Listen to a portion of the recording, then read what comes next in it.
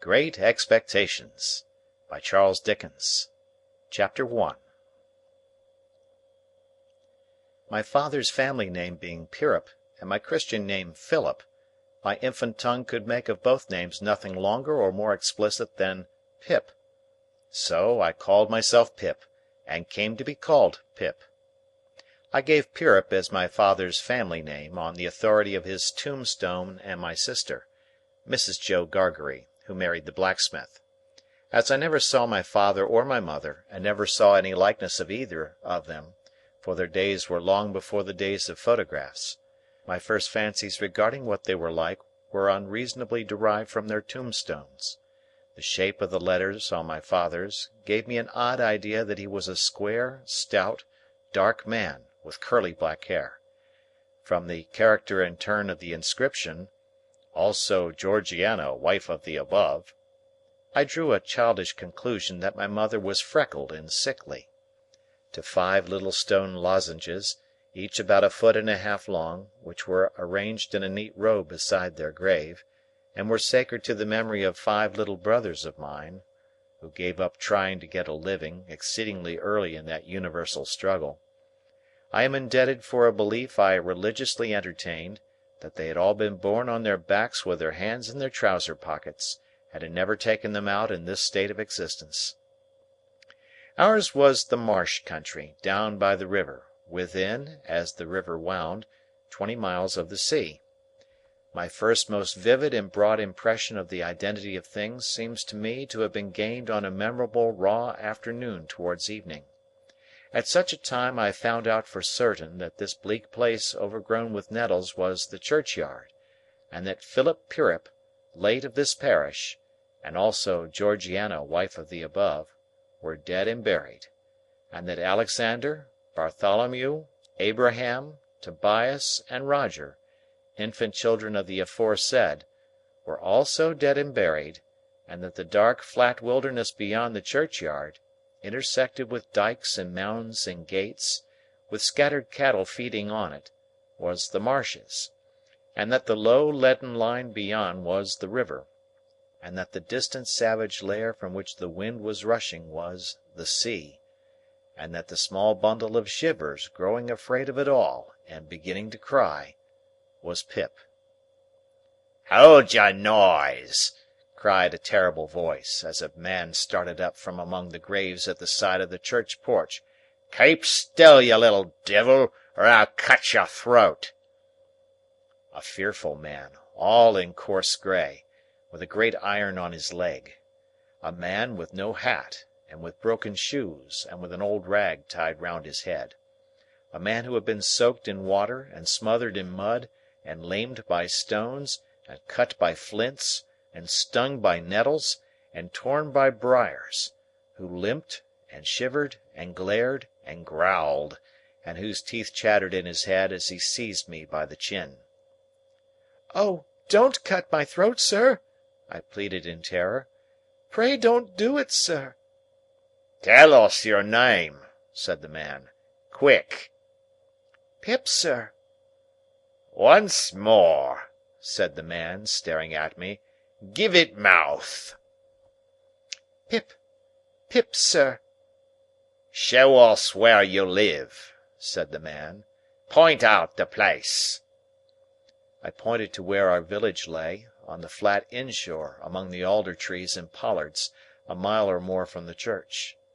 The man, after looking at me for a moment, turned me upside down, and emptied my pockets. There was nothing in them but a piece of bread.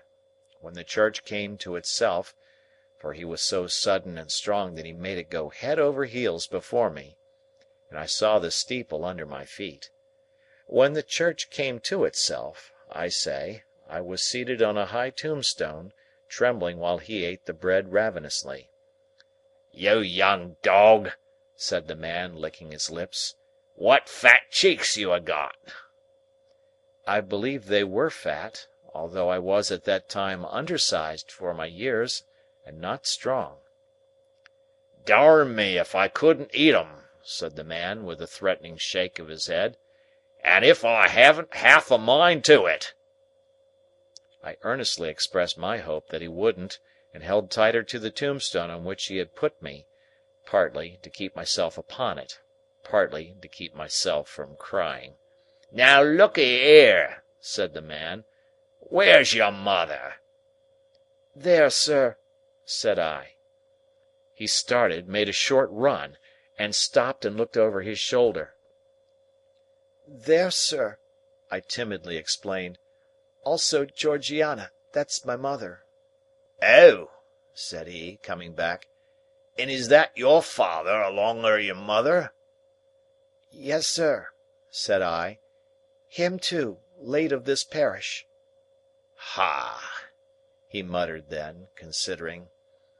"Who do you live with? Supposing you're kindly let to live, which I hadn't made up my mind about." "My sister, sir. Mrs. Joe Gargery. Wife of Joe Gargery, the blacksmith, sir." "Blacksmith, eh?" said he, and he looked down at his leg. After darkly looking at his leg and me several times, he came closer to my tombstone, took me by both arms, and tilted me back as far as he could hold me, so that his eyes looked most powerfully down into mine, and mine looked most helplessly up into his. "Now look'ee here," he said, "the question being whether you're to be let to live. You know what a file is?" "Yes, sir." "And you know what wittles is?" "Yes, sir." After each question, he tilted me over a little more, so as to give me a greater sense of helplessness and danger. "You get me a file." He tilted me again. "And you get me wittles." He tilted me again. "You bring 'em both to me." He tilted me again. "Or I'll have your 'art and liver out." He tilted me again. I was dreadfully frightened, and so giddy that I clung to him with both hands, and said, "If you would kindly please to let me keep upright, sir, perhaps I shouldn't be sick, and perhaps I could attend more." He gave me a most tremendous dip and roll, so that the church jumped over its own weathercock. Then, he held me by the arms in an upright position on the top of the stone, and went on in these fearful terms. "You bring me, to-morrow morning early, that file and them wittles. You bring the lot to me, at that old battery over yonder. You do it, and you never dare to say a word, or dare to make a sign concerning your having seen such a person as me, or any person soever, and you shall be let to live. You fail, or you go from my words in any particular, no matter how small it is, and your heart and your liver shall be tore out, roasted, and ate. Now, I ain't alone, as you may think I am. There's a young man hid with me, in comparison with which young man I am an angel. That young man hears the words I speak. That young man has a secret way peculiar to himself of getting at a boy, and at his heart, and at his liver. It is in vain for a boy to attempt to hide himself from that young man. A boy may lock his door, may be warm in bed, may tuck hisself up, may draw the clothes over his head, may think himself comfortable and safe, but that young man will softly creep his way to him, and tear him open. I am a keeping that young man from harming of you at the present moment, with great difficulty. I find it very hard to hold that young man off of your inside. Now, what do you say?" I said I would get him the file, and I would get him what broken bits of food I could, and would come to him at the battery early in the morning. "Say Lord strike you dead if you don't," said the man. I said so, and he took me down. "Now," he pursued, "you remember what you've undertook, and you remember that young man, and you get home." Good night, sir," I faltered. "Much of that," said he, glancing about him over the cold wet flat. "I wish I was a frog, or a eel." At the same time he hugged his shuddering body in both his arms, clasping himself as if to hold himself together, and limped towards the low church wall. As I saw him go, picking his way among the nettles, and among the brambles that bound the green mounds, he looked in my young eyes as if he were eluding the hands of the dead people, stretching up cautiously out of their graves to get a twist upon his ankle and pull him in. When he came to the low church wall, he got over it, like a man whose legs were numbed and stiff, and then turned round to look for me. When I saw him turning, I set my face towards home, and made the best use of my legs. But presently I looked over my shoulder, and saw him going on again towards the river, still hugging himself in both arms, and picking his way with his sore feet among the great stones dropped into the marshes here and there, for stepping places when the rains were heavy or the tide was in. The marshes were just a long black horizontal line then, as I stopped to look after him, and the river was just another horizontal line, not nearly so broad nor yet so black, and the sky was just a row of long angry red lines and dense black lines intermixed. On the edge of the river I could faintly make out the only two black things in all the prospect that seemed to be standing upright. One of these was the beacon by which the sailors steered, like an unhooped cask upon a pole, an ugly thing when you were near it; the other, a gibbet, with some chains hanging to it which had once held a pirate. The man was limping on towards this latter, as if he were the pirate come to life and come down, and going back to hook himself up again. It gave me a terrible turn when I thought so, and as I saw the cattle lifting their heads to gaze after him, I wondered whether they thought so too. I looked all round for the horrible young man, and could see no signs of him. But now I was frightened again, and ran home without stopping. End of chapter.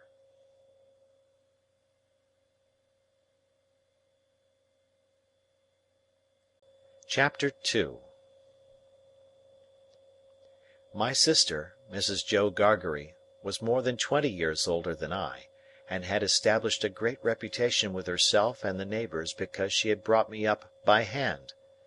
Having at that time to find out for myself what the expression meant, and knowing her to have a hard and heavy hand, and to be much in the habit of laying it upon her husband as well as upon me, I supposed that Joe Gargery and I were both brought up by hand.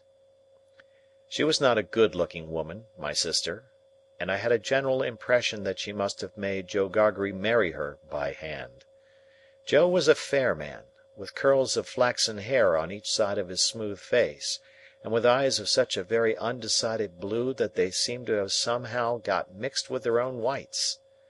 He was a mild, good-natured, sweet-tempered, easy-going, foolish, dear fellow, a sort of Hercules in strength, and also in weakness. My sister, Mrs. Joe, with black hair and eyes, had such a prevailing redness of skin that I sometimes used to wonder whether it was possible she washed herself with a nutmeg grater instead of soap. She was tall and bony, and almost always wore a coarse apron, fastened over her figure behind with 2 loops, and having a square impregnable bib in front, that was stuck full of pins and needles. She made it a powerful merit in herself, and a strong reproach against Joe, that she wore this apron so much; though I really see no reason why she should have worn it at all, or why, if she did wear it at all, she should not have taken it off every day of her life. Joe's forge adjoined our house, which was a wooden house, as many of the dwellings in our country were, most of them at that time.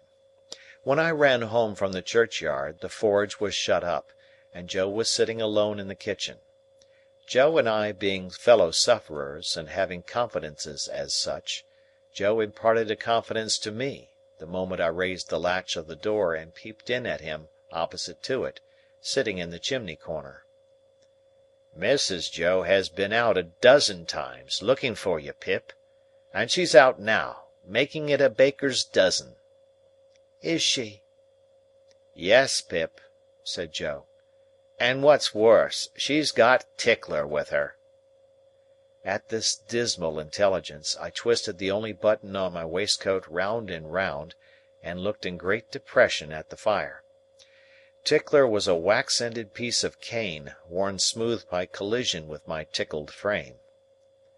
"She sat down," said Joe, "and she got up, and she made a grab at Tickler, and she rampaged out. That's what she did," said Joe, slowly clearing the fire between the lower bars with the poker, and looking at it. "She rampaged out, Pip." "Has she been gone long, Joe?" I always treated him as a larger species of child, and as no more than my equal. "Well," said Joe, glancing up at the Dutch clock, "she's been on the rampage this last spell about 5 minutes, Pip.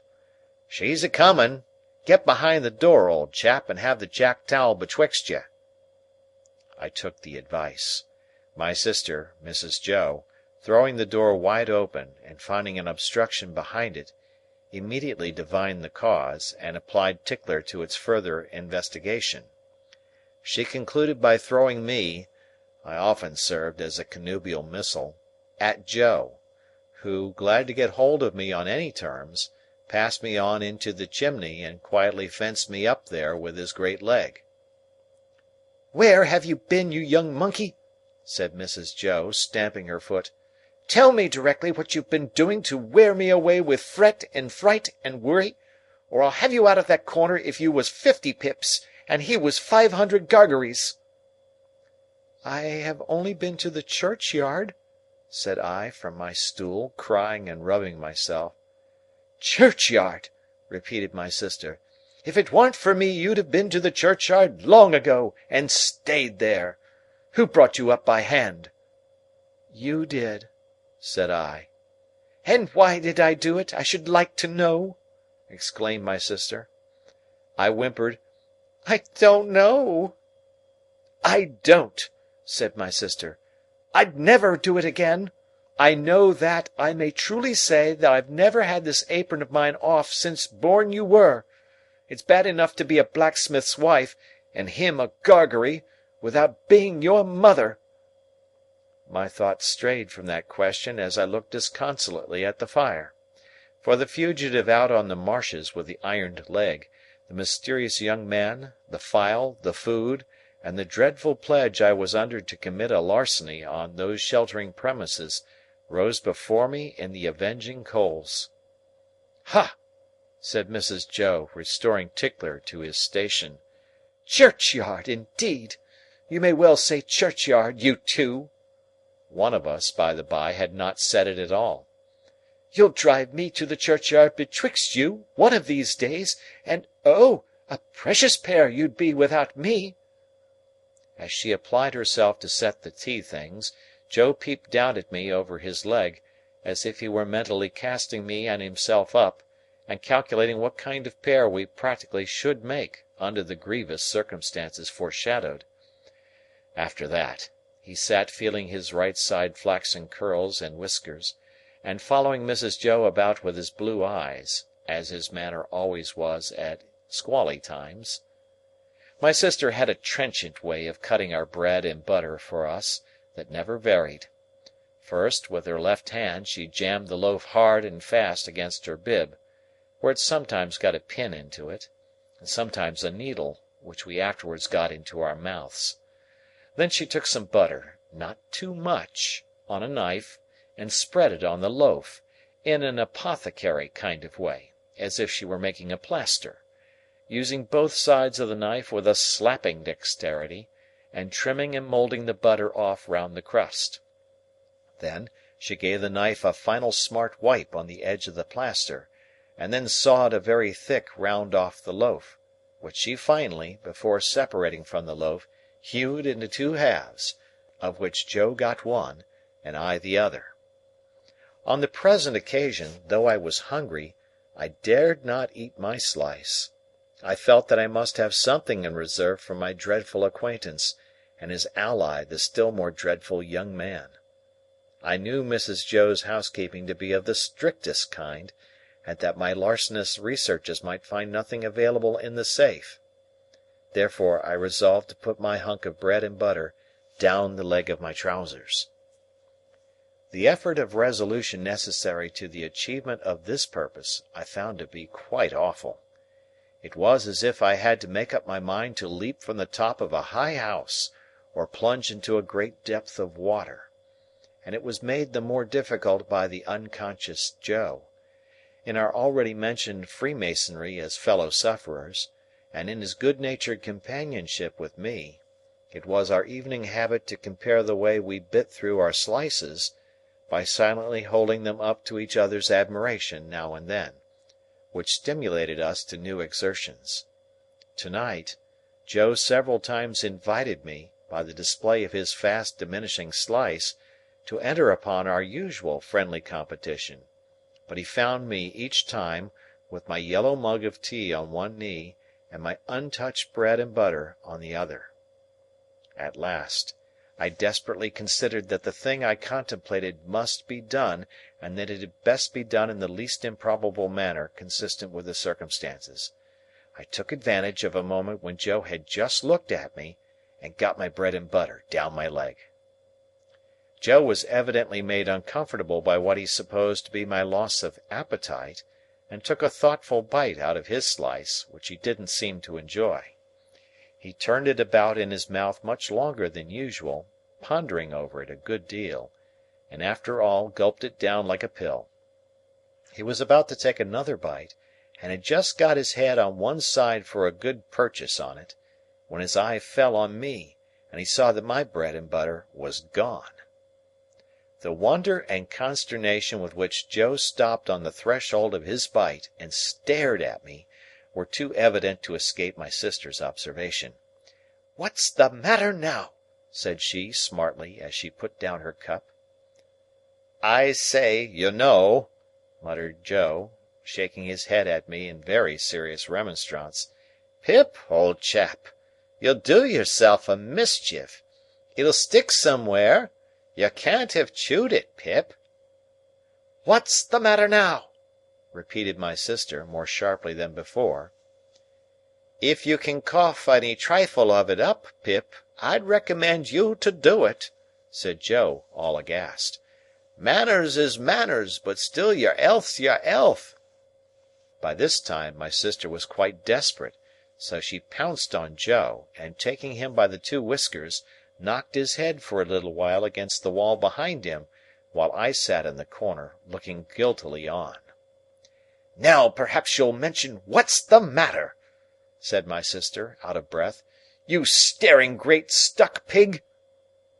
Joe looked at her in a helpless way, then took a helpless bite, and looked at me again. "You know, Pip," said Joe, solemnly, with his last bite in his cheek, and speaking in a confidential voice as if we two were quite alone, "you and me is always friends, and I'd be the last to tell upon you any time. But such a—" he moved his chair, and looked about the floor between us, and then again at me, "such a most uncommon bolt as that." "Been bolting his food, has he?" cried my sister. "You know, old chap," said Joe, looking at me and not at Mrs. Joe, with his bite still in his cheek, "I bolted myself when I was your age, frequent, and as a boy I've been among a many bolters. But I never seen your bolting equal yet, Pip, and it's a mercy you ain't bolted dead." My sister made a dive at me, and fished me up by the hair, saying nothing more than the awful words, "You come along and be dosed." Some medical beast had revived tar water in those days as a fine medicine, and Mrs. Joe always kept a supply of it in the cupboard, having a belief in its virtues correspondent to its nastiness. At the best of times, so much of this elixir was administered to me as a choice restorative, that I was conscious of going about smelling like a new fence.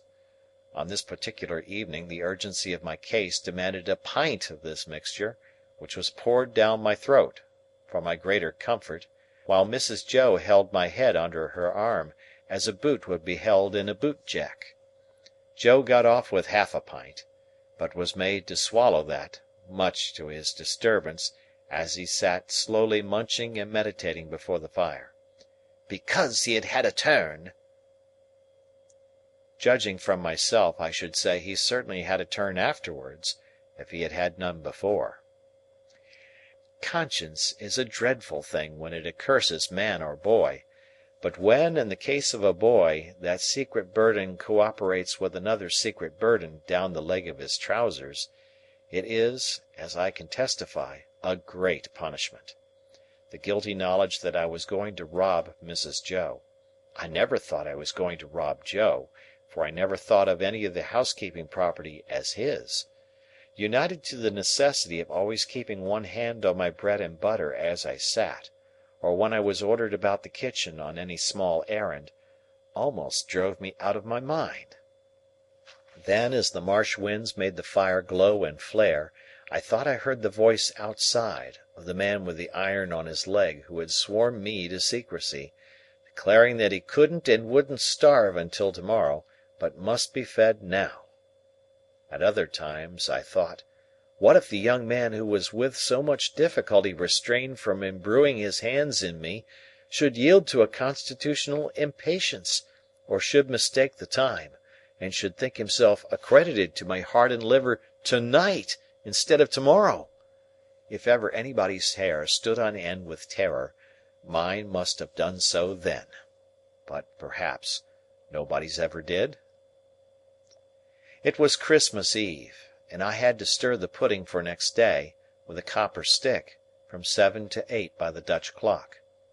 I tried it with the load upon my leg, and that made me think afresh of the man with the load on his leg, and found the tendency of exercise to bring the bread and butter out at my ankle quite unmanageable. Happily I slipped away, and deposited that part of my conscience in my garret bedroom. "Hark!" said I, when I had done my stirring, and was taking a final warm in the chimney corner before being sent up to bed. "Was that great guns, Joe?" "Ah!" said Joe. "There's another convict off." "What does that mean, Joe?" said I. Mrs. Joe, who always took explanations upon herself, said, snappishly, "Escaped! Escaped!" administering the definition like tar water. While Mrs. Joe sat with her head bending over her needlework, I put my mouth into the forms of saying to Joe, "What's a convict?" Joe put his mouth into the forms of returning such a highly elaborate answer that I could make out nothing of it but the single word Pip. "There was a convict off last night," said Joe aloud, "after sunset gun, and they fired warning of him, and now it appears they're firing warning of another." "Who's firing?" said I. "Drat that boy!" interposed my sister, frowning at me over her work. "What a questioner he is! Ask no questions, and you'll be told no lies." It was not very polite to herself, I thought, to imply that I should be told lies by her, even if I did ask questions. But she never was polite unless there was company. At this point Joe greatly augmented my curiosity by taking the utmost pains to open his mouth very wide, and to put it into the form of a word that looked to me like sulks. Therefore I naturally pointed to Mrs. Joe, and put my mouth into the form of saying, "Her?"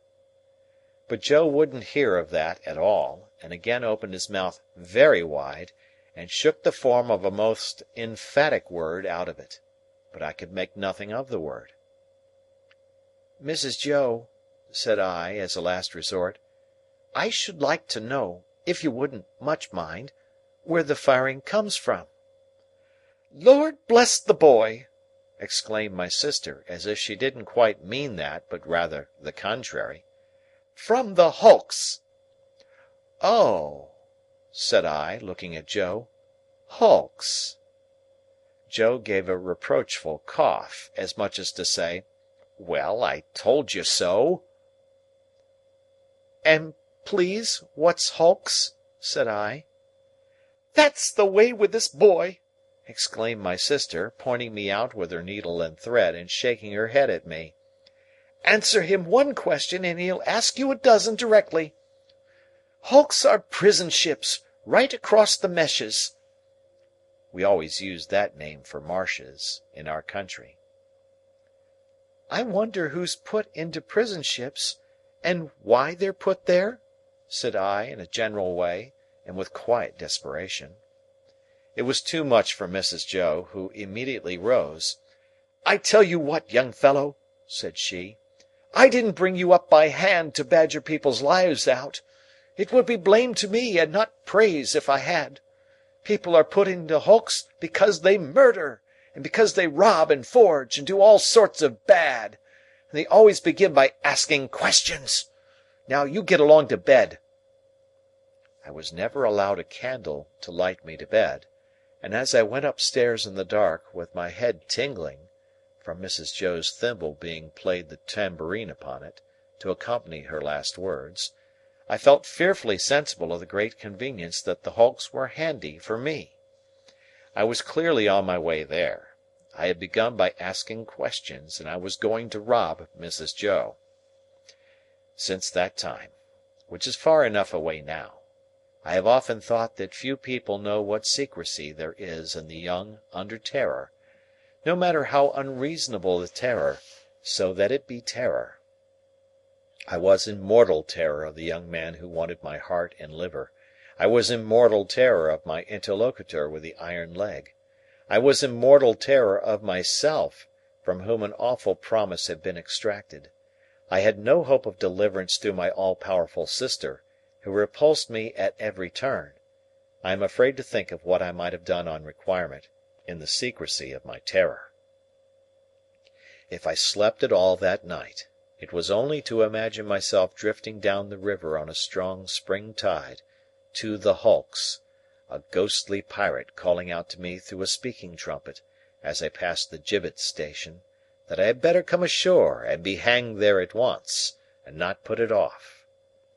I was afraid to sleep, even if I had been inclined, for I knew that at the first faint dawn of morning I must rob the pantry. There was no doing it in the night, for there was no getting a light by easy friction then. To have got one I must have struck it out of flint and steel, and have made a noise like the very pirate himself rattling his chains. As soon as the great black velvet pall outside my little window was shot with grey, I got up and went downstairs, every board upon the way, and every crack in every board calling after me, "Stop, thief!" and "Get up, Mrs. Joe!" In the pantry, which was far more abundantly supplied than usual, owing to the season, I was very much alarmed by a hare hanging up by the heels, whom I rather thought I caught when my back was half turned, winking. I had no time for verification, no time for selection, no time for anything, for I had no time to spare. I stole some bread, some rind of cheese, about half a jar of mincemeat, which I tied up in my pocket handkerchief with my last night's slice, some brandy from a stone bottle, which I decanted into a glass bottle I had secretly used for making that intoxicating fluid, Spanish licorice water, up in my room, diluting the stone bottle from a jug in the kitchen cupboard, a meat bone with very little on it, and a beautiful round compact pork pie. I was nearly going away without the pie, but I was tempted to mount upon a shelf, to look what it was that was put away so carefully in a covered earthenware dish in a corner, and I found it was the pie, and I took it in the hope that it was not intended for early use, and would not be missed for some time. There was a door in the kitchen, communicating with the forge. I unlocked and unbolted that door, and got a file from among Joe's tools. Then I put the fastenings as I had found them, opened the door at which I had entered when I ran home last night, shut it, and ran for the misty marshes. End of chapter.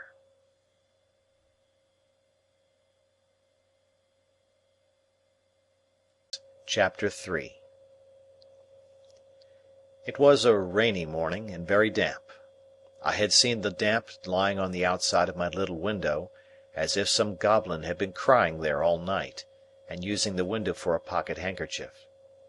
Now, I saw the damp lying on the bare hedges and spare grass, like a coarser sort of spider's webs, hanging itself from twig to twig and blade to blade.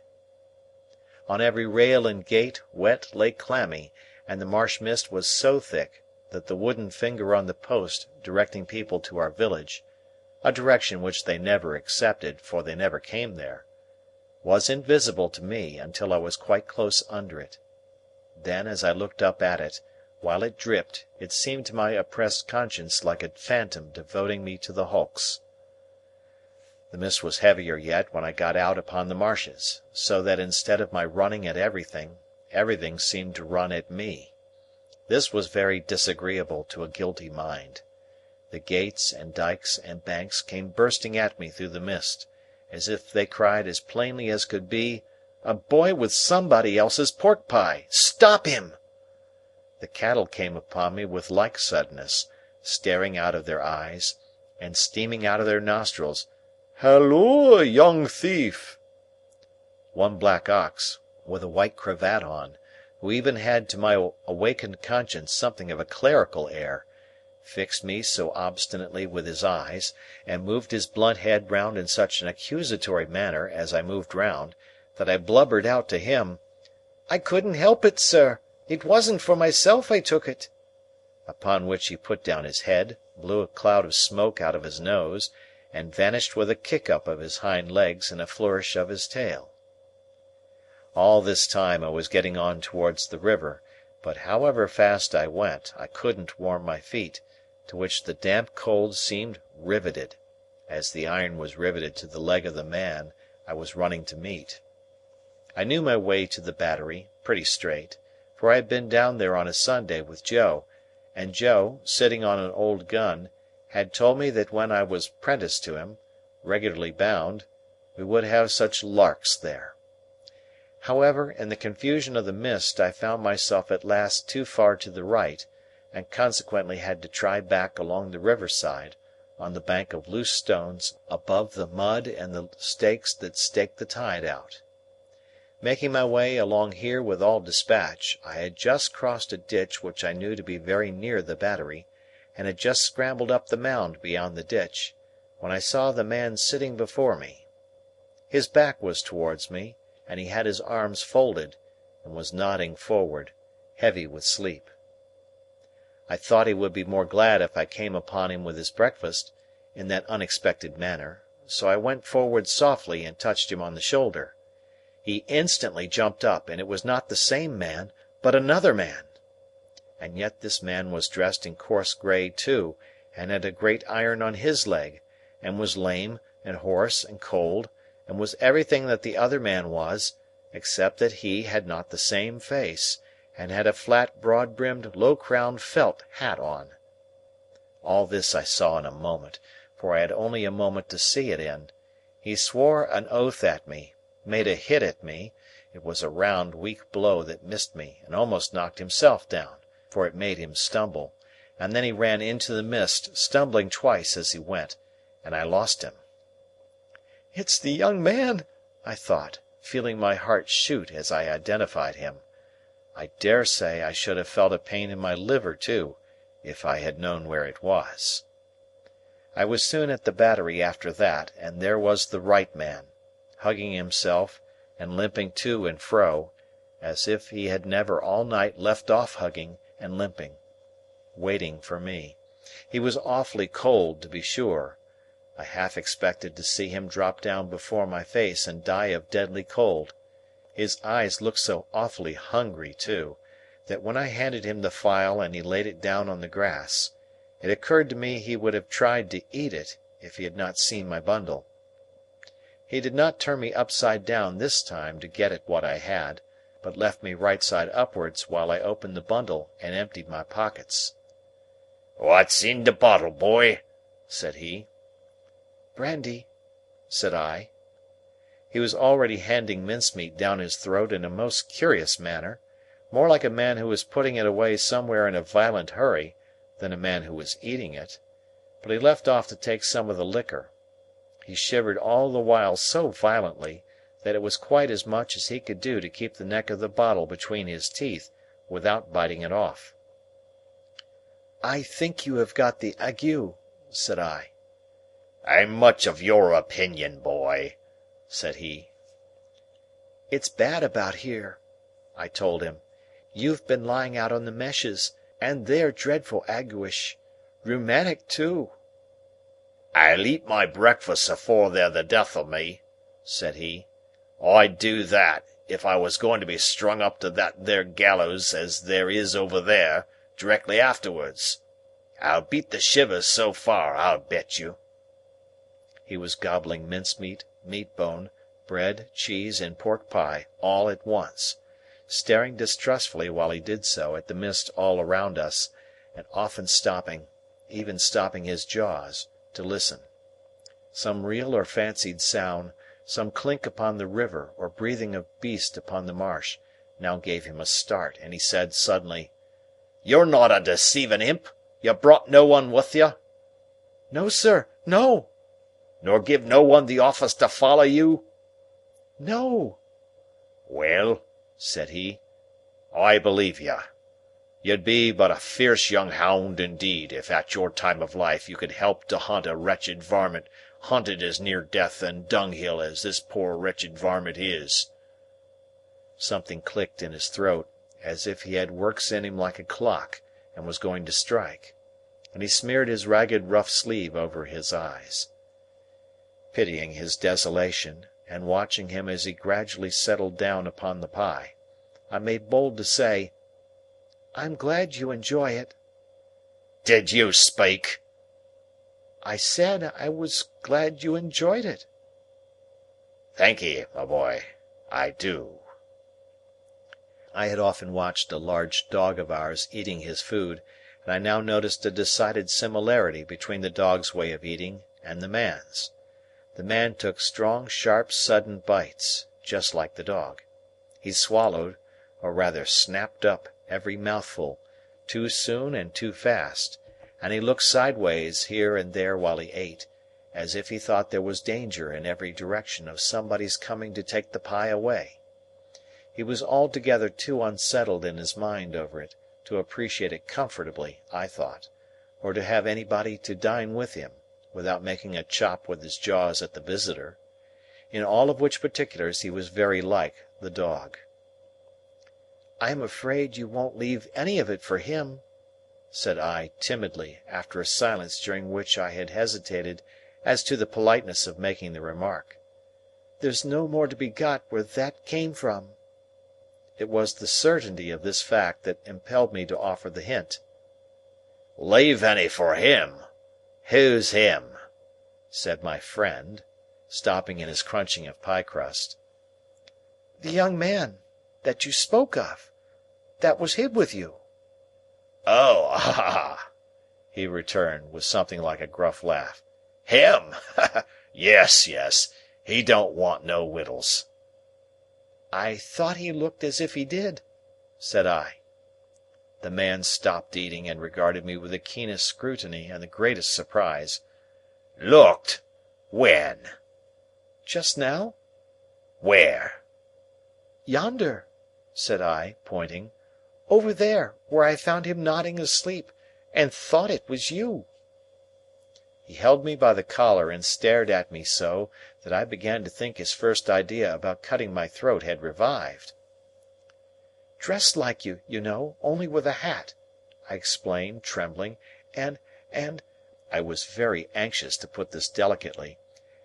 "and with the same reason for wanting to borrow a file. Didn't you hear the cannon last night?" "Then there was firing," he said to himself. "I wonder you shouldn't have been sure of that," I returned, "for we heard it up at home, and that's farther away, and we were shut in besides." "Why, see now," said he. "When a man's alone on these flats, with a light head and a light stomach, perishin' of cold and want, he hears nothing all night but guns firing and voices calling. Hears? He sees the soldiers, with their red coats lighted up by the torches carried afore, closing in round him. Hears his number called. Hears himself challenged. Hears the rattle of the muskets. Hears the orders, make ready, present, cover him steady, men, and is laid hands on. And there's nothing.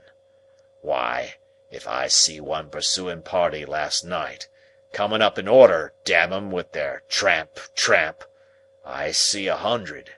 And as to firing, why, I see the mist shake with the cannon, arter it with broad day. But this man," he had said all the rest, as if he had forgotten my being there, "did you notice anything in him?" "He had a badly bruised face," said I, recalling what I hardly knew I knew. "Not here!" exclaimed the man, striking his left cheek mercilessly with the flat of his hand. "Yes, there." "Where is he?" He crammed what little food was left into the breast of his grey jacket. "Show me the way he went. I'll pull him down like a bloodhound.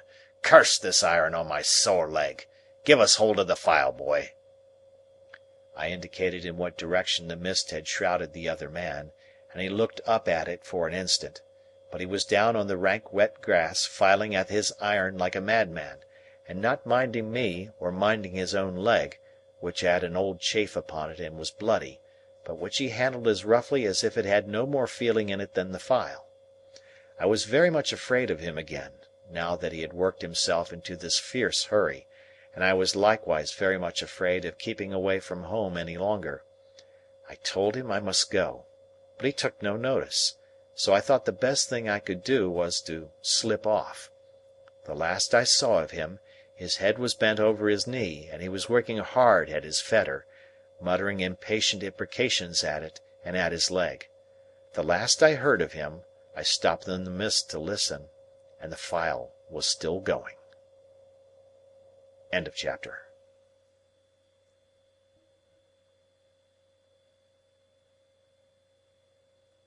Chapter 4. I fully expected to find a constable in the kitchen, waiting to take me up. But not only was there no constable there, but no discovery had yet been made of the robbery. Mrs. Joe was prodigiously busy in getting the house ready for the festivities of the day, and Joe had been put upon the kitchen doorstep to keep him out of the dustpan, an article into which his destiny always led him, sooner or later, when my sister was vigorously reaping the floors of her establishment. "And where the deuce have you been?" was Mrs. Joe's Christmas salutation, when I and my conscience showed ourselves. I said I had been down to hear the carols. "Ah, well!" observed Mrs. Joe. "You might have done worse." Not a doubt of that, I thought. "Perhaps if I warn't a blacksmith's wife, and, what's the same thing, a slave with her apron never off, I should have been to hear the carols," said Mrs. Joe. "I'm rather partial to carols myself, and that's the best of reasons for my never hearing any." Joe, who had ventured into the kitchen after me, as the dustpan had retired before us, drew the back of his hand across his nose with a conciliatory air, when Mrs. Joe darted a look at him, and, when her eyes were withdrawn, secretly crossed his two forefingers, and exhibited them to me, as our token that Mrs. Joe was in a cross temper. This was so much her normal state, that Joe and I would often, for weeks together, be, as to our fingers, like monumental crusaders as to their legs. We were to have a superb dinner, consisting of a leg of pickled pork and greens, and a pair of roast stuffed fowls. A handsome mince pie had been made yesterday morning, which accounted for the mincemeat not being missed, and the pudding was already on the boil. These extensive arrangements occasioned us to be cut off unceremoniously in respect of breakfast. "For I ain't," said Mrs. Joe, "I ain't a-going to have no formal cramming and busting and washing up now, with what I've got before me, I promise you." So, we had our slices served out, as if we were 2,000 troops on a forced march instead of a man and boy at home, and we took gulps of milk and water, with apologetic countenances, from a jug on the dresser. In the meantime, Mrs. Joe put clean white curtains up, and tacked a new flowered flounce across the wide chimney to replace the old one, and uncovered the little state parlour across the passage, which was never uncovered at any other time, but passed the rest of the year in a cool haze of silver paper, which even extended to the 4 little white crockery poodles on the mantel-shelf, each with a black nose and a basket of flowers in his mouth, and each the counterpart of the other. Mrs. Joe was a very clean housekeeper, but had an exquisite art of making her cleanliness more uncomfortable and unacceptable than dirt itself. Cleanliness is next to godliness, and some people do the same by their religion. My sister, having so much to do, was going to church vicariously; that is to say, Joe and I were going. In his working clothes, Joe was a well-knit, characteristic-looking blacksmith. In his holiday clothes, he was more like a scarecrow in good circumstances than anything else. Nothing that he wore then fitted him or seemed to belong to him, and everything that he wore then grazed him. On the present festive occasion he emerged from his room, when the blithe bells were going, the picture of misery, in a full suit of Sunday penitentials. As to me, I think my sister must have had some general idea that I was a young offender whom an accoucheur policeman had taken up, on my birthday, and delivered over to her, to be dealt with according to the outraged majesty of the law. I was always treated as if I had insisted on being born in opposition to the dictates of reason, religion, and morality, and against the dissuading arguments of my best friends. Even when I was taken to have a new suit of clothes, the tailor had orders to make them like a kind of reformatory, and on no account to let me have the free use of my limbs. Joe and I going to church, therefore, must have been a moving spectacle for compassionate minds. Yet, what I suffered outside was nothing to what I underwent within. The terrors that had assailed me whenever Mrs. Joe had gone near the pantry, or out of the room, were only to be equalled by the remorse with which my mind dwelt on what my hands had done. Under the weight of my wicked secret, I pondered whether the church would be powerful enough to shield me from the vengeance of the terrible young man, if I divulged to that establishment. I conceived the idea that the time when the banns were read and when the clergyman said, "You are now to declare it," would be the time for me to rise and propose a private conference in the vestry. I am far from being sure that I might not have astonished our small congregation by resorting to this extreme measure, but for its being Christmas Day and no Sunday. Mr. Wopsle, the clerk at church, was to dine with us, and Mr. Hubble the wheelwright, and Mrs. Hubble, and Uncle Pumblechook, Joe's uncle, but Mrs. Joe appropriated him, who was a well-to-do corn chandler in the nearest town, and drove his own chaise cart. The dinner hour was 1:30. When Joe and I got home, we found the table laid, and Mrs. Joe dressed, and the dinner dressing, and the front door unlocked (it never was at any other time) for the company to enter by, and everything most splendid, and still not a word of the robbery.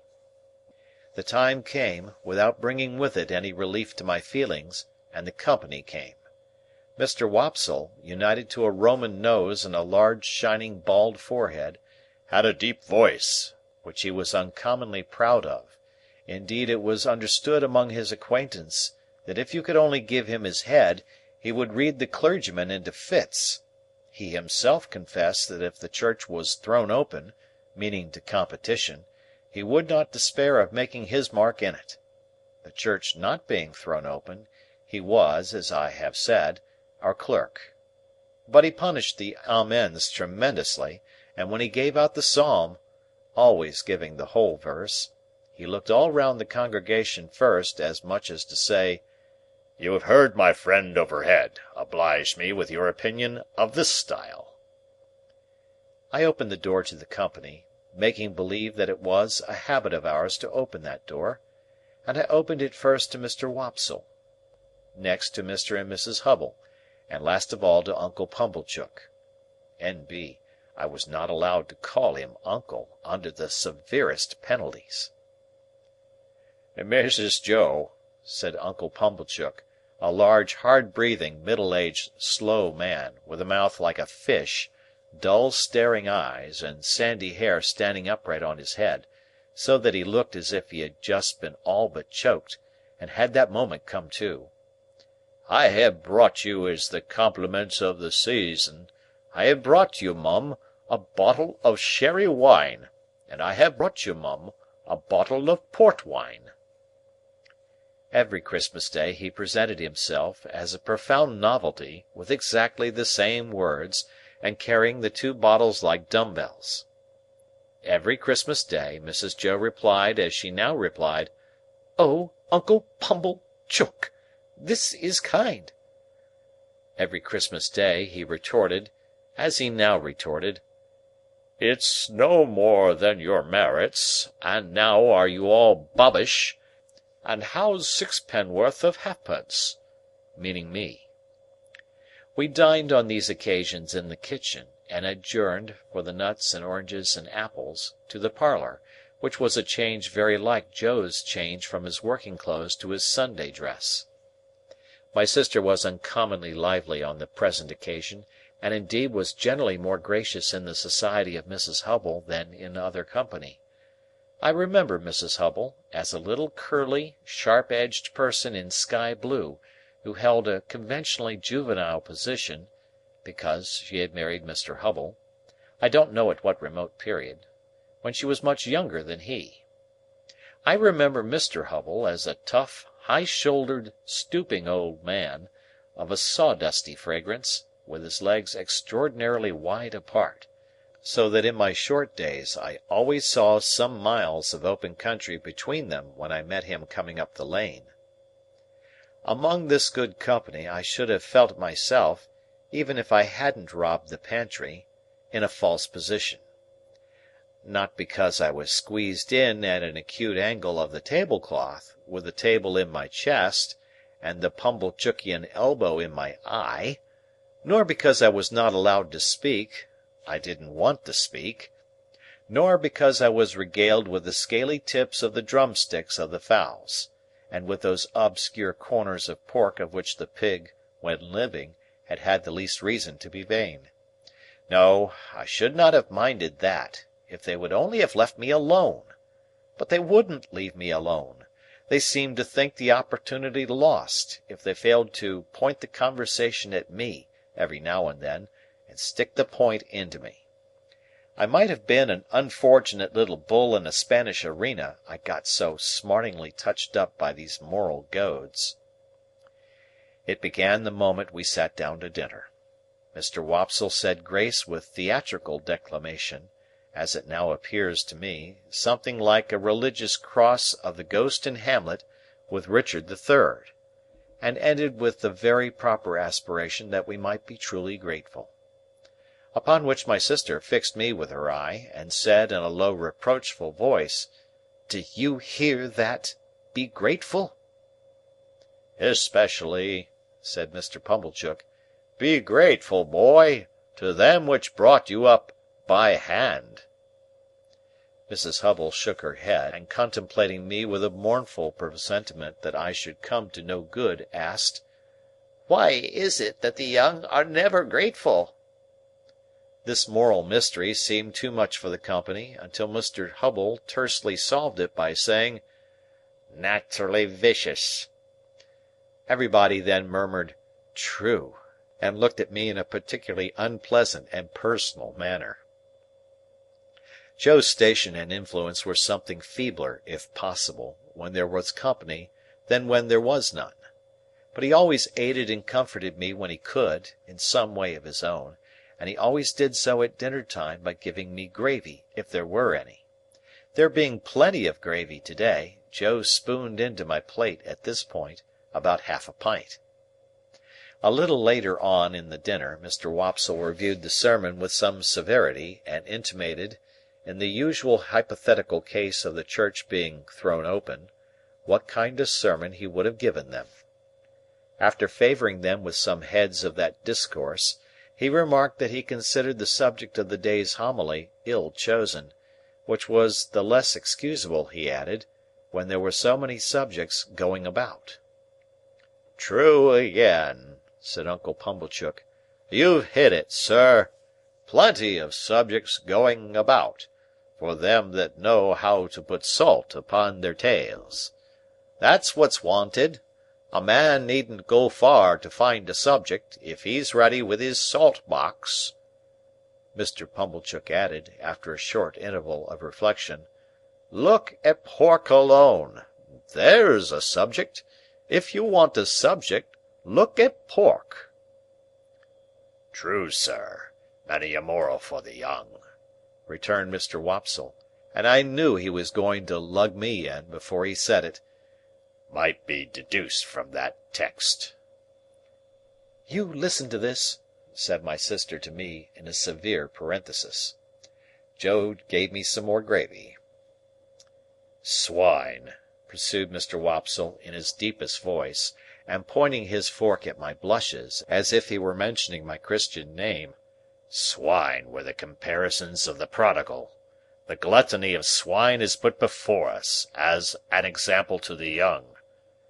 I thought this pretty well in him who had been praising up the pork for being so plump and juicy. "What is detestable in a pig is more detestable in a boy." "Or girl," suggested Mr. Hubble. "Of course, or girl, Mr. Hubble," assented Mr. Wopsle, rather irritably. "but there is no girl present." "Besides," said Mr. Pumblechook, turning sharp on me, "think what you've got to be grateful for.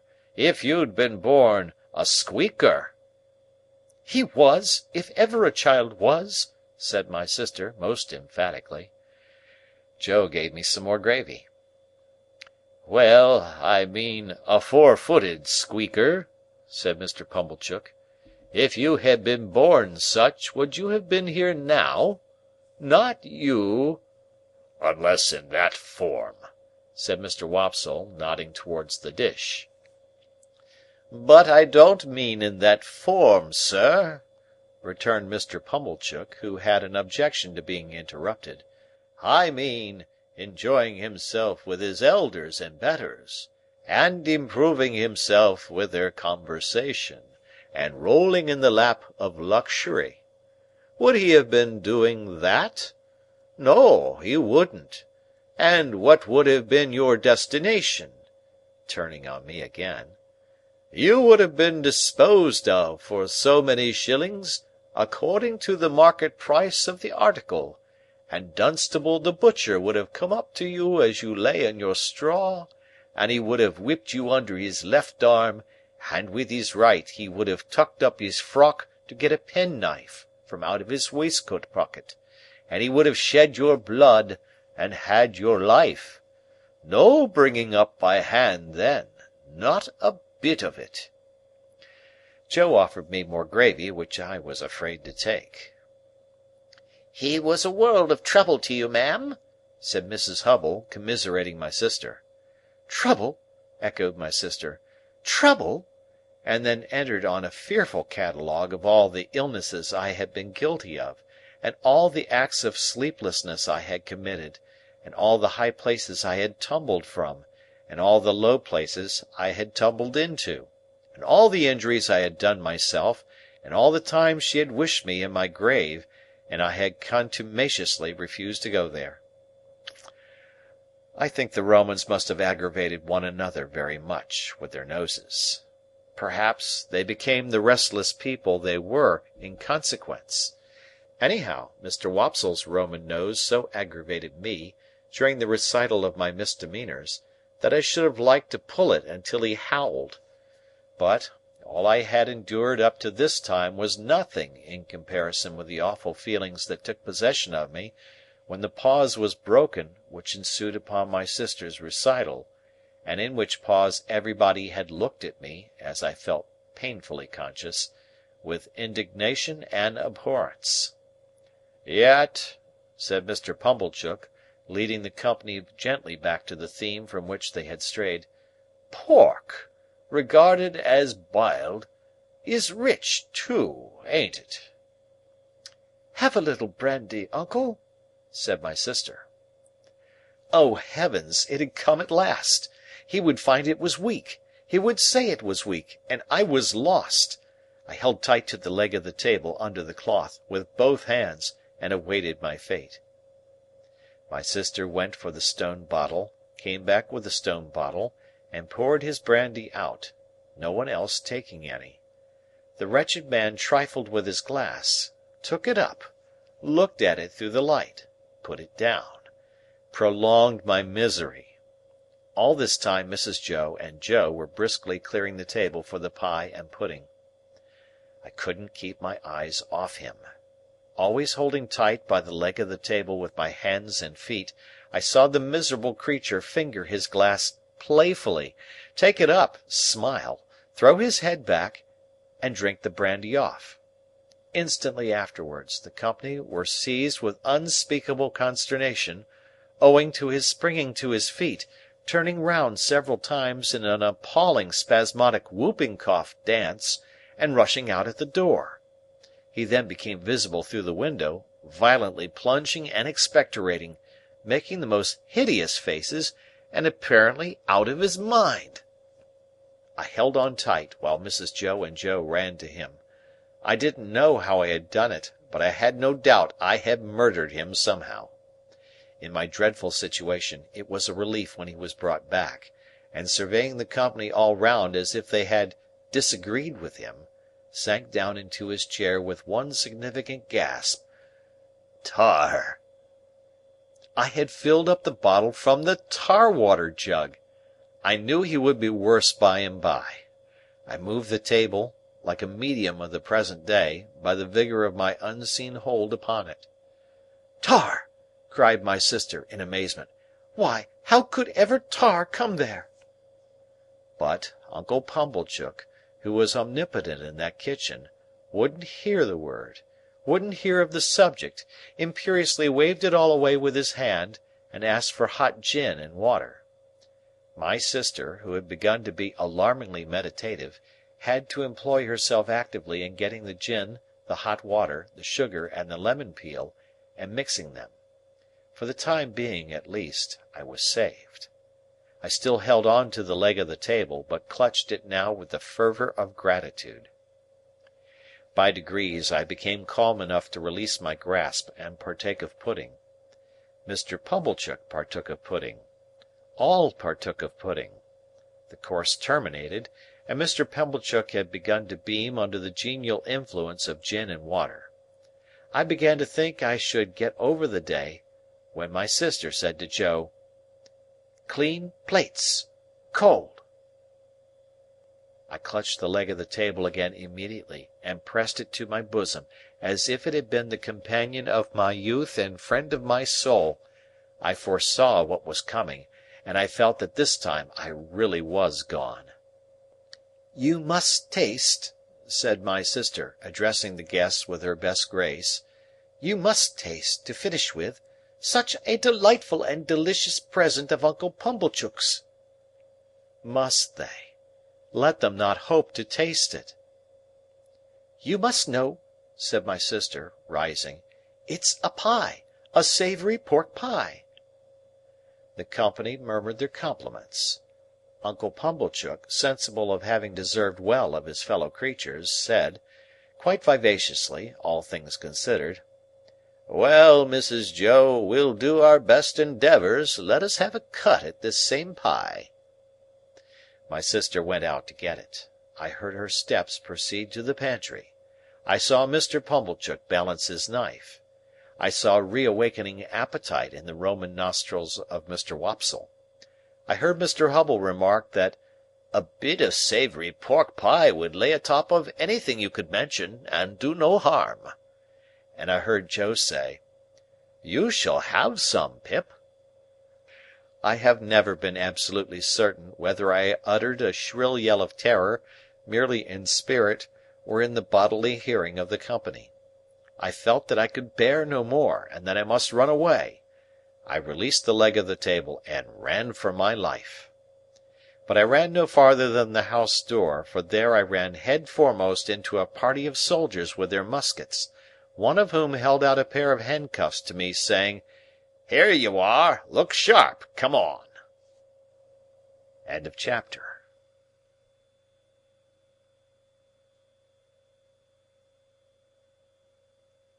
Chapter 5.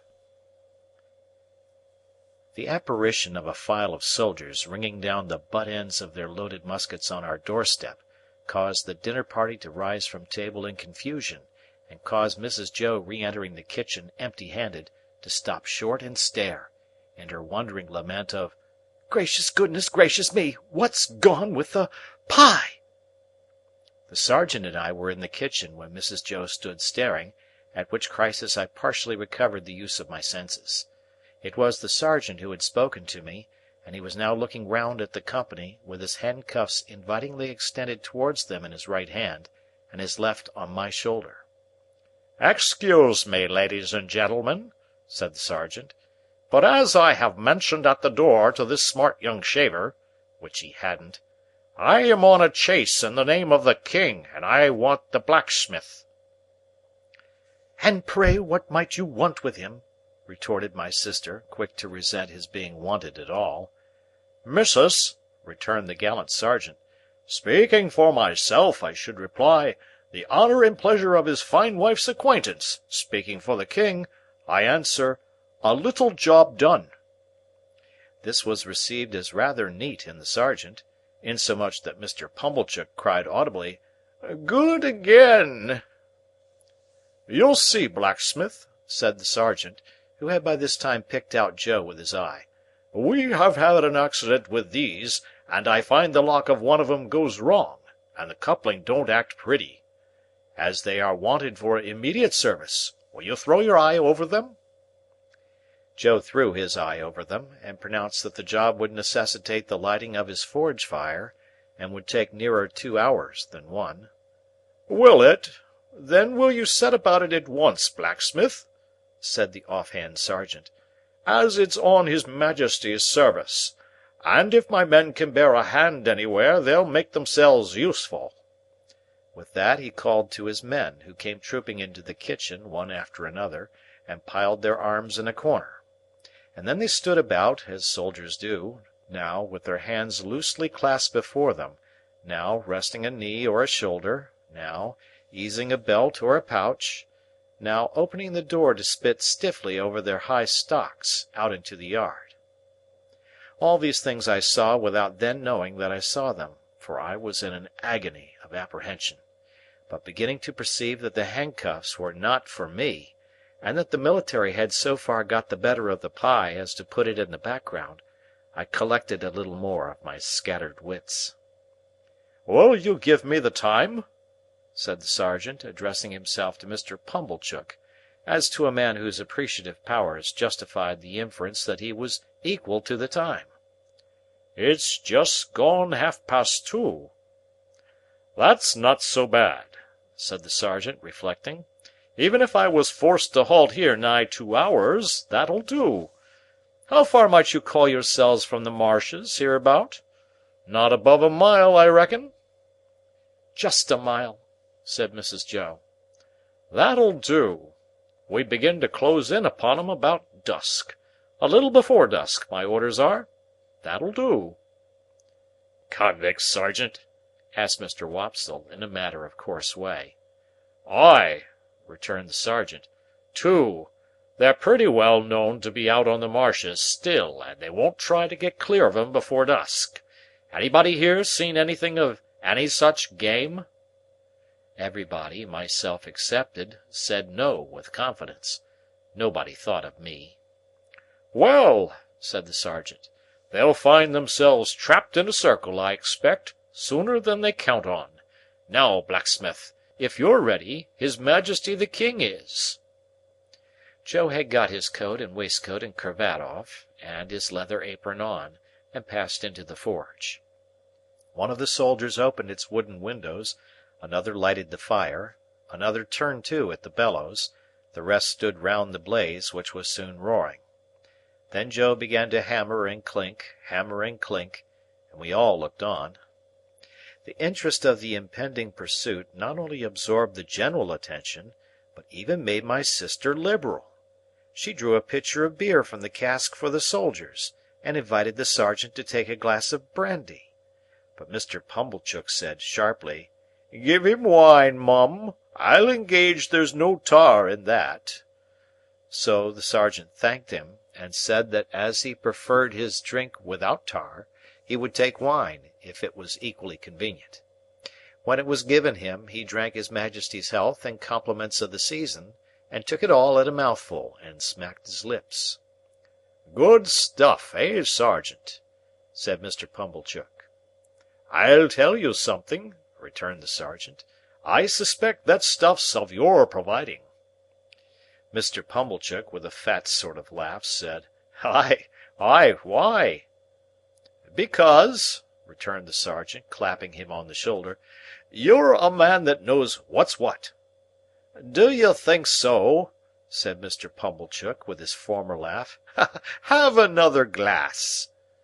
"With you, hob and nob," returned the sergeant. "The top of mine to the foot of yours. The foot of yours to the top of mine. Ring once, ring twice. The best tune on the musical glasses. Your health. May you live 1,000 years, and never be a worse judge of the right sort than you are at the present moment of your life." The sergeant tossed off his glass again and seemed quite ready for another glass. I noticed that Mr. Pumblechook in his hospitality appeared to forget that he had made a present of the wine, but took the bottle from Mrs. Joe and had all the credit of handing it about in a gush of joviality. Even I got some, and he was so very free of the wine that he even called for the other bottle and handed that about with the same liberality when the first was gone. As I watched them, while they all stood clustering about the forge, enjoying themselves so much, I thought what terrible good sauce for a dinner my fugitive friend on the marshes was.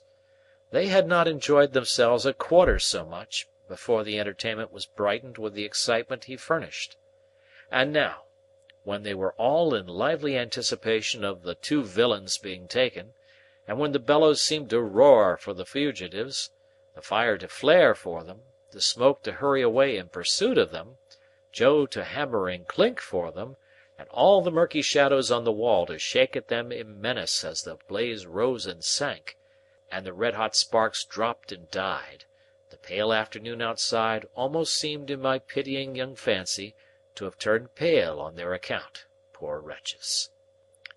At last Joe's job was done, and the ringing and roaring stopped. As Joe got on his coat, he mustered courage to propose that some of us should go down with the soldiers and see what came of the hunt. Mr. Pumblechook and Mr. Hubble declined, on the plea of a pipe and ladies' society, but Mr. Wopsle said he would go, if Joe would. Joe said he was agreeable, and would take me, if Mrs. Joe approved. We never should have got leave to go, I am sure, but for Mrs. Joe's curiosity to know all about it and how it ended. As it was, she merely stipulated, "If you bring the boy back with his head blown to bits by a musket, don't look to me to put it together again." The sergeant took a polite leave of the ladies, and parted from Mr. Pumblechook as from a comrade, though I doubt if he were quite as fully sensible of that gentleman's merits under arid conditions as when something moist was going. His men resumed their muskets and fell in. Mr. Wopsle, Joe, and I received strict charge to keep in the rear, and to speak no word after we reached the marshes. When we were all out in the raw air and were steadily moving towards our business, I treasonably whispered to Joe, "I hope, Joe, we shan't find them." And Joe whispered to me, "I'd give a shilling if they'd cut and run, Pip." We were joined by no stragglers from the village, for the weather was cold and threatening, the way dreary, the footing bad, darkness coming on, and the people had good fires indoors and were keeping the day. A few faces hurried to glowing windows and looked after us, but none came out. We passed the finger-post and held straight on to the churchyard. There we were stopped a few minutes by a signal from the sergeant's hand, while 2 or 3 of his men dispersed themselves among the graves, and also examined the porch. They came in again without finding anything, and then we struck out on the open marshes, through the gate at the side of the churchyard. A bitter sleet came rattling against us here on the east wind, and Joe took me on his back.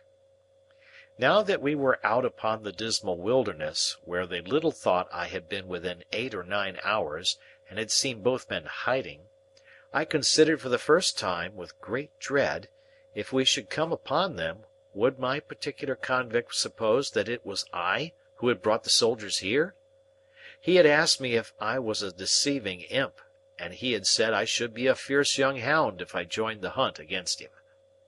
Would he believe that I was both imp and hound in treacherous earnest, and had betrayed him?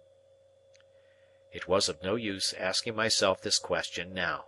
There I was, on Joe's back, and there was Joe beneath me, charging at the ditches like a hunter, and stimulating Mr. Wopsle not to tumble on his Roman nose, and to keep up with us. The soldiers were in front of us, extending in a pretty wide line, with an interval between man and man. We were taking the course I had begun with, and from which I had diverged in the mist. Either the mist was not out again yet, or the wind had dispelled it. Under the low red glare of sunset, the beacon and the gibbet and the mound of the battery, and the opposite shore of the river, were plain, though all of a watery lead colour. With my heart thumping like a blacksmith at Joe's broad shoulder, I looked all about for any sign of the convicts. I could see none. I could hear none. Mr. Wopsle had greatly alarmed me more than once, by his blowing and hard breathing, but I knew the sounds by this time, and could dissociate them from the object of pursuit. I got a dreadful start, when I thought I heard the file still going, but it was only a sheep bell. The sheep stopped in their eating and looked timidly at us, and the cattle, their heads turned from the wind and sleet, stared angrily as if they held us responsible for both annoyances. But except these things, and the shudder of the dying day in every blade of grass, there was no break in the bleak stillness of the marshes. The soldiers were moving on in the direction of the old battery, and we were moving on a little way behind them, when all of a sudden we all stopped. For there had reached us on the wings of the wind and rain a long shout. It was repeated. It was at a distance towards the east, but it was long and loud. Nay, there seemed to be 2 or more shouts raised together, if one might judge from a confusion in the sound. To this effect the sergeant and the nearest men were speaking under their breath, when Joe and I came up. After another moment's listening, Joe, who was a good judge, agreed, and Mr. Wopsle, who was a bad judge, agreed. The sergeant, a decisive man, ordered that the sound should not be answered, but that the course should be changed, and that his men should make towards it at the double.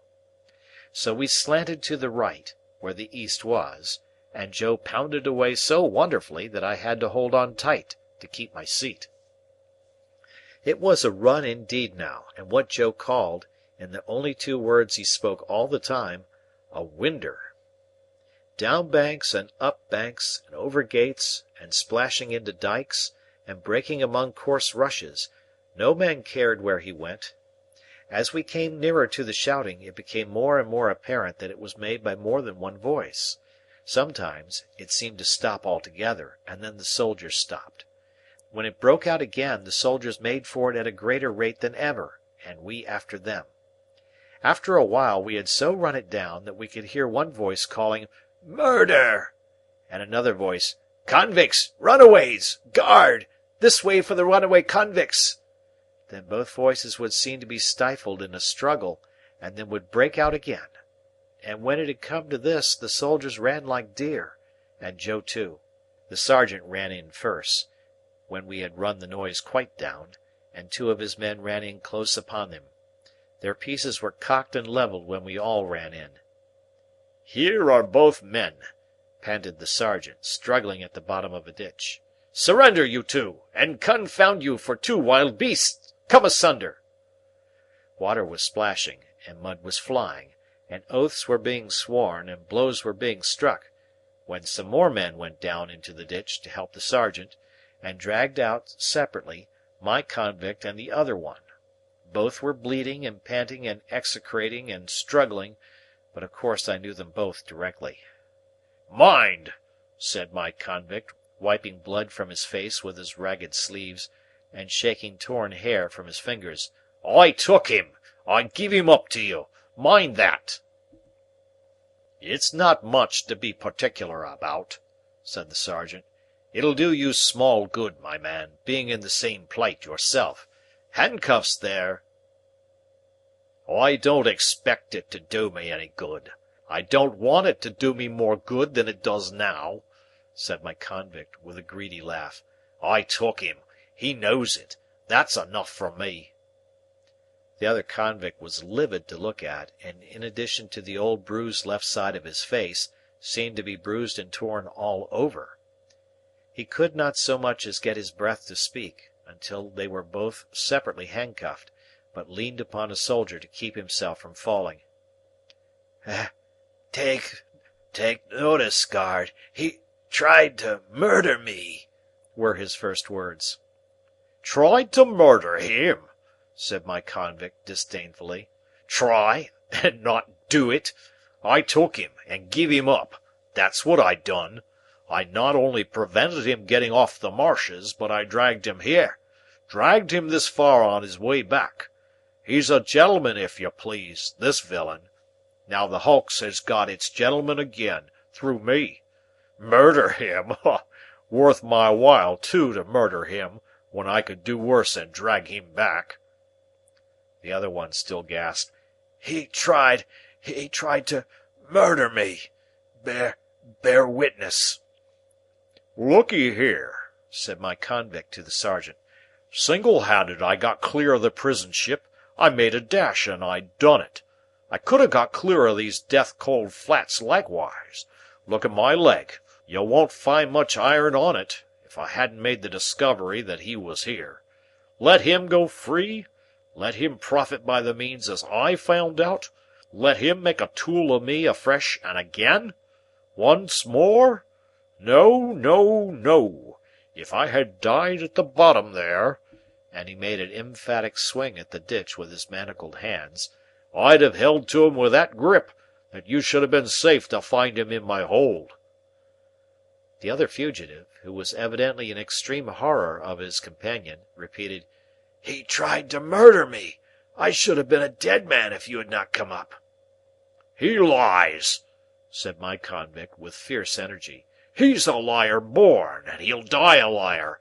Look at his face. Ain't it written there? Let him turn those eyes of his on me. I defy him to do it."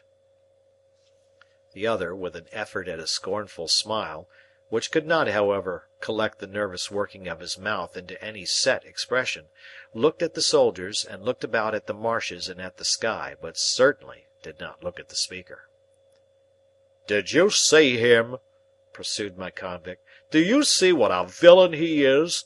Do you see those grovelling and wandering eyes? That's how he looked when we were tried together. He never looked at me." The other, always working and working his dry lips and turning his eyes restlessly about him far and near, did at last turn them for a moment on the speaker, with the words, "You are not much to look at," and with a half-taunting glance at the bound hands. At that point my convict became so frantically exasperated that he would have rushed upon him but for the interposition of the soldiers. "Didn't I tell you," said the other convict then, "that he would murder me if he could?" And anyone could see that he shook with fear, and that there broke out upon his lips curious white flakes, like thin snow. "Enough of this parsley," said the sergeant. "Light those torches." As one of the soldiers, who carried a basket in lieu of a gun, went down on his knee to open it, my convict looked round him for the first time, and saw me. I had alighted from Joe's back on the brink of the ditch when we came up, and had not moved since. I looked at him eagerly when he looked at me, and slightly moved my hands and shook my head. I had been waiting for him to see me, that I might try to assure him of my innocence. It was not at all expressed to me that he even comprehended my intention, for he gave me a look that I did not understand, and it all passed in a moment. But if he had looked at me for an hour or for a day, I could not have remembered his face ever afterwards as having been more attentive. The soldier with the basket soon got a light, and lighted 3 or 4 torches, and took one himself and distributed the others. It had been almost dark before, but now it seemed quite dark, and soon afterwards very dark. Before we departed from that spot, 4 soldiers standing in a ring fired twice into the air. Presently we saw other torches kindled at some distance behind us, and others on the marshes on the opposite bank of the river. "All right," said the sergeant. "March!" We had not gone far when 3 cannon were fired ahead of us with a sound that seemed to burst something inside my ear. "You are expected on board," said the sergeant to my convict. "They know you are coming. Don't straggle, my man. Close up here." The 2 were kept apart, and each walked surrounded by a separate guard. I had hold of Joe's hand now, and Joe carried one of the torches. Mr. Wopsle had been for going back, but Joe was resolved to see it out, so we went on with the party. There was a reasonably good path now, mostly on the edge of the river, with a divergence here and there where a dyke came, with a miniature windmill on it and a muddy sluice gate. When I looked round, I could see the other lights coming in after us. The torches we carried dropped great blotches of fire upon the track, and I could see those too, lying smoking and flaring. I could see nothing else but black darkness. Our lights warmed the air about us with their pitchy blaze, and the 2 prisoners seemed rather to like that, as they limped along in the midst of the muskets. We could not go fast, because of their lameness, and they were so spent that 2 or 3 times we had to halt while they rested. After an hour or so of this travelling, we came to a rough wooden hut and a landing place. There was a guard in the hut, and they challenged, and the sergeant answered. Then we went into the hut, where there was a smell of tobacco and whitewash, and a bright fire, and a lamp, and a stand of muskets, and a drum, and a low wooden bedstead, like an overgrown mangle without the machinery, capable of holding about a dozen soldiers all at once. 3 or 4 soldiers who lay upon it in their greatcoats were not much interested in us, but just lifted their heads and took a sleepy stare, and then lay down again. The sergeant made some kind of report, and some entry in a book, and then the convict who I called the other convict was drafted off with his guard to go on board first. My convict never looked at me except that once. While we stood in the hut, he stood before the fire looking thoughtfully at it, or putting up his feet by turns upon the hob, and looking thoughtfully at them as if he pitied them for their recent adventures. Suddenly he turned to the sergeant and remarked, "I wish to say something respecting this escape. It may prevent some persons laying under suspicion longer me." "You can say what you like," returned the sergeant, standing coolly looking at him with his arms folded, "but you have no call to say it here. You'll have opportunity enough to say about it, and hear about it, before it's done with, you know." "I know, but this is another point, a separate matter. A man can't starve, at least I can't. I took some victuals, up at the village over yonder, where the church stands almost out on the marshes." "You mean stole," said the sergeant. "And I'll tell you where from the blacksmith's." "Halloa!" said the sergeant, staring at Joe. "Halloa, Pip!" said Joe, staring at me. It was some broken victuals, that's what it was, and a dram of liquor, and a pie." "Have you happened to miss such an article as a pie, blacksmith?" asked the sergeant, confidentially. "My wife did, at the very moment when you came in. Don't you know, Pip?" "So," said my convict, turning his eyes on Joe in a moody manner, and without the least glance at me, "so you're the blacksmith, are you? Then I'm sorry to say I've eat your pie." "God knows you're welcome to it, so far as it was ever mine," returned Joe, with a saving remembrance of Mrs. Joe. "We don't know what you have done, but we wouldn't have you starved to death for it, poor miserable fellow creature. Would us, Pip?" The something that I had noticed before clicked in the man's throat again, and he turned his back. The boat had returned, and his guard was ready, so we followed him to the landing place, made of rough stakes and stones, and saw him put into the boat, which was rowed by a crew of convicts like himself. No one seemed surprised to see him, or interested in seeing him, or glad to see him, or sorry to see him, or spoke a word, except that somebody in the boat growled as if to dogs, "Give way, you!" which was the signal for the dip of the oars. By the light of the torches we saw the black hulk lying out a little way from the mud of the shore like a wicked Noah's Ark. Cribbed and barred and moored by massive rusty chains, the prison ship seemed to my young eyes to be ironed like the prisoners. We saw the boat go alongside, and we saw him taken up the side and disappear. Then the ends of the torches were flung hissing into the water, and went out, as if it were all over with him. End of chapter.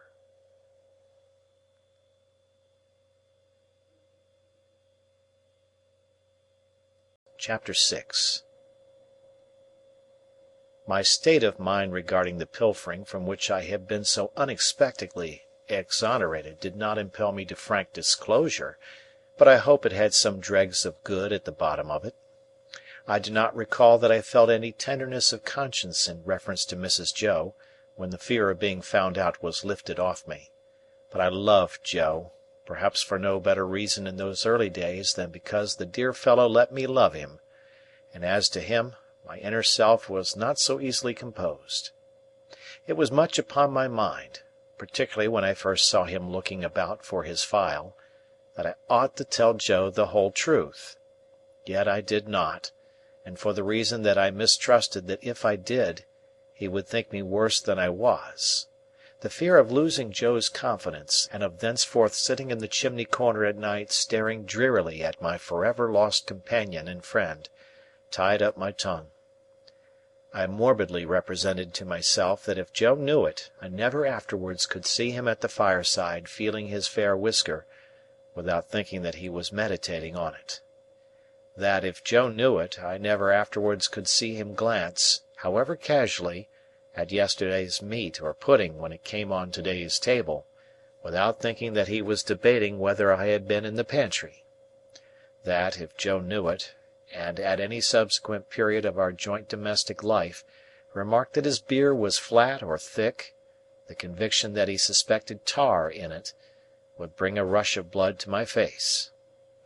In a word, I was too cowardly to do what I knew to be right, as I had been too cowardly to avoid doing what I knew to be wrong. I had had no intercourse with the world at that time, and I imitated none of its many inhabitants who act in this manner. Quite an untaught genius, I made the discovery of the line of action for myself. As I was sleepy before we were far away from the prison ship, Joe took me on his back again and carried me home.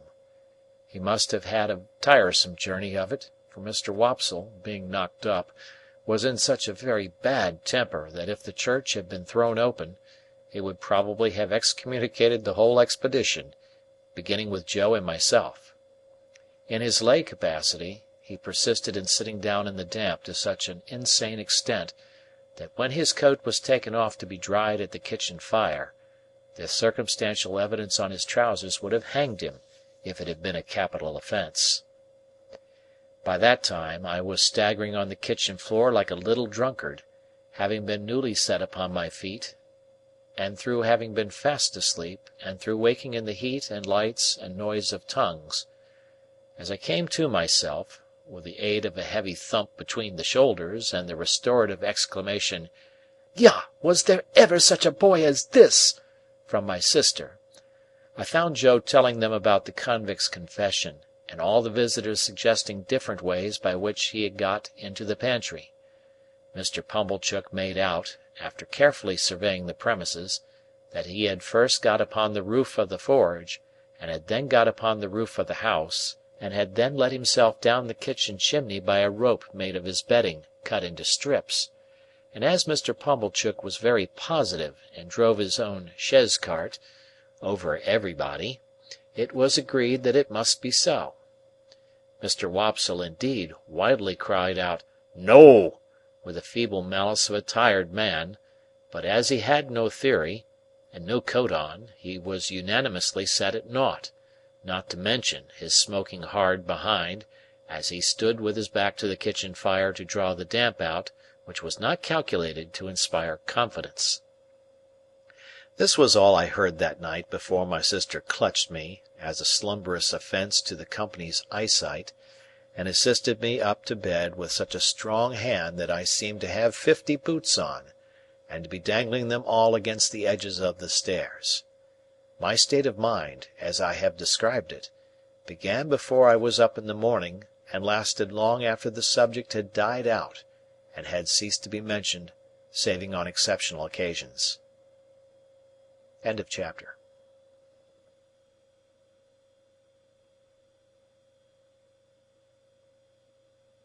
Chapter 7. At the time when I stood in the churchyard reading the family tombstones, I had just enough learning to be able to spell them out.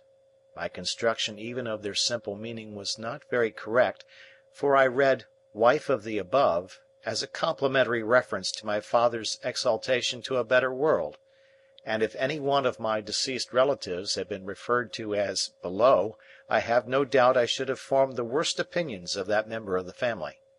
Neither were my notions of the theological positions to which my catechism bound me at all accurate, for I have a lively remembrance that I supposed my declaration that I was to "walk in the same all the days of my life" laid me under an obligation always to go through the village from our house in one particular direction, and never to vary it by turning down by the wheelwrights or up by the mill. When I was old enough, I was to be apprenticed to Joe, and until I could assume that dignity I was not to be what Mrs. Joe called "pompied," or, as I render it, pampered. Therefore, I was not only odd boy about the forge, but if any neighbour happened to want an extra boy to frighten birds, or pick up stones, or do any such job, I was favoured with the employment. In order, however, that our superior position might not be compromised thereby, a money-box was kept on the kitchen mantel-shelf, into which it was publicly made known that all my earnings were dropped. I have an impression that they were to be contributed eventually towards the liquidation of the national debt, but I know I had no hope of any personal participation in the treasure. Mr. Wopsle's great-aunt kept an evening school in the village. That is to say, she was a ridiculous old woman of limited means and unlimited infirmity, who used to go to sleep from 6 to 7 every evening, in the society of youth who paid 2d. per week each, for the improving opportunity of seeing her do it. She rented a small cottage, and Mr. Wopsle had the room upstairs, where we students used to overhear him reading aloud in a most dignified and terrific manner, and occasionally bumping on the ceiling. There was a fiction that Mr. Wopsle examined the scholars once a quarter. What he did on those occasions was to turn up his cuffs, stick up his hair, and give us Mark Antony's oration over the body of Caesar. This was always followed by Collins's Ode on the Passions, wherein I particularly venerated Mr. Wopsle as Revenge throwing his blood-stained sword in thunder down, and taking the war-denouncing trumpet with a withering look. It was not with me then, as it was in later life, when I fell into the society of the Passions, and compared them with Collins and Wopsle, rather to the disadvantage of both gentlemen. Mr. Wopsle's great-aunt, besides keeping this educational institution, kept in the same room a little general shop. She had no idea what stock she had, or what the price of anything in it was, but there was a little greasy memorandum book kept in a drawer, which served as a catalogue of prices, and by this oracle Biddy arranged all the shop transaction. Biddy was Mr. Wopsle's great-aunt's granddaughter. I confess myself quite unequal to the working out of the problem, what relation she was to Mr. Wopsle. She was an orphan like myself, like me, too, had been brought up by hand. She was most noticeable, I thought, in respect of her extremities, for her hair always wanted brushing, her hands always wanted washing, and her shoes always wanted mending and pulling up at heel. This description must be received with a week-day limitation. On Sundays she went to church elaborated. Much of my unassisted self, and more by the help of Biddy than of Mr. Wopsle's great-aunt, I struggled through the alphabet as if it had been a bramble bush, getting considerably worried and scratched by every letter. After that I fell among those thieves, the 9 figures, who seemed every evening to do something new to disguise themselves and baffle recognition. But, at last I began, in a purblind groping way, to read, write, and cipher, on the very smallest scale. One night I was sitting in the chimney corner with my slate, expending great efforts on the production of a letter to Joe. I think it must have been a full year after our hunt upon the marshes, for it was a long time after, and it was winter and a hard frost. With an alphabet on the hearth at my feet for reference, I contrived in an hour or two to print and smear this epistle, which is spelled very badly. My dear Joe, I ope you are care wite well. I ope I shall son be hable for to teach you, Joe, and then we shorl be so glad, and when I'm prentice to you, Joe, what larks and believe me infixen Pip.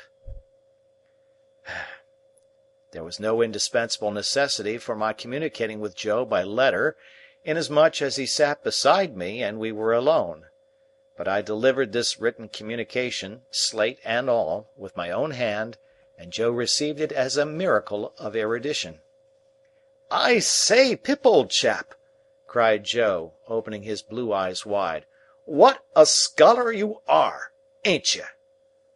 "I should like to be," said I, glancing at the slate as he held it, with a misgiving that the writing was rather hilly. "Why, here's a J," said Joe, "and a O equal to anythink. Here's a J and an O, Pip, and a J-O, Joe." I had never heard Joe read aloud to any greater extent than this monosyllable, and I had observed at church last Sunday, when I accidentally held our prayer book upside down, that it seemed to suit his convenience quite as well as if it had been all right. Wishing to embrace the present occasion of finding out whether in teaching Joe I should have to begin quite at the beginning, I said, "Ah, but read the rest, Joe." "The rest, eh, Pip?" said Joe, looking at it with a slow, searching eye. 1, 2, 3. Why, here's 3 J's, and 3 O's, and 3 J-O Joes in it, Pip." I leaned over Joe, and with the aid of my forefinger read him the whole letter. "Astonishing!" said Joe, when I had finished. "You are a scholar!" "How do you spell Gargery, Joe?" I asked him with a modest patronage. "I don't spell it at all," said Joe. "But supposing you did?" "It can't be supposed," said Joe, "though I'm uncommon fond of reading, too." "Are you, Joe?" "Uncommon. Give me," said Joe, "a good book or a good newspaper, and sit me down afore a good fire, and I ask no better. Lord," he continued, after rubbing his knees a little, "when you do come to a J and an O, and says you, 'Here at last is a J-O, Joe,' how interesting reading is!" I derived from this that Joe's education, like steam, was yet in its infancy. Pursuing the subject, I inquired, "Didn't you ever go to school, Joe, when you were as little as me?" "No, Pip." "Why didn't you ever go to school, Joe, when you were as little as me?" "Well, Pip," said Joe, taking up the poker, and settling himself to his usual occupation when he was thoughtful, of slowly raking the fire between the lower bars, "I'll tell you. My father, Pip, he was given to drink, and when he was overtook with drink, he hammered away at my mother most unmerciful. It was almost the only hammering he did, indeed, excepting at myself, and he hammered at me with a vigour only to be equalled by the vigour with which he didn't hammer at his anvil. You're a listening and understanding, Pip?" "Yes, Joe." Consequence, my mother and me, we ran away from my father several times, and then my mother she'd go out to work, and she'd say, 'Joe,' she'd say, 'now, please God, you shall have some schooling, child,' and she'd put me to school. But my father were that good in his heart that he couldn't abear to be without us, so he'd come with a most tremenjous crowd and make such a row at the doors of the houses where we was, that they used to be obligated to have no more to do with us and to give us up to him. And then he took us home and hammered us. Which you see, Pip," said Joe, pausing in his meditative raking of the fire, and looking at me, "were a drawback on my learning." "Certainly, poor Joe." "Though mind you, Pip," said Joe, with a judicial touch or two of the poker on the top bar, "rendering under all their due, and maintaining equal justice 'twixt man and man, my father were that good in his heart, don't you see?" I didn't see, but I didn't say so. "Well," Joe pursued, "somebody must keep the pot a-boiling, Pip, or the pot won't boil, don't you know?" I saw that, and I said so. "Consequence, my father didn't make objections to my going to work, so I went to work at my present calling, which were his too, if he would have followed it, and I worked tolerable hard, I assure you, Pip. In time I were able to keep him, and I kep him till he went off in a purpleleptic fit. And in it were my intention to have had put upon his tombstone that, whatsomever the failings on his part, remember, reader, he were that good in his heart." Joe recited this couplet with such manifest pride and careful perspicuity that I asked him if he had made it himself. "I made it," said Joe, "my own self. I made it in a moment. It was like striking out a horseshoe complete, in a single blow. I never was so much surprised in all my life. Couldn't credit my own ed. To tell you the truth, hardly believed it were my own ed. As I was saying, Pip, it were my intention to have had it cut over him, but poetry costs money, cut it how you will, small or large, and it were not done. Not to mention bearers, all the money that could be spared were wanted for my mother. She were in poor health, and quite broke. She weren't long a following, poor soul, and her share of peace come round at last." Joe's blue eyes turned a little watery. He rubbed first one of them and then the other, in a most uncongenial and uncomfortable manner, with the round knob on the top of the poker. "It were but lonesome then," said Joe, "living here alone, and I got acquainted with your sister. Now, Pip," Joe looked firmly at me, as if he knew I was not going to agree with him, "your sister is a fine figure of a woman." I could not help looking at the fire in an obvious state of doubt. "Whatever family opinions, or whatever the world's opinions on that subject may be, Pip, your sister is," Joe tapped the top bar with the poker after every word following, "a fine figure of a woman." I could think of nothing better to say than, "I'm glad you think so, Joe." "So am I," returned Joe, catching me up. "I am glad I think so, Pip. A little redness, or a little matter of bone here or there, what does it signify to me?" I sagaciously observed, if it didn't signify to him, to whom did it signify? "Certainly," assented Joe. "That's it. You're right, old chap. When I got acquainted with your sister, it were the talk how she was bringing you up by hand.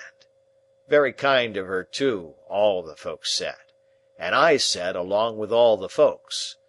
As to you," Joe pursued with a countenance expressive of seeing something very nasty indeed, "if you could have been aware how small and flabby and mean you was, dear me, you'd have formed the most contemptible opinion of yourself." Not exactly relishing this, I said, "Never mind me, Joe." "But I did mind you, Pip," he returned with tender simplicity. "When I offered to your sister to keep company, and to be asked in church at such times as she was willing and ready to come to the forge, I said to her, 'And bring the poor little child. God bless the poor little child,' I said to your sister. 'There's room for him at the forge.'" I broke out crying and begging pardon, and hugged Joe round the neck, who dropped the poker to hug me and to say, "Ever the best of friends, ain't us, Pip? Don't cry, old chap." When this little interruption was over, Joe resumed, "Well, you see, Pip, and here we are. That's about where it lights. Here we are. Now, when you take me in hand in my learning, Pip, and I tell you beforehand I am awful dull, most awful dull. Mrs. Joe mustn't see too much of what we're up to. It must be done, as I may say, on the sly. And why on the sly? I'll tell you why, Pip." He had taken up the poker again, without which, I doubt if he could have proceeded in his demonstration. "Your sister is given to government." "Given to government, Joe?" I was startled, for I had some shadowy idea, and am afraid I must add, hope, that Joe had divorced her in favour of the Lords of the Admiralty or Treasury. "Given to government," said Joe. "What I means to say, the government of you and myself." "Oh!" "And she ain't over partial to having scholars on the premises," Joe continued, "and in particular would not be over partial to my being a scholar, for fear as I might rise. Like a sort of rebel, don't you see?" I was going to retort with an inquiry, and had got as far as "Why?" when Joe stopped me. "Stay a bit. I know what you're going to say, Pip. Stay a bit. I don't deny that your sister comes the Mogul over us now and again. I don't deny that she do throw us backfalls, and that she do drop down upon us heavy. At such times as when your sister is on the rampage, Pip." Joe sank his voice to a whisper and glanced at the door. "Candour compels fur to admit that she is a buster." Joe pronounced this word as if it began with at least 12 capital B's. "Why don't I rise? That were your observation when I broke it off, Pip?" "Yes, Joe."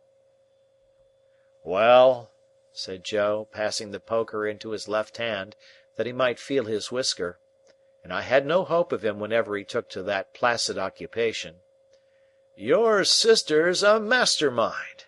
A master mind." "What's that?"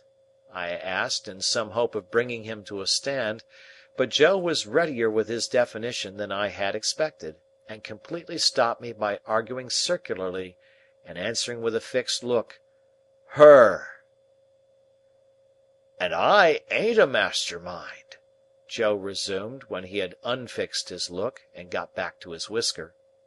"And last of all, Pip, and this I want to say very serious to you, old chap, I see so much in my poor mother, of a woman drudging and slaving and breaking her honest heart, and never getting no peace in her mortal days, that I'm dead afeard of going wrong in the way of not doing what's right by a woman, and I'd fur rather of the two go wrong than the other way, and be a little ill-convenienced myself. I wish it was only me that got put out, Pip. I wish there warn't no tickler for you, old chap.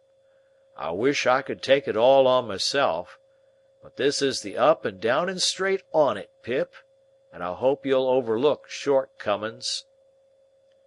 Young as I was, I believe that I dated a new admiration of Joe from that night.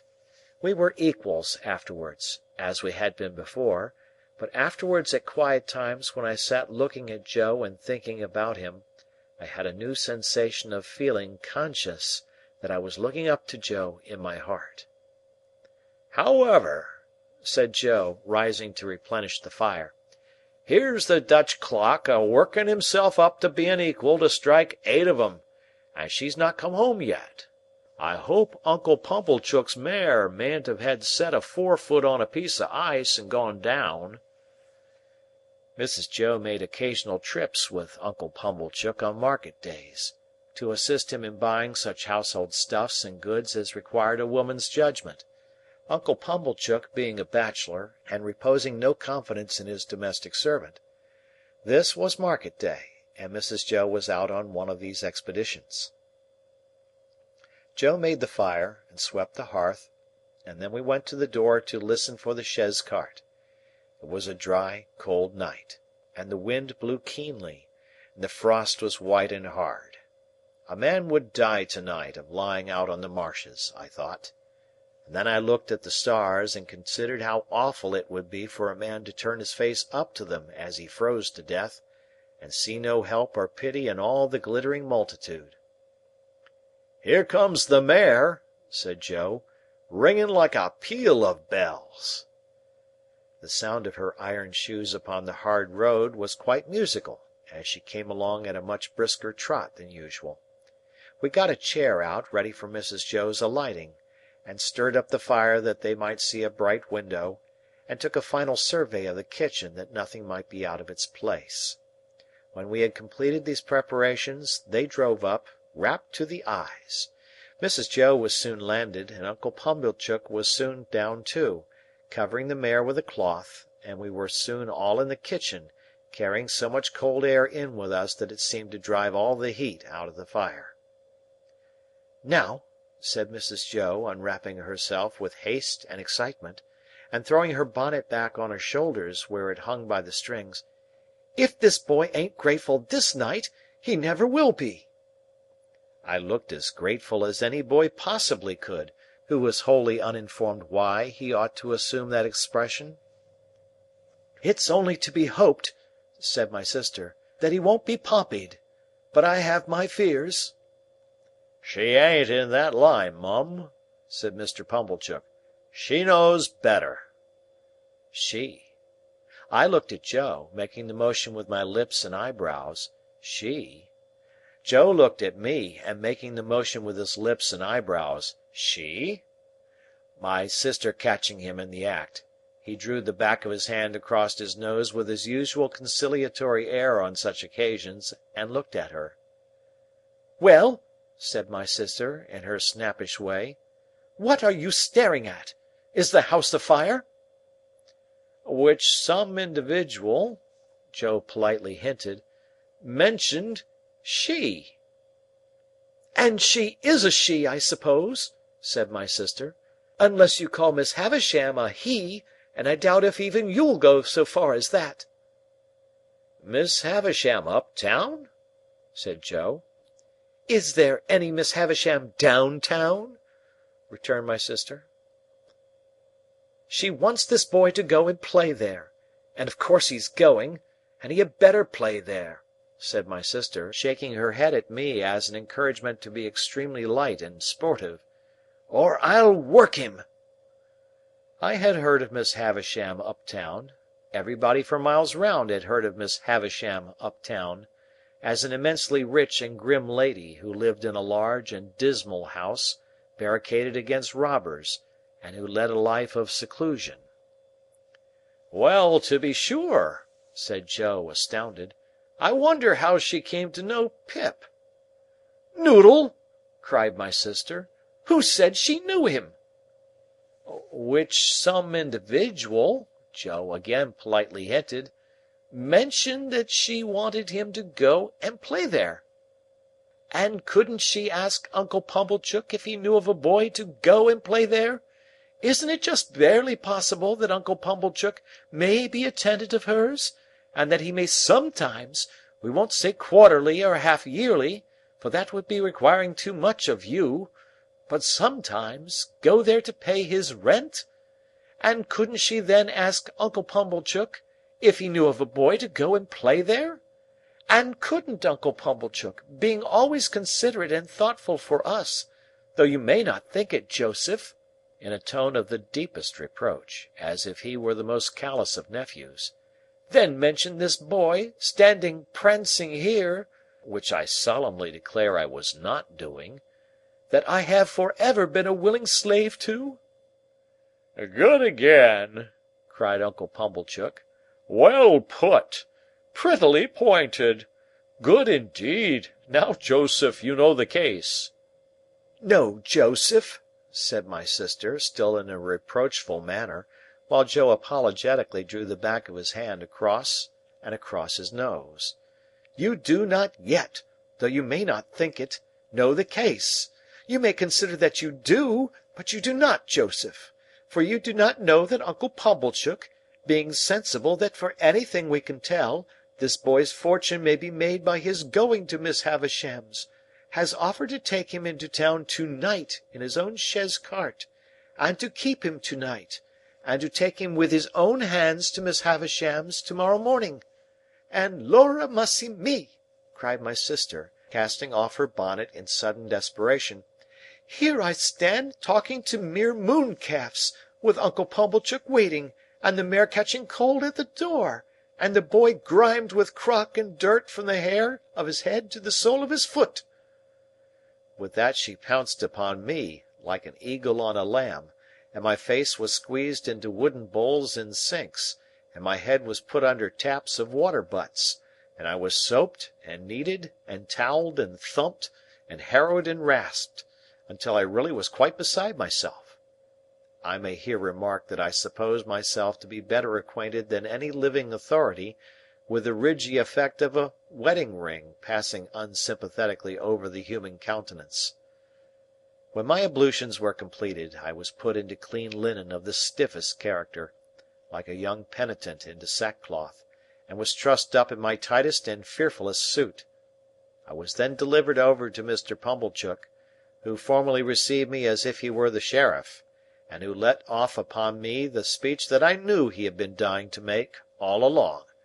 "Boy, be forever grateful to all friends, but especially unto them which brought you up by hand."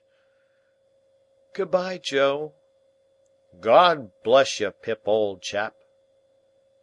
I had never parted from him before, and what with my feelings and what with soap-suds, I could at first see no stars from the chaise-cart.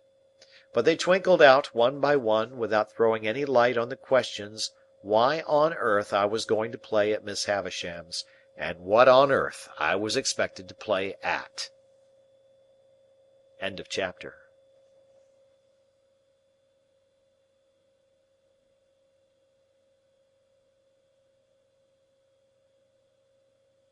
Chapter 8.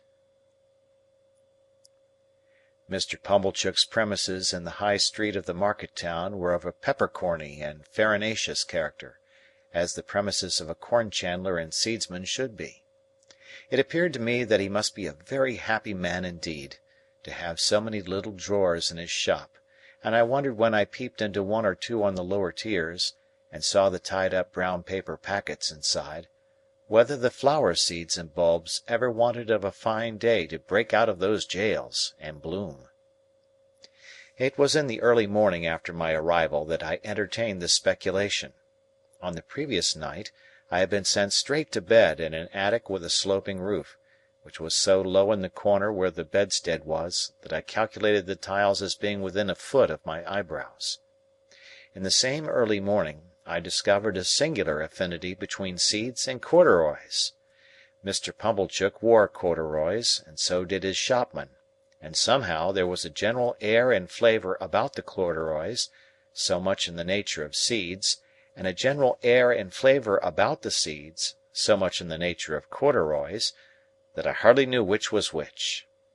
The same opportunity served me for noticing that Mr. Pumblechook appeared to conduct his business by looking across the street at the saddler, who appeared to transact his business by keeping an eye on the coachmaker, who appeared to get on in life by putting his hands in his pockets and contemplating the baker, who in his turn folded his arms and stared at the grocer, who stood at his door and yawned at the chemist. The watchmaker, always poring over a little desk with a magnifying glass at his eye, and always inspected by a group of smock frocks poring over him through the glass of his shop window, seemed to be about the only person in the High Street whose trade engaged his attention. Mr. Pumblechook and I breakfasted at 8 o'clock in the parlour behind the shop, while the shopman took his mug of tea and hunk of bread and butter on a sack of peas in the front premises. I considered Mr. Pumblechook wretched company.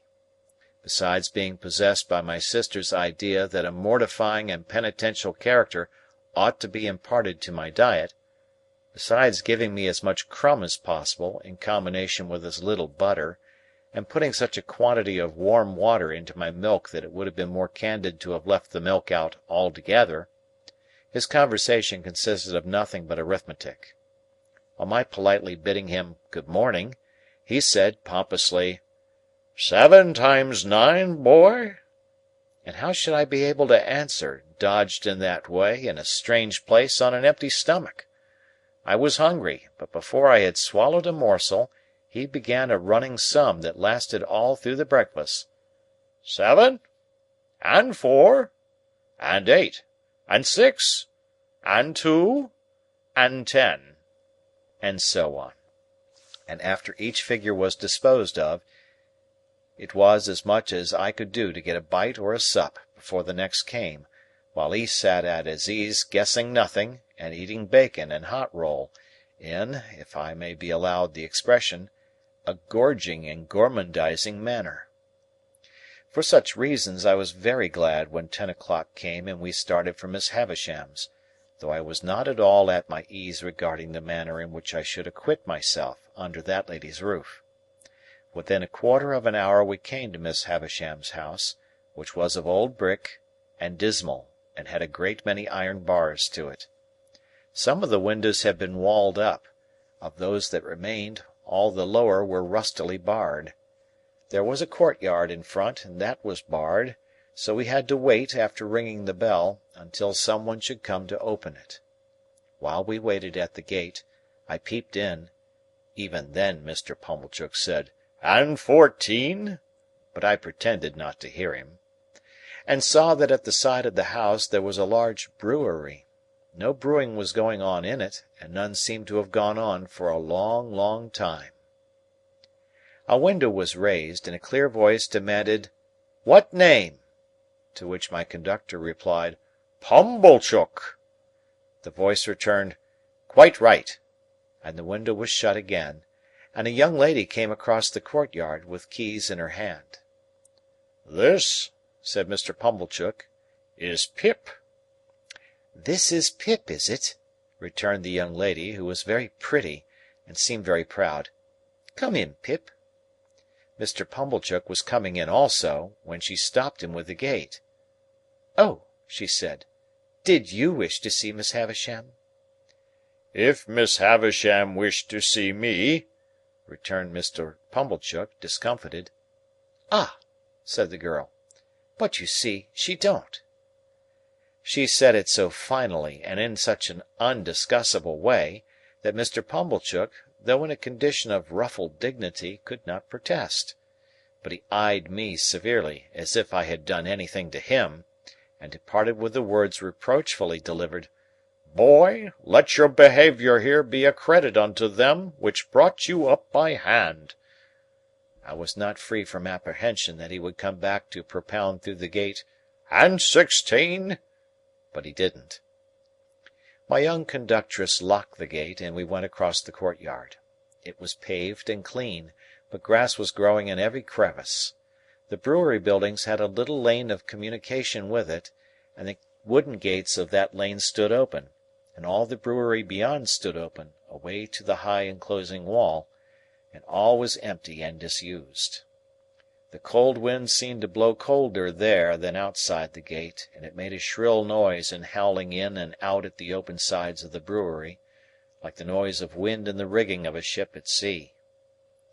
She saw me looking at it, and she said, "You could drink without hurt all the strong beer that's brewed there now, boy." "I should think I could, miss," said I, in a shy way. "Better not try to brew beer there now, or it would turn out sour, boy. Don't you think so?" It looks like it, miss. Not that anybody means to try," she added, "for that's all done with, and the place will stand as idle as it is till it falls. As to strong beer, there's enough of it in the cellars already to drown the manor house." "Is that the name of this house, miss?" "One of its names, boy." "It has more than one, then, miss?" "One more. Its other name was Satis, which is Greek, or Latin, or Hebrew, or all three, or all one to me, for enough." "Enough House," said I. "That's a curious name, miss." "Yes," she replied, "but it meant more than it said. It meant, when it was given, that whoever had this house could want nothing else. They must have been easily satisfied in those days, I should think. But don't loiter, boy." Though she called me boy so often, and with a carelessness that was far from complimentary, she was of about my own age. She seemed much older than I, of course, being a girl, and beautiful and self-possessed, and she was as scornful of me as if she had been 21 and a queen. We went into the house by a side door. The great front entrance had 2 chains across it outside, and the first thing I noticed was, that the passages were all dark, and that she had left a candle burning there.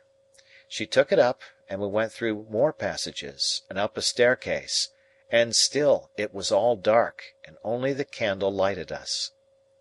At last we came to the door of a room, and she said, "Go in." I answered, more in shyness than politeness, "After you, miss." To this she returned, "Don't be ridiculous, boy, I am not going in," and scornfully walked away, and, what was worse, took the candle with her. This was very uncomfortable, and I was half afraid. However, the only thing to be done being to knock at the door, I knocked, and was told from within to enter. I entered, therefore, and found myself in a pretty large room, well lighted with wax candles. No glimpse of daylight was to be seen in it. It was a dressing-room, as I supposed from the furniture, though much of it was of forms and uses then quite unknown to me. But prominent in it was a draped table with a gilded looking-glass, and that I made out at first sight to be a fine lady's dressing-table. Whether I should have made out this object so soon if there had been no fine lady sitting at it, I cannot say. In an armchair, with an elbow resting on the table and her head leaning on that hand, sat the strangest lady I have ever seen or shall ever see. She was dressed in rich materials, satins and lace and silks, all of white. Her shoes were white, and she had a long white veil dependent from her hair, and she had bridal flowers in her hair, but her hair was white. Some bright jewels sparkled on her neck and on her hands, and some other jewels lay sparkling on the table. Dresses, less splendid than the dress she wore, and half-packed trunks were scattered about. She had not quite finished dressing, for she had but one shoe on, the other was on the table near her hand. Her veil was but half arranged, her watch and chain were not put on, and some lace for her bosom lay with those trinkets, and with her handkerchief, and gloves, and some flowers, and a prayer-book, all confusedly heaped about the looking-glass. It was not in the first few moments that I saw all these things, though I saw more of them in the first moments than might be supposed.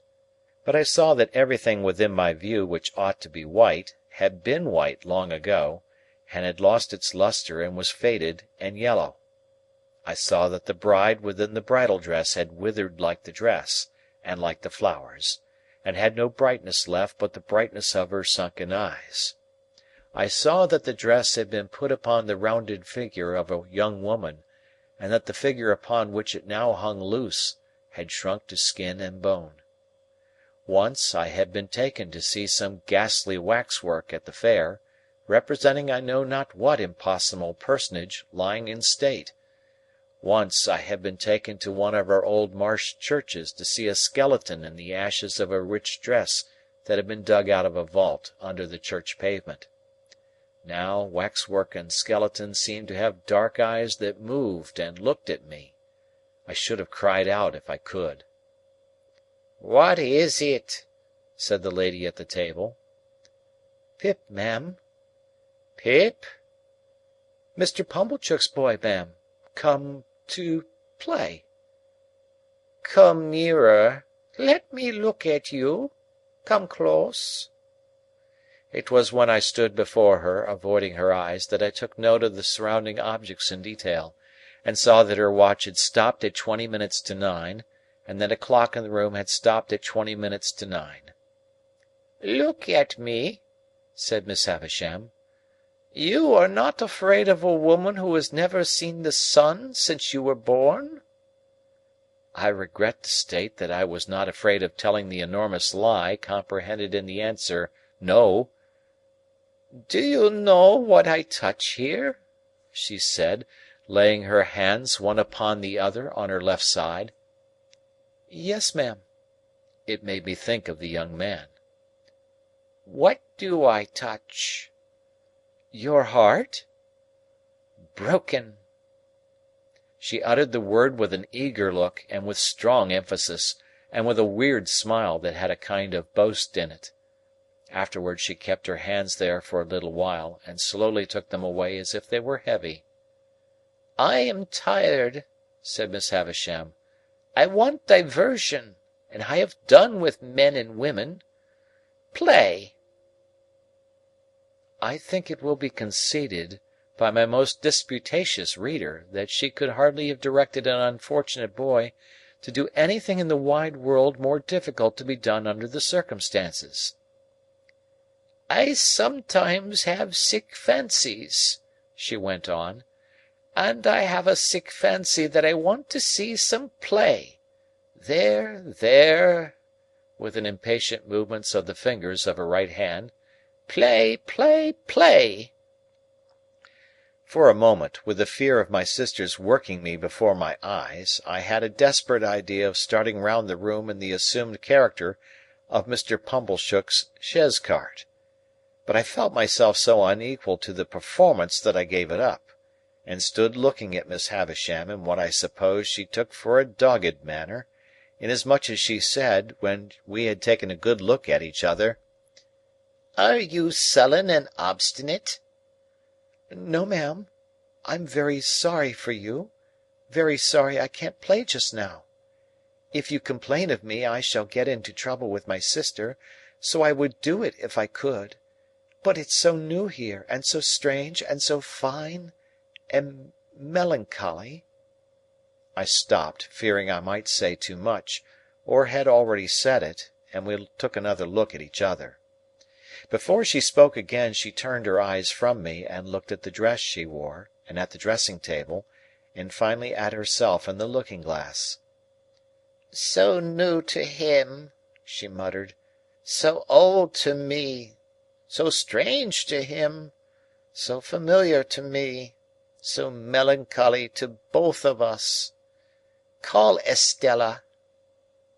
As she was still looking at the reflection of herself, I thought she was still talking to herself, and kept quiet. "Call Estella," she repeated, flashing a look at me. "You can do that. Call Estella. At the door."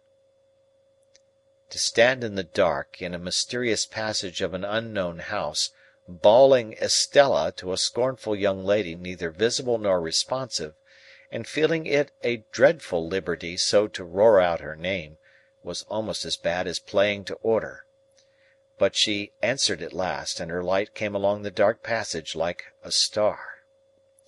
Miss Havisham beckoned her to come close, and took a jewel from the table, and tried its effect upon her fair young bosom, and against her pretty brown hair. "Your own one day, my dear, and you will use it well. Let me see you play cards with this boy." "With this boy? Why, he is a common labouring boy." I thought I overheard Miss Havisham answer, only it seemed so unlikely. "Well, you can break his heart." "What do you play, boy? asked Estella of myself, with the greatest disdain. Nothing but beggar my neighbour, miss. Beggar him, said Miss Havisham to Estella. So we sat down to cards.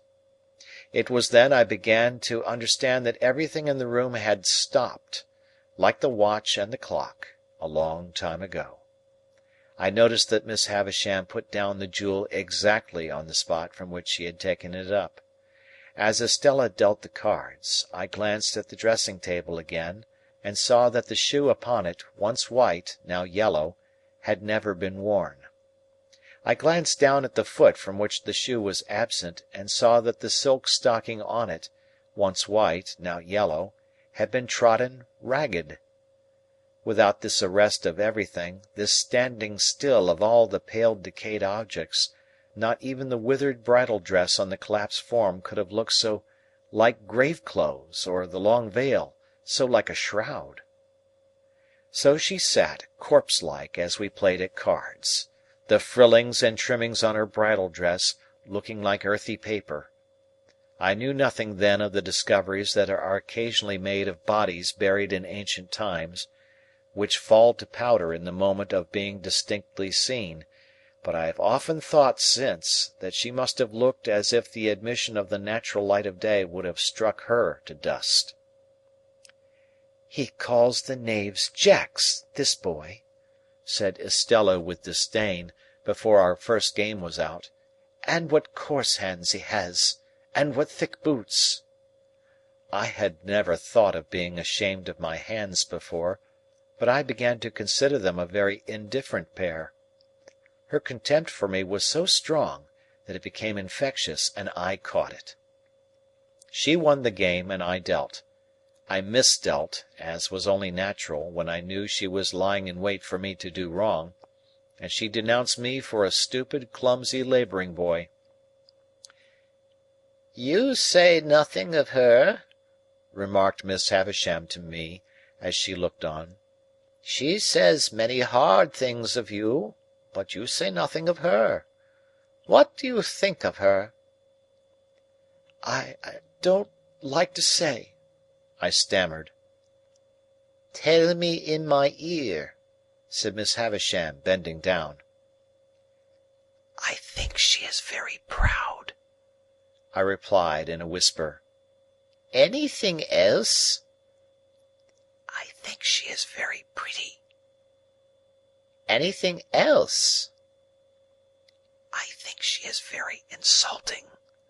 She was looking at me then with a look of supreme aversion. "Anything else?" "I think I should like to go home." "And never see her again, though she is so pretty?" "I am not sure that I shouldn't like to see her again, but I should like to go home now." "You shall go soon," said Miss Havisham aloud. "Play the game out." Saving for the one weird smile at first, I should have felt almost sure that Miss Havisham's face could not smile. It had dropped into a watchful and brooding expression, most likely when all the things about her had become transfixed, and it looked as if nothing could ever lift it up again. Her chest had dropped, so that she stooped, and her voice had dropped, so that she spoke low, and with a dead lull upon her, altogether, she had the appearance of having dropped body and soul, within and without, under the weight of a crushing blow. I played the game to an end with Estella, and she beggared me. She threw the cards down on the table when she had won them all, as if she despised them for having been won of me. "When shall I have you here again?" said Miss Havisham. "Let me think."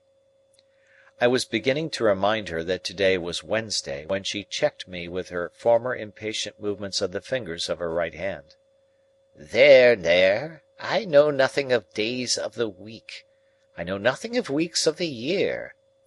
Come again after 6 days. You hear?" "Yes, ma'am." "Estella, take him down. Let him have something to eat, and let him roam and look about him while he eats. Go, Pip." I followed the candle down, as I had followed the candle up, and she stood it in the place where we had found it. Until she opened the side entrance, I had fancied, without thinking about it, that it must necessarily be night time. The rush of the daylight quite confounded me, and made me feel as if I had been in the candlelight of the strange room many hours. "You are to wait here, you boy," said Estella, and disappeared and closed the door. I took the opportunity of being alone in the courtyard to look at my coarse hands and my common boots. My opinion of those accessories was not favourable. They had never troubled me before, but they troubled me now, as vulgar appendages. I determined to ask Joe why he had ever taught me to call those picture cards jacks, which ought to be called knaves. I wished Joe had been rather more genteelly brought up, and then I should have been so too. She came back with some bread and meat and a little mug of beer. She put the mug down on the stones of the yard, and gave me the bread and meat without looking at me, as insolently as if I were a dog in disgrace. I was so humiliated, hurt, spurned, offended, angry, sorry. I cannot hit upon the right name for the smart. God knows what its name was. The tears started to my eyes. The moment they sprang there, the girl looked at me with a quick delight in having been the cause of them. This gave me power to keep them back and to look at her. So, she gave me a contemptuous toss, but with a sense, I thought, of having made too sure that I was so wounded, and left me. But when she was gone, I looked about me for a place to hide my face in, and got behind one of the gates in the brewery lane, and leaned my sleeve against the wall there, and leaned my forehead on it, and cried. As I cried, I kicked the wall, and took a hard twist at my hair, so bitter were my feelings, and so sharp was the smart without a name that needed counteraction. My sister's bringing up had made me sensitive. In the little world in which children have their existence, whosoever brings them up, there is nothing so finely perceived and so finely felt as injustice. It may be only small injustice that the child can be exposed to, but the child is small, and its world is small, and its rocking-horse stands as many hands high, according to scale, as a big-boned Irish hunter. Within myself I had sustained from my babyhood a perpetual conflict with injustice. I had known, from the time when I could speak, that my sister, in her capricious and violent coercion, was unjust to me. I had cherished a profound conviction that her bringing me up by hand gave her no right to bring me up by jerks. Through all my punishments, disgraces, fasts, and vigils, and other penitential performances, I had nursed this assurance, and to my communing so much with it, in a solitary and unprotected way, I in great part refer the fact that I was morally timid and very sensitive. I got rid of my injured feelings for the time by kicking them into the brewery wall and twisting them out of my hair, and then I smoothed my face with my sleeve and came from behind the gate. The bread and meat were acceptable, and the beer was warming and tingling, and I was soon in spirits to look about me. To be sure, it was a deserted place, down to the pigeon-house in the brewery yard, which had been blown crooked on its pole by some high wind, and would have made the pigeons think themselves at sea if there had been any pigeons there to be rocked by it.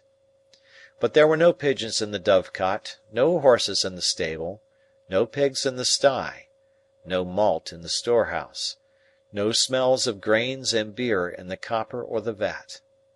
All the uses and scents of the brewery might have evaporated with its last reek of smoke. In a by-yard there was a wilderness of empty casks, which had a certain sour remembrance of better days lingering about them, but it was too sour to be accepted as a sample of the beer that was gone. And in this respect I remember those recluses as being like most others. Behind the farthest end of the brewery was a rank garden with an old wall, not so high but that I could struggle up and hold on long enough to look over it, and see that the rank garden was the garden of the house, and that it was overgrown with tangled weeds. but that there was a track upon the green and yellow paths, as if some one sometimes walked there, and that Estella was walking away from me even then. But she seemed to be everywhere, for when I yielded to the temptation presented by the casks, and began to walk on them, I saw her walking on them at the end of the yard of casks.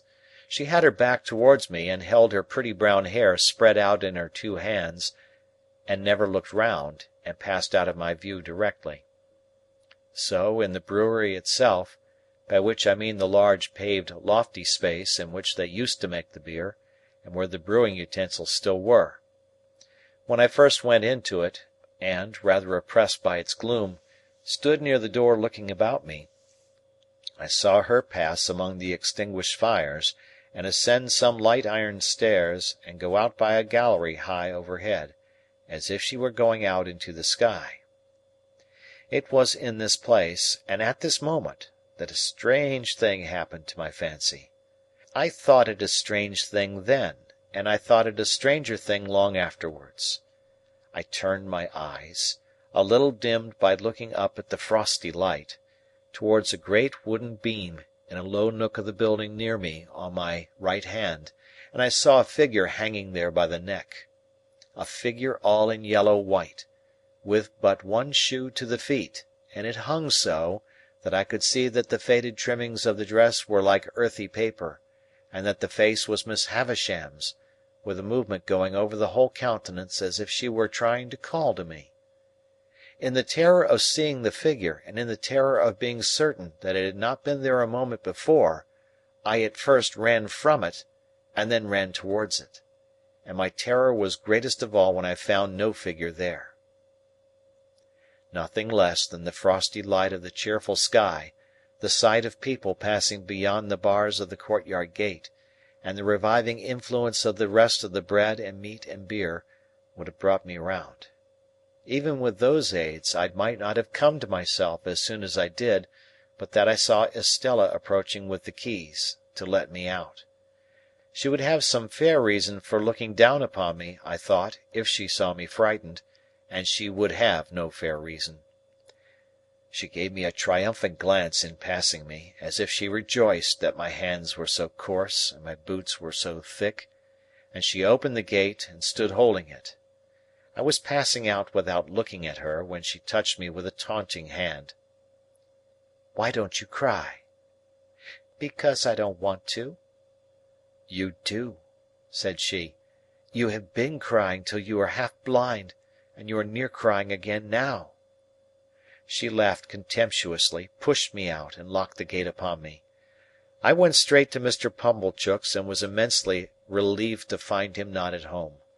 So, leaving word with the shopman on what day I was wanted at Miss Havisham's again, I set off on the 4-mile walk to our forge, pondering, as I went along, on all I had seen, and deeply revolving that I was a common labouring boy, that my hands were coarse, that my boots were thick, that I had fallen into a despicable habit of calling knaves jacks, that I was much more ignorant than I had considered myself last night, and generally that I was in a low-lived bad way. End of chapter.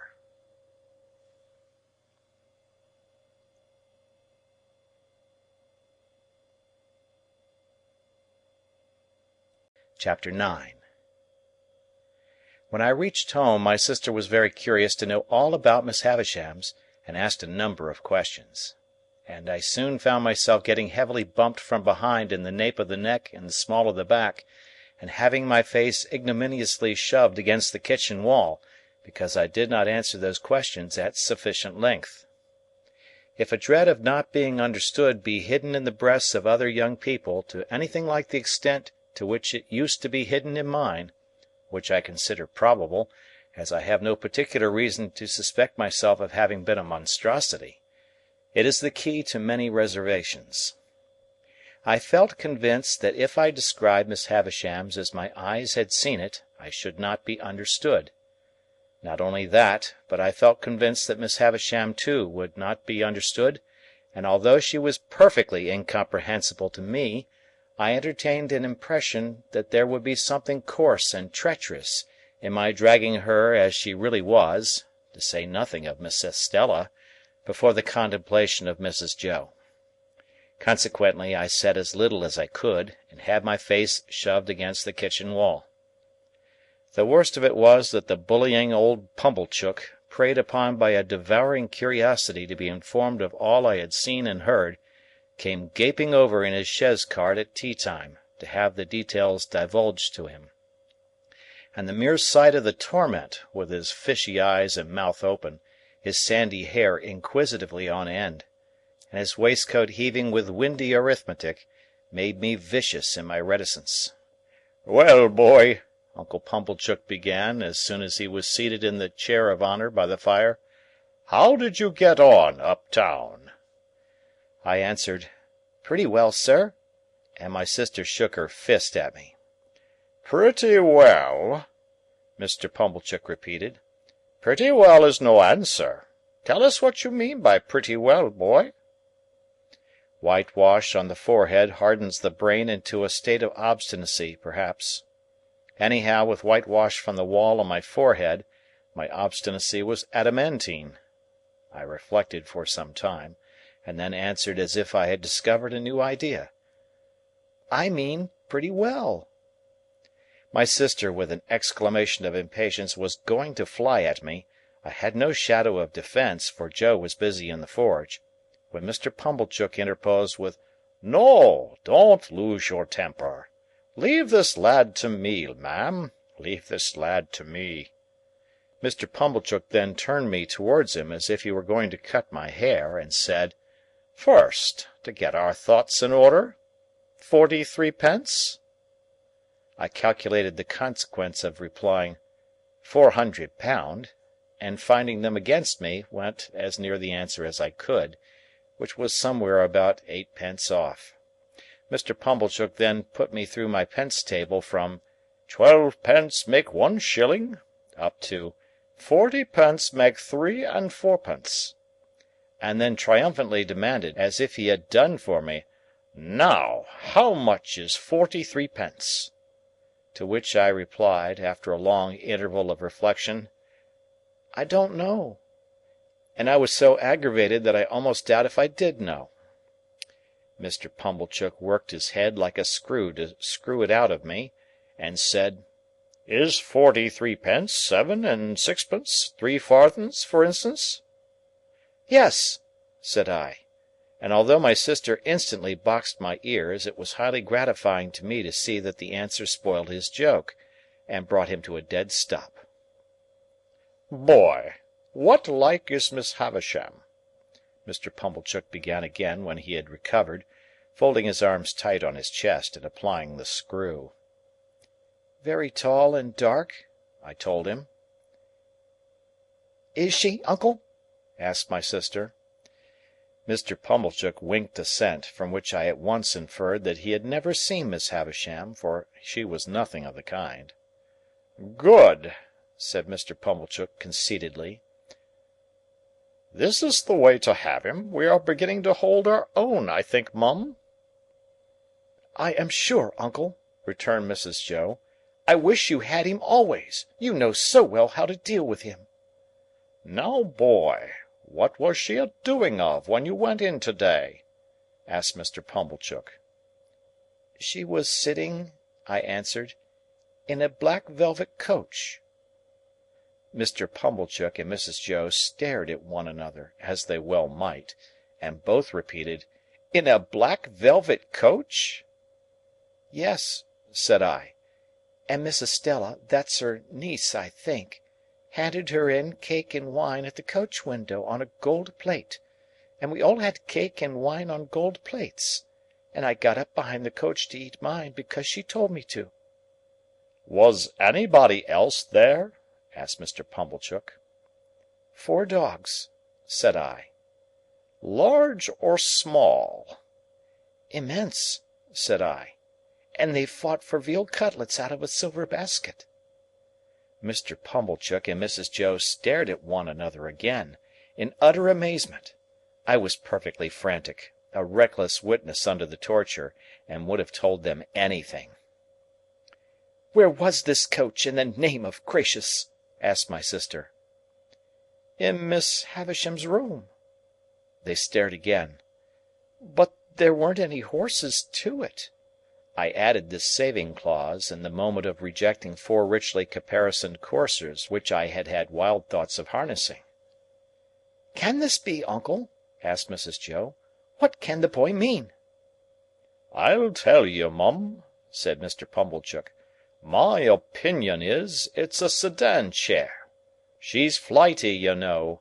Very flighty. Quite flighty enough to pass her days in a sedan chair." "Did you ever see her in it, uncle?" asked Mrs. Joe. "How could I," he returned, forced to the admission, "when I never see her in my life? Never clapped eyes upon her." "Goodness, uncle! And yet you have spoken to her?" "Why, don't you know," said Mr. Pumblechook testily, "that when I have been there I have been took up to the outside of her door, and the door has stood ajar, and she has spoke to me that way? Don't say you don't know that, Mum. Howsoever, the boy went there to play. What did you play at, boy?" "We played with flags," I said. I beg to observe that I think of myself with amazement when I recalled the lies I told on this occasion.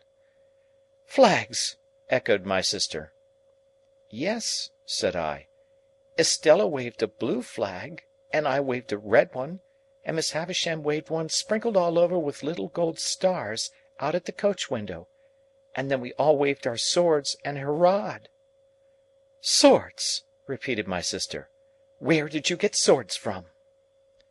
"Out of a cupboard," said I, "and I saw pistols in it, and jam, and pills. And there was no daylight in the room, but it was all lighted up with candles." "That's true, Mum," said Mr. Pumblechook, with a grave nod. "That's the state of the case, for that much I've seen myself." And then they both stared at me, and I, with an obtrusive show of artlessness on my countenance, stared at them, and plaited the right leg of my trousers with my right hand. If they had asked me any more questions, I should undoubtedly have betrayed myself, for I was even then on the point of mentioning that there was a balloon in the yard, and should have hazarded the statement but for my invention being divided between that phenomenon and a bear in the brewery.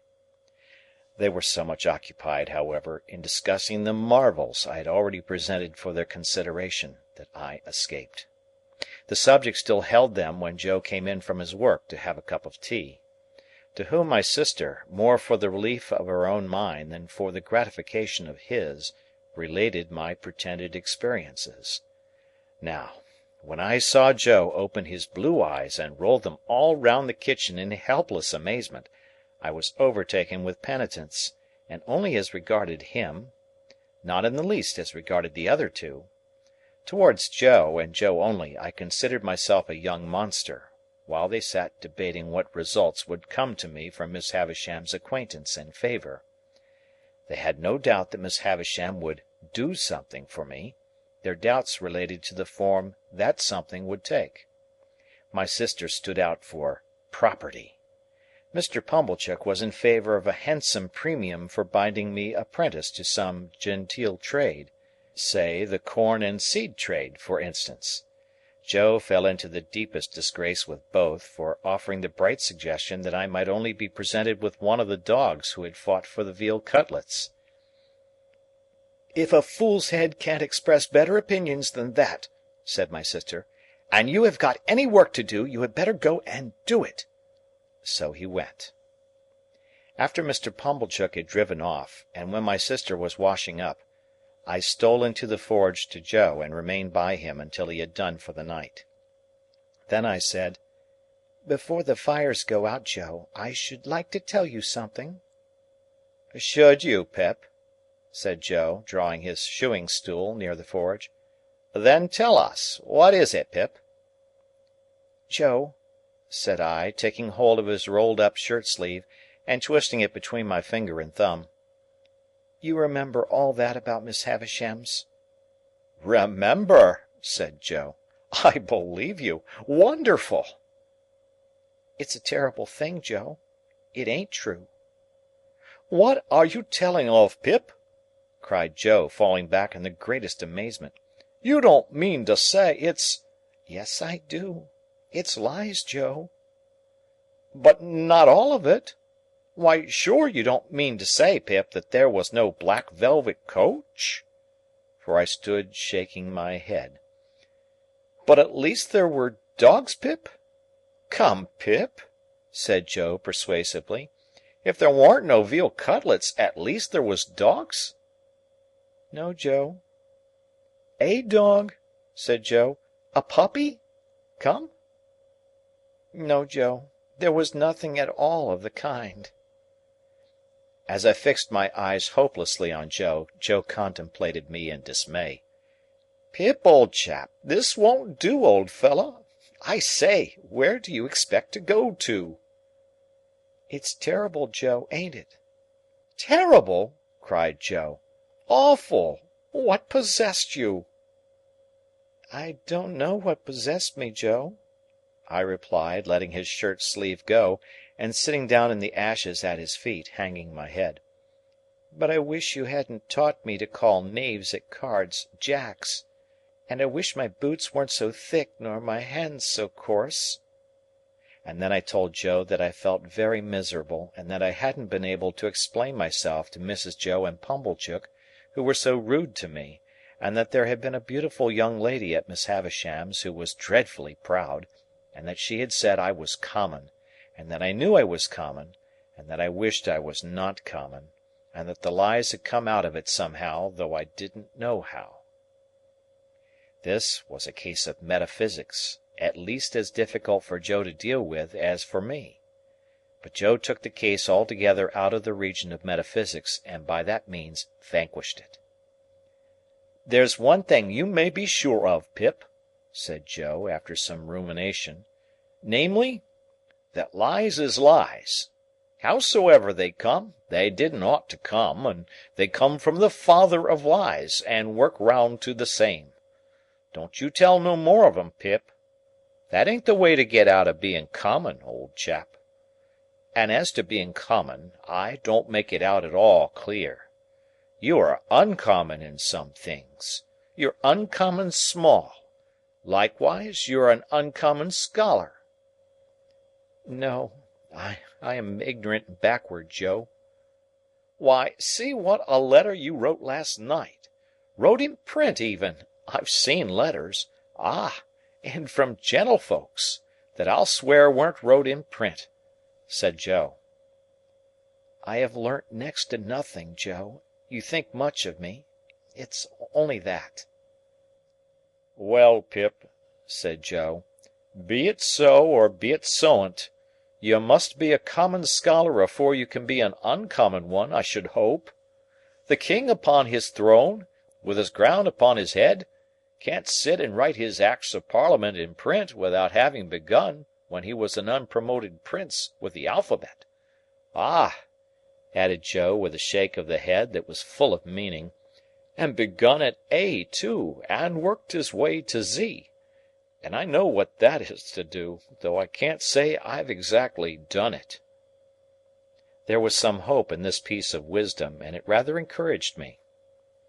"Whether common ones as to callings and earnings," pursued Joe, reflectively, "mightn't be the better of continuing for to keep company with common ones, instead of going out to play with uncommon ones.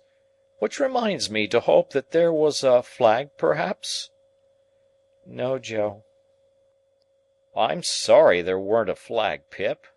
Whether that might be or mightn't be, is a thing as can't be looked into now, without putting your sister on the rampage, and that's a thing not to be thought of as being done intentional. Look'ee here, Pip, at what is said to you by a true friend. Which this to you the true friends say. If you can't get to be uncommon through going straight, you'll never get to do it through going crooked. So don't tell no more on 'em, Pip, and live well and die happy." "You are not angry with me, Joe?" "No, old chap. But bearing in mind that them were which I mean to say of a stunning and outdacious sort, alluding to them which bordered on veal cutlets and dog fighting, A sincere well-wisher would advise, Pip, their being dropped into your meditations when you go upstairs to bed. That's all, old chap, and don't never do it no more." When I got up to my little room and said my prayers, I did not forget Joe's recommendation, and yet my young mind was in that disturbed and unthankful state that I thought long after I laid me down, how common Estella would consider Joe, a mere blacksmith, how thick his boots, and how coarse his hands. I thought how Joe and my sister were then sitting in the kitchen, and how I had come up to bed from the kitchen, and how Miss Havisham and Estella never sat in a kitchen, but were far above the level of such common doings. I fell asleep recalling what I used to do when I was at Miss Havisham's, as though I had been there weeks or months instead of hours, and as though it were quite an old subject of remembrance, instead of one that had arisen only that day. That was a memorable day to me, for it made great changes in me, but it is the same with any life. Imagine one selected day struck out of it, and think how different its course would have been. Pause you who read this, and think for a moment of the long chain of iron or gold, of thorns or flowers, that would never have bound you but for the formation of the first link on one memorable day. End of chapter.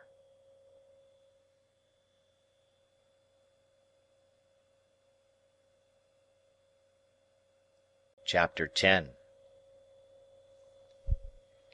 The felicitous idea occurred to me a morning or two later when I woke, that the best step I could take towards making myself uncommon was to get out of Biddy everything she knew. In pursuance of this luminous conception, I mentioned to Biddy when I went to Mr. Wopsle's great-aunt's at night, that I had a particular reason for wishing to get on in life, and that I should feel very much obliged to her if she would impart all her learning to me. Biddy, who was the most obliging of girls, immediately said she would, and indeed began to carry out her promise within 5 minutes. The educational scheme or course established by Mr. Wopsle's great-aunt may be resolved into the following synopsis. The pupils ate apples and put straws down one another's backs, until Mr. Wopsle's great-aunt collected her energies and made an indiscriminate totter at them with a birch-rod. After receiving the charge with every mark of derision, the pupils formed in line and buzzingly passed a ragged book from hand to hand. The book had an alphabet in it, some figures and tables, and a little spelling. That is to say, it had had once. As soon as this volume began to circulate, Mr. Wopsle's great-aunt fell into a state of coma, arising either from sleep or a rheumatic paroxysm. The pupils then entered among themselves upon a competitive examination on the subject of boots, with the view of ascertaining who could tread the hardest upon whose toes.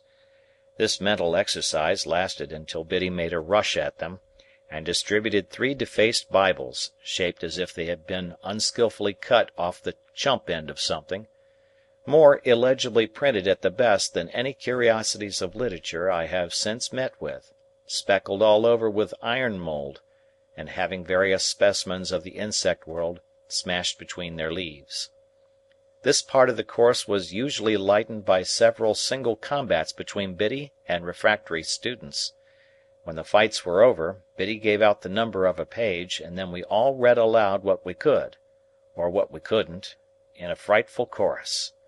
Biddy leading with a high, shrill, monotonous voice, and none of us having the least notion of, or reverence for, what we were reading about. When this horrible din had lasted a certain time, it mechanically awoke Mr. Wopsle's great-aunt, who staggered at a boy fortuitously and pulled his ears.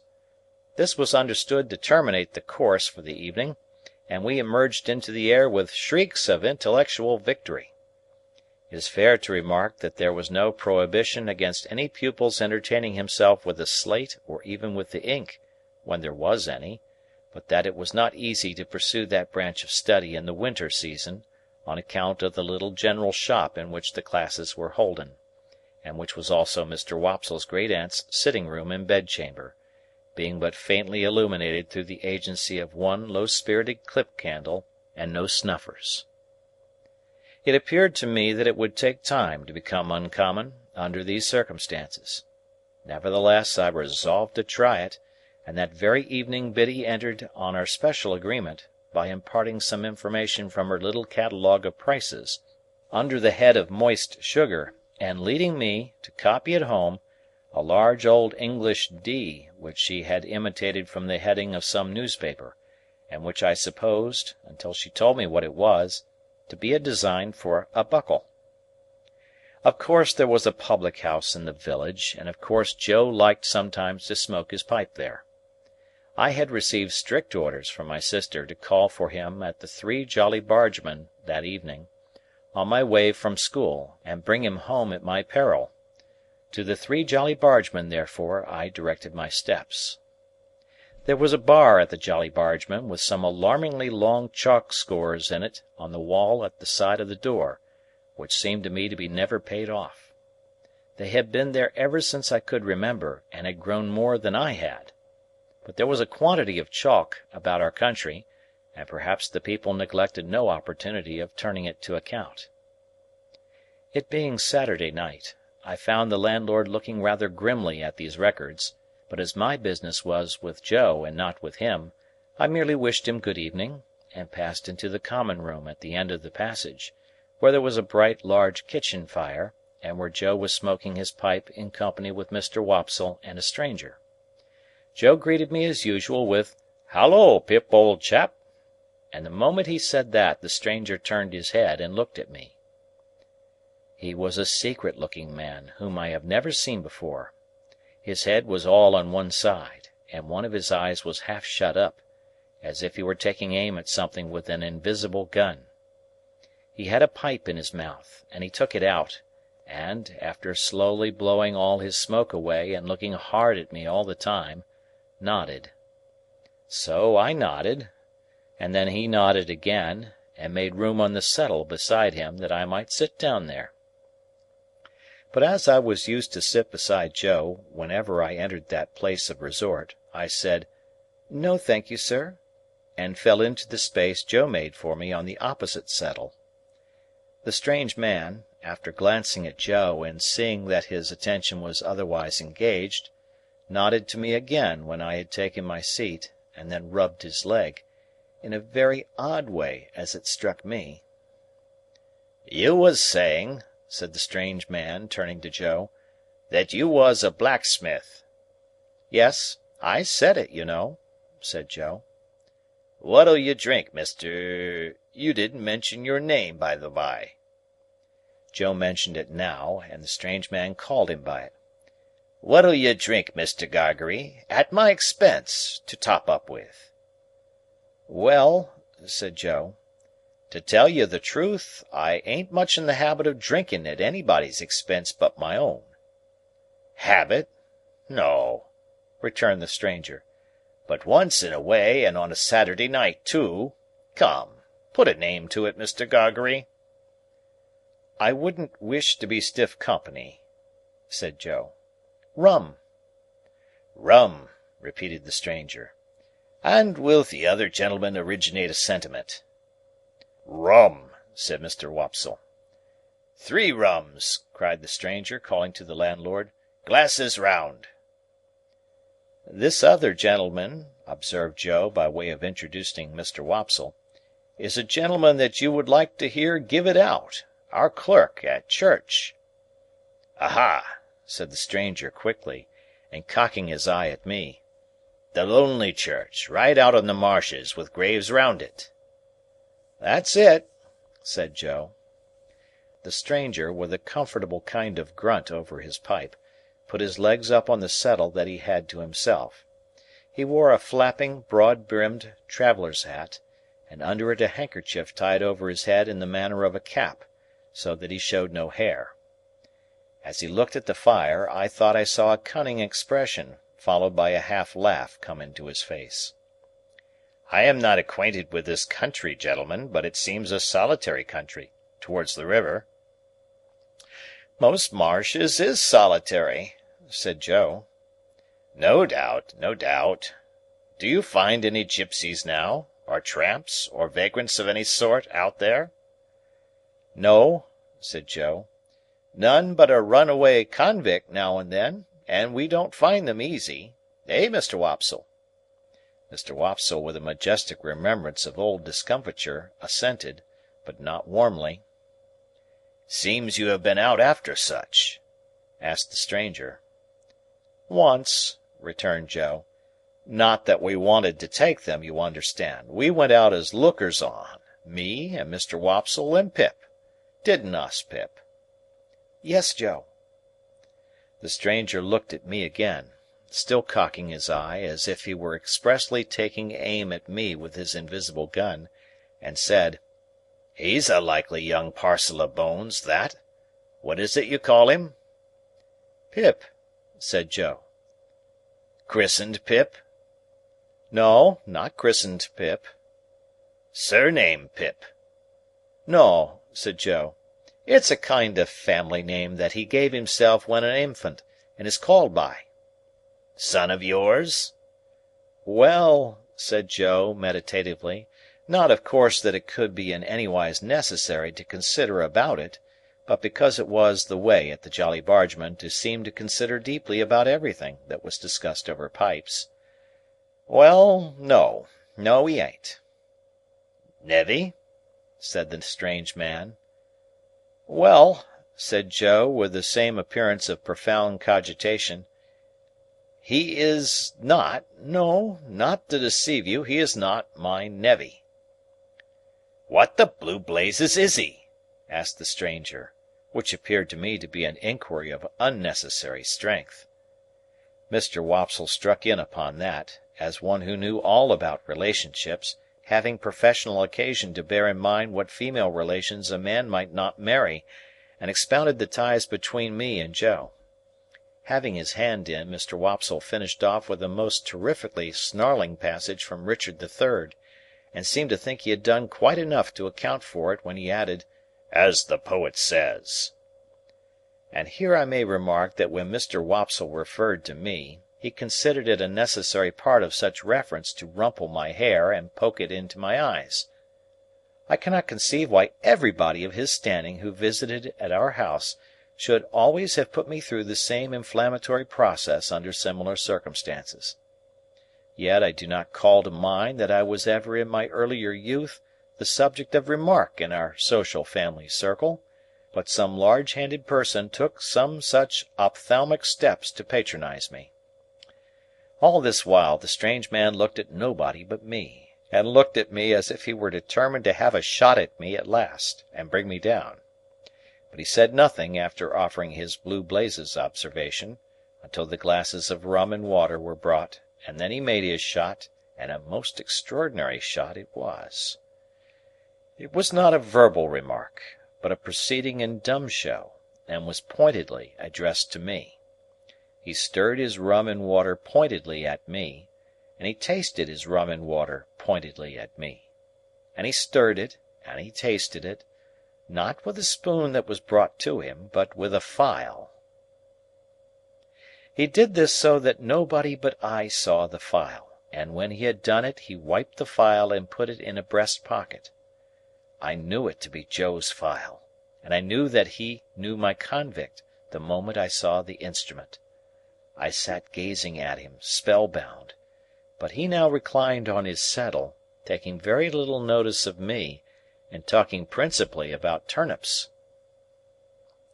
There was a delicious sense of cleaning up and making a quiet pause before going on in life afresh, in our village on Saturday nights, which stimulated Joe to dare to stay out half an hour longer on Saturdays than at other times. The half-hour and the rum and water running out together, Joe got up to go, and took me by the hand. "Stop half a moment, Mr. Gargery," said the strange man. "I think I've got a bright new shilling somewhere in my pocket, and if I have, the boy shall have it." He looked it out from a handful of small change, folded it in some crumpled paper, and gave it to me. "Yours," said he. "Mind, your own." I thanked him, staring at him far beyond the bounds of good manners, and holding tight to Joe. He gave Joe good night, and he gave Mr. Wopsle good night, who went out with us, and he gave me only a look with his aiming eye. No, not a look, for he shut it up, but wonders may be done with an eye by hiding it. On the way home, if I had been in a humour for talking, the talk must have been all on my side, for Mr. Wopsle parted from us at the door of the Jolly Bargeman, and Joe went all the way home with his mouth wide open, to rinse the rum out with as much air as possible. But I was in a manner stupefied by this turning up of my old misdeed and old acquaintance, and could think of nothing else. My sister was not in a very bad temper when we presented ourselves in the kitchen, and Joe was encouraged by that unusual circumstance to tell her about the bright shilling. "A bad 'un, I'll be bound," said Mrs. Joe triumphantly, "or he wouldn't have given it to the boy. Let's look at it." I took it out of the paper, and it proved to be a good one. "But what's this?" said Mrs. Joe, throwing down the shilling and catching up the paper. "2 £1 notes!" Nothing less than 2 fat, sweltering £1 notes that seemed to have been on terms of the warmest intimacy with all the cattle markets in the county. Joe caught up his hat again, and ran with them to the Jolly Bargeman to restore them to their owner. While he was gone, I sat down on my usual stool and looked vacantly at my sister, feeling pretty sure that the man would not be there. Presently Joe came back, saying that the man was gone, but that he, Joe, had left word at the Three Jolly Bargemen concerning the notes. Then my sister sealed them up in a piece of paper, and put them under some dried rose leaves in an ornamental teapot, on the top of a press in the state parlour. There they remained, a nightmare to me, many and many a night and day. I had sadly broken sleep when I got to bed, through thinking of the strange man taking aim at me with his invisible gun, and of the guiltily coarse and common thing it was to be on secret terms of conspiracy with convicts, a feature in my low career that I had previously forgotten. I was haunted by the file too. A dread possessed me that when I least expected it, the file would reappear. I coaxed myself to sleep by thinking of Miss Havisham's next Wednesday, and in my sleep I saw the file coming at me out of a door, without seeing who held it, and I screamed myself awake. End of chapter.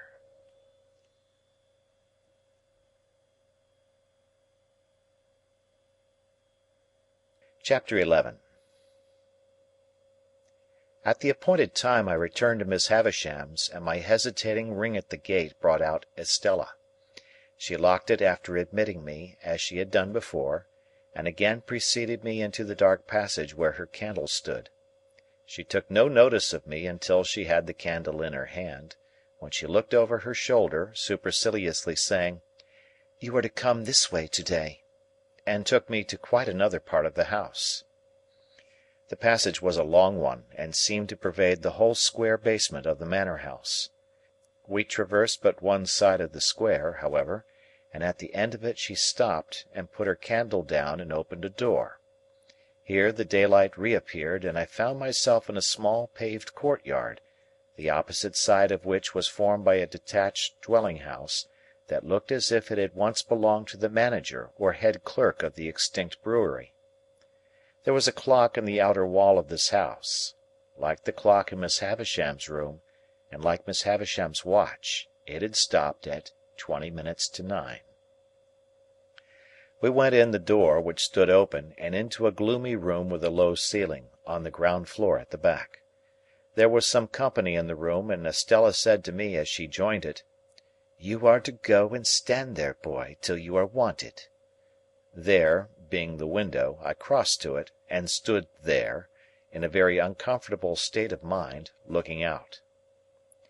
It opened to the ground, and looked into a most miserable corner of the neglected garden, upon a rank ruin of cabbage stalks, and one box tree that had been clipped round long ago, like a pudding, and had a new growth at the top of it, out of shape and of a different colour, as if that part of the pudding had stuck to the saucepan and got burnt. This was my homely thought, as I contemplated the box tree. There had been some light snow overnight, and it lay nowhere else to my knowledge, but it had not quite melted from the cold shadow of this bit of garden, and the wind caught it up in little eddies and threw it at the window, as if it pelted me for coming there. I divined that my coming had stopped conversation in the room, and that its other occupants were looking at me. I could see nothing of the room except the shining of the fire in the window glass, but I stiffened in all my joints with the consciousness that I was under close inspection. There were 3 ladies in the room, and 1 gentleman. Before I had been standing at the window 5 minutes, they somehow conveyed to me that they were all toadies and humbugs, but that each of them pretended not to know that the others were toadies and humbugs, because the admission that he or she did know it would have made him or her out to be a toady and humbug. They all had a listless and dreary air of waiting somebody's pleasure, and the most talkative of the ladies had to speak quite rigidly to repress a yawn. This lady, whose name was Camilla, very much reminded me of my sister, with the difference that she was older, and, as I found out when I caught sight of her, of a blunter cast of features. Indeed, when I knew her better, I began to think it was a mercy she had any features at all, so very blank and high was the dead wall of her face. "Poor dear soul!" said this lady, with an abruptness of manner quite my sister's. "Nobody's enemy but his own." It would be much more commendable to be somebody else's enemy, said the gentleman. Far more natural. "Cousin Raymond," observed another lady, "we are to love our neighbour." "Sarah Pocket," returned Cousin Raymond, "if a man is not his own neighbour, who is?" Miss Pocket laughed, and Camilla laughed and said, checking a yawn, "The idea!" But I thought they seemed to think it rather a good idea, too. The other lady, who had not spoken yet, said gravely and emphatically, "Very true." "Poor soul!" Camilla presently went on. I knew they had all been looking at me in the meantime. "He is so very strange. Would anyone believe that when Tom's wife died he actually could not be induced to see the importance of the children's having the deepest of trimmings in their mourning? 'Good Lord,' says he, 'Camilla, what can it signify so long as the poor bereaved little things are in black?' So like Matthew? The idea!" "Good points in him, good points in him," said Cousin Raymond. "Heaven forbid I should deny good points in him, but he never had, and he never will have, any sense of the proprieties." "You know I was obliged," said Camilla. "I was obliged to be firm. I said, 'It will not do,' for the credit of the family. I told him that, without deep trimmings, the family was disgraced. I cried about it from breakfast till dinner. I injured my digestion. And at last he flung out in his violent way and said with a D, 'Then do as you like.' Thank goodness it will always be a consolation to me to know that I instantly went out in a pouring rain and bought the things." "He paid for them, did he not?" asked Estella. "It's not the question, my dear child, who paid for them," returned Camilla. "I bought them, and I shall often think of that with peace when I wake up in the night." The ringing of a distant bell, combined with the echoing of some cry or call along the passage by which I had come, interrupted the conversation, and caused Estella to say to me, "Now, boy." On my turning round, they all looked at me with the utmost contempt, and as I went out I heard Sarah Pocket say, "Well, I am sure! What next?" and Camilla add, with indignation, "Was there ever such a fancy? The idea!" As we were going with our candle along the dark passage, Estella stopped all of a sudden, and facing round, said in her taunting manner, with her face quite close to mine, "Well?" "Well, miss?" I answered, almost falling over her and checking myself. She stood looking at me, and of course I stood looking at her. "Am I pretty?" "Yes, I think you are very pretty." "Am I insulting?" "Not so much so as you were last time," said I. "Not so much so?" "No." She fired when she asked the last question, and she slapped my face with such force as she had, when I answered it. "Now," said she, "you little coarse monster, what do you think of me now?" "I shall not tell you." "Because you are going to tell upstairs, is that it?" "No," said I, "that's not it." "Why don't you cry again, you little wretch?" "Because I'll never cry for you again," said I, which was, I suppose, as false a declaration as ever was made, for I was inwardly crying for her then, and I know what I know of the pain she cost me afterwards. We went on our way upstairs after this episode, and as we were going up, we met a gentleman groping his way down. "Whom have we here?" asked the gentleman, stopping and looking at me. "A boy?" said Estella. He was a burly man of an exceedingly dark complexion, with an exceedingly large head, and a corresponding large hand. He took my chin in his large hand, and turned up my face to have a look at me by the light of the candle. He was prematurely bald on the top of his head, and had bushy black eyebrows that wouldn't lie down, but stood up bristling. His eyes were set very deep in his head, and were disagreeably sharp and suspicious. He had a large watch chain, and strong black dots where his beard and whiskers would have been if he had let them. He was nothing to me, and I could have had no foresight then that he ever would be anything to me, but it happened that I had this opportunity of observing him well. "Boy of the neighbourhood, eh?" said he. "Yes, sir," said I. "How do you come here?" "Miss Havisham sent for me, sir," I explained. "Well, behave yourself. I have a pretty large experience of boys, and you're a bad set of fellows. Now mind," said he, biting the side of his great forefinger as he frowned at me, "you behave yourself." With these words he released me, which I was glad of, for his hands smelt of scented soap, and went his way downstairs. I wondered whether he could be a doctor. But no, I thought, he couldn't be a doctor, or he would have a quieter and more persuasive manner. There was not much time to consider the subject, for we were soon in Miss Havisham's room, where she and everything else were just as I had left them. Estella left me standing near the door, and I stood there until Miss Havisham cast her eyes upon me from the dressing-table. "So," she said, without being startled or surprised, the days have worn away, have they?" "Yes, ma'am, to-day is—" "There, there, there!" with the impatient movement of her fingers. "I don't want to know. Are you ready to play?" I was obliged to answer in some confusion, "I don't think I am, ma'am." "Not at cards again?" she demanded, with a searching look. "Yes, ma'am, I could do that, if I was wanted."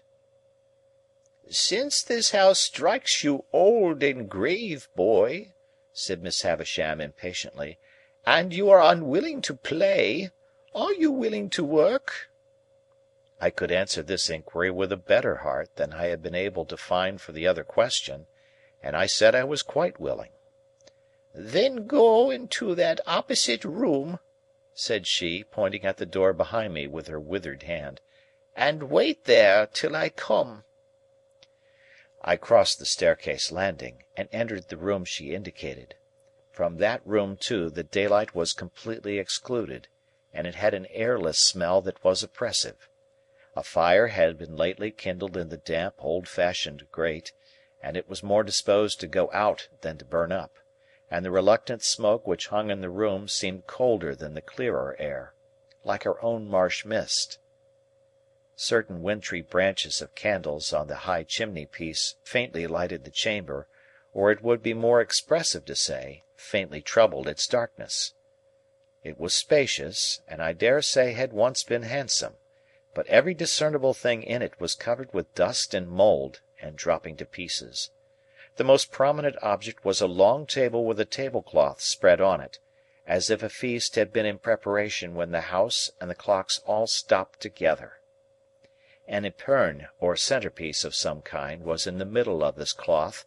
It was so heavily overhung with cobwebs that its form was quite indistinguishable, and as I looked along the yellow expanse out of which I remember its seeming to grow, like a black fungus, I saw speckle-legged spiders with blotchy bodies running home to it, and running out from it, as if some circumstances of the greatest public importance had just transpired in the spider community.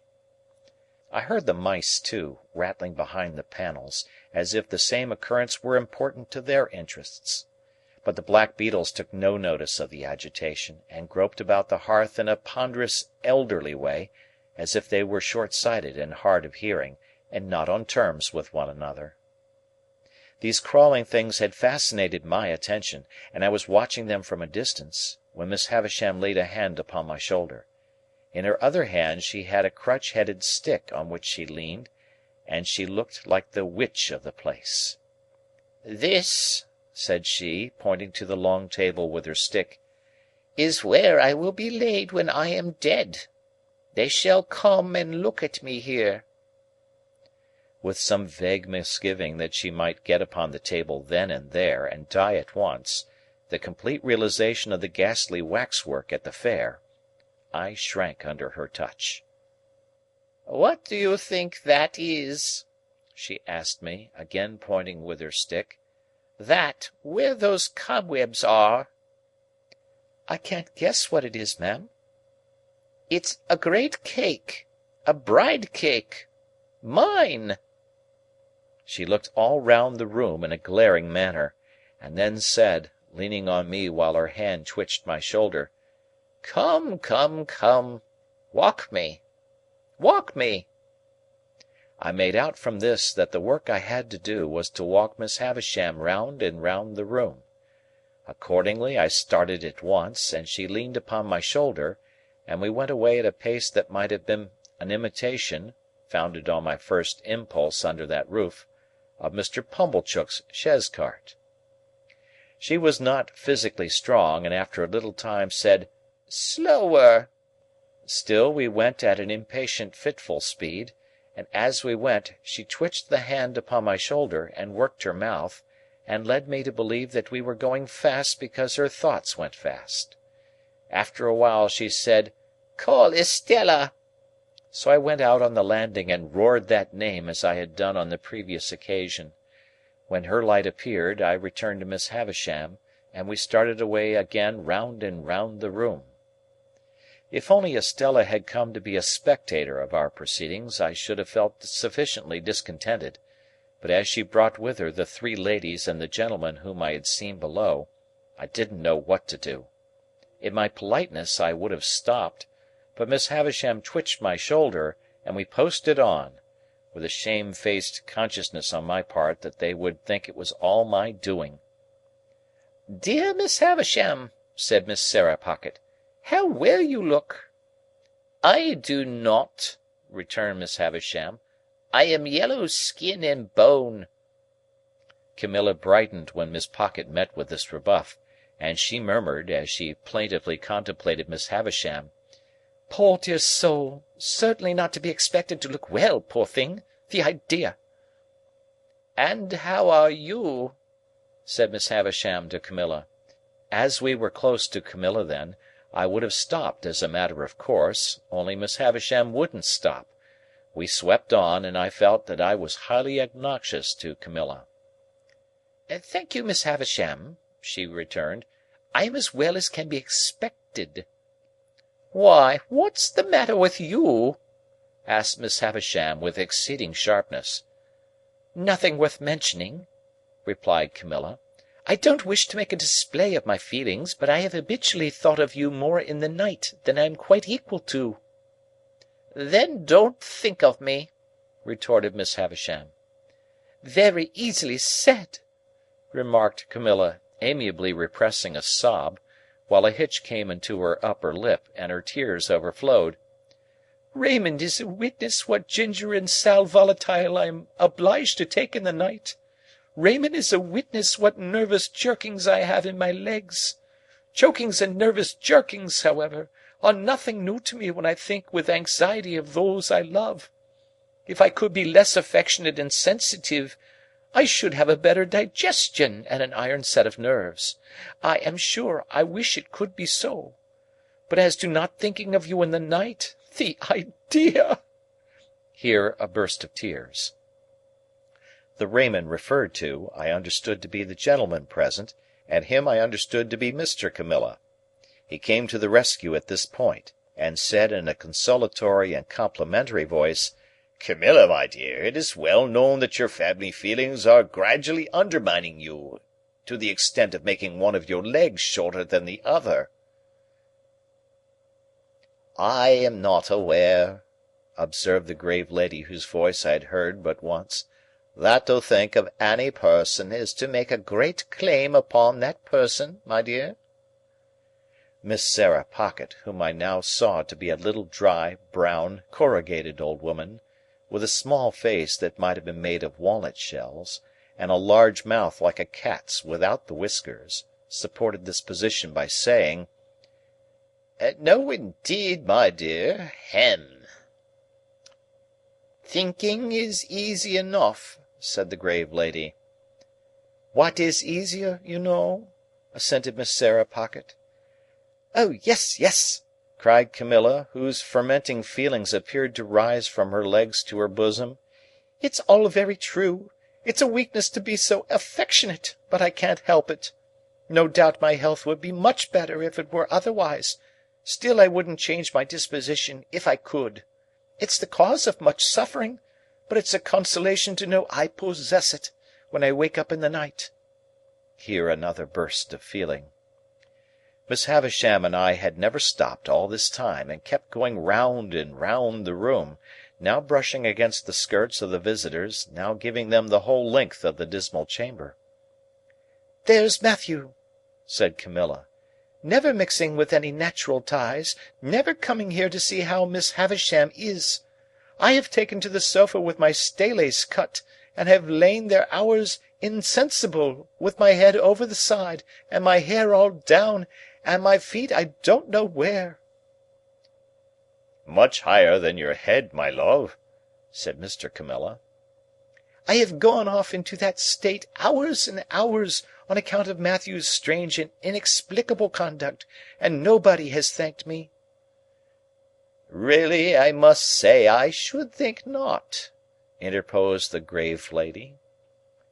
"You see, my dear," added Miss Sarah Pocket, a blandly vicious personage, "the question to put to yourself is, who do you expect to thank you, my love?" "Without expecting any thanks, or anything of the sort," resumed Camilla, "I have remained in that state hours and hours, and Raymond is a witness of the extent to which I have choked, and what the total inefficacy of ginger has been, and I have been heard at the pianoforte tuners across the street, where the poor mistaken children have even supposed it to be pigeons cooing at a distance. And now to be told—" Here Camilla put her hand to her throat, and began to be quite chemical as to the formation of new combinations there. When this same Matthew was mentioned, Miss Havisham stopped me and herself, and stood looking at the speaker. This change had a great influence in bringing Camilla's chemistry to a sudden end. "Matthew will come and see me at last," said Miss Havisham sternly, "when I am laid on that table. That will be his place there," striking the table with her stick, "at my head, and yours will be there, and your husband's there, and Sarah Pocket's there, and Georgiana's there. Now you all know where to take your stations when you come to feast upon me. And now go." At the mention of each name she had struck the table with her stick in a new place. She now said, "Walk me, walk me," and we went on again. "I suppose there's nothing to be done," exclaimed Camilla, "but comply and depart. It's something to have seen the object of one's love and duty for even so short a time. I shall think of it with a melancholy satisfaction when I wake up in the night. I wish Matthew could have that comfort, but he sets it at defiance. I am determined not to make a display of my feelings, but it's very hard to be told one wants to feast on one's relations, as if one was a giant, and to be told to go. The bare idea!" Mr. Camilla interposing, as Mrs. Camilla laid her hands upon her heaving bosom, that lady assumed an unnatural fortitude of manner which I supposed to be expressive of an intention to drop and choke when out of view, and kissing her hand to Miss Havisham, was escorted forth. Sarah Pocket and Georgiana contended who shall remain last, but Sarah was too knowing to be outdone, and ambled round Georgiana with that artful slipperiness that the latter was obliged to take precedence.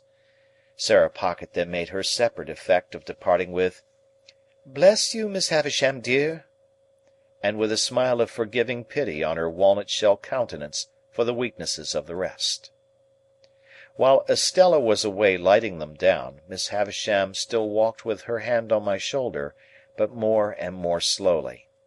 At last she stopped before the fire, and said, after muttering and looking at it some seconds, "This is my birthday, Pip." I was going to wish her many happy returns, when she lifted her stick. "I don't suffer it to be spoken of. I don't suffer those who were here just now, or any one, to speak of it.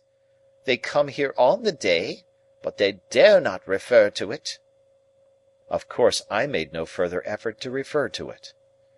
"On this day of the year, long before you were born, this heap of decay," stabbing with her crutched stick at the pile of cobwebs on the table, but not touching it, "was brought here.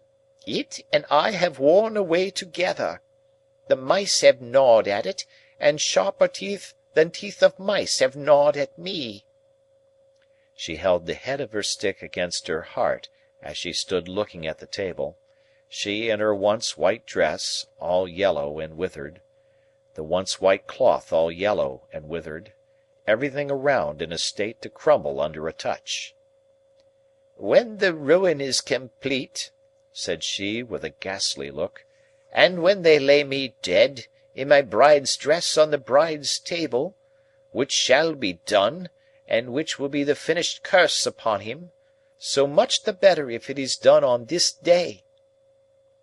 She stood looking at the table as if she stood looking at her own figure lying there. I remained quiet. Estella returned, and she too remained quiet. It seemed to me that we continued thus for a long time. In the heavy air of the room, and the heavy darkness that brooded in its remoter corners, I even had an alarming fancy that Estella and I might presently begin to decay. At length, not coming out of her distraught state by degrees, but in an instant, Miss Havisham said, "Let me see you two play cards. Why have you not begun?" With that, we returned to her room, and sat down as before. I was beggared, as before, and again, as before, Miss Havisham watched us all the time, directing my attention to Estella's beauty, and made me notice it the more by trying her jewels on Estella's breast and hair. Estella, for her part, likewise treated me as before, except that she did not condescend to speak. When we had played some half-dozen games, a day was appointed for my return, and I was taken down into the yard to be fed in the former dog-like manner. There, too, I was again left to wander about as I liked. It is not much to the purpose whether a gate in that garden wall which I had scrambled up to peep over on the last occasion was, on that last occasion, open or shut. Enough that I saw no gate then, and that I saw one now. As it stood open, and as I knew that Estella had let the visitors out, for she had returned with the keys in her hand, I strolled into the garden and strolled all over it. It was quite a wilderness, and there were old melon frames and cucumber frames in it, which seemed in their decline to have produced a spontaneous growth of weak attempts at pieces of old hats and boots, with now and then a weedy offshoot into the likeness of a battered saucepan.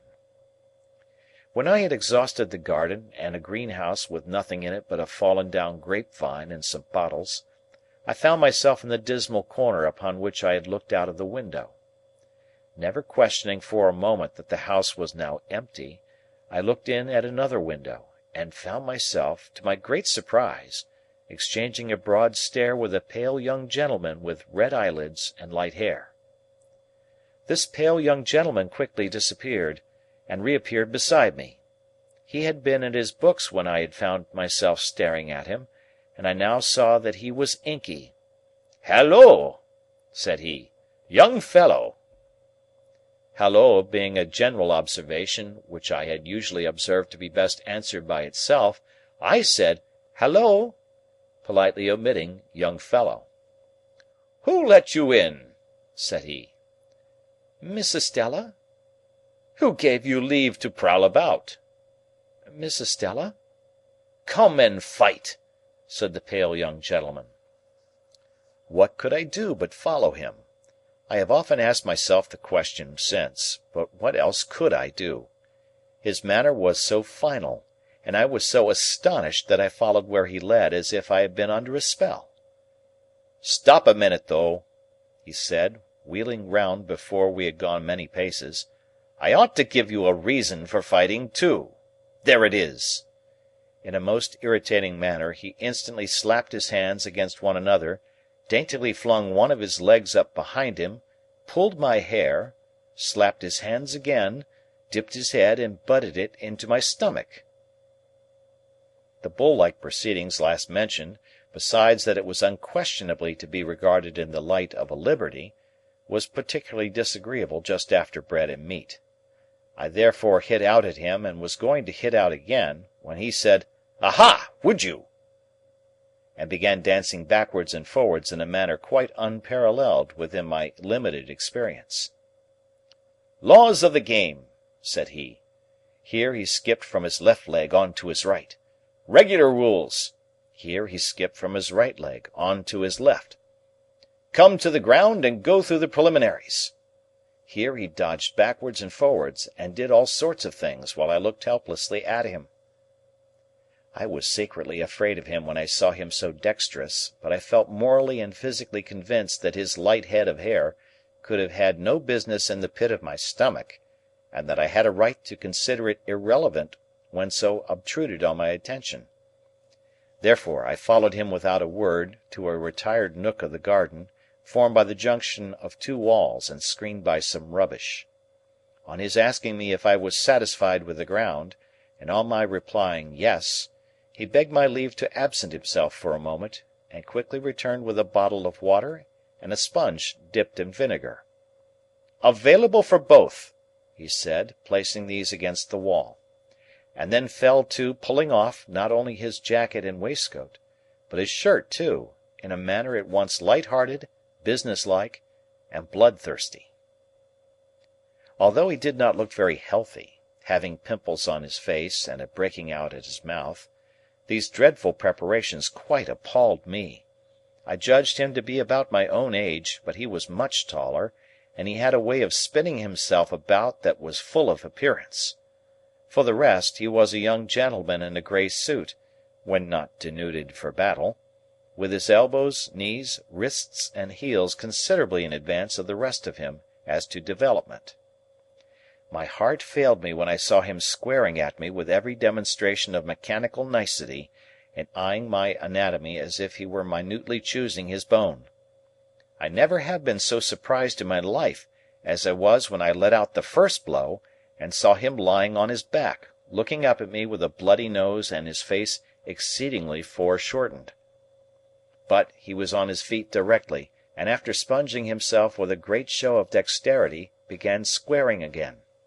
The second greatest surprise I have ever had in my life was seeing him on his back again, looking up at me out of a black eye. His spirit inspired me with great respect. He seemed to have no strength, and he never once hit me hard, and he was always knocked down, but he would be up again in a moment, sponging himself or drinking out of the water bottle, with the greatest satisfaction in seconding himself according to form, and then came at me with an air and a show that made me believe he really was going to do for me at last. He got heavily bruised, for I am sorry to record that the more I hit him, the harder I hit him, but he came up again, and again, and again, until at last he got a bad fall with the back of his head against the wall.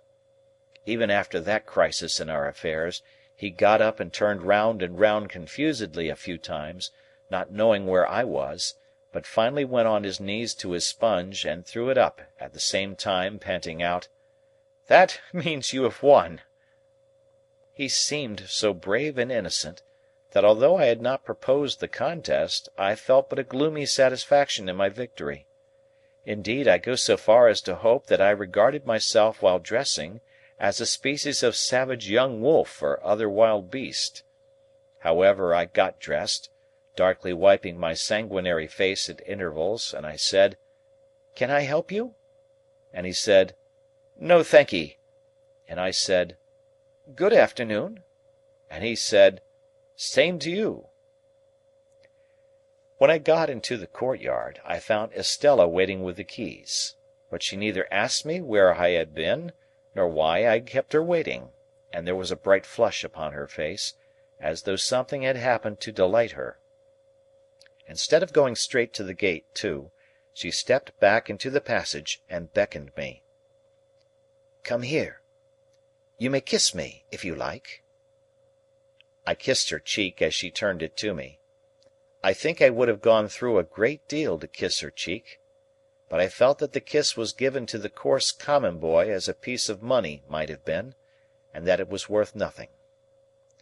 What with the birthday visitors, and what with the cards, and what with the fight, my stay had lasted so long that when I neared home the light on the spit of sand off the point on the marshes was gleaming against a black night sky, and Joe's furnace was flinging a path of fire across the road. End of chapter.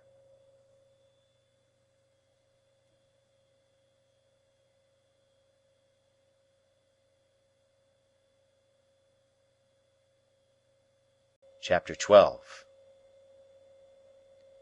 My mind grew very uneasy on the subject of the pale young gentleman. The more I thought of the fight, and recalled the pale young gentleman on his back in various stages of puffy and encrimsoned countenance, the more certain it appeared that something would be done to me. I felt that the pale young gentleman's blood was on my head, and that the law would avenge it. But, without having any definite idea of the penalties I had incurred, it was clear to me that village boys could not go stalking about the country, ravaging the houses of gentlefolks and pitching into the studious youth of England, without laying themselves open to severe punishment. For some days I even kept close at home, and looked out at the kitchen door with the greatest caution and trepidation before going on an errand, lest the officers of the county jail should pounce upon me. The pale young gentleman's nose had stained my trousers, and I tried to wash out that evidence of my guilt in the dead of night. I had cut my knuckles against the pale young gentleman's teeth, and I twisted my imagination into 1,000 tangles, as I devised incredible ways of accounting for that damnatory circumstance when I should be haled before the judges. When the day came round for my return to the scene of the deed of violence, my terrors reached their height. Whether myrmidons of justice, specially sent down from London, would be lying in ambush behind the gate; whether Miss Havisham, preferring to take personal vengeance for an outrage done to her house, might rise in those grave clothes of hers, draw a pistol, and shoot me dead; whether suborned boys, a numerous band of mercenaries, might be engaged to fall upon me in the brewery and cuff me until I was no more, it was high testimony to my confidence in the spirit of the pale young gentleman that I never imagined him accessory to these retaliations. They always came into my mind as the acts of injudicious relatives of his, goaded on by the state of his visage and an indignant sympathy with the family features. However, going to Miss Havisham's I must, and go I did. And behold! Nothing came of the late struggle. It was not alluded to in any way, and no pale young gentleman was to be discovered on the premises. I found the same gate open, and I explored the garden, and even looked in at the windows of the detached house, but my view was suddenly stopped by the closed shutters within, and all was lifeless. Only in the corner where the combat had taken place could I detect any evidence of the young gentleman's existence. There were traces of his gore in that spot, and I covered them with garden mould from the eye of man. On the broad landing between Miss Havisham's own room and that other room in which the long table was laid out, I saw a garden chair, a light chair on wheels, that you pushed from behind.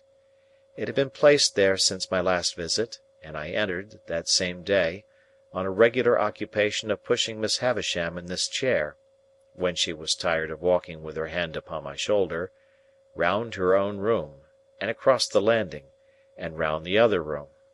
Over, and over, and over again, we would make these journeys, and sometimes they would last as long as 3 hours at a stretch. I insensibly fall into a general mention of these journeys as numerous, because it was at once settled that I should return every alternate day at noon for these purposes, and because I am now going to sum up a period of at least 8 or 10 months. As we began to be more used to one another, Miss Havisham talked more to me, and asked me such questions as what I had learnt, and what was I going to be. I told her I was going to be apprenticed to Joe, I believed, and I enlarged upon my knowing nothing and wanting to know everything, in the hope that she might offer some help towards that desirable end. But she did not; on the contrary, she seemed to prefer my being ignorant. Neither did she ever give me any money, or anything but my daily dinner, nor ever stipulate that I should be paid for my services. Estella was always about, and always let me in and out, but never told me I might kiss her again. Sometimes she would coldly tolerate me, sometimes she would condescend to me, sometimes she would be quite familiar with me, sometimes she would tell me energetically that she hated me. Miss Havisham would often ask me in a whisper, or when we were alone, "Does she grow prettier and prettier, Pip?" And when I said yes, for indeed she did, would seem to enjoy it greedily. Also, when we played at cards, Miss Havisham would look on with a miserly relish of Estella's moods, whatever they were. And sometimes, when her moods were so many and so contradictory of one another that I was puzzled what to say or do, Miss Havisham would embrace her with lavish fondness, murmuring something in her ear that sounded like, "Break their hearts, my pride and hope, break their hearts and have no mercy." There was a song Joe used to hum fragments of at the forge, of which the burden was Old Clem. This was not a very ceremonious way of rendering homage to a patron saint, but I believe Old Clem stood in that relation towards smiths. It was a song that imitated the measure of beating upon iron, and was a mere lyrical excuse for the introduction of Old Clem's respected name. Thus you were to hammer boys around, Old Clem; with a thump and a sound, Old Clem; beat it out, Old Clem; with a click for the stout, Old Clem; blow the fire, Old Clem; roaring drier, soaring higher, Old Clem. One day soon after the appearance of the chair, Miss Havisham suddenly saying to me, with the impatient movements of her fingers, "There, there, there! Sing!" I was surprised into crooning this ditty as I pushed her over the floor. It happened so to catch her fancy that she took it up in a low brooding voice as if she were singing in her sleep. After that it became customary with us to have it as we moved about, and Estella would often join in, though the whole strain was so subdued, even when there were 3 of us, that it made less noise in the grim old house than the lightest breath of wind. What could I become with these surroundings? How could my character fail to be influenced by them? Is it to be wondered at if my thoughts were dazed, as my eyes were, when I came out into the natural light from the misty yellow rooms? Perhaps I might have told Joe about the pale young gentleman, if I had not previously been betrayed into those enormous inventions to which I had confessed. Under the circumstances, I felt that Joe could hardly fail to discern in the pale young gentleman, an appropriate passenger to be put into the black velvet coach. Therefore, I said nothing of him. Besides, that shrinking from having Miss Havisham and Estella discussed, which had come upon me in the beginning, grew much more potent as time went on. I reposed complete confidence in no one but Biddy, but I told poor Biddy everything. Why it came natural to me to do so, and why Biddy had a deep concern in everything I told her, I did not know then, though I think I know now. Meanwhile, councils went on in the kitchen at home, fraught with almost insupportable aggravation to my exaggerated spirit. That ass, Pumblechook, used often to come over of a night for the purpose of discussing my prospects with my sister, and I really do believe, to this hour with less penitence than I ought to feel, that if these hands could have taken a linchpin out of his chaise cart, they would have done it. The miserable man was a man of that confined stolidity of mind that he could not discuss my prospects without having me before him, as it were, to operate upon, and he would drag me up from my stool, usually by the collar, when I was quiet in a corner, and putting me before the fire as if I were going to be cooked, would begin by saying, "Now, Mum, here is this boy. Here is this boy which you have brought up by hand. Hold up your head, boy, and be for ever grateful unto them which so did do. Now, Mum, with respections to this boy." And then he would rumple my hair the wrong way, which from my earliest remembrance, as already hinted, I have in my soul denied the right of any fellow creature to do, and would hold me before him by the sleeve, a spectacle of imbecility only to be equalled by himself.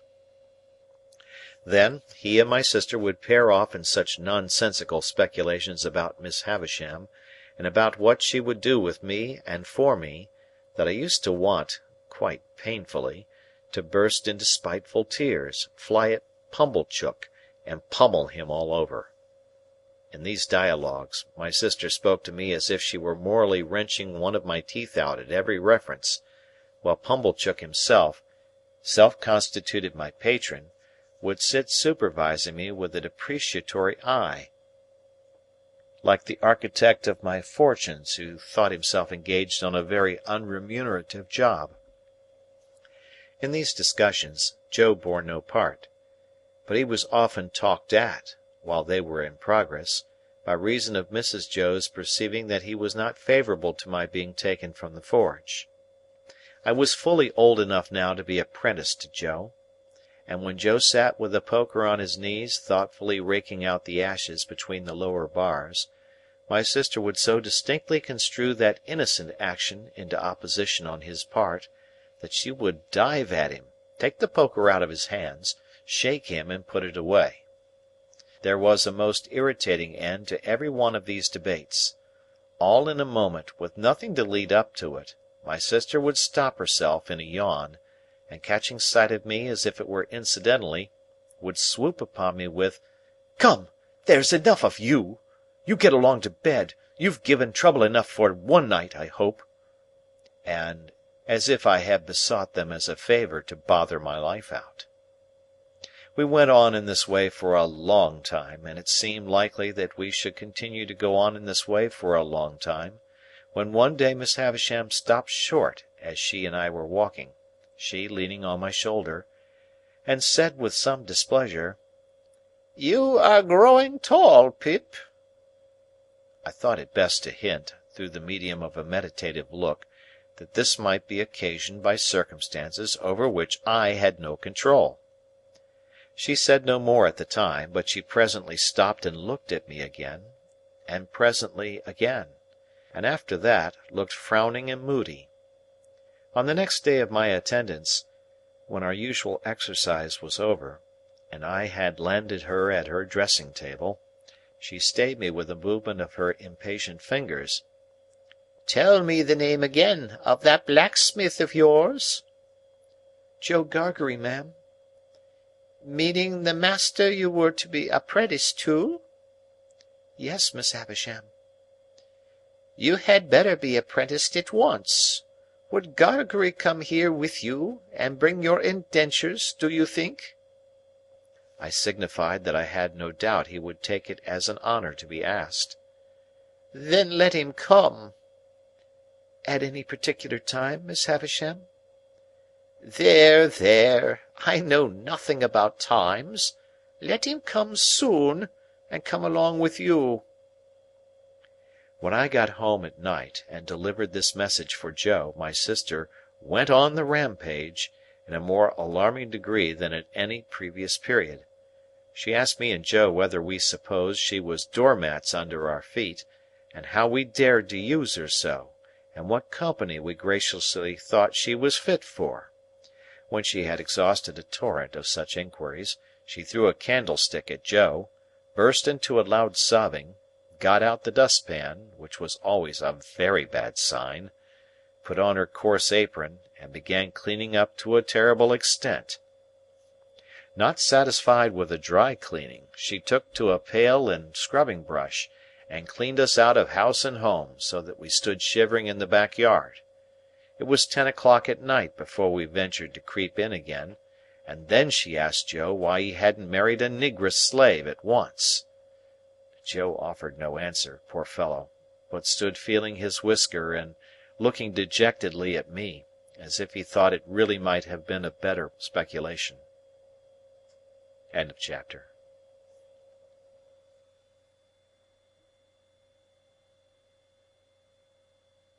Chapter XIII. It was a trial to my feelings, on the next day but one, to see Joe arraying himself in his Sunday clothes to accompany me to Miss Havisham's.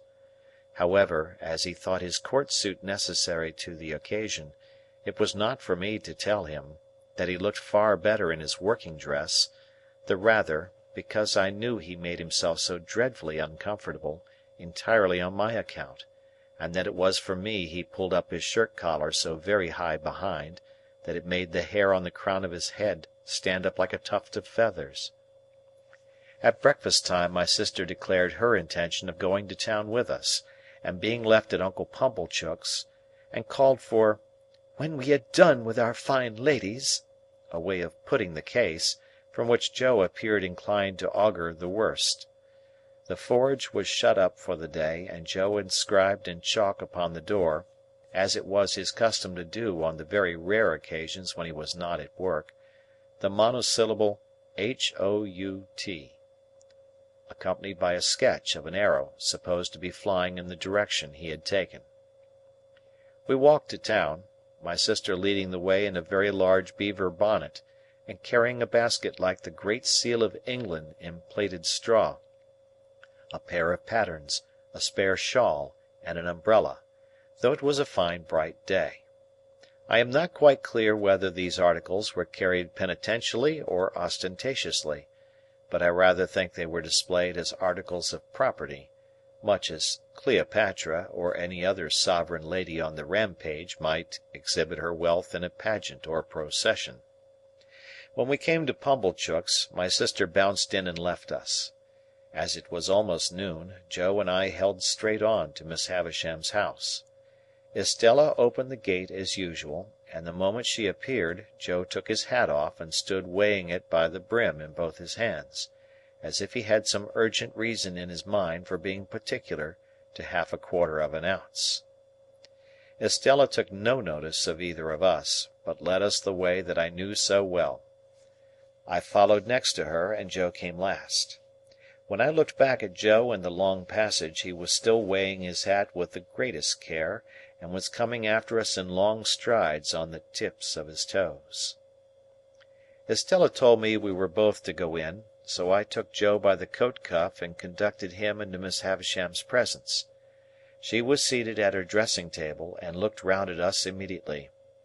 "Oh," said she to Joe, "you are the husband of the sister of this boy?" I could hardly have imagined dear old Joe looking so unlike himself, or so like some extraordinary bird, standing as he did, speechless, with his tuft of feathers ruffled, and his mouth open, as if he wanted a worm. "You are the husband," repeated Miss Havisham, "of the sister of this boy?" It was very aggravating, but throughout the interview Joe persisted in addressing me instead of Miss Havisham. "Which I mean to say, Pip," Joe now observed in a manner that was at once expressive of forcible argumentation, strict confidence, and great politeness, "as I up and married your sister, and I were at the time what you might call, if you were anyways inclined, a single man." "Well," said Miss Havisham, "and you have reared the boy, with the intention of taking him for your apprentice. Is that so, Mr. Gargery?" "You know, Pip," replied Joe, "as you and me were ever friends, and it were looked for'ard to betwixt us, as being calculated to lead to larks. Not but what, Pip, if you ever had made objections to the business, such as its being open to black and soot and such like, not but what they would have been attended to, don't you see?" "Has the boy," said Miss Havisham, "ever made any objection? Does he like the trade?" "Which it is well beknown to yourself, Pip," returned Joe, strengthening his former mixture of argumentation, confidence, and politeness, "that it were the wish of your own heart." I saw the idea suddenly break upon him that he would adapt his epitaph to the occasion, before he went on to say, "And there weren't no objection on your part, and Pip it were the great wish of your heart." It was quite in vain for me to endeavour to make him sensible that he ought to speak to Miss Havisham. The more I made faces and gestures to him to do it, the more confidential, argumentative, and polite he persisted in being to me. "Have you brought his indentures with you?" asked Miss Havisham. "Well, Pip, you know," replied Joe, as if that were a little unreasonable, "you yourself see me put 'em in my hat, and therefore you know as they are here." With which he took them out and gave them, not to Miss Havisham, but to me. I am afraid I was ashamed of the dear good fellow. I know I was ashamed of him. When I saw that Estella stood at the back of Miss Havisham's chair, and that her eyes laughed mischievously, I took the indentures out of his hand and gave them to Miss Havisham. "You expected," said Miss Havisham as she looked them over, "no premium with the boy?" "Joe," I remonstrated, for he made no reply at all, "why don't you answer?" "Pip," returned Joe, cutting me short as if he were hurt, "which I mean to say that were not a question requiring an answer betwixt yourself and me, and which you know the answer to be full well no. You know it to be no, Pip, and wherefore should I say it?" Miss Havisham glanced at him as if she understood what he really was better than I had thought possible, seeing what he was there, and took up a little bag from the table beside her. "Pip has earned a premium here," she said, "and here it is. There are 25 guineas in this bag. Give it to your master, Pip." As if he were absolutely out of his mind with the wonder awakened in him by her strange figure and the strange room, Joe, even at this pass, persisted in addressing me. "This is very liberal on your part, Pip," said Joe, "and it is as such received and grateful welcome, though never looked for, far nor near, nor nowheres. And now, old chap," said Joe, conveying to me a sensation, first of burning and then of freezing, for I felt as if that familiar expression were applied to Miss Havisham, "and now, old chap, may we do our duty. May you and me do our duty, both on us, by one and another, and by them which your liberal present have conveyed, to be, for the satisfaction of mind of them as never—" Here Joe showed that he felt he had fallen into frightful difficulties, until he triumphantly rescued himself with the words, "and from myself far be it." These words had had such a round and convincing sound for him that he said them twice. "Good-bye, Pip," said Miss Havisham. "Let them out, Estella." Am I to come again, Miss Havisham? I asked. No, Gargery is your master now. Gargery, one word." Thus calling him back as I went out of the door, I heard her say to Joe in a distinct, emphatic voice, "The boy has been a good boy here, and that is his reward. Of course, as an honest man, you will expect no other and no more." How Joe got out of the room I have never been able to determine, but I know that when he did get out he was steadily proceeding upstairs instead of coming down, and was deaf to all remonstrances until I went after him and laid hold of him. In another minute we were outside the gate, and it was locked, and Estella was gone. When we stood in the daylight alone again, Joe backed up against a wall and said to me, "Astonishing!" And there he remained so long saying "astonishing" at intervals so often, that I began to think his senses were never coming back. At length he prolonged his remark into, "Pip, I do assure you this is astonishing!" and so by degrees became conversational and able to walk away. I have reason to think that Joe's intellects were brightened by the encounter they had passed through, and that on our way to Pumblechook's he invented a subtle and deep design. My reason is to be found in what took place in Mr. Pumblechook's parlour, where, on our presenting ourselves, my sister sat in conference with that detested seedsman. "Well," cried my sister, addressing us both at once, "and what's happened to you? I wonder you condescend to come back to such poor society as this, I'm sure I do." "Miss Havisham," said Joe, with a fixed look at me, like an effort of remembrance, "made it very particular that we should give her—were it compliments or respects, Pip?" "Compliments," I said. "Which that were my own belief," answered Joe. "Her compliments to Mrs. J. Gargery."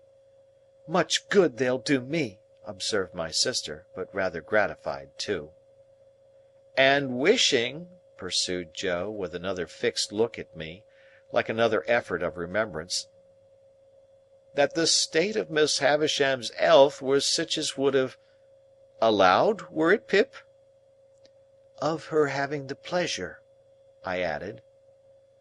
"Of ladies' company," said Joe, and drew a long breath. "Well!" cried my sister, with a mollified glance at Mr. Pumblechook, "she might have had the politeness to send that message at first, but it's better late than never. And what did she give young Rantipole here?" "She give him," said Joe, "nothing." Mrs. Joe was going to break out, but Joe went on. "What she give," said Joe, "she give to his friends, and by his friends were her explanation. I mean into the hands of his sister Mrs. J. Gargery. Them were her words, Mrs. J. Gargery. She mayn't have knowed," added Joe, with an appearance of reflection, "whether it were Joe or George." My sister looked at Pumblechook, who smoothed the elbows of his wooden armchair, and nodded at her and at the fire, as if he had known all about it beforehand. "And how much have you got?" asked my sister, laughing. Positively laughing. "What would present company say to £10?" demanded Joe. "They'd say," returned my sister curtly, "pretty well. Not too much, but pretty well." "It's more than that, then," said Joe. That fearful impostor Pumblechook immediately nodded, and said, as he rubbed the arms of his chair, "It's more than that, Mum." "Why, you don't mean to say—" began my sister. "Yes, I do, Mum," said Pumblechook. "But wait a bit. Go on, Joseph. Good in you. Go on." "What would present company say," proceeded Joe, "to £20?" "Handsome would be the word," returned my sister. "Well, then," said Joe, "it's more than £20." that abject hypocrite, Pumblechook, nodded again, and said, with a patronizing laugh, "It's more than that, Mum. Good again. Follow her up, Joseph." "Then to make an end of it," said Joe, delightedly handing the bag to my sister, "it's £25." "It's £25, Mum," echoed that basest of swindlers, Pumblechook, rising to shake hands with her, "and it's no more than your merits, as I said when my opinion was asked, and I wish you joy of the money." If the villain had stopped here, his case would have been sufficiently awful, but he blackened his guilt by proceeding to take me into custody, with a right of patronage that left all his former criminality far behind. "Now you'll see, Joseph and wife," said Pumblechook, as he took me by the arm above the elbow, "I am one of them that always go right through with what they've begun. This boy must be bound out of hand. That's my way. Bound out of hand." "Goodness knows, Uncle Pumblechook," said my sister, grasping the money, "we're deeply beholden to you." "Never mind me, Mum," returned that diabolical corn chandler. "A pleasure's a pleasure all the world over. But this boy, you know, we must have him bound. I said I'd see to it, to tell you the truth." The justices were sitting in the town hall near at hand, and we at once went over to have me bound apprentice to Joe in the magisterial presence. I say we went over, but I was pushed over by Pumblechook, exactly as if I had that moment picked a pocket or fired a rick. Indeed, it was the general impression in court that I had been taken red-handed, for as Pumblechook shoved me before him through the crowd, I heard some people say, "What's he done?" and others, "He's a young 'un too, but looks bad, don't he?" One person of mild and benevolent aspect even gave me a tract ornamented with a woodcut of a malevolent young man fitted up with a perfect sausage shop of fetters, and entitled, "To be read in my cell." The hall was a queer place, I thought, with higher pews in it than a church, and with people hanging over the pews looking on, and with mighty justices, one with a powdered head, leaning back in chairs with folded arms, or taking snuff, or going to sleep, or writing or reading the newspapers, and with some shining black portraits on the walls, which my unartistic eye regarded as a composition of hardbake and sticking plaster. Here, in a corner my indentures were duly signed and attested, and I was bound, Mr. Pumblechook holding me all the while as if we had looked in on our way to the scaffold, to have those little preliminaries disposed of. When we had come out again, and had got rid of the boys who had been put into great spirits by the expectation of seeing me publicly tortured, and who were much disappointed to find that my friends were merely rallying round me, we went back to Pumblechook's. And there my sister became so excited by the 25 guineas, that nothing would serve her but we must have a dinner out of that windfall at the Blue Boar, and that Pumblechook must go over in his chaise cart, and bring the Hubbles and Mr. Wopsle. It was agreed to be done, and a most melancholy day I passed. For, it inscrutably appeared to stand to reason, in the minds of the whole company, that I was an excrescence on the entertainment. And to make it worse, they all asked me from time to time, in short, whenever they had nothing else to do, why I didn't enjoy myself. And what could I possibly do then, but say I was enjoying myself, when I wasn't? However, they were grown up and had their own way, and they made the most of it. That swindling Pumblechook, exalted into the beneficent contriver of the whole occasion, actually took the top of the table, and, when he addressed them on the subject of my being bound, and had fiendishly congratulated them on my being liable to imprisonment if I played at cards, drank strong liquors, kept late hours or bad company, or indulged in other vagaries which the form of my indentures appeared to contemplate as next to inevitable, he placed me standing on a chair beside him to illustrate his remarks. My only other remembrances of the great festival are, that they wouldn't let me go to sleep, but whenever they saw me dropping off, woke me up and told me to enjoy myself; that, rather late in the evening, Mr. Wopsle gave us Collins's Ode, and threw his blood-stained sword in thunder down, with such effect that a waiter came in and said, "The commercials underneath sent up their compliments, and it wasn't the Tumblers' Arms."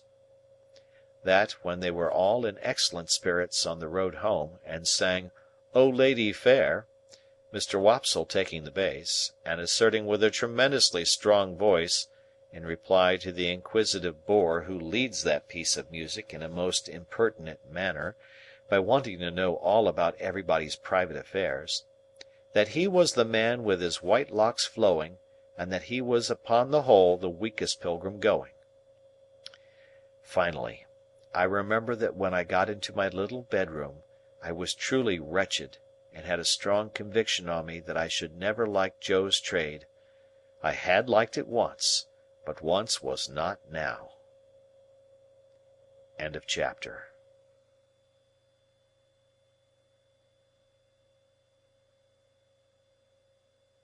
Chapter 14. It is a most miserable thing to feel ashamed of home. There may be black ingratitude in the thing, and the punishment may be retributive and well deserved, but that it is a miserable thing I can testify. Home had never been a very pleasant place to me, because of my sister's temper. But Joe had sanctified it, and I had believed in it. I had believed in the best parlour as a most elegant saloon. I had believed in the front door, as a mysterious portal of the temple of state, whose solemn opening was attended with the sacrifice of roast fowls. I had believed in the kitchen as a chaste though not magnificent apartment. I had believed in the forge as the glowing road to manhood and independence. Within a single year all this was changed. Now it was all coarse and common, and I would not have had Miss Havisham and Estella see it on any account. How much of my ungracious condition of mind may have been my own fault, how much Miss Havisham's, how much my sister's, is now of no moment to me or to anyone. The change was made in me, the thing was done. Well or ill done, excusably or inexcusably, it was done. Once, it had seemed to me that when I should at last roll up my shirt-sleeves and go into the forge, Joe's 'prentice, I should be distinguished and happy. Now the reality was in my hold, I only felt that I was dusty with the dust of small coal, and that I had a weight upon my daily remembrance to which the anvil was a feather. There have been occasions in my later life, I suppose as in most lives, when I have felt for a time as if a thick curtain had fallen on all its interest and romance, to shut me out from anything save dull endurance any more. Never has that curtain dropped so heavy and blank as when my way in life lay stretched out straight before me through the newly entered road of apprenticeship to Joe. I remember that at a later period of my time I used to stand about the churchyard on Sunday evenings when night was falling, comparing my own perspective with the windy marsh view, and making out some likeness between them by thinking how flat and low both were, and how on both there came an unknown way and a dark mist, and then the sea. I was quite as dejected on the first working day of my apprenticeship as in that after-time, but I am glad to know that I never breathed a murmur to Joe while my indentures lasted. It is about the only thing I am glad to know of myself in that connection. For though it includes what I proceed to add, all the merit of what I proceed to add was Joe's. It was not because I was faithful, but because Joe was faithful, that I never ran away and went for a soldier or a sailor.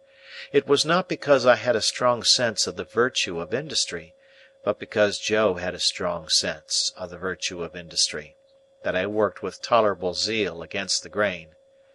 It is not possible to know how far the influence of any amiable, honest-hearted, duty-doing man flies out into the world, but it is very possible to know how it has touched one's self in going by, and I know right well that any good that intermixed itself with my apprenticeship came of plain contented Joe, and not of restlessly aspiring, discontented me.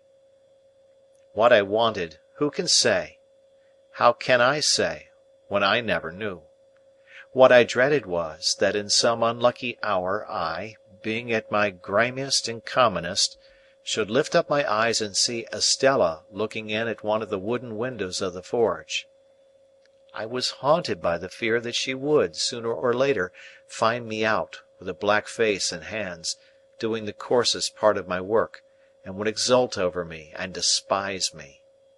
Often after dark, when I was pulling the bellows for Joe and we were singing Old Clem, and when the thought how we used to sing it at Miss Havisham's would seem to show me Estella's face in the fire, with her pretty hair fluttering in the wind and her eyes scorning me, often at such a time I would look towards those panels of black night in the wall, which the wooden windows then were, and would fancy that I saw her just drawing her face away, and would believe that she had come at last. After that, when we went in to supper, the place and the meal would have a more homely look than ever, and I would feel more ashamed of home than ever, in my own ungracious breast. End of chapter.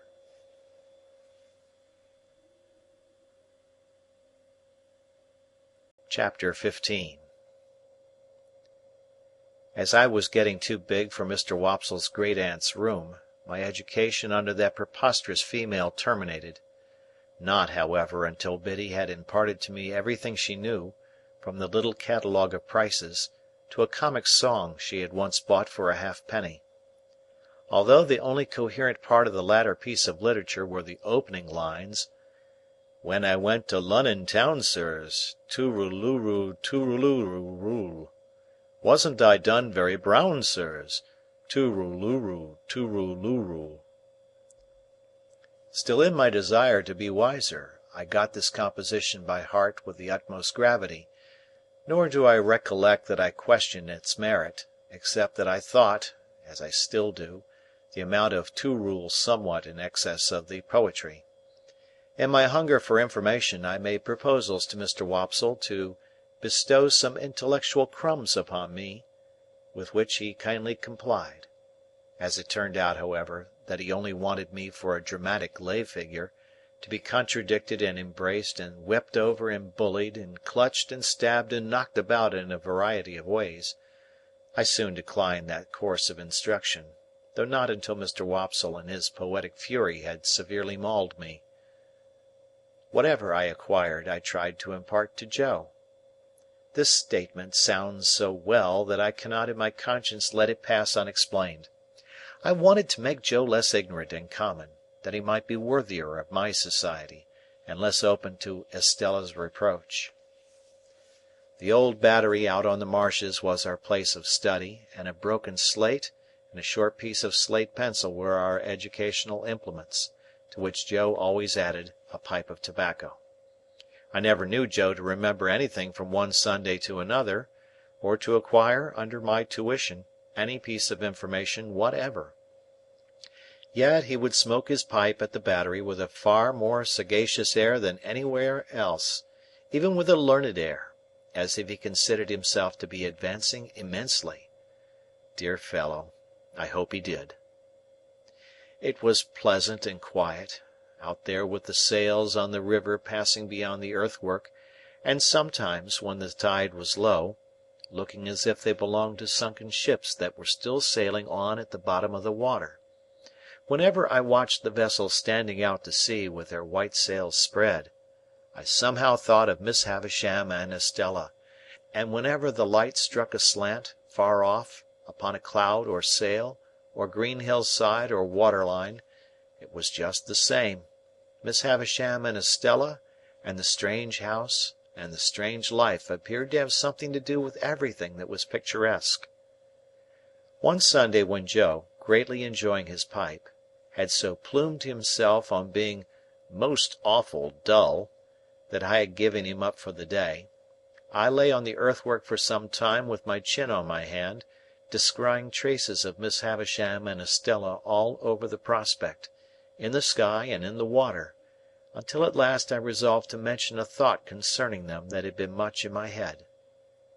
Joe," said I, "don't you think I ought to make Miss Havisham a visit?" "Well, Pip," returned Joe, slowly considering, "what for?" "What for, Joe? What is any visit made for?" "There is some visits, perhaps," said Joe, "as for ever remains open to the question, Pip. But in regard to visiting Miss Havisham, she might think you wanted something, expected something of her." "Don't you think I might say that I did not, Joe?" "You might, old chap," said Joe, "and she might credit it. Similarly, she mightn't." Joe felt, as I did, that he had made a point there, and he pulled hard at his pipe to keep himself from weakening it by repetition.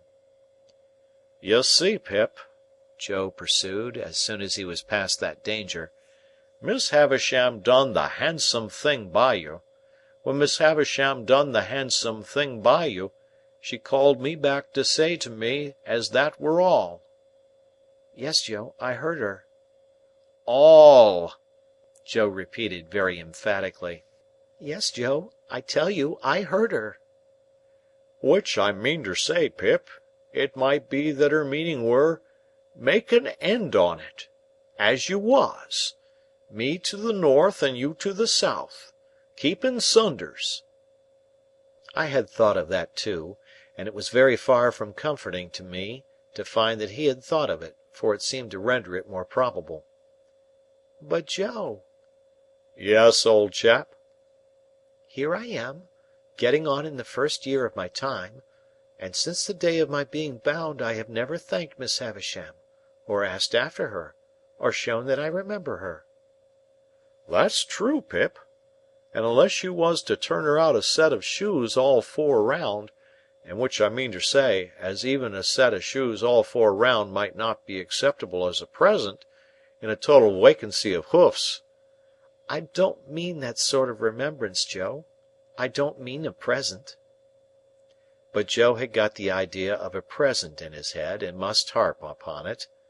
"Or even," said he, "if you was helped to knocking her up a new chain for the front door, or say a gross or two of shark-headed screws for general use, or some light fancy article, such as a toasting fork when she took her muffins, or a gridiron when she took a sprat or such like."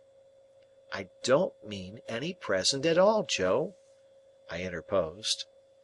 "Well," said Joe, still harping on it, though I had particularly pressed it, "if I was yourself, Pip, I wouldn't. No, I would not. For what's a door chain when she's got one always up?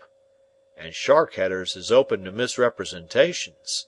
And if it was a toasting fork, you'd go into brass and do yourself no credit. And the uncommonest workman can't show himself uncommon in a gridiron. For a gridiron is a gridiron," said Joe, steadfastly impressing it upon me, as if he were endeavouring to rouse me from a fixed delusion. "And you may ham it what you like, but a gridiron it will come out, either by your leave or against your leave, and you can't help yourself." "My dear Joe," I cried in desperation, taking hold of his coat, "don't go on in that way. I never thought of making Miss Havisham any present." "No, Pip," Joe assented, as if he had been contending for that all along.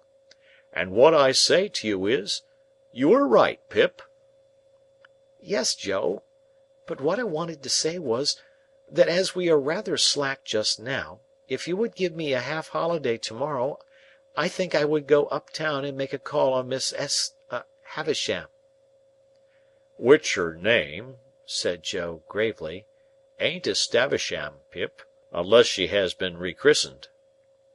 "I know, Joe, I know. It was a slip of mine. What do you think of it, Joe?"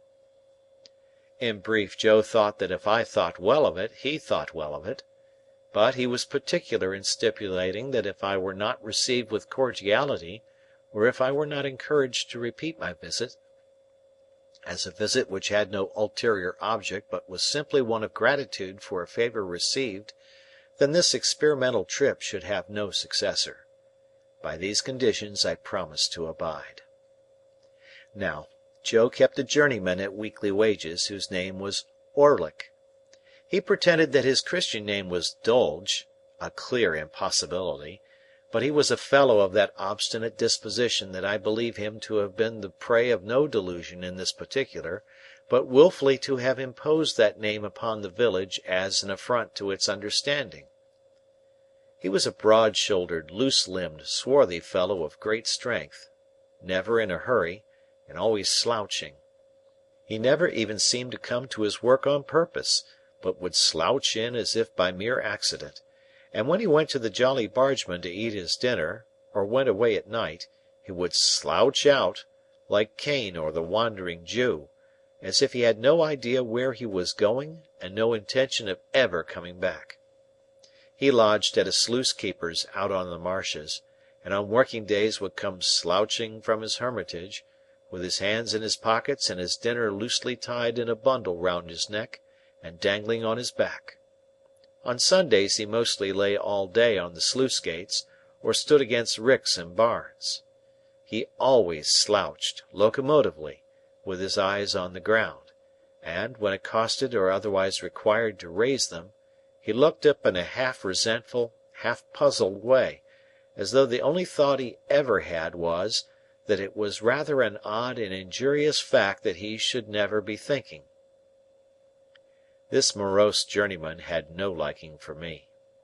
When I was very small and timid, he gave me to understand that the devil lived in a black corner of the forge, and that he knew the fiend very well, also that it was necessary to make up the fire, once in 7 years, with a live boy, and that I might consider myself fuel.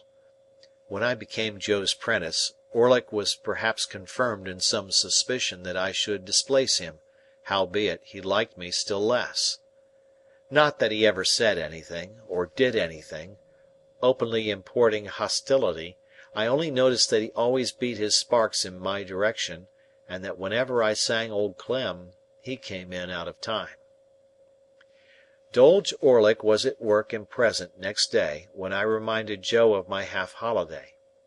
He said nothing at the moment, for he and Joe had just got a piece of hot iron between them, and I was at the bellows; but by and by he said, leaning on his hammer, "Now, master, sure you're not a-going to favour only one of us. If young Pip has a half-holiday, do as much for old Orlick." I suppose he was about 25, but he usually spoke of himself as an ancient person. "Why, what'll you do with a half-holiday, if you get it?" said Joe. "What'll I do with it? What'll he do with it? I'll do as much with it as him," said Orlick. "As to Pip, he's going up town," said Joe. "Well, then, as to old Orlick, he's a-going up town," retorted that worthy. "Two can go up town. 'Tain't only one what can go up town." "Don't lose your temper," said Joe.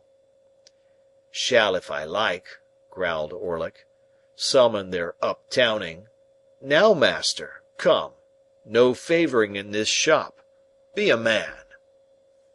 The master refusing to entertain the subject until the journeyman was in a better temper, Orlick plunged at the furnace, drew out a red-hot bar, made at me with it as if he was going to run it through my body, whisked it round my head, laid it on the anvil, hammered it out, as if it were I thought, and the sparks were my spurting blood, and finally said, when he had hammered himself hot and the iron cold, and he again leaned on his hammer, "Now, master." "Are you all right now?" demanded Joe. "Ah! I am all right," said gruff old Orlick. "Then, as in general you stick to your work as well as most men," said Joe, "let it be a half-holiday for all." My sister had been standing silent in the yard, within hearing. She was a most unscrupulous spy and listener, and she instantly looked in at one of the windows. "Like you, you fool!" said she to Joe, "giving holidays to great idle hulkers like that! You are a rich man, upon my life, to waste wages in that way. I wish I was his master." You'd be everybody's master if you durst, retorted Orlick, with an ill-favoured grin. Let her alone, said Joe. I'd be a match for all noodles and all rogues, returned my sister, beginning to work herself into a mighty rage. And I couldn't be a match for the noodles without being a match for your master, who's the dunder-headed king of the noodles. And I couldn't be a match for the rogues without being a match for you, who are the blackest-looking and the worst rogue between this and France. Now! You're a foul shrew, Mother Gargery, growled the journeyman. If that makes a judge of rogues, you ought to be a good un. Let her alone, will you? Said Joe. What did you say? Cried my sister, beginning to scream. What did you say? What did that fellow Orlick say to me, Pip? What did he call me, with my husband standing by? Oh, oh, oh! Each of these exclamations was a shriek, and I must remark of my sister, what is equally true of all the violent women I have ever seen, that passion was no excuse for her, because it is undeniable that instead of lapsing into passion, she consciously and deliberately took extraordinary pains to force herself into it, and became blindly furious by regular stages. What was the name he gave me before the base man who swore to defend me? Oh, hold me! Oh! Ah! growled the journeyman between his teeth. I'd hold you, if you was my wife.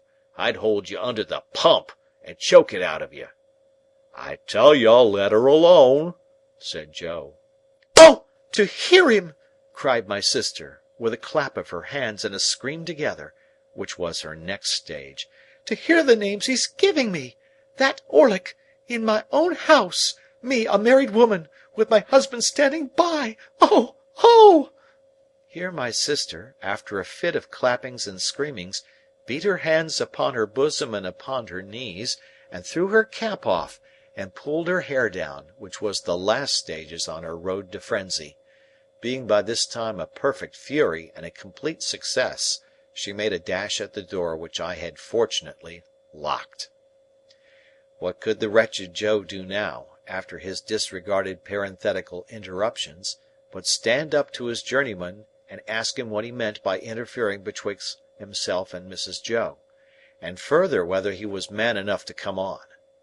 Old Orlick felt that the situation admitted of nothing less than coming on, and was on his defence straightway, so, without so much as pulling off their singed and burnt aprons, they went at one another like two giants. But if any man in that neighbourhood could stand up along against Joe, I never saw the man. Orlick, as if he had been of no more account than the pale young gentleman, was very soon among the coal dust, and in no hurry to come out of it. Then Joe unlocked the door, and picked up my sister, who had dropped insensible at the window, but who had seen the fight first, I think, and who was carried into the house and laid down, and who was recommended to revive, and would do nothing but struggle and clench her hands in Joe's hair. Then came that singular calm and silence which succeed all uproars, and then, with the vague sensation which I have always connected with such a lull, namely, that it was Sunday and somebody was dead, I went upstairs to dress myself. When I came down again, I found Joe and Orlick sweeping up, without any other traces of discomposure than a slit in one of Orlick's nostrils, which was neither expressive nor ornamental. A pot of beer had appeared from the Jolly Bargemen, and they were sharing it by turns in a peaceable manner. The lull had a sedative and philosophical influence on Joe, who followed me out into the road to say, as a parting observation that might do me good, "On the rampage, Pip, and off the rampage, Pip. Such is life." With what absurd emotions, for we think the feelings that are very serious in a man quite comical in a boy, I found myself again going to Miss Havisham's, matters little here. Nor how I passed and repassed the gate many times before I could make up my mind to ring, nor how I debated whether I should go away without ringing, nor how I should undoubtedly have gone, if my time had been my own, to come back. Miss Sarah Pocket came to the gate. No Estella. "How then, you here again?" said Miss Pocket. "What do you want?" When I said that I only came to see how Miss Havisham was, Sarah evidently deliberated whether or no she should send me about my business. But unwilling to hazard the responsibility, she let me in, and presently brought the sharp message that I was to come up. Everything was unchanged, and Miss Havisham was alone. "Well," said she, fixing her eyes upon me, "I hope you want nothing? You'll get nothing?" "No, indeed, Miss Havisham. I only wanted you to know that I am doing very well in my apprenticeship, and am always much obliged to you." "There, there," with the old restless fingers. "Come now and then. Come on your birthday. Ay!" she cried suddenly, turning herself and her chair towards me. "You were looking round for Estella, hey?" I had been looking round, in fact, for Estella, and I stammered that I hoped she was well. "Abroad," said Miss Havisham, "educating for a lady, far out of reach, prettier than ever, admired by all who see her. Do you feel that you have lost her?" There was such a malignant enjoyment in her utterance of the last words, and she broke into such a disagreeable laugh, that I was at a loss what to say. She spared me the trouble of considering, by dismissing me. When the gate was closed upon me by Sarah of the walnut-shell countenance, I felt more than ever dissatisfied with my home, and with my trade, and with everything, and that was all I took by that motion. As I was loitering along the High Street, looking in disconsolately at the shop windows, and thinking what I would buy if I were a gentleman, who should come out of the book-shop but Mr. Wopsle. Mr. Wopsle had in his hand the affecting tragedy of George Barnwell, in which he had that moment invested sixpence, with the view of heaping every word on it on the head of Pumblechook, with whom he was going to drink tea. No sooner did he see me, than he appeared to consider that a special providence had put a 'prentice in his way to be read at, and he laid hold of me, and insisted on my accompanying him to the Pumblechookian parlour. As I knew it would be miserable at home, and as the nights were dark and the way was dreary, and almost any companionship on the road was better than none, I made no great resistance. Consequently, we turned into Pumblechook's just as the street and the shops were lighting up. As I never assisted at any other representation of George Barnwell, I don't know how long it may usually take, but I know very well that it took until 9:30 that night, and that when Mr. Wopsle got into Newgate, I thought he never would go to the scaffold, he became so much slower than at any former period of his disgraceful career. I thought it a little too much that he should complain of being cut short in his flower after all, as if he had not been running to seed, leaf after leaf, ever since his course began. This, however, was a mere question of length and wearisomeness. What stung me was the identification of the whole affair with my unoffending self. When Barnwell began to go wrong, I declare that I felt positively apologetic. Pumblechook's indignant stare so taxed me with it. Wopsle, too, took pains to present me in the worst light. At once ferocious and maudlin, I was made to murder my uncle with no extenuating circumstances whatever. Millwood put me down in argument, on every occasion. It became sheer monomania in my master's daughter to care a button for me, and all I can say for my gasping and procrastinating conduct on the fatal morning, is that it was worthy of the general feebleness of my character.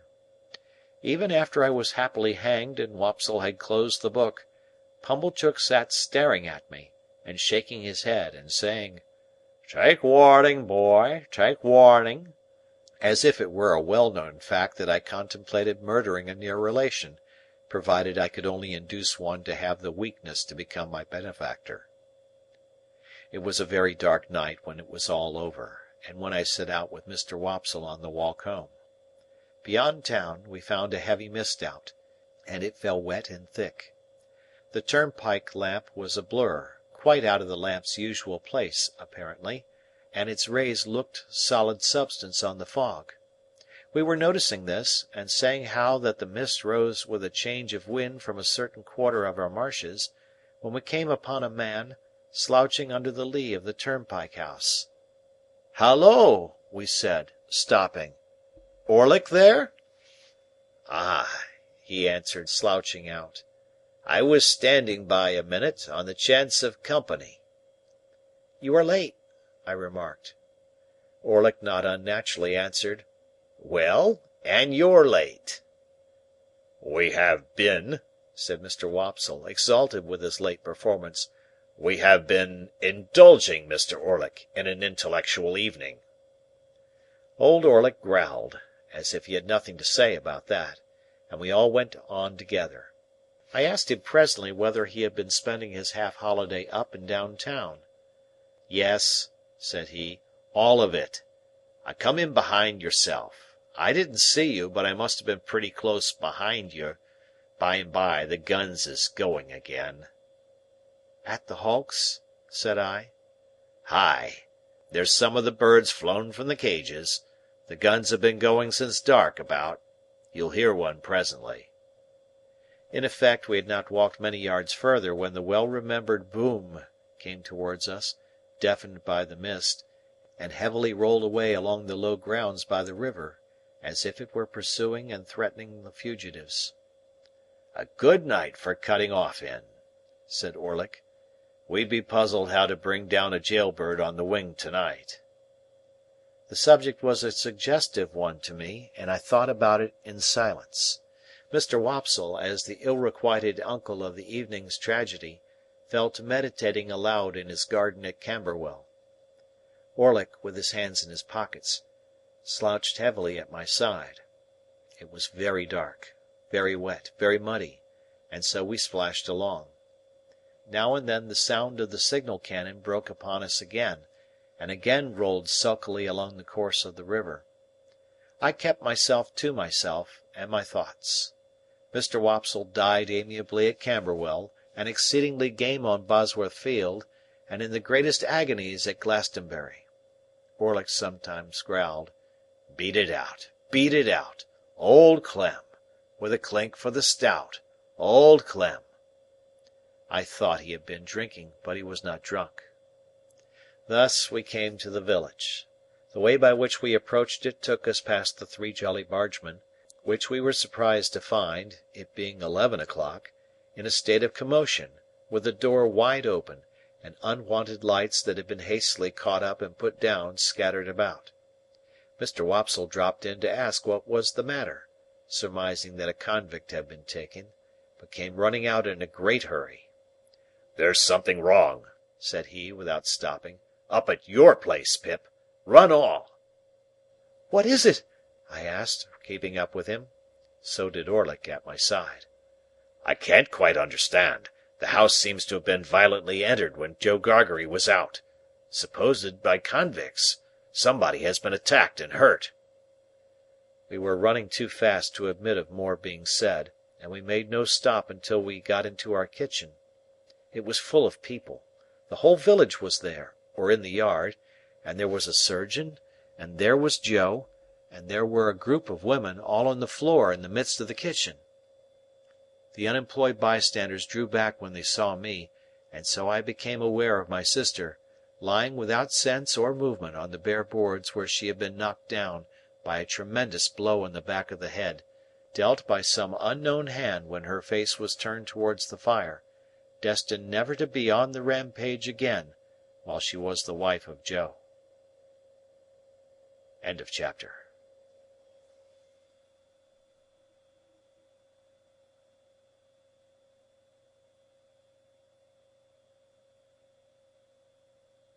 Chapter 16. With my head full of George Barnwell, I was at first disposed to believe that I must have had some hand in the attack upon my sister, or at all events that as her near relation, popularly known to be under obligations to her, I was a more legitimate object of suspicion than any one else. But when, in the clearer light of the next morning, I began to reconsider the matter and to hear it discussed around me on all sides, I took another view of the case, which was more reasonable.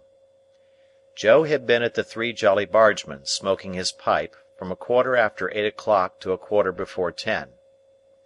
While he was there, my sister had been seen standing at the kitchen door, and had exchanged good night with a farm labourer going home. The man could not be more particular as to the time at which he saw her (he got into dense confusion when he tried to be) than that it must have been before 9. When Joe went home at 5 minutes before 10, he found her struck down on the floor, and promptly called in assistance. The fire had not then burnt unusually low, nor was the snuff of the candle very long; the candle, however, had been blown out. Nothing had been taken away from any part of the house. Neither, beyond the blowing out of the candle, which stood on the table between the door and my sister, and was behind her when she stood facing the fire and was struck, was there any disarrangement of the kitchen, excepting such as she herself had made in falling and bleeding. But, there was one remarkable piece of evidence on the spot. She had been struck with something blunt and heavy, on the head and spine. After the blows were dealt, something heavy had been thrown down at her with considerable violence as she lay on her face, and on the ground beside her, when Joe picked her up, was a convict's leg iron which had been filed asunder. Now Joe, examining this iron with a smith's eye, declared it to have been filed asunder some time ago.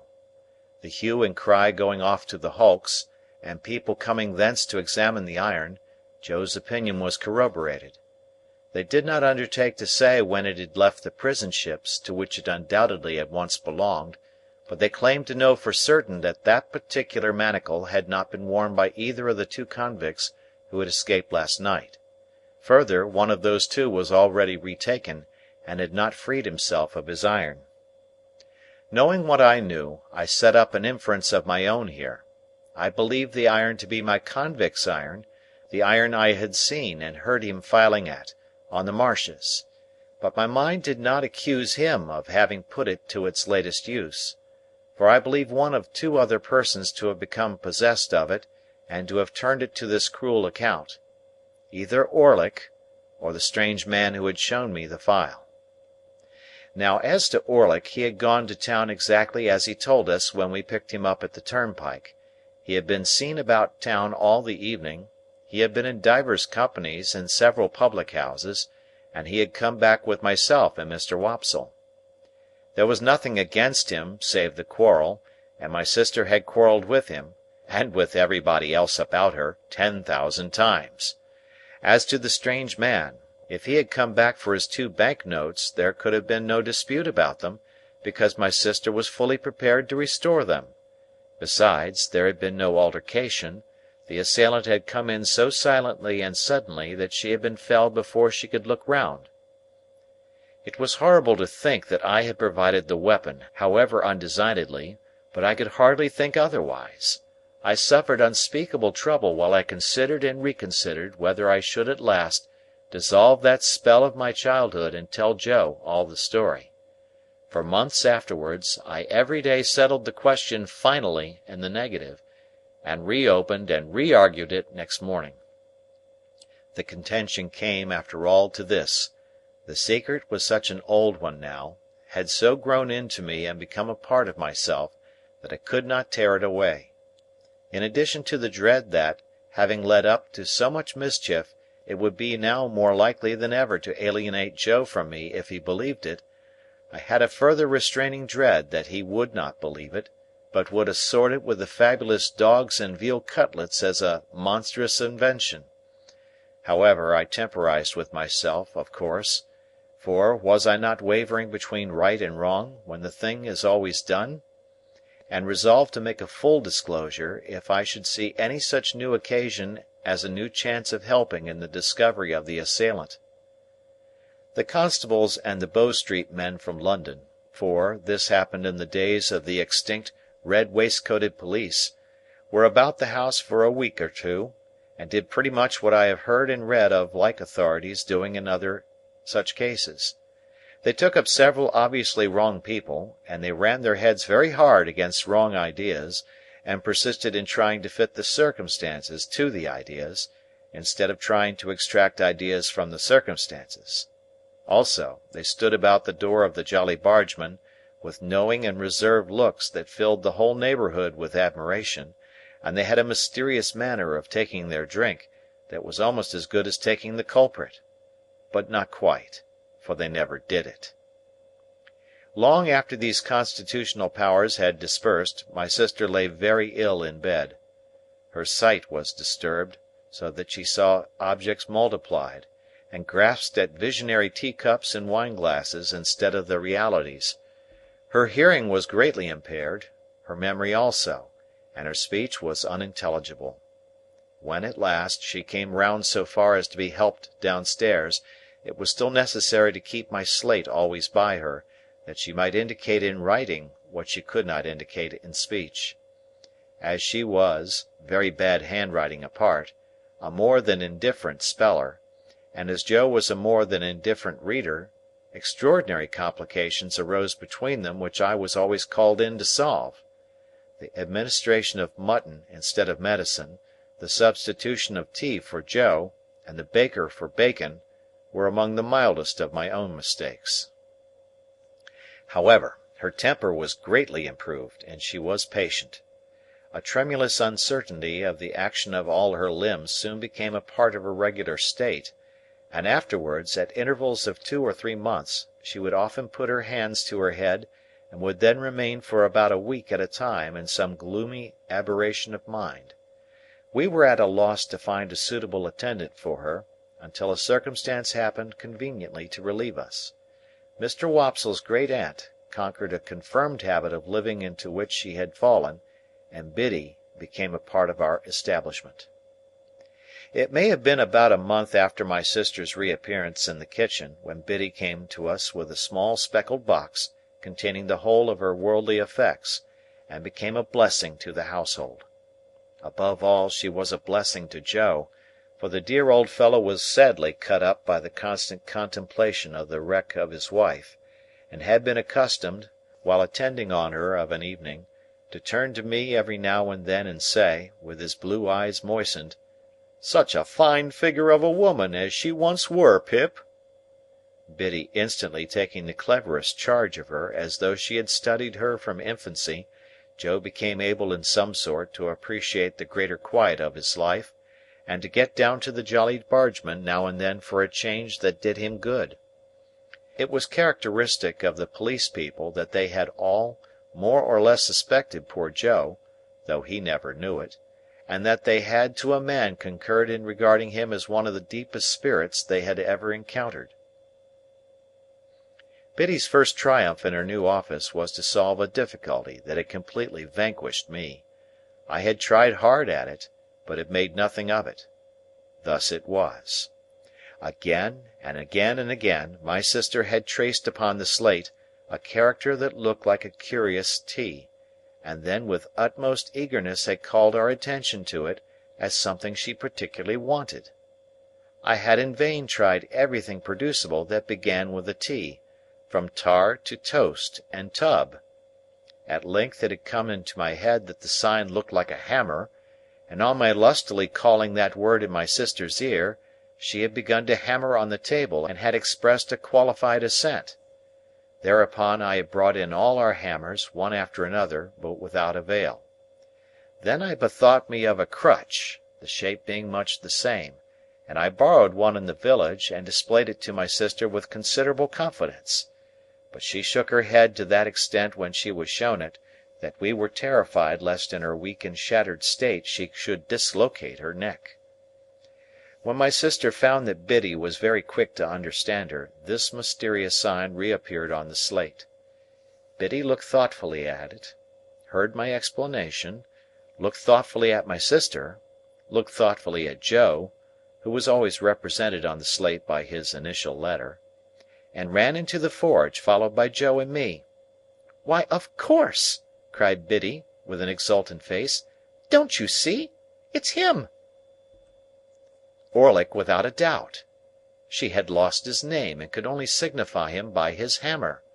We told him why we wanted him to come into the kitchen, and he slowly laid down his hammer, wiped his brow with his arm, took another wipe at it with his apron, and came slouching out, with a curious loose vagabond bend in the knees that strongly distinguished him.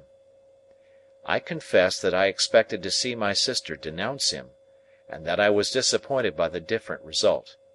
She manifested the greatest anxiety to be on good terms with him, was evidently much pleased by his being at length produced, and motioned that she would have him given something to drink. She watched his countenance as if she were particularly wishful to be assured that he took kindly to his reception. She showed every possible desire to conciliate him, and there was an air of humble propitiation in all she did, such as I have seen pervade the bearing of a child towards a hard master. After that day, a day rarely passed without her drawing the hammer on her slate, and without Orlick slouching in and standing doggedly before her, as if he knew no more than I did what to make of it. End of chapter.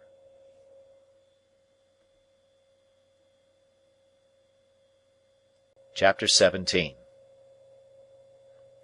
I now fell into a regular routine of apprenticeship life, which was varied beyond the limits of the village and the marshes, by no more remarkable circumstance than the arrival of my birthday and my paying another visit to Miss Havisham. I found Miss Sarah Pocket still on duty at the gate. I found Miss Havisham just as I had left her, and she spoke of Estella in the very same way, if not in the very same words. The interview lasted but a few minutes, and she gave me a guinea when I was going, and told me to come again on my next birthday. I may mention at once that this became an annual custom.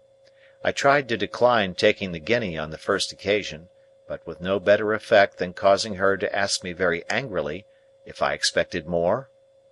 Then and after that I took it. So unchanging was the dull old house, the yellow light in the darkened room, the faded spectre in the chair by the dressing-table glass, that I felt as if the stopping of the clocks had stopped time in that mysterious place, and, while I and everything else outside it grew older, it stood still. Daylight never entered the house as to my thoughts and remembrances of it, any more than as to the actual fact. It bewildered me, and under its influence I continued at heart to hate my trade, and to be ashamed of home. Imperceptibly I became conscious of a change in Biddy, however. Her shoes came up at the heel, her hair grew bright and neat, her hands were always clean. She was not beautiful, she was common, and could not be like Estella, but she was pleasant and wholesome and sweet-tempered. She had not been with us more than a year. I remember her being newly out of mourning at the time it struck me, when I observed to myself one evening that she had curiously thoughtful and attentive eyes that were very pretty and very good. It came of my lifting up my own eyes from a task I was poring at, writing some passages from a book, to improve myself in two ways at once by a sort of stratagem, and seeing Biddy observant of what I was about. I laid down my pen, and Biddy stopped in her needlework without laying it down. "Biddy," said I, "how do you manage it? Either I am very stupid or you are very clever." "What is it that I manage? I don't know," returned Biddy, smiling. She managed our whole domestic life, and wonderfully too, but I did not mean that, though that made what I did mean more surprising. "How do you manage, Biddy," said I, "to learn everything that I learn, and always to keep up with me?" I was beginning to be rather vain of my knowledge, for I spent my birthday guineas on it, and set aside the greater part of my pocket money for similar investment, though I have no doubt, now, that the little I knew was extremely dear at the price. "I might as well ask you," said Biddy. "How do you manage?" "No, because when I came in from the forge of a night, any one can see me turning to at it.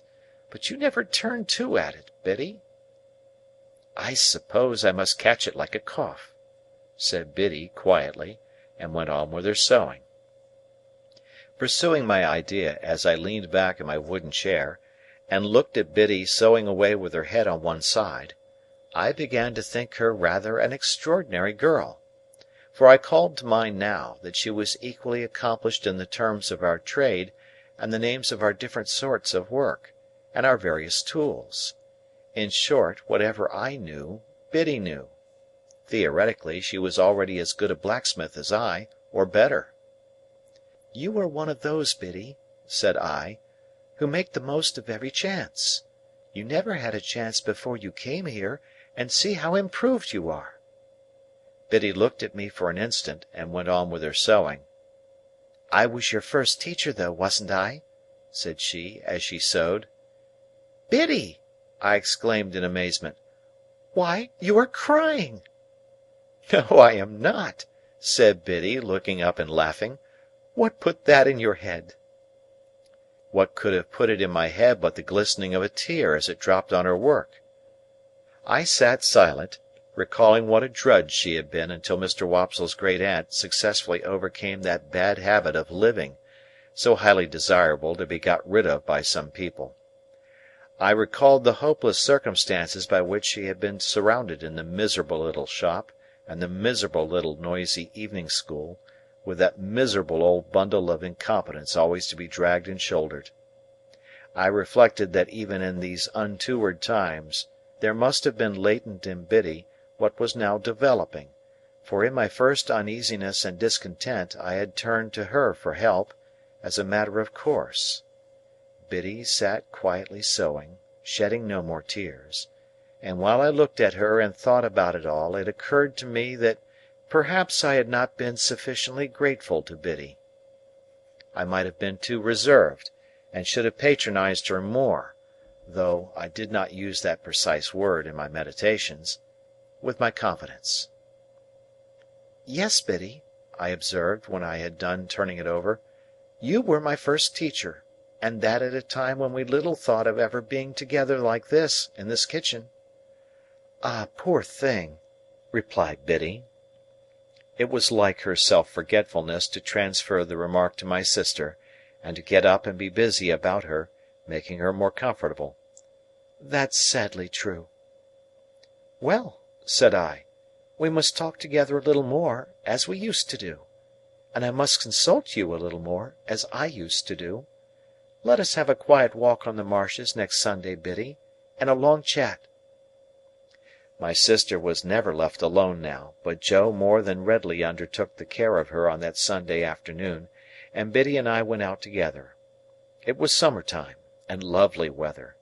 When we had passed the village and the church and the churchyard, and were out on the marshes and began to see the sails of the ships as they sailed on, I began to combine Miss Havisham and Estella with the prospect in my usual way. When we came to the river side and sat down on the bank, with the water rippling at our feet, making it all more quiet than it would have been without that sound, I resolved that it was a good time and place for the admission of Biddy into my inner confidence. "Biddy," said I, after binding her to secrecy, "I want to be a gentleman." "Oh, I wouldn't if I was you," she returned. "I don't think it would answer." "Biddy," said I with some severity, "I have particular reasons for wanting to be a gentleman." "You know best, Pip, but don't you think you are happier as you are?" "Biddy," I exclaimed impatiently, "I am not at all happy as I am. I am disgusted with my calling and with my life. I have never taken to either, since I was bound. Don't be absurd." "Was I absurd?" said Biddy, quietly raising her eyebrows. "I am sorry for that. I didn't mean to be. I only want you to do well, and to be comfortable." "Well, then, understand once for all that I never shall or can be comfortable, or anything but miserable, there, Biddy, unless I can lead a very different sort of life from the life I lead now." "That's a pity," said Biddy, shaking her head with a sorrowful air. Now I too had often thought it a pity, in the regular kind of quarrel with myself which I was always carrying on. I was half inclined to shed tears of vexation and distress when Biddy gave utterance to her sentiment and my own. I told her she was right, and I knew it was much to be regretted, but still it was not to be helped. "If I could have settled down," I said to Biddy, plucking up the short grass within reach, much as I had once upon a time pulled my feelings out of my hair and kicked them into the brewery wall, "if I could have settled down and been but half as fond of the forge as I was when I was little, I know it would have been much better for me. You and I and Joe would have wanted nothing then, and Joe and I would perhaps have gone partners when I was out of my time, and I might even have grown up to keep company with you, and we might have sat on this very bank on a fine Sunday, quite different people. I should have been good enough for you, shouldn't I, Biddy?" Biddy sighed as she looked at the ship sailing on, and returned for answer, "Yes, I am not over particular." It scarcely sounded flattering, but I knew she meant well. "Instead of that," said I, plucking up more grass and chewing a blade or two, "see how I am going on. Dissatisfied, and uncomfortable, and what would it signify to me, being coarse and common, if nobody had told me so?" Biddy turned her face suddenly towards mine, and looked far more attentively at me than she had looked at the sailing ships. "It was neither a very true nor a very polite thing to say," she remarked, directing her eyes to the ships again. "Who said it?" I was disconcerted, for I had broken away without quite seeing where I was going to. It was not to be shuffled off now, however, and I answered, "The beautiful young lady at Miss Havisham's, and she's more beautiful than anybody ever was, and I admire her dreadfully, and I want to be a gentleman on her account." Having made this lunatic confession, I began to throw my torn-up grass into the river, as if I had some thoughts of following it. "Do you want to be a gentleman, to spite her, or to gain her over?" Biddy quietly asked me, after a pause. "I don't know," I mutely answered. "Because if it is to spite her," Biddy pursued, "I should think, but you know best, that might be better and more independently done by caring nothing for her words. And if it is to gain her over, I should think, but you know best, she was not worth gaining over." Exactly what I myself had thought many times. Exactly what was perfectly manifest to me at the moment.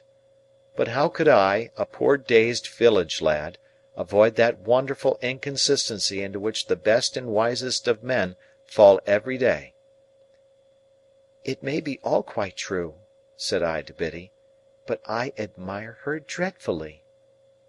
In short, I turned over on my face when I came to that, and got a good grasp on the hair on each side of my head, and wrenched it well. All the while knowing the madness of my heart to be so very mad and misplaced, that I was quite conscious it would have served my face right if I had lifted it up by my hair and knocked it against the pebbles as a punishment for belonging to such an idiot. Biddy was the wisest of girls, and she tried to reason no more with me. She put her hand, which was a comfortable hand though roughened by work, upon my hands, one after another, and gently took them out of my hair.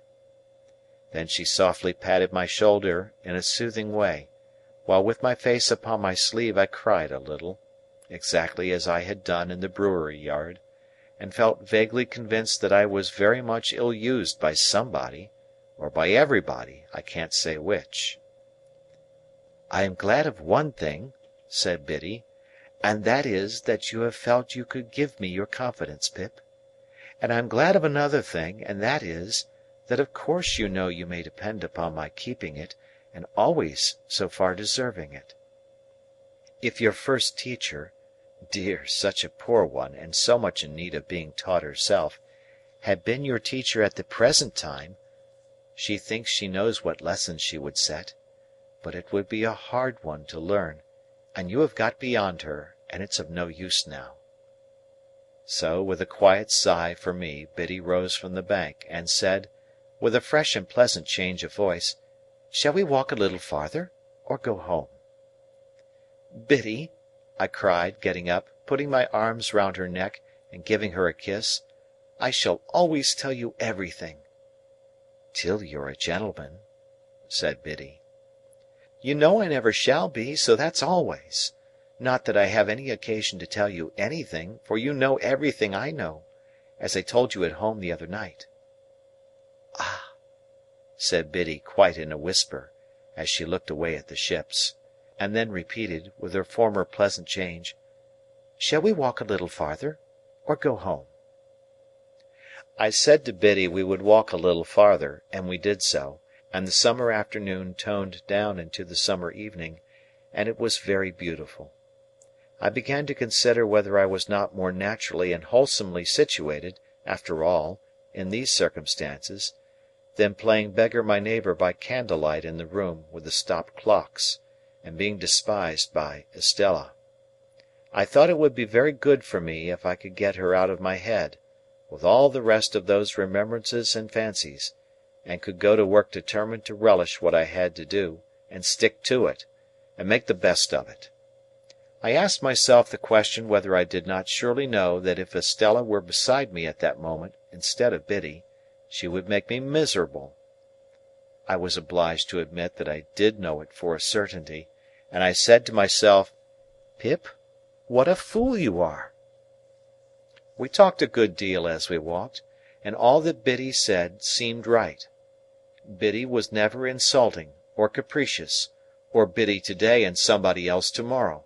She would have derived only pain and no pleasure from giving me pain. She would far rather have wounded her own breast than mine. How could it be, then, that I did not like her much the better of the two?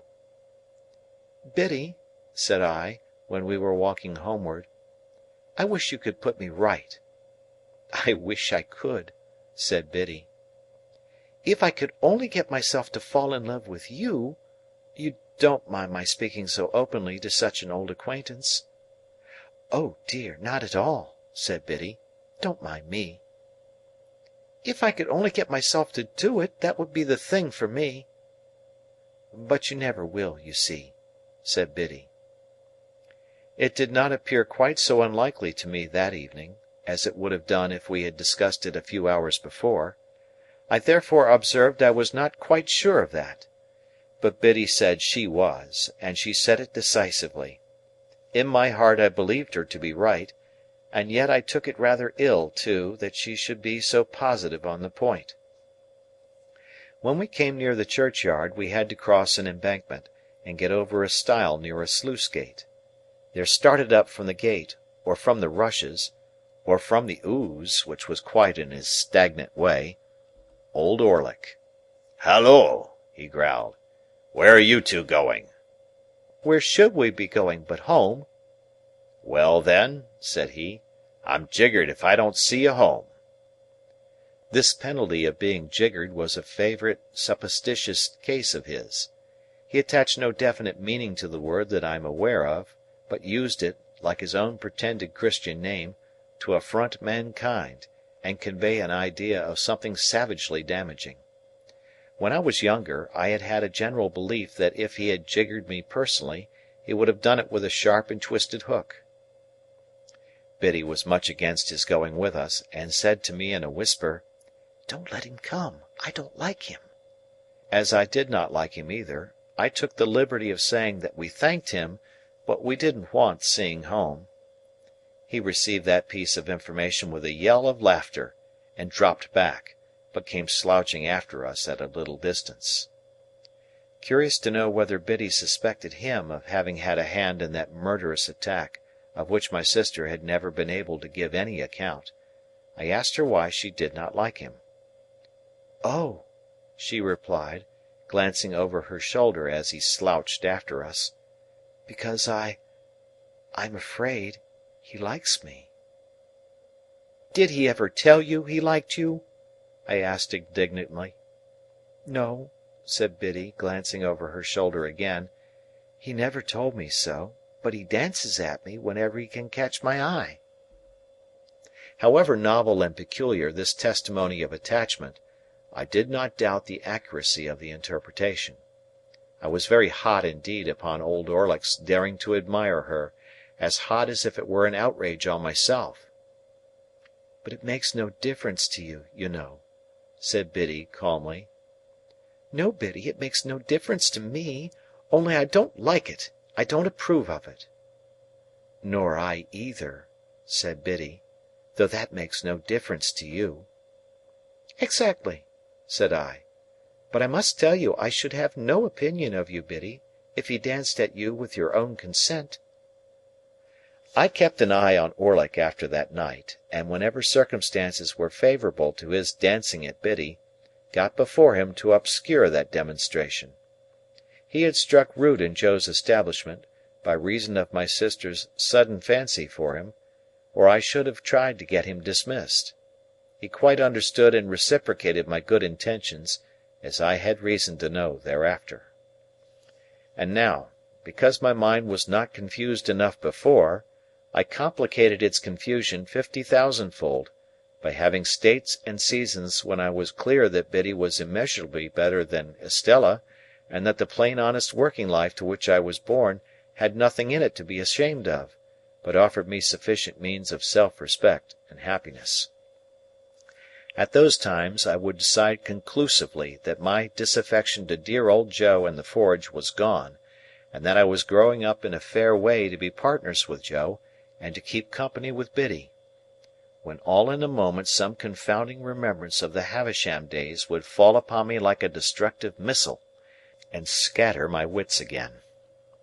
Scattered wits take a long time picking up, and often before I had got them well together, they would be dispersed in all directions by one stray thought, that perhaps after all Miss Havisham was going to make my fortune when my time was out. If my time had run out, it would have left me still at the height of my perplexities, I dare say. It never did run out, however, but was brought to a premature end, as I proceed to relate. End of chapter.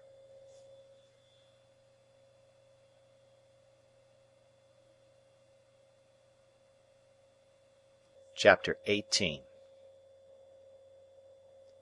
It was in the 4th year of my apprenticeship to Joe, and it was a Saturday night. There was a group assembled round the fire at the Three Jolly Bargemen, attentive to Mr. Wopsle as he read the newspaper aloud. Of that group I was one. A highly popular murder had been committed, and Mr. Wopsle was imbrued in blood to the eyebrows. He gloated over every abhorrent adjective in the description, and identified himself with every witness at the inquest. He faintly moaned, "I am done for," as the victim, and he barbarously bellowed, "I'll serve you out," as the murderer.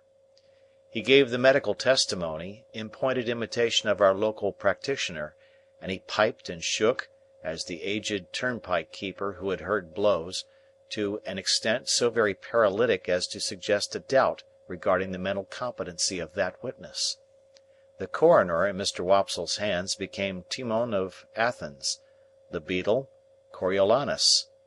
He enjoyed himself thoroughly, and we all enjoyed ourselves, and were delightfully comfortable. In this cosy state of mind we came to the verdict, "Wilful murder." Then, and not sooner, I became aware of a strange gentleman leaning over the back of the settle opposite me, looking on. There was an expression of contempt on his face, and he bit the side of a great forefinger as he watched the group of faces. "Well," said the stranger to Mr. Wopsle, when the reading was done, "you have settled it all to your own satisfaction, I have no doubt?" Everybody started and looked up, as if it were the murderer. He looked at everybody coldly and sarcastically. "Guilty, of course," said he. "Out with it. Come." "So," returned Mr. Wopsle, "without having the honour of your acquaintance, I do say guilty." Upon this we all took courage to unite in a confirmatory murmur. "I know you do," said the stranger. "I knew you would. I told you so. But now I'll ask you a question. Do you know, or do you not know, that the law of England supposes every man to be innocent, until he is proved, to be guilty?" "Sir," Mr. Wopsle began to reply, "as an Englishman myself, I—" "Come," said the stranger, biting his forefinger at him, "don't evade the question. Either you know it, or you don't know it. Which is it to be?"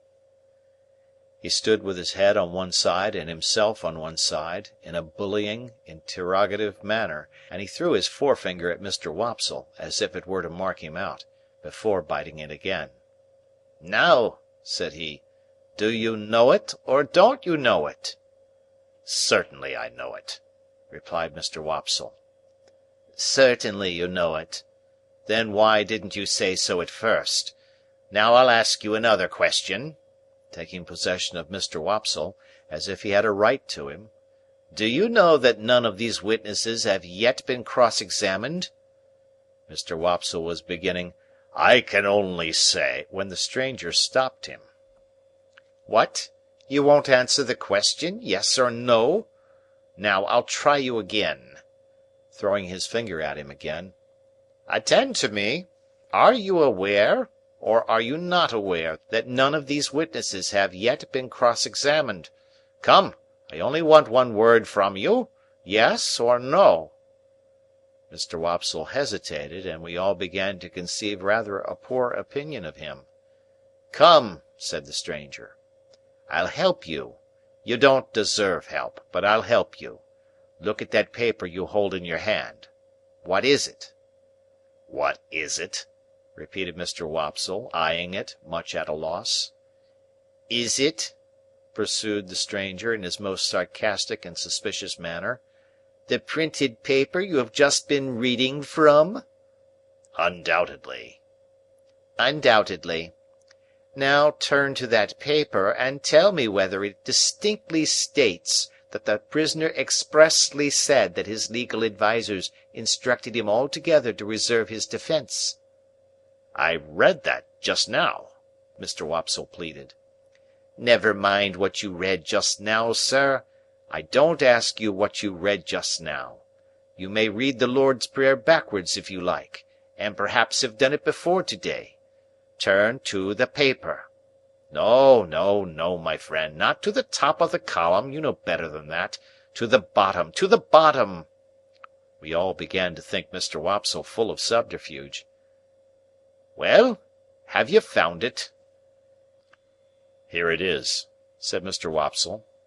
"Now follow that passage with your eye, and tell me whether it distinctly states that the prisoner expressly said that he was instructed by his legal advisers wholly to reserve his defence. Come, do you make that of it?" Mr. Wopsle answered, "Those are not the exact words." "Not the exact words," repeated the gentleman bitterly. "Is that the exact substance?" "Yes," said Mr. Wopsle.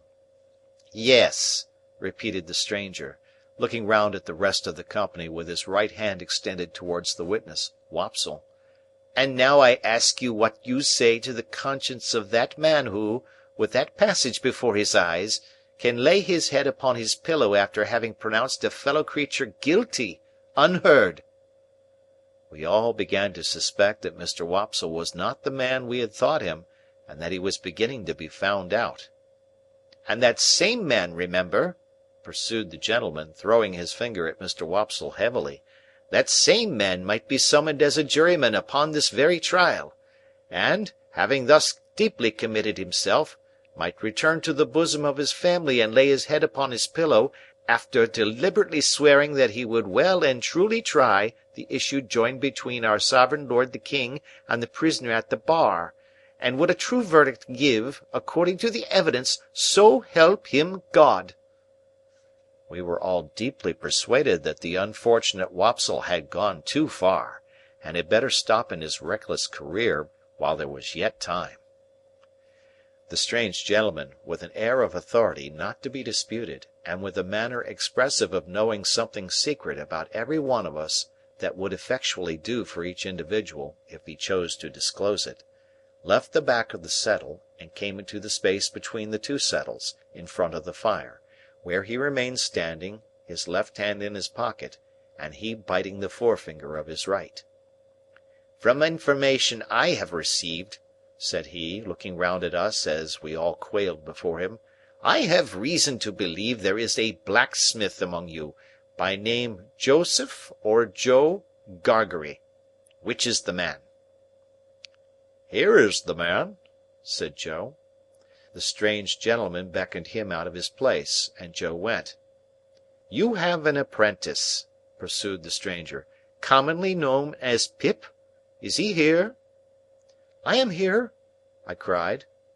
The stranger did not recognize me, but I recognized him as the gentleman I had met on the stairs, on the occasion of my second visit to Miss Havisham. I had known him the moment I saw him looking over the settle, and now that I stood confronting him with his hand upon my shoulder, I checked off again in detail his large head, his dark complexion, his deep-set eyes, his bushy black eyebrows, his large watch-chain, his strong black dots of beard and whisker, and even the smell of scented soap on his great hand. "I wish to have a private conference with you too," said he, when he had surveyed me at his leisure. "It will take a little time. Perhaps we had better go to your place of residence. I prefer not to anticipate my communication here. You will impart as much or as little of it as you please to your friends afterwards. I have nothing to do with that." Amidst a wondering silence, we three walked out of the Jolly Bargemen, and in a wondering silence walked home. While going along, the strange gentleman occasionally looked at me, and occasionally bit the side of his finger. As we neared home, Joe vaguely acknowledging the occasion as an impressive and ceremonious one, went on ahead to open the front door. Our conference was held in the state parlour, which was feebly lighted by one candle. It began with the strange gentleman sitting down at the table, drawing the candle to him, and looking over some entries in his pocket-book. He then put up the pocket-book, and set the candle a little aside, after peering round it into the darkness at Joe and me, to ascertain which was which. "My name," he said, "is Jaggers, and I am a lawyer in London. I am pretty well known. I have unusual business to transact with you, and I commence by explaining that it is not of my originating. If my advice had been asked, I should not have been here. It was not asked, and you see me here. What I have to do as the confidential agent of another, I do. No less, no more." Finding that he could not see us very well from where he sat, he got up, and threw one leg over the back of a chair and leaned upon it, thus having one foot on the seat of the chair and one foot on the ground. "Now, Joseph Gargery, I am the bearer of an offer to relieve you of this young fellow your apprentice. You would not object to cancel his indentures at his request and for his good. You would want nothing for so doing?" "Lord forbid that I should want anything for not standing in Pip's way," said Joe, staring. "Lord forbidding is pious but not to the purpose," returned Mr. Jaggers. "The question is, would you want anything? Do you want anything?" "The answer is," returned Joe, sternly, "No." I thought Mr. Jaggers glanced at Joe, as if he considered him a fool for his disinterestedness. But I was too much bewildered between breathless curiosity and surprise to be sure of it. "Very well," said Mr. Jaggers. "Recollect the admission you have made, and don't try to go from it presently." "Who's a going to try?" retorted Joe. "I don't say anybody is. Do you keep a dog?" "Yes, I do keep a dog." "Bear in mind, then, that Bragg is a good dog, but Holdfast is a better. Bear that in mind, will you?" repeated Mr. Jaggers, shutting his eyes and nodding his head at Joe, as if he were forgiving him something. "Now I return to this young fellow, and the communication I have got to make is, that he has great expectations." Joe and I gasped, and looked at one another. "I am instructed to communicate to him," said Mr. Jaggers, throwing his finger at me sideways, "that he will come into a handsome property. Further, that it is the desire of the present possessor of that property that he be immediately removed from his present sphere of life and from this place, and be brought up as a gentleman. In a word, as a young fellow of great expectations." My dream was out. My wild fancy was surpassed by sober reality. Miss Havisham was going to make my fortune on a grand scale. "Now, Mr. Pip," pursued the lawyer, I address the rest of what I have to say to you. You are to understand first that it is the request of the person from whom I take my instructions that you always bear the name of Pip. You will have no objection, I dare say, to your great expectations being encumbered with that easy condition. But if you have any objections, this is the time to mention it." My heart was beating so fast, and there was such a singing in my ears, that I could scarcely stammer I had no objection. "I should think not. Now, you are to understand, secondly, Mr. Pip, that the name of the person who is your liberal benefactor remains a profound secret, until the person chooses to reveal it. I am empowered to mention that it is the intention of the person to reveal it at first hand by word of mouth to yourself. When or where that intention may be carried out, I cannot say. No one can say. It may be years hence. Now, you are distinctly to understand that you are most positively prohibited from making any inquiry on this head, or any allusion or reference, however distant, to any individual whomsoever as the individual, in all the communications you may have with me. If you have a suspicion in your own breast, keep that suspicion in your own breast. It is not the least to the purpose what the reasons of this prohibition are. They may be the strongest and gravest reasons, or they may be mere whim.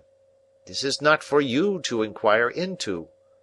The condition is laid down.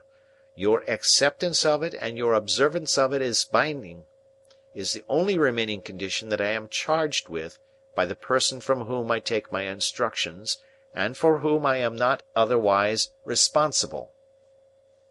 That person is the person from whom you derive your expectations, and this secret is solely held by that person and by me.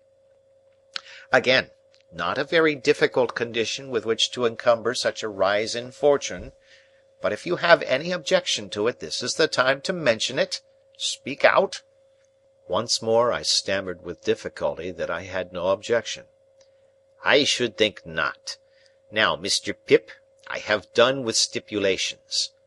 Though he called me Mr. Pip, and began rather to make up to me, he still could not get rid of a certain air of bullying suspicion, and even now he occasionally shut his eyes and threw his finger at me while he spoke, as much as to express that he knew all kinds of things to my disparagement, if he only chose to mention them. "We come next to mere details of arrangement. You must know that, although I have used the term expectations more than once, you are not endowed with expectations only. There is already lodged in my hands a sum of money amply sufficient for your suitable education and maintenance. You will please consider me your guardian. Oh!" for I was going to thank him, "I tell you at once I am paid for my services, or I shouldn't render them. It is considered that you must be better educated, in accordance with your altered position, and that you will be alive to the importance and necessity of at once entering on that advantage." I said I had always longed for it.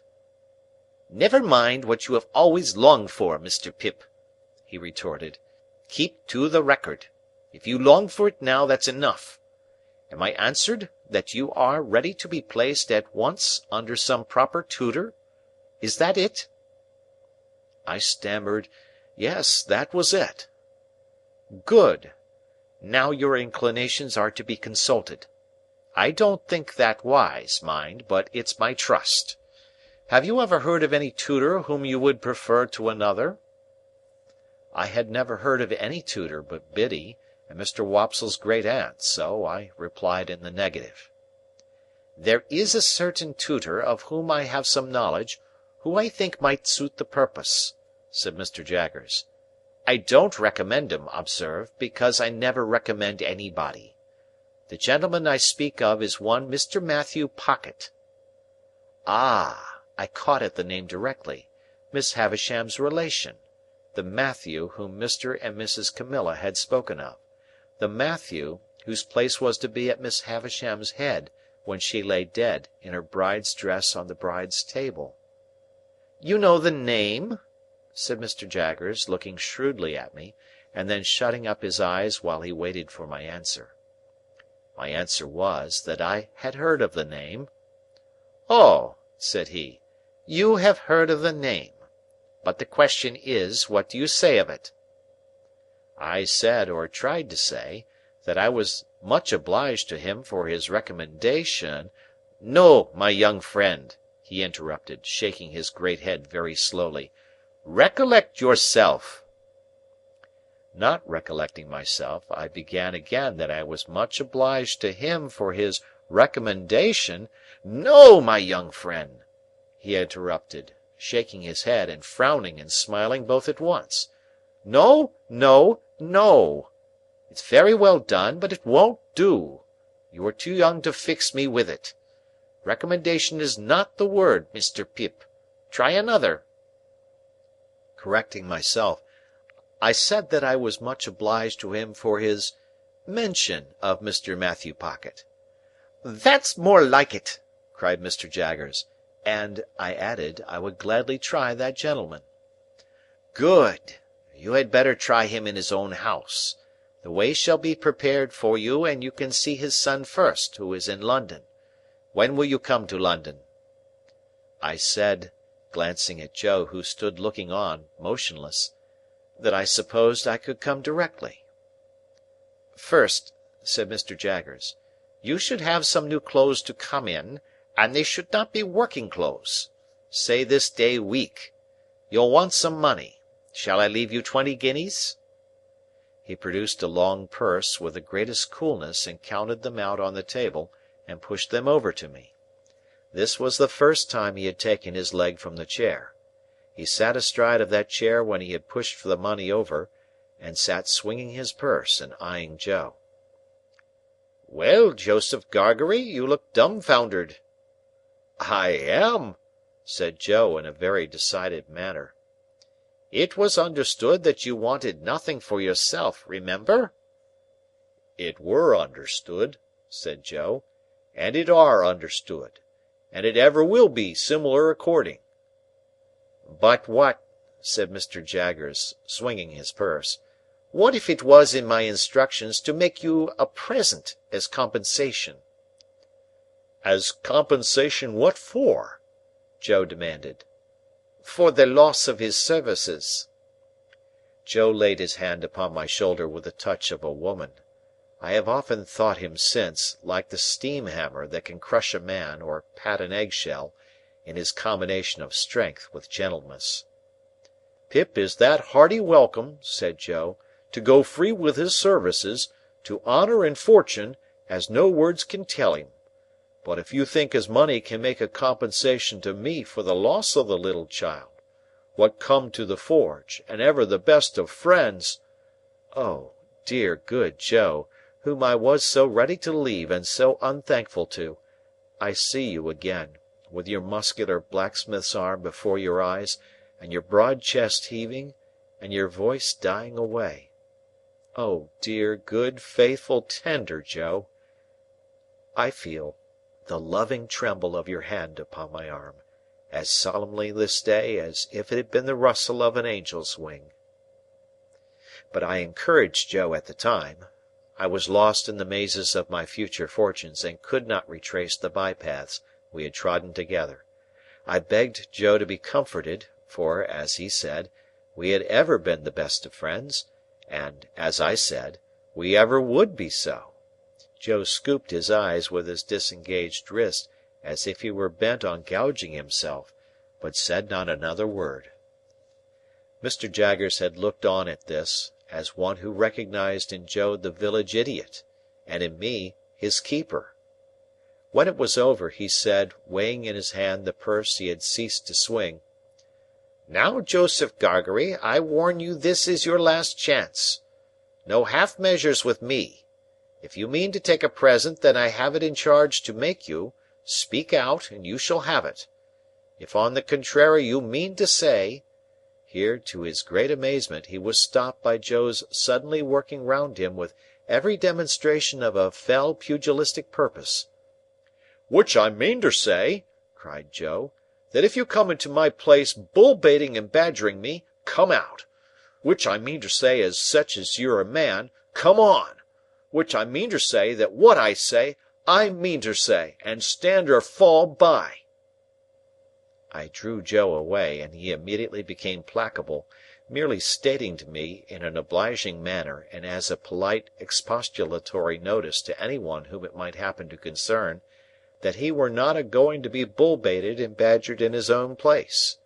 Mr. Jaggers had risen when Joe demonstrated, and had backed near the door. Without evincing any inclination to come in again, he there delivered his valedictory remarks. They were these: "Well, Mr. Pip, I think the sooner you leave here, as you are to be a gentleman, the better. Let it stand for this day week, and you shall receive my printed address in the meantime. You can take a hackney coach at the stage-coach office in London, and come straight to me. Understand that I express no opinion, one way or other, on the trust I undertake. I am paid for undertaking it, and I do so. Now understand that, finally. Understand that." He was throwing his finger at both of us, and I think would have gone on, but for his seeming to think Joe dangerous, and going off. Something came into my head which induced me to run after him, as he was going down to the Jolly Bargemen, where he had left a hired carriage. "I beg your pardon, Mr. Jaggers." "Halloa!" said he, facing round. "What's the matter?" "I wish to be quite right, Mr. Jaggers, and to keep to your directions, so I thought I had better ask. Would there be any objection to my taking leave of any one I know about here before I go away?" "No," said he, looking as if he hardly understood me. "I don't mean in the village only, but uptown?" "No," said he. "No objection." I thanked him and ran home again, and there I found that Joe had already locked the front door and vacated the state parlour, and was seated by the kitchen fire, with a hand on each knee, gazing intently at the burning coals. I too sat down before the fire and gazed at the coals, and nothing was said for a long time. My sister was in her cushioned chair in her corner, and Biddy sat at her needlework before the fire, and Joe sat next Biddy, and I sat next Joe in the corner opposite my sister. The more I looked into the glowing coals, the more incapable I became of looking at Joe. The longer the silence lasted, the more unable I felt to speak. At length I got out, "Joe, have you told Biddy?" "No, Pip," returned Joe, still looking at the fire, and holding his knees tight, as if he had private information that they intended to make off somewhere. "Which I left to yourself, Pip." "I would rather you told, Joe." "Pip's a gentleman of fortune, then," said Joe, "and God bless him in it." Biddy dropped her work, and looked at me. Joe held his knees and looked at me. I looked at both of them. After a pause they both heartily congratulated me, but there was a certain touch of sadness in their congratulations that I rather resented. I took it upon myself to impress Biddy, and through Biddy, Joe, with the grave obligation I considered my friends under, to know nothing and say nothing about the maker of my fortune. It would all come out in good time, I observed, and in the meanwhile nothing was to be said, save that I had come into great expectations from a mysterious patron. Biddy nodded her head thoughtfully at the fire as she took up her work again, and said she would be very particular, and Joe, still detaining his knees, said, "Ay, ay, I'll be ekervally particular, Pip." And then they congratulated me again, and went on to express so much wonder at the notion of my being a gentleman, that I didn't half like it. Infinite pains were then taken by Biddy to convey to my sister some idea of what had happened. To the best of my belief, those efforts entirely failed. She laughed and nodded her head a great many times, and even repeated after Biddy the words Pip and property. But I doubt if they had more meaning in them than an election cry, and I cannot suggest a darker picture of her state of mind. I never could have believed it without experience, but as Joe and Biddy became more at their cheerful ease again, I became quite gloomy. Dissatisfied with my fortune, Of course I could not be, but it is possible that I may have been, without quite knowing it, dissatisfied with myself. Anyhow, I sat with my elbow on my knee and my face upon my hand, looking into the fire, as those two talked about my going away, and about what they should do without me, and all that. And whenever I caught one of them looking at me, though never so pleasantly, and they often looked at me, particularly Biddy, I felt offended, as if they were expressing some mistrust of me, though heaven knows they never did by word or sign. At those times I would get up and look out at the door, for our kitchen door opened at once upon the night, and stood open on summer evenings to air the room. The very stars to which I then raised my eyes, I'm afraid I took to be but poor and humble stars for glittering on the rustic objects among which I had passed my life. "Saturday night," said I, when we sat at our supper of bread and cheese and beer. "5 more days, and then the day before the day. They'll soon go." "Yes, Pip," observed Joe, whose voice sounded hollow in his beer mug. "They'll soon go." "Soon, soon go," said Biddy. "I have been thinking, Joe, that when I go downtown on Monday, and order my new clothes, I shall tell the tailor that I'll come and put them on there, or that I'll have them sent to Mr. Pumblechook's. It would be very disagreeable to be stared at by all the people here." "Mr. and Mrs. Hubble might like to see you in your new genteel figure, too, Pip," said Joe, industriously cutting his bread, with his cheese on it, in the palm of his left hand, and glancing at my untasted supper as if he thought of the time when we used to compare slices. "So might Wopsle, and the Jolly Bargemen might take it as a compliment." "That's just what I don't want, Joe. They would make such a business of it, such a coarse and common business, that I couldn't bear myself." "Ah, that indeed, Pip," said Joe. "If you couldn't bear yourself—" Biddy asked me here, as she sat holding my sister's plate, "Have you thought about when you'll show yourself to Mr. Gargery, and your sister and me? You will show yourself to us, won't you?" "Biddy," I returned with some resentment, "you are so exceedingly quick that it's difficult to keep up with you." "She always were quick," observed Joe. "If you had waited another moment, Biddy, you would have heard me say that I shall bring my clothes here in a bundle one evening, most likely on the evening before I go away." Biddy said no more. Handsomely forgiving her, I soon exchanged an affectionate good night with her and Joe, and went up to bed. When I got into my little room, I sat down and took a long look at it, as a mean little room that I should soon be parted from and raised above, for ever. It was furnished with fresh young remembrances too, and even at the same moment I fell into much the same confused division of mind, between it and the better rooms to which I was going, as I had been in so often between the forge and Miss Havisham's, and Biddy and Estella. The sun had been shining brightly all day on the roof of my attic, and the room was warm. As I put the window open and stood looking out, I saw Joe come slowly forth at the dark door below, and take a turn or two in the air, and then I saw Biddy come, and bring him a pipe and light it for him. He never smoked so late, and it seemed to hint to me that he wanted comforting, for some reason or other. He presently stood at the door immediately beneath me, smoking his pipe, and Biddy stood there too, quietly talking to him, and I knew that they talked of me, for I heard my name mentioned in an endearing tone by both of them more than once.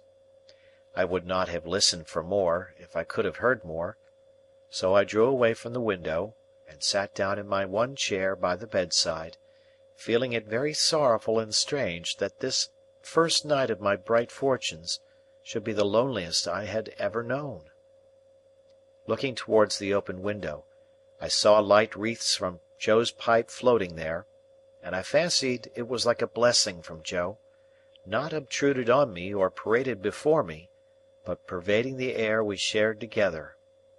I put my light out, and crept into bed, and it was an uneasy bed now, and I never slept the old sound sleep in it any more. End of chapter.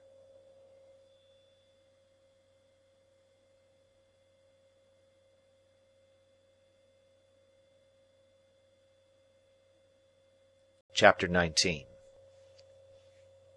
Morning made a considerable difference in my general prospect of life, and brightened it so much that it scarcely seemed the same.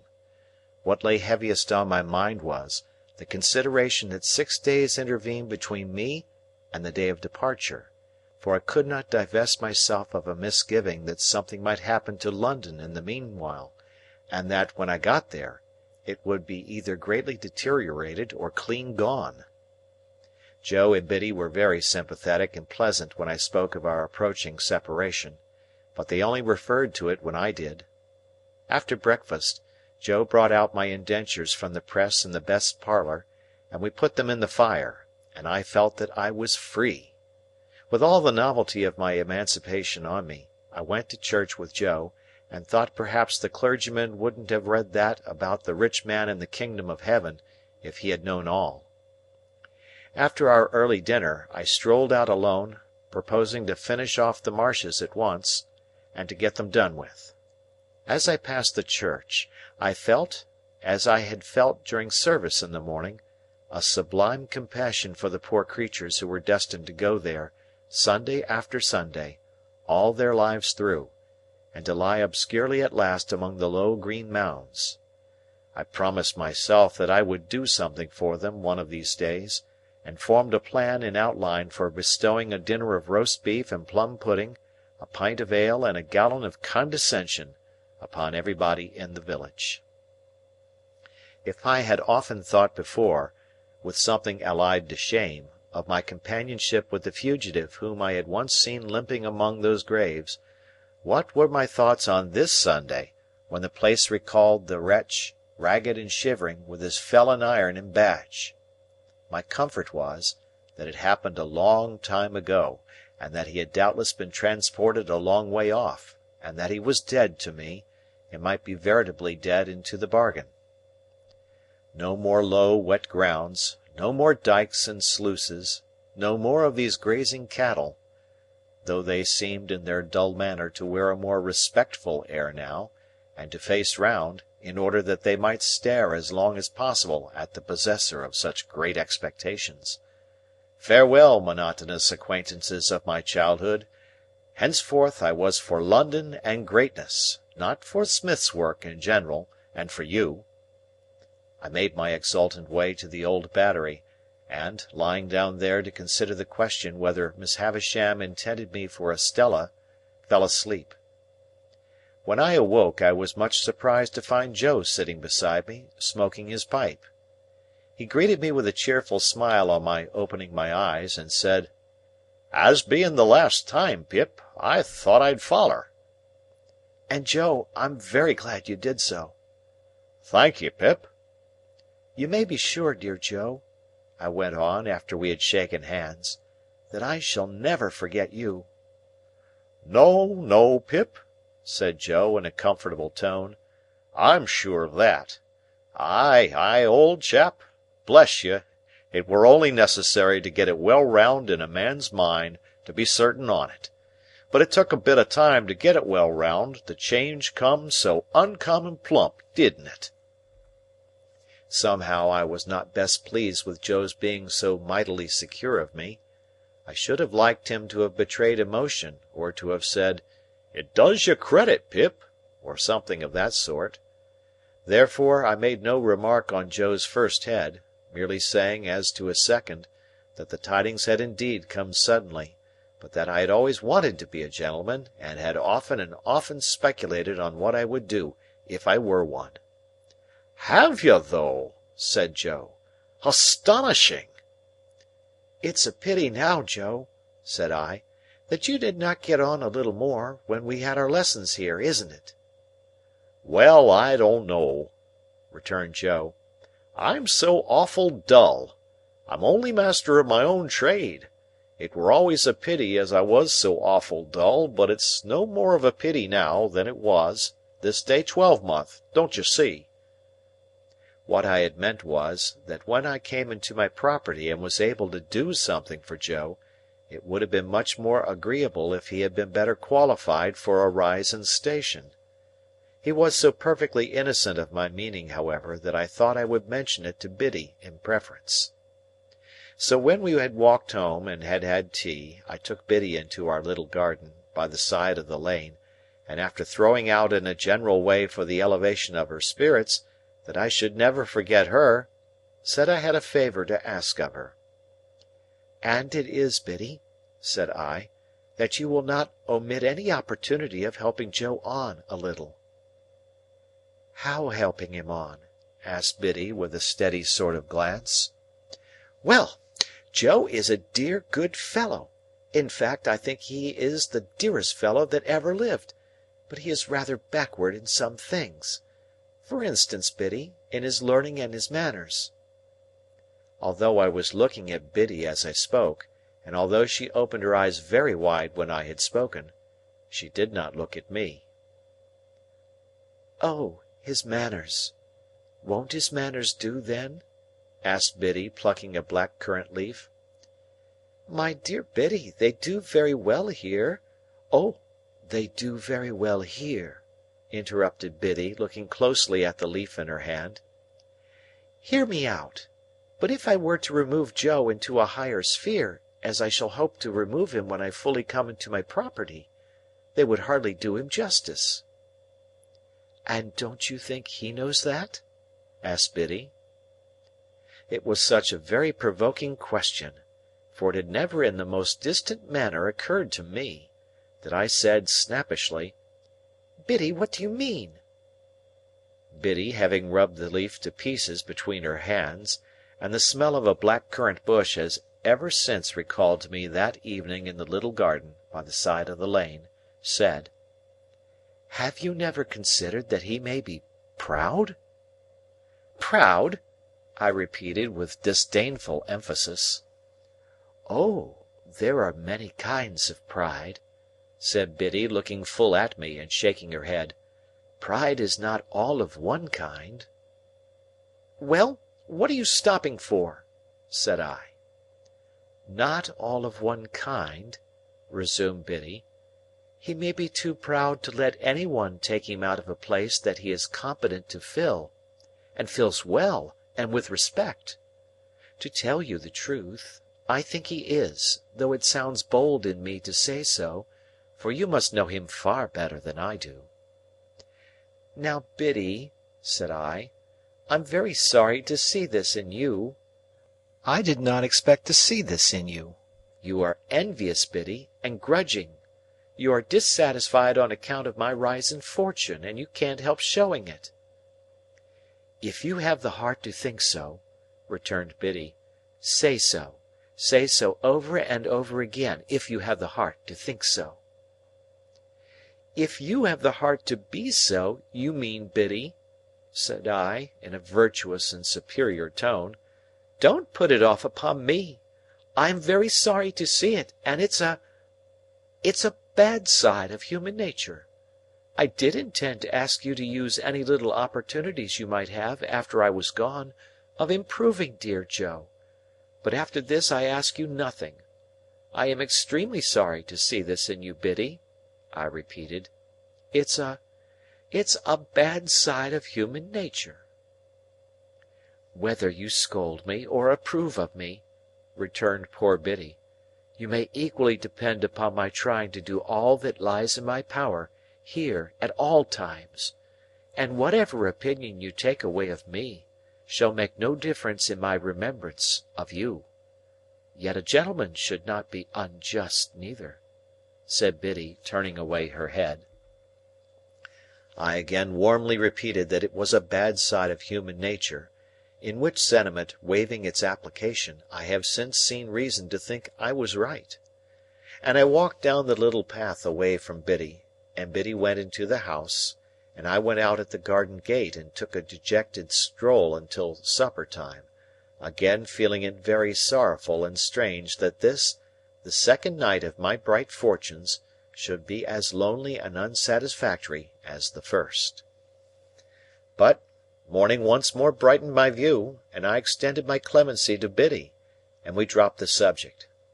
Putting on the best clothes I had, I went into town as early as I could hope to find the shops open, and presented myself before Mr. Trabb, the tailor, who was having his breakfast in the parlour behind his shop, and who did not think it worth his while to come out to me, but called me in to him. "Well," said Mr. Trabb, in a hail fellow well met kind of way, "how are you, and what can I do for you?" Mr. Trabb had sliced his hot roll into 3 feather beds, and was slipping butter in between the blankets, and covering it up. He was a prosperous old bachelor, and his open window looked into a prosperous little garden and orchard, and there was a prosperous iron safe let into the wall at the side of his fireplace, and I did not doubt that heaps of his prosperity were put away in it in bags. "Mr. Trabb," said I, "it's an unpleasant thing to have to mention, because it looks like boasting, but I have come into a handsome property." A change passed over Mr. Trabb. He forgot the butter in bed, got up from the bedside, and wiped his fingers on the tablecloth, exclaiming, "Lord bless my soul!" "I am going up to my guardian in London," said I, casually drawing some guineas out of my pocket and looking at them, "and I want a fashionable suit of clothes to go in. I wish to pay for them," I added, otherwise I thought he might only pretend to make them, "with ready money." "My dear sir," said Mr. Trabb, as he respectfully bent his body, opened his arms, and took the liberty of touching me on the outside of each elbow, "don't hurt me by mentioning that. May I venture to congratulate you? Would you do me the favour of stepping into the shop?" Mr. Trabb's boy was the most audacious boy in all that countryside. When I had entered he was sweeping the shop, and he had sweetened his labours by sweeping over me. He was still sweeping when I came out into the shop with Mr. Trabb, and he knocked the broom against all possible corners and obstacles, to express, as I understood it, equality with any blacksmith, alive or dead. "Hold that noise!" said Mr. Trabb, with the greatest sternness, "or I'll knock your head off. Do me the favour to be seated, sir. Now this," said Mr. Trabb, taking down a roll of cloth, and tiding it out in a flowing manner over the counter, preparatory to getting his hand under it to show the gloss, "is a very sweet article. I can recommend it for your purpose, sir, because it really is extra super. But you shall see some others. Give me number 4, you," to the boy, and with a dreadfully severe stare, foreseeing the danger of that miscreant's brushing me with it, or making some other sign of familiarity. Mr. Trabb never removed his stern eye from the boy until he had deposited number 4 on the counter, and was at a safe distance again. Then he commanded him to bring number 5 and number 8. "And let me have none of your tricks here," said Mr. Trabb, "or you shall repent it, you young scoundrel, the longest day you have to live." Mr. Trabb then bent over number 4, and in a sort of deferential confidence recommended it to me as a light article for summer wear, an article much in vogue among the nobility and gentry, an article that it would ever be an honour to him to reflect upon a distinguished fellow townsman's, if he might claim me for a fellow townsman, having worn. "Are you bringing numbers 5 and 8, you vagabond?" said Mr. Trabb to the boy after that, "or shall I kick you out of the shop and bring them myself?" I selected the materials for a suit, with the assistance of Mr. Trabb's judgment, and re-entered the parlour to be measured. For although Mr. Trabb had my measure already, and had previously been quite contented with it, he said apologetically that it "wouldn't do under existing circumstances, sir, wouldn't do at all." So, Mr. Trabb measured and calculated me in the parlour, as if I were an estate and he the finest species of surveyor, and gave himself such a world of trouble that I felt that no suit of clothes could possibly remunerate him for his pains. When he had at last done and had appointed to send the articles to Mr. Pumblechook's on the Thursday evening, he said, with his hand upon the parlour lock, "I know, sir, that London gentlemen cannot be expected to patronize local work, as a rule. But if you would give me a turn now and then in the quality of a townsman, I should greatly esteem it. Good morning, sir. Much obliged. Door!"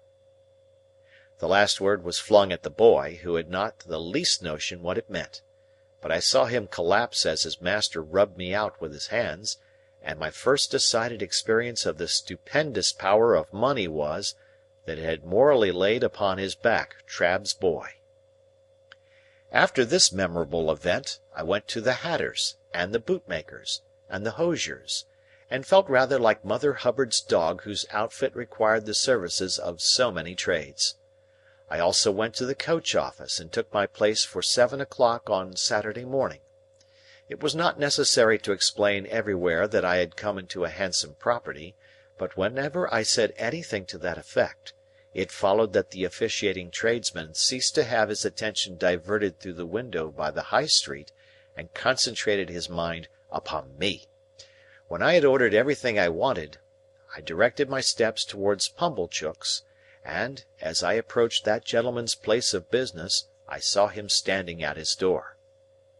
He was waiting for me with great impatience. He had been out early with a chaise cart, and had called at the forge and heard the news. He had prepared a collation for me in the Bardwell parlour, and he too ordered his shopman to "come out of the gangway," as my sacred person passed. "My dear friend," said Mr. Pumblechook, taking me by both hands, when he and I and the collation were alone, "I give you joy of your good fortune. Well deserved, well deserved." This was coming to the point, and I thought it a sensible way of expressing himself. "To think," said Mr. Pumblechook, after snorting admiration at me for some moments, "that I should have been the humble instrument of leading up to this, is a proud reward." I begged Mr. Pumblechook to remember that nothing was to be ever said or hinted on that point. "My dear young friend," said Mr. Pumblechook, "if you will allow me to call you so." I murmured, "Certainly." And Mr. Pumblechook took me by both hands again, and I communicated a movement to his waistcoat, which had an emotional appearance, though it was rather low down. "My dear young friend, rely upon my doing my little all in your absence, by keeping the fact before the mind of Joseph." "Joseph," said Mr. Pumblechook, in the way of a compassionate adjuration. "Joseph, Joseph." Thereupon he shook his head and tapped it, expressing his sense of deficiency in Joseph. "But, my dear young friend," said Mr. Pumblechook, "you must be hungry. You must be exhausted. Be seated. Here is a chicken had round from the boar. Here is a tongue had round from the boar. Here's one or two little things had round from the boar, that I hope you may not despise. But do I," said Mr. Pumblechook, getting up again the moment after he had sat down, "see afore me him as I ever sported with in his times of happy infancy? And may I—" This "may I" meant might he shake hands? I consented, and he was fervent, and then sat down again. "Here is wine," said Mr. Pumblechook. "Let us drink. Thanks to Fortune, and may she ever pick out her favourites with equal judgment. And yet I cannot," said Mr. Pumblechook, getting up again, "see afore me one, and likewise drink to one, without again expressing, may I. I said he might, and he shook hands with me again, and emptied his glass and turned it upside down. I did the same, and if I had turned myself upside down before drinking, the wine could not have gone more direct to my head. Mr. Pumblechook helped me to the liver wing, and to the best slice of tongue, none of those out-of-the-way no-thoroughfares of pork now, and took, comparatively speaking, no care of himself at all. "Ah, poultry, poultry! You little thought," said Mr. Pumblechook, apostrophising the fowl in the dish, "when you was a young fledgling, what was in store for you. You little thought you was to be refreshment beneath his humble roof for one as—call it a weakness if you will," said Mr. Pumblechook, getting up again, "but may I? It began to be unnecessary to repeat the form of saying he might, so he did it at once. How he ever did it so often without wounding himself with my knife, I don't know. "And your sister," he resumed, after a little steady eating, "which had the honour of bringing you up by hand. It's a sad picture, to reflect that she's no longer equal to fully understanding the honour. May—" I saw he was about to come at me again, and I stopped him. "We'll drink her health," said I. "Ah!" cried Mr. Pumblechook, leaning back in his chair, quite flaccid with admiration. "That's the way you know 'em, sir." I don't know who "sir" was, but he certainly was not I, and there was no third person present. "That's the way you know the noble-minded, sir. Ever forgiving and ever affable. It might," said the servile Pumblechook, putting down his untasted glass in a hurry and getting up again, "to a common person, have the appearance of repeating, but may I—" When he had done it, he resumed his seat and drank to my sister. "Let us never be blind," said Mr. Pumblechook, "to her faults of temper, but it is to be hoped she meant well." At about this time I began to observe that he was getting flushed in the face; as to myself, I felt all face, steeped in wine and smarting. I mentioned to Mr. Pumblechook that I wished to have my new clothes sent to his house, and he was ecstatic on my so distinguishing him. I mentioned my reason for desiring to avoid observation in the village, and he lauded it to the skies. There was nobody but himself, he intimated, worthy of my confidence, and, in short, might he? Then he asked me tenderly if I remembered our boyish games at sums, and how we had gone together to have me bound apprentice, and in effect, how he had ever been my favourite fancy and my chosen friend. If I had taken 10 times as many glasses of wine as I had, I should have known that he never had stood in that relation towards me, and should in my heart of hearts have repudiated the idea. Yet for all that, I remember feeling convinced that I had been much mistaken in him, and that he was a sensible, practical, good-hearted, prime fellow. By degrees he fell to reposing such great confidence in me as to ask my advice in reference to his own affairs. He mentioned that there was an opportunity for a great amalgamation and monopoly of the corn and seed trade on those premises, if enlarged, such as had never occurred before in that or any other neighbourhood. What alone was wanting to the realization of a vast fortune, he considered to be more capital. Those were the 2 little words, more capital. Now it appeared to him, Pumblechook, that if that capital were got into the business through a sleeping partner, sir, which sleeping partner would have nothing to do but walk in, by self or deputy, whenever he pleased, and examine the books, and walk in twice a year and take his profits away in his pocket, to the tune of 50%. It appeared to him that that might be an opening for a young gentleman of spirit combined with property, which would be worthy of his attention. But what did I think? He had great confidence in my opinion, and what did I think? I gave it as my opinion. Wait a bit. The united vastness and distinctness of this view so struck him, that he no longer asked if he might shake hands with me, but said he really must, and did. We drank all the wine, and Mr. Pumblechook pledged himself over and over again to keep Joseph up to the mark, I don't know what mark, and to render me efficient and constant service, I don't know what service. He also made known to me for the first time in my life, and certainly after having kept his secret wonderfully well, that he had always said of me, "That boy is no common boy, and mark me, his fortune will be no common fortune."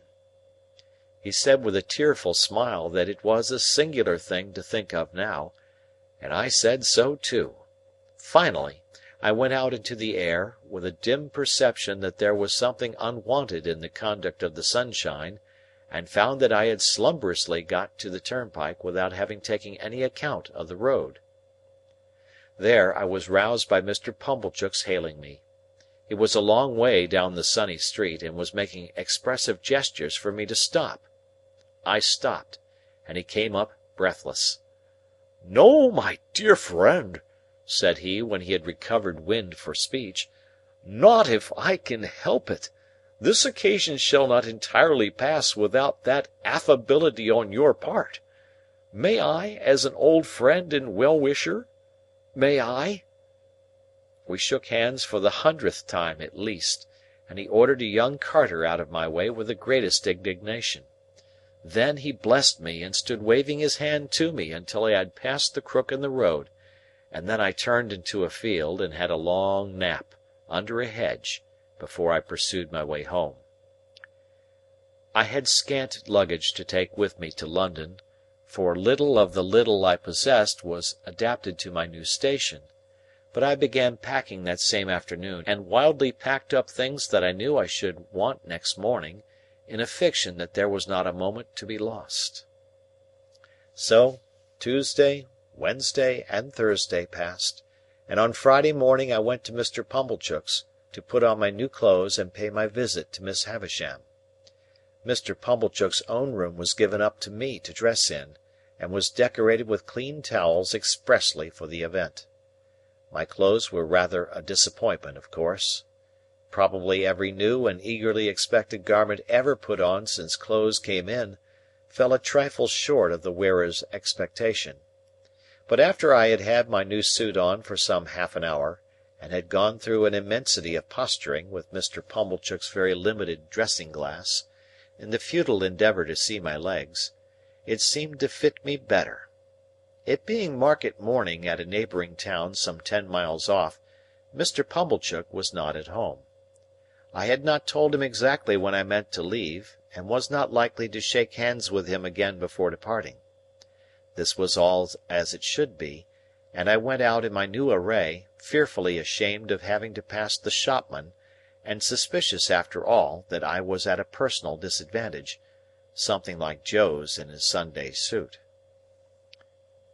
I went circuitously to Miss Havisham's by all the back ways, and rang at the bell constrainedly, on account of the stiff long fingers of my gloves. Sarah Pocket came to the gate, and positively reeled back when she saw me so changed. Her walnut-shell countenance likewise turned from brown to green and yellow. "You!" said she. "You! Good gracious! What do you want?" "I am going to London, Miss Pocket," said I, "and want to say good-bye to Miss Havisham." I was not expected, for she left me locked in the yard, while she went to ask if I were to be admitted. After a very short delay, she returned and took me up, staring at me all the way. Miss Havisham was taking exercise in the room with the long spread table, leaning on her crutch-stick. The room was lighted as of yore, and at the sound of our entrance, she stopped and turned.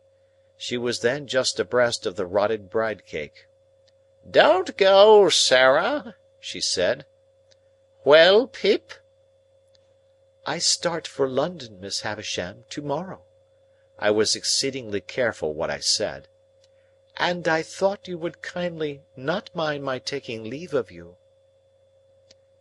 "This is a gay figure, Pip," said she, making her crutch-stick play round me, as if she, the fairy godmother who had changed me, were bestowing the finishing gift.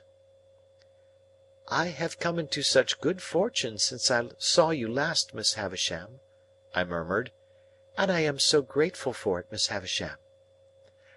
"Ay, ay," said she, looking at the discomfited and envious Sarah with delight. "I have seen Mr. Jaggers. I have heard about it, Pip. So you go to-morrow?" "Yes, Miss Havisham." "And you are adopted by a rich person?" "Yes, Miss Havisham." "Not named?" "No, Miss Havisham." "And Mr. Jaggers is made your guardian?" "Yes, Miss Havisham." She quite gloated on these questions and answers, so keen was her enjoyment of Sarah Pocket's jealous dismay. "Well," she went on, "you have a promising career before you. Be good, deserve it, and abide by Mr. Jaggers's instructions." She looked at me, and looked at Sarah, and Sarah's countenance wrung out of her watchful face a cruel smile. "Good-bye, Pip. You will always keep the name of Pip, you know." "Yes, Miss Havisham." "Good-bye, Pip." She stretched out her hand, and I went down on my knee and put it to my lips. I had not considered how I should take leave of her; it came naturally to me at the moment to do this. She looked at Sarah Pocket with triumph in her weird eyes, and so I left my fairy godmother, with both her hands on her crutch-stick, standing in the midst of the dimly lighted room beside the rotten bride-cake that was hidden in cobwebs. Sarah Pocket conducted me down, as if I were a ghost who must be seen out. She could not get over my appearance, and was in the last degree confounded. I said, "Good-bye, Miss Pocket," but she merely stared, and did not seem collected enough to know that I had spoken. Clear of the house, I made the best of my way back to Pumblechook's, took off my new clothes, made them into a bundle, and went back home in my older dress, carrying it, to speak the truth, much more at my ease too, though I had the bundle to carry. And now, those 6 days which were to have run out so slowly, had run out fast and were gone, and to-morrow looked me in the face more steadily than I could look at it. As the 6 evenings had dwindled away to 5, to 4, to 3, to 2, I had become more and more appreciative of the society of Joe and Biddy. On this last evening, I dressed myself out in my new clothes for their delight, and sat in my splendour until bedtime. We had a hot supper on the occasion, graced by the inevitable roast fowl, and we had some flip to finish with. We were all very low, and none the higher for pretending to be in spirits. I was to leave our village at 5 in the morning, carrying my little hand portmanteau, and I had told Joe that I wished to walk away all alone. I am afraid, sore afraid, that this purpose originated in my sense of the contrast there would be between me and Joe, if we went to the coach together. I had pretended with myself that there was nothing of this taint in the arrangement, but when I went up to my little room on this last night, I felt compelled to admit that it might be so, and had an impulse upon me to go down again and entreat Joe to walk with me in the morning. I did not. All night there were coaches in my broken sleep, going to wrong places instead of to London, and having in the traces, now dogs, now cats, now pigs, now men, never horses. Fantastic failures of journeys occupied me until the day dawned and the birds were singing. Then I got up and partly dressed, and sat at the window to take a last look out, and in taking it, fell asleep. Biddy was astir so early to get my breakfast that, although I did not sleep at the window an hour, I smelt the smoke of the kitchen fire when I started up, with a terrible idea that it must be late in the afternoon. But long after that, and long after I had heard the clinking of the teacups and was quite ready, I wanted the resolution to go downstairs. After all, I remained up there, repeatedly unlocking and unstrapping my small portmanteau, and locking and strapping it up again, until Biddy called to me that I was late. It was a hurried breakfast with no taste in it. I got up from the meal, saying with a sort of briskness, as if it had only just occurred to me, "Well, I suppose I must be off." And then I kissed my sister, who was laughing and nodding and shaking in her usual chair, and kissed Biddy, and threw my arms around Joe's neck. Then I took up my little portmanteau and walked out.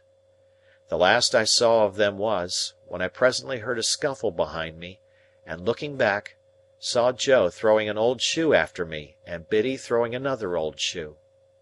I stopped, to wave my hat, and dear old Joe waved his strong right arm above his head, crying huskily, "Hurrah!" and Biddy put her apron to her face.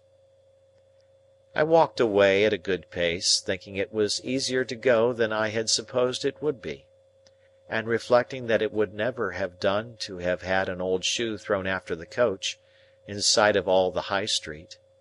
I whistled and made nothing of going. But the village was very peaceful and quiet, and the light mists were solemnly rising, as if to show me the world, and I had been so innocent and little there, and all beyond was so unknown and great, that in a moment with a strong heave and sob I broke into tears. It was by the finger-post at the end of the village, and I laid my hand upon it and said, "Good-bye, O my dear, dear friend!" Heaven knows we need never be ashamed of our tears, for they are rain upon the blinding dust of earth, overlying our hard hearts. I was better after I had cried than before, more sorry, more aware of my own ingratitude, more gentle. If I had cried before, I should have had Joe with me then.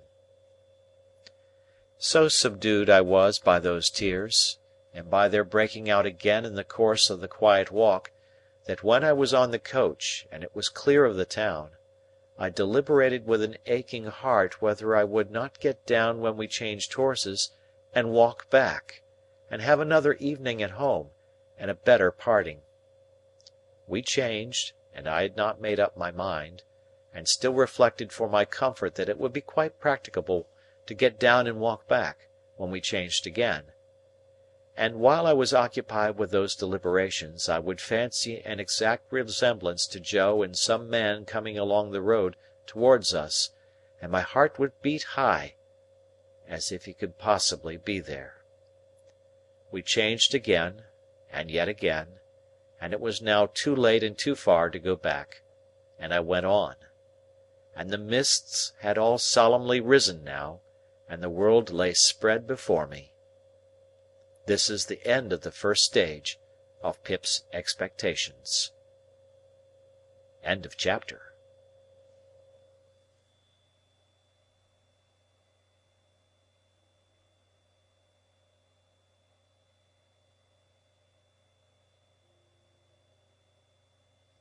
Chapter 20.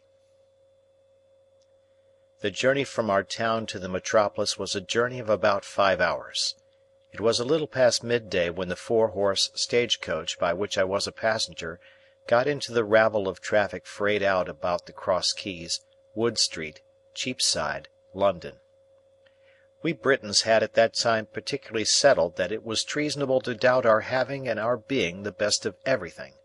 Otherwise, while I was scared by the immensity of London, I think I might have had some faint doubts whether it were not ugly, crooked, narrow, and dirty.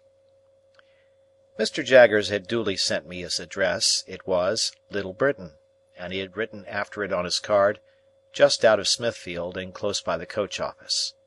Nevertheless, a hackney coachman, who seemed to have as many capes to his greasy greatcoat as he was years old, packed me up in his coach and hemmed me in with a folding and jingling barrier of steps, as if he were going to take me 50 miles. His getting on his box, which I remember to have been decorated with an old weather-stained pea-green hammercloth moth-eaten into rags, was quite a work of time. It was a wonderful equipage, with 6 great coronets outside, and ragged things behind for I don't know how many footmen to hold on by, and a harrow below them, to prevent amateur footmen from yielding to the temptation. I had scarcely had time to enjoy the coach, and to think how like a straw-yard it was, and yet how like a rag-shop, and to wonder why the horses' nose-bags were kept inside, when I observed the coachman beginning to get down, as if we were going to stop presently. And stop we presently did, in a gloomy street, at certain offices with an open door, whereon was painted Mr. Jaggers. "How much?" I asked the coachman. The coachman answered, "A shilling, unless you wish to make it more." I naturally said I had no wish to make it more. "Then it must be a shilling," observed the coachman. "I don't want to get into trouble. I know him." He darkly closed an eye at Mr. Jaggers's name, and shook his head. When he had got his shilling, and had in course of time completed the ascent to his box, and had got away, which appeared to relieve his mind, I went into the front office with my little portmanteau in my hand, and asked, was Mr. Jaggers at home? "He is not," returned the clerk. "He is in court at present. Am I addressing Mr. Pip?" I signified that he was addressing Mr. Pip. "Mr. Jaggers left word, would you wait in his room. He couldn't say how long he might be, having a case on, but it stands to reason, his time being valuable, that he won't be longer than he can help." With those words the clerk opened a door, and ushered me into an inner chamber at the back. Here we found a gentleman with one eye, in a velveteen suit and knee breeches, who wiped his nose with his sleeve on being interrupted in the perusal of the newspaper. "Go and wait outside, Mike," said the clerk. I began to say that I hoped I was not interrupting, when the clerk shoved this gentleman out with as little ceremony as I ever saw used, and tossing his fur cap out after him, left me alone. Mr. Jaggers' room was lighted by a skylight only, and was a most dismal place. The skylight, eccentrically pitched like a broken head, and the distorted adjoining houses looking as if they had twisted themselves to peep down at me through it.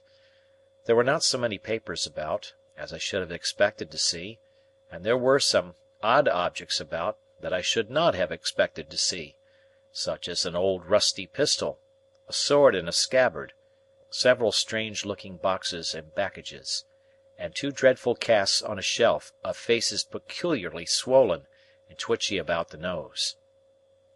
Mr. Jaggers's own high-backed chair was of a deadly black horsehair, with rows of brass nails round it, like a coffin, and I fancied I could see how he leaned back in it and bit his forefinger at his clients. The room was but small, and the clients seemed to have had a habit of backing up against the wall, especially opposite to Mr. Jaggers's chair, being greasy with shoulders. I recalled, too, that the one-eyed gentleman had shuffled forth against the wall when I was the innocent cause of his being turned out. I sat down in the cliental chair, placed over against Mr. Jaggers's chair, and became fascinated by the dismal atmosphere of the place. I called to mind that the clerk had the same air of knowing something to everybody else's disadvantage, as his master had. I wondered how many other clerks there were upstairs, and whether they all claimed to have the same detrimental mastery of their fellow creatures. I wondered what was the history of all the odd litter about the room, and how it came there. I wondered whether the two swollen faces were of Mr. Jaggers's family, and, if he were so unfortunate as to have had a pair of such ill-looking relations, why he stuck them on that dusty perch for the blacks and flies to settle on, instead of giving them a place at home. Of course I had no experience of a London summer day, and my spirits may have been oppressed by the hot exhausted air, and by the dust and grit that lay thick on everything. But I sat wondering and waiting in Mr. Jaggers's close room, until I really could not bear the two casts on the shelf above Mr. Jaggers's chair, and got up and went out. When I told the clerk that I would take a turn in the air while I waited, he advised me to go round the corner and I should come into Smithfield. So I came into Smithfield, and the shameful place, being all a smear with filth and fat and blood and foam, seemed to stick to me. So I rubbed it off with all possible speed by turning into a street where I saw the great black dome of St. Paul's bulging at me from behind a grim stone building which a bystander said was Newgate Prison. Following the wall of the jail, I found the roadway covered with straw to deaden the noise of passing vehicles, and from this, and from the quantity of people standing about smelling strongly of spirits and beer, I inferred that the trials were on. While I looked about me here, an exceedingly dirty and partially drunk minister of justice asked me if I would like to step in and hear a trial or so, informing me that he could give me a front place for half-a-crown, whence I should command a full view of the Lord Chief Justice in his wig and robes, mentioning that awful personage like waxwork, and presently offering him at the reduced price of 18 pence. As I declined the proposal on the plea of an appointment, he was so good as to take me into a yard and show me where the gallows was kept, and also where people were publicly whipped, and then he showed me the debtors' door, out of which culprits came to be hanged, heightening the interest of that dreadful portal by giving me to understand that 4 on 'em would come out at that door the day after tomorrow at 8 in the morning, to be killed in a row. This was horrible, gave me a sickening idea of London, the more so as the Lord Chief Justice's proprietor wore, from his hat down to his boots and up again to his pocket handkerchief inclusive, mildewed clothes which had evidently not belonged to him originally, and which I took it into my head he had bought cheap of the executioner. Under these circumstances, I thought myself well rid of him for a shilling. I dropped into the office to ask if Mr. Jaggers had come in yet, and I found he had not, and I strolled out again. This time I made the tour of Little Britain and turned into Bartholomew Close, and now I became aware that other people were waiting about for Mr. Jaggers as well as I.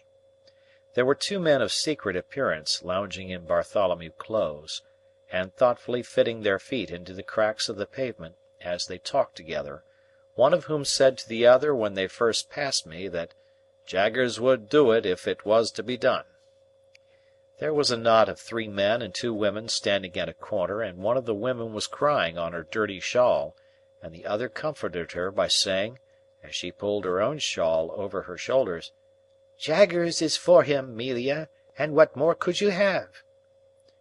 There was a red-eyed little Jew who came into the Close while I was loitering there, in company with a second little Jew whom he had sent upon an errand, and while the messenger was gone, I remarked this Jew, who was of a highly excitable temperament, performing a jig of anxiety under a lamp-post, and accompanying himself in a kind of frenzy with the words, "Oh, Jaggerth, Jaggerth, Jaggerth, all other than Cagmaggerth, give me Jaggerth."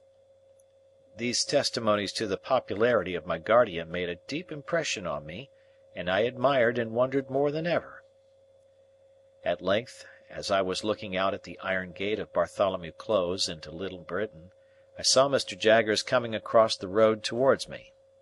All the others who were waiting saw him at the same time, and there was quite a rush at him. Mr. Jaggers, putting a hand on my shoulder and walking me on at his side, without saying anything to me, addressed himself to his followers. First, he took the 2 secret men.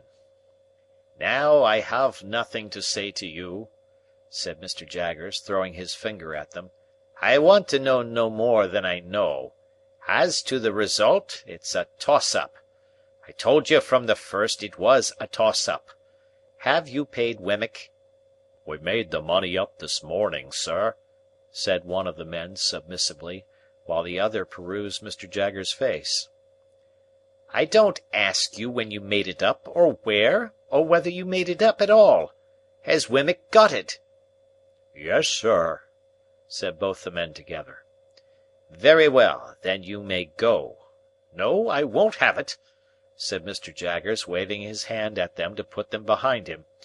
"If you say a word to me, I'll throw up the case." "We thought, Mr. Jaggers," one of the men began, pulling off his hat. "That's what I told you not to do," said Mr. Jaggers. "You thought. I think for you, that's enough for you. If I want you, I know where to find you. I don't want you to find me. Now I won't have it. I won't hear a word." The 2 men looked at one another as Mr. Jaggers waved them behind again, and humbly fell back and were heard no more. "And now you," said Mr. Jaggers, suddenly stopping, and turning on the 2 women with the shawls, from whom the 3 men had meekly separated. "Oh, Amelia, is it?" "Yes, Mr. Jaggers." "And do you remember," retorted Mr. Jaggers, "that but for me you wouldn't be here and couldn't be here?" "Oh, yes, sir," exclaimed both women together. "Lord bless you, sir, well we knows that." "Then why," said Mr. Jaggers, "do you come here?" "My bill, sir," the crying woman pleaded. "Now I tell you what," said Mr. Jaggers, "once for all. If you don't know that your bill's in good hands, I know it, and if you come here bothering about your bill, I'll make an example of both your bill and you, and let him slip through my fingers. Have you paid Wemmick?" "Oh, yes, sir, every farthing." "Very well. Then you have done all you have got to do. Say another word, one single word, and Wemmick shall give you your money back." This terrible threat caused the two women to fall off immediately. No one remained now but the excitable Jew, who had already raised the skirts of Mr. Jaggers's coat to his lips several times. "I don't know this man," said Mr. Jaggers, in the same devastating strain. "What does this fellow want?" "My dear Mithter Jaggerth, hown brother to Habraham Latharuth." "Who's he?" said Mr. Jaggers. "Let go of my coat." The suitor, kissing the hem of the garment again before relinquishing it, replied, "Habraham Latharuth, on Thithbithian plate." "You're too late," said Mr. Jaggers. "I am over the way." "Holy Father, Mithter Jaggerth!" cried my excitable acquaintance, turning white. "Don't thay you're again Habraham Latharuth." "I am," said Mr. Jaggers, "and there's an end of it. Get out of the way." "Mithter Jaggerth, half a moment. My hown cousin's gone to Mithter Wemmick at this present minute, to offer him any termth. Mithter Jaggerth, half a quarter of a moment. If you'd have the condescension to be bought off from the other side, at any superior price, money no object, Mithter Jaggerth, Mithter—" My guardian threw his supplicant off with supreme indifference, and left him dancing on the pavement as if it were red hot. Without further interruption, we reached the front office, where we found the clerk and the man in velveteen with the fur cap. "Here's Mike," said the clerk, getting down from his stool and approaching Mr. Jaggers confidentially. "Oh," said Mr. Jaggers, turning to the man, who was pulling a lock of hair in the middle of his forehead, like the bull in Cock Robin pulling at the bell rope, "your man comes on this afternoon. Well?" "Well, Master Jaggers," returned Mike, in the voice of a sufferer from a constitutional cold, "arter a deal of trouble, I've found one, sir, as might do." "What is he prepared to swear?" "Well, Master Jaggers," said Mike, wiping his nose on his fur cap this time, "in a general way, anythink." Mr. Jaggers suddenly became most irate. "Now I warned you before," said he, throwing his forefinger at the terrified client, "that if you ever presumed to talk in that way here, I'd make an example of you. You infernal scoundrel, how dare you tell me that?" The client looked scared, but bewildered too, as if he were unconscious what he had done. "Spooney," said the clerk in a low voice, giving him a stir with his elbow. "Soft head. Need you say it face to face?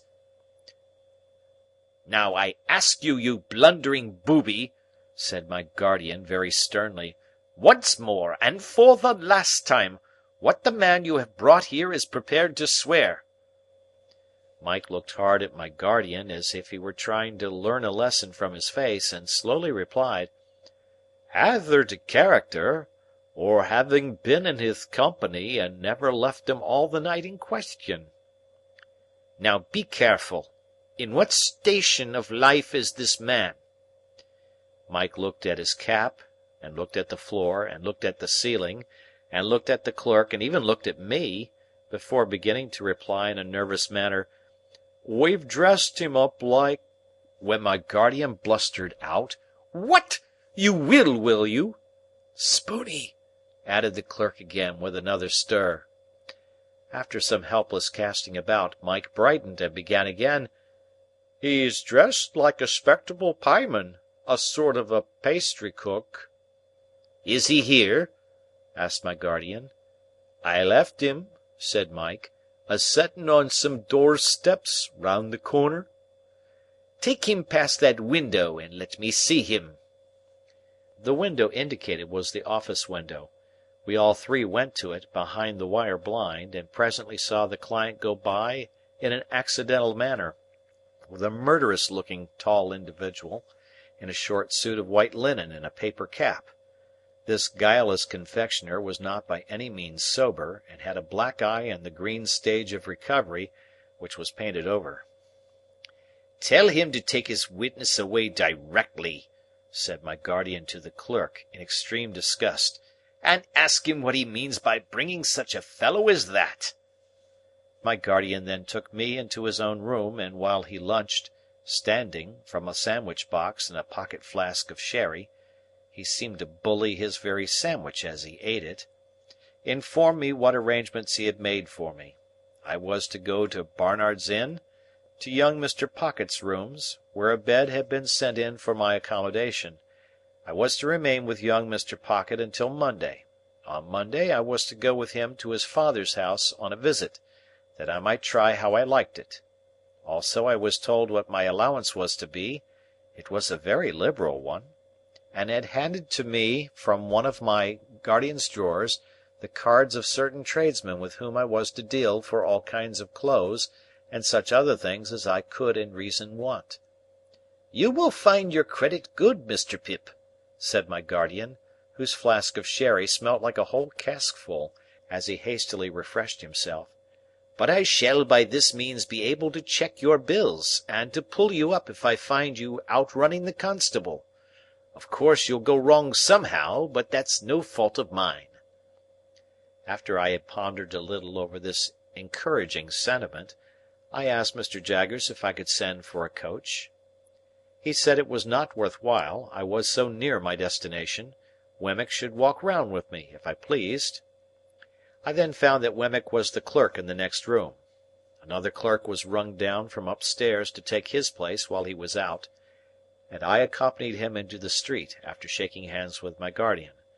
We found a new set of people lingering outside, but Wemmick made a way among them by saying coolly yet decisively, "I tell you it's no use. He won't have a word to say to one of you," and we soon got clear of them, and went on side by side.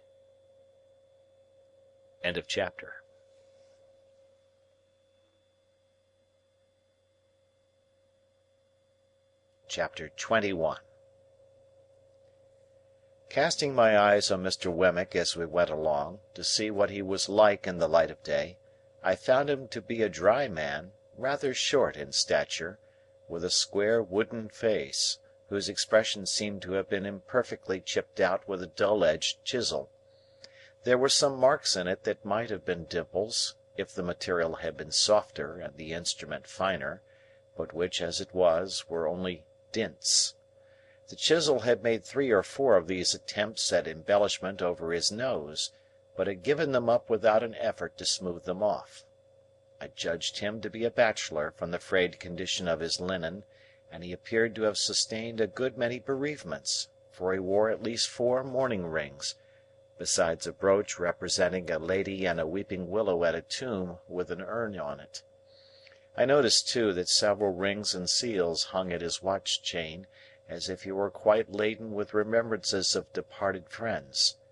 He had glittering eyes, small, keen, and black, and thin, wide, mottled lips. He had had them, to the best of my belief, from 40 to 50 years. "So you were never in London before?" said Mr. Wemmick to me. "No," said I. "I was new here once," said Mr. Wemmick. "Rum to think of now." "You are well acquainted with it now?" "Why, yes," said Mr. Wemmick. "I know the moves of it." "Is it a very wicked place?" I asked, more for the sake of saying something than for information. "You may get cheated, robbed, and murdered in London, but there are plenty of people anywhere who'll do that for you." "If there is bad blood between you and them," said I, to soften it off a little. "Oh, I don't know about bad blood," returned Mr. Wemmick. "There's not much bad blood about. They'll do it, if there's anything to be got by it." "That makes it worse." "You think so?" returned Mr. Wemmick. "Much about the same, I should say." He wore his hat on the back of his head, and looked straight before him, walking in a self-contained way as if there were nothing in the streets to claim his attention. His mouth was such a post-office of a mouth that he had a mechanical appearance of smiling. We had got to the top of Holborn Hill before I knew that it was merely a mechanical appearance, and that he was not smiling at all. "Do you know where Mr. Matthew Pocket lives?" I asked Mr. Wemmick. Yes," said he, nodding in the direction. "At Hammersmith, west of London." "Is that far?" "Well, say 5 miles." "Do you know him?" "Why, you're a regular cross-examiner," said Mr. Wemmick, looking at me with an approving air. "Yes, I know him. I know him." There was an air of toleration or depreciation about his utterance of these words that rather depressed me, and I was still looking sideways at his block of a face in search of any encouraging note to the text, when he said, here we were, at Barnard's Inn. My depression was not alleviated by the announcement, for I had supposed that establishment to be an hotel kept by Mr. Barnard, to which the Blue Boar in our own town was a mere public-house. Whereas I had now found Barnard to be a disembodied spirit, or a fiction, and his inn the dingiest collection of shabby buildings ever squeezed together in a rank corner as a club for tom-cats. We entered this haven through a wicket gate, and was disgorged by an introductory passage into a melancholy little square that looked to me like a flat burying-ground. I thought it had the most dismal trees in it, and the most dismal sparrows, and the most dismal cats, and the most dismal houses, in number 6 or so, that I had ever seen. I thought the windows of the sets of chambers into which those houses were divided were in every stage of dilapidated blind and curtain, crippled flower-pot, cracked glass, dusty decay, and miserable makeshift, while "To Let, To Let, To Let" glared at me from empty rooms, as if no new wretches ever came there, and the vengeance of the soul of Barnard were being slowly appeased by the gradual suicide of the present occupants, and their unholy interment under the gravel. A frowsy morning of soot and smoke attired this forlorn creation of Barnard, and it had strewn ashes on its head, and was undergoing penance and humiliation as a mere dust-hole. Thus far my sense of sight, while dry rot and wet rot and all the silent rots that rot in neglected roof and cellar, rot of rat and mouse and bug, and coaching-stables near at hand besides, addressed themselves faintly to my sense of smell, and bemoaned, "Try Barnard's mixture." So imperfect was this realization of the first of my great expectations, that I looked in dismay at Mr. Wemmick. "Ah," said he, mistaking me, "the retirement reminds you of the country. So it does me."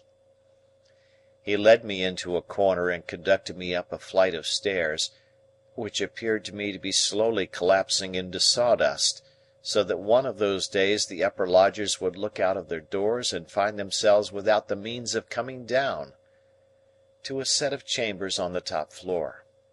Mr. Pocket, Junior, was painted on the door, and there was a label on the letter-box, "Return shortly."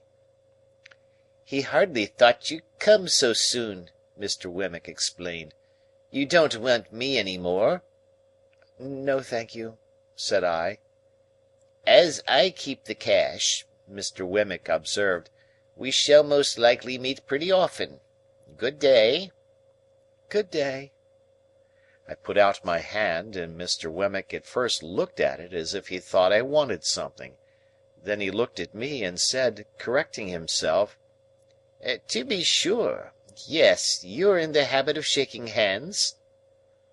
I was rather confused, thinking it must be out of the London fashion, but said yes. "I have so got out of it," said Mr. Wemmick, "except at last. Very glad, I'm sure, to make your acquaintance. Good day." When we had shaken hands and he was gone, I opened the staircase window and had nearly beheaded myself, for the lines had rotted away and it came down like the guillotine. Happily it was so quick that I had not put my head out. After this escape, I was content to take a foggy view of the inn through the windows encrusting dirt, and to stand dolefully looking out, saying to myself that London was decidedly overrated. Mr. Pocket, Junior's, idea of shortly was not mine, for I had nearly maddened myself with looking out for half an hour, and had written my name with my finger several times in the dirt of every pane in the window, before I heard footsteps on the stairs. Gradually there arose before me the hat, head, neckcloth, waistcoat, trousers, boots, of a member of society of about my own standing. He had a paper bag under each arm and a pottle of strawberries in one hand, and was out of breath. "Mr. Pip?" said he. "Mr. Pocket?" said I. "Dear me!" he exclaimed. "I am extremely sorry, but I knew there was a coach from your part of the country at midday, and I thought you would come by that one. The fact is, I have been out on your account, not that that is any excuse, for I thought, coming from the country, you might like a little fruit after dinner, and I went to Covent Garden Market to get it good. For a reason that I had, I felt as if my eyes would start out of my head. I acknowledged his attention incoherently, and began to think this was a dream. "Dear me!" said Mr. Pocket, Junior, "this door sticks so." As he was fast making jam of his fruit by wrestling with the door while the paper bags were under his arms, I begged him to allow me to hold them. He relinquished them with an agreeable smile, and combated with the door as if it were a wild beast. It yielded so suddenly at last that he staggered back upon me, and I staggered back upon the opposite door, and we both laughed. But still I felt as if my eyes must start out of my head, and as if this must be a dream. "Pray come in," said Mr. Pocket, Junior. "Allow me to lead the way. I'm rather bare here, but I hope you'll be able to make out tolerably well till Monday. My father thought you would get on more agreeably through to-morrow with me than with him, and might like to take a walk about London. I am sure I shall be very happy to show London to you. As to our table, you won't find that bad, I hope, for it will be supplied from our coffee-house here, and, it is only right I should add, at your expense, such being Mr. Jaggers's directions. As to our lodging, it's not by any means splendid, because I have my own bread to earn, and my father hasn't anything to give me, and I shouldn't be willing to take it if he had. This is our sitting-room. Just such chairs and tables and carpet and so forth, you see, as they could spare from home. You mustn't give me credit for the tablecloth and spoons and castors, because they come for you from the coffee-house. This is my little bedroom. Rather musty, but Barnard's is musty. This is your bedroom. The furniture's hired for the occasion, but I trust it will answer the purpose. If you should want anything, I'll go and fetch it.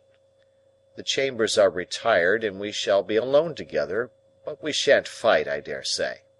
But, dear me, I beg your pardon, you're holding the fruit all this time. Pray let me take those bags from you. I am quite ashamed." As I stood opposite to Mr. Pocket, Junior, delivering him the bags, 1, 2, I saw the starting appearance come into his own eyes that I knew to be in mine, and he said, falling back, "Lord bless me! You're the prowling boy!" "And you," said I, "are the pale young gentleman."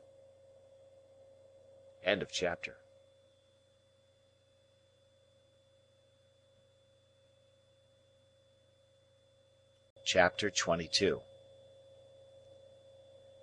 The pale young gentleman and I stood contemplating one another in Barnard's Inn until we both burst out laughing. "The idea of its being you!" said he. "The idea of its being you!" said I. And then we contemplated one another afresh, and laughed again. "Well," said the pale young gentleman, reaching out his hand good-humouredly, "it's all over now, I hope, and it will be magnanimous in you if you'll forgive me for having knocked you about so." I derived from this speech that Mr. Herbert Pocket, for Herbert was the pale young gentleman's name, still rather confounded his intention with his execution. But I made a modest reply, and we shook hands warmly. "You hadn't come into your good fortune at that time?" said Herbert Pocket. No, said I. No, he acquiesced. I heard it had happened very lately. I was rather on the lookout for good fortune then. Indeed? Yes. Miss Havisham had sent for me to see if she could take a fancy to me, but she couldn't. At all events, she didn't. I thought it polite to remark that I was surprised to hear that. Bad taste, said Herbert, laughing, but a fact. Yes, she had sent for me on a trial visit, and if I had come out of it successfully, I suppose I should have been provided for. Perhaps I should have been what you may call it to Estella. What's that? I asked with sudden gravity. He was arranging his fruit in plates while we talked, which divided his attention, and was the cause of his having made this lapse of a word. Affianced, he explained, still busy with the fruit. Betrothed, engaged, what's his named, any word of that sort. How did you bear your disappointment? I asked. Pooh, said he. I didn't care much for it. She's a Tartar. Miss Havisham? I don't say no to that, but I meant Estella. That girl's hard and haughty and capricious to the last degree, and has been brought up by Miss Havisham to wreak revenge on all the male sex. What relation is she to Miss Havisham? None, said he, only adopted. Why should she wreak revenge on all the male sex? What revenge? Lord, Mr. Pip, said he, don't you know? No, said I. Dear me, it's quite a story, and shall be saved till dinner-time. And now let me take the liberty of asking you a question. How did you come there that day? I told him, and he was attentive till I had finished, and then burst out laughing again, and asked me if I was sore afterwards.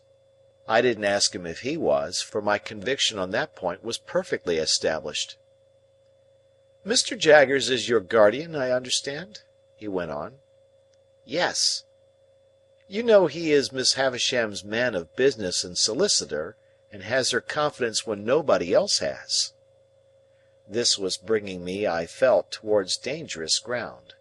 I answered with a constraint I made no attempt to disguise, that I had seen Mr. Jaggers in Miss Havisham's house on the very day of our combat, but never at any other time, and that I believed he had no recollection of having ever seen me there.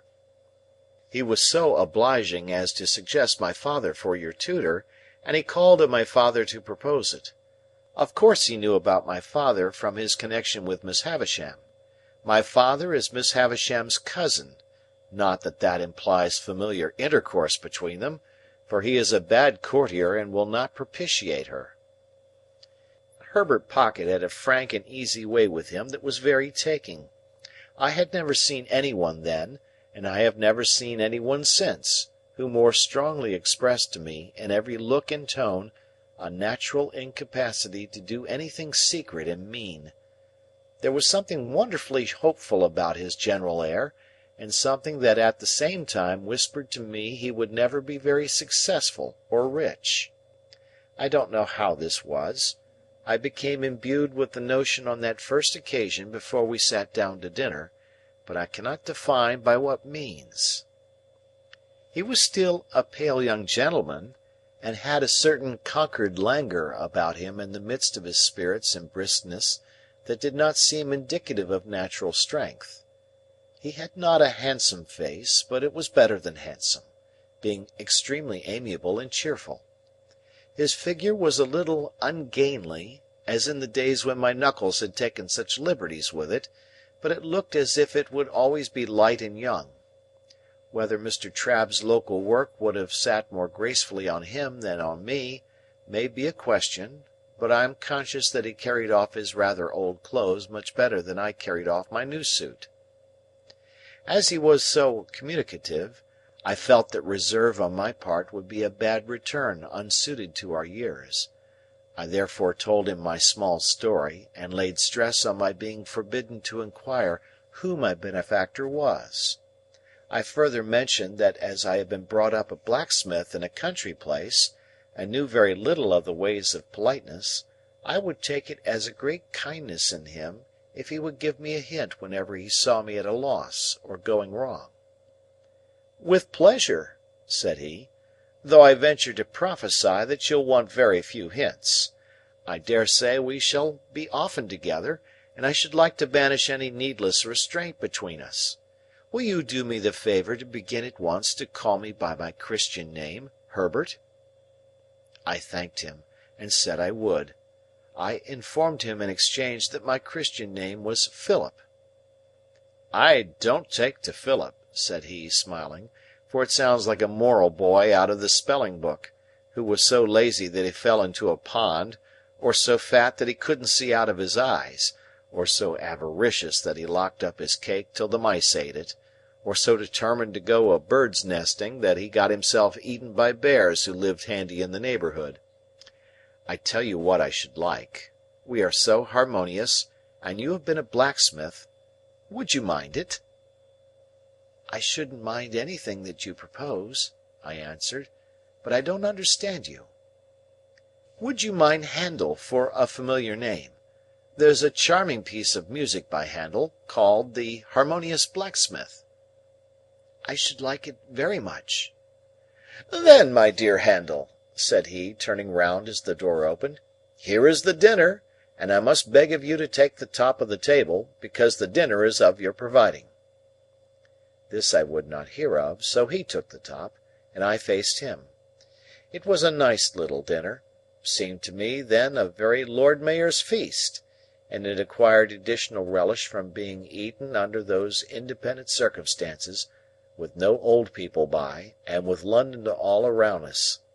This again was heightened by a certain gipsy character that set the banquet off, for while the table was, as Mr. Pumblechook might have said, the lap of luxury, being entirely furnished forth from the coffee-house, the circumjacent region of sitting-room was of a comparatively pastureless and shifty character, imposing on the waiter the wandering habits of putting the covers on the floor, where he fell over them, the melted butter in the arm-chair, the bread on the bookshelves, the cheese in the coal-scuttle, and the boiled fowl into my bed in the next room, where I found much of its parsley and butter in a state of congelation when I retired for the night.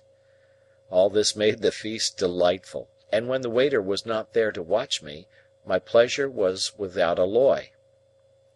We had made some progress in the dinner when I reminded Herbert of his promise to tell me about Miss Havisham.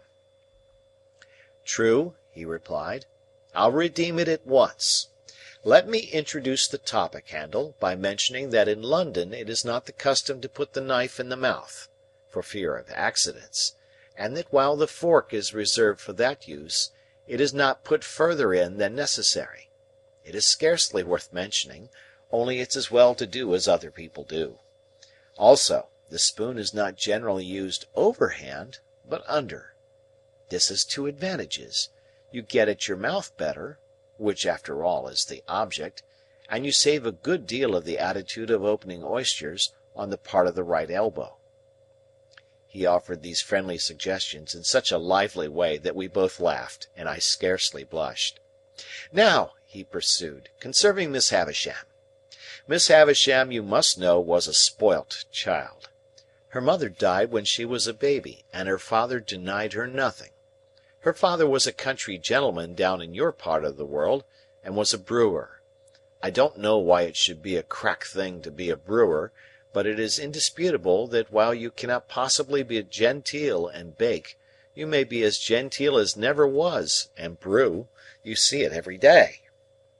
"Yet a gentleman may not keep a public-house, may he?" said I. "Not on any account," returned Herbert, "but a public-house may keep a gentleman. Well, Mr. Havisham was very rich and very proud. So was his daughter." "Miss Havisham was an only child?" I hazarded. "Stop a moment. I'm coming to that. No, she was not an only child. She had a half-brother. Her father privately married again. His cook, I rather think." "I thought he was proud," said I. "My good Handel, so he was. He married his second wife privately, because he was proud, and in course of time she died. When she was dead, I apprehend he first told his daughter what he had done, and then the son became a part of the family, residing in the house you are acquainted with. As the son grew a young man, he turned out riotous, extravagant, undutiful, altogether bad. At last his father disinherited him, but he softened when he was dying, and left him well off, though not nearly so well off as Miss Havisham. Take another glass of wine, and excuse my mentioning that society as a body does not expect one to be so strictly conscientious in emptying one's glass, as to turn it bottom upwards with the rim on one's nose. I had been doing this, in an excess of attention to his recital. I thanked him and apologized. He said, "Not at all," and resumed. Miss Havisham was now an heiress, and you may suppose was looked after as a great match. Her half-brother had now ample means again, but what with debts and what with new madness wasted them most fearfully again. There were stronger differences between him and her than there had been betwixt him and his father, and it is suspected that he cherished a deep and mortal grudge against her as having influenced the father's anger. Now, I come to the cruel part of the story. Merely breaking off, my dear Handel, to remark that a dinner napkin will not go into a tumbler. Why I was trying to pack mine into my tumbler, I am wholly unable to say. I only know that I found myself, with a perseverance worthy of a much better cause, making the most strenuous exertions to compress it within those limits. Again I thanked him and apologized, and again he said in the cheerfullest manner, "Not at all, I am sure," and resumed. There appeared upon the scene, say at the races, or the public balls, or anywhere else you like, a certain man, who made love to Miss Havisham. I never saw him, for this happened 25 years ago, before you and I were, Handel. But I have heard my father mention that he was a showy man, and the kind of man for the purpose. But that he was not to be, without ignorance or prejudice, mistaken for a gentleman, my father most strongly asseverates, because it is a principle of his that no man who was not a true gentleman at heart ever was, since the world began, a true gentleman in manner. He says, no varnish can hide the grain of the wood, and that the more varnish you put on, the more the grain will express itself. Well, this man pursued Miss Havisham closely, and professed to be devoted to her. I believe she had not much shown susceptibility up to that time, but all the susceptibility she possessed certainly came out then, had she passionately loved him. There is no doubt that she perfectly idolized him. He practised on her affection in that systematic way that he got great sums of money from her, and he induced her to buy her brother out of a share in the brewery, which had been weakly left him by his father, at an immense price, on the plea that when he was her husband he must hold and manage it all. Your guardian was not at that time in Miss Havisham's counsels, and she was too haughty and too much in love to be advised by any one. Her relations were poor and scheming, with the exception of my father. He was poor enough, but not time-serving or jealous. The only independent one among them, he warned her that she was doing too much for this man, and was placing herself too unreservedly in his power. She took the first opportunity of angrily ordering my father out of the house, in his presence, and my father has never seen her since.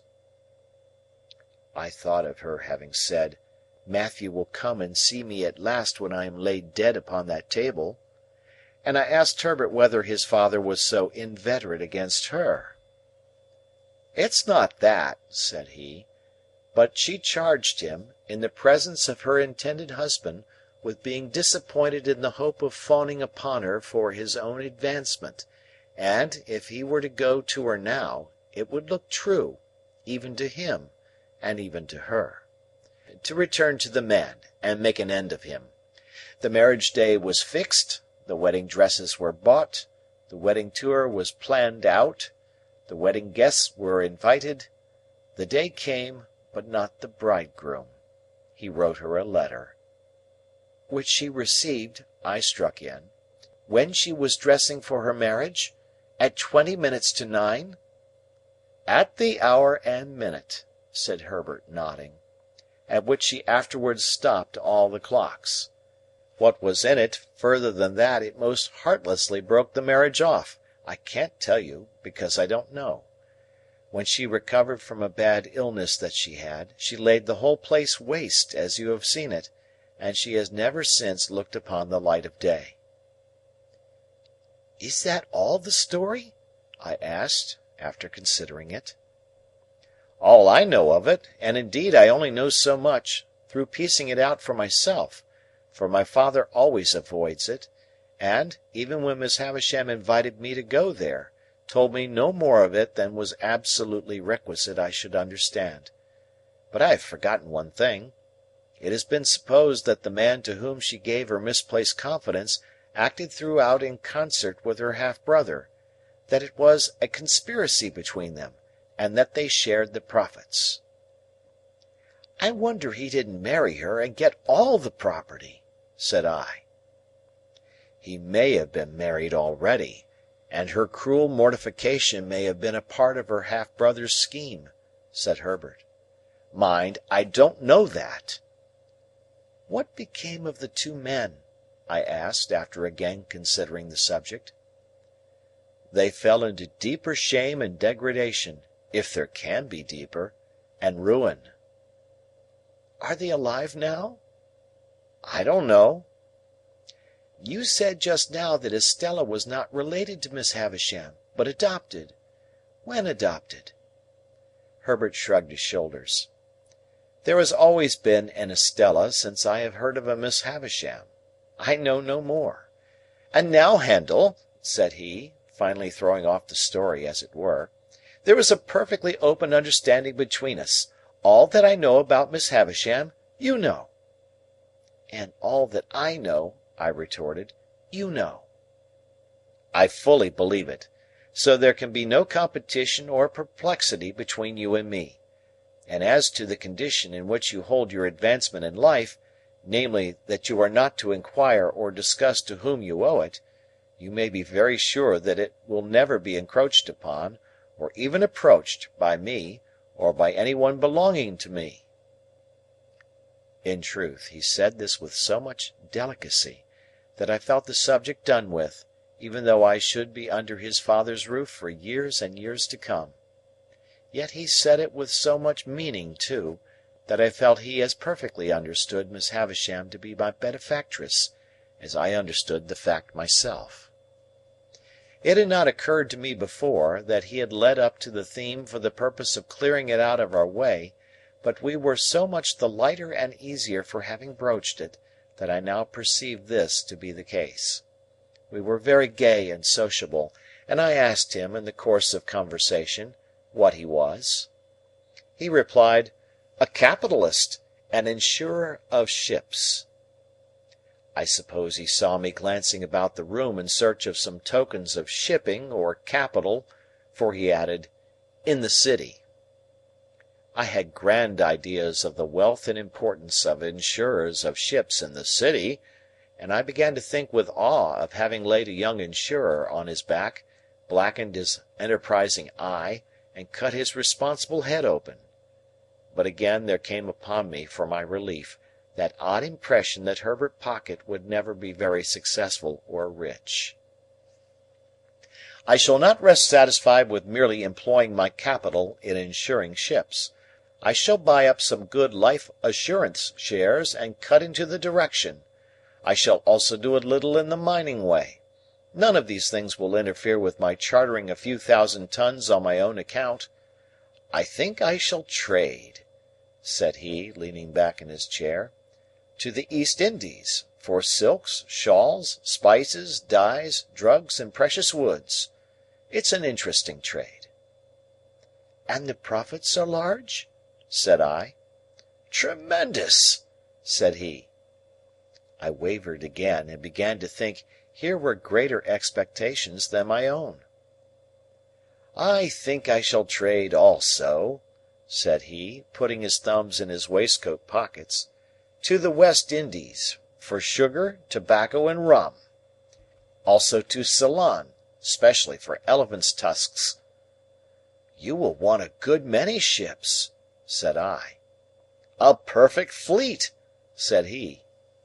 Quite overpowered by the magnificence of these transactions, I asked him where the ships he insured mostly traded to at present. "I haven't begun insuring yet," he replied. "I am looking about me." Somehow that pursuit seemed more in keeping with Barnard's Inn. I said, in a tone of conviction, "Ah!" "Yes, I am in a counting house, and looking about me." "Is a counting house profitable?" I asked. "Do you mean to the young fellow who's in it?" he asked, in reply. "Yes, to you." "Why, no, not to me." He said this with the air of one carefully reckoning up and striking a balance. "Not directly profitable. That is, it doesn't pay me anything, and I have to keep myself." This certainly had not been a profitable appearance, and I shook my head as if I would imply that it would be difficult to lay by much accumulative capital from such a source of income. "But the thing is," said Herbert Pocket, "that you look about you. That's the grand thing. You are in a counting house, you know, and you look about you." It struck me as a singular implication that you couldn't be out of a counting house, you know, and look about you, but I silently deferred to his experience. "Then the time comes," said Herbert, "when you see your opening, and you go in, and you swoop upon it, and you make your capital, and then there you are! When you have once made your capital, you have nothing to do but employ it." This was very like his way of conducting that encounter in the garden, very like. His manner of bearing his poverty, too, exactly corresponded to his manner of bearing that defeat. It seemed to me that he took all blows and buffets now with just the same air as he had taken mine then. It was evident that he had nothing around him but the simplest necessaries, for everything that I remarked upon turned out to have been sent in on my account from the coffee-house or somewhere else. Yet, having already made his fortune in his own mind, he was so unassuming with it that I felt quite grateful to him for not being puffed up. It was a pleasant addition to his naturally pleasant ways, and we got on famously. In the evening we went out for a walk in the streets, and went half-price to the theatre, and next day we went to church at Westminster Abbey, and in the afternoon we walked in the parks, and I wondered who shod all the horses there, and wished Joe did. On a moderate computation, it was many months, that Sunday, since I had left Joe and Biddy. The space interposed between myself and them partook of that expansion, and our marshes were any distance off. That I could have been at our old church in my old church-going clothes, on the very last Sunday that ever was, seemed a combination of impossibilities, geographical and social, solar and lunar. Yet, in the London streets so crowded with people, and so brilliantly lighted in the dusk of evening, there were depressing hints of reproaches for that I had put the poor old kitchen at home so far away, and in the dead of night the footsteps of some incapable impostor of a porter mooring about Barnard's Inn, under pretence of watching it, fell hollow on my heart. On the Monday morning at 9:15, Herbert went to the counting-house to report himself, to look about him too, I suppose, and I bore him company. He was to come away in an hour or two to attend me to Hammersmith, and I was to wait about for him. It appeared to me that the eggs from which young insurers were hatched were incubated in dust and heat, like the eggs of ostriches, judging from the places to which those incipient giants repaired on a Monday morning. Nor did the counting-house where Herbert assisted show in my eyes as at all a good observatory, being a back second floor up a yard, of a grimy presence in all particulars, and with a look into another back second floor, rather than a look-out. I waited about until it was noon, and I went upon 'Change, and I saw fluey men sitting there under the bills about shipping, whom I took to be great merchants, though I couldn't understand why they should be all out of spirits. When Herbert came, we went and had lunch at a celebrated house which I then quite venerated, but now believe to have been the most abject superstition in Europe, and where I could not help noticing, even then, that there was much more gravy on the tablecloths and knives and waiters' clothes than in the steaks.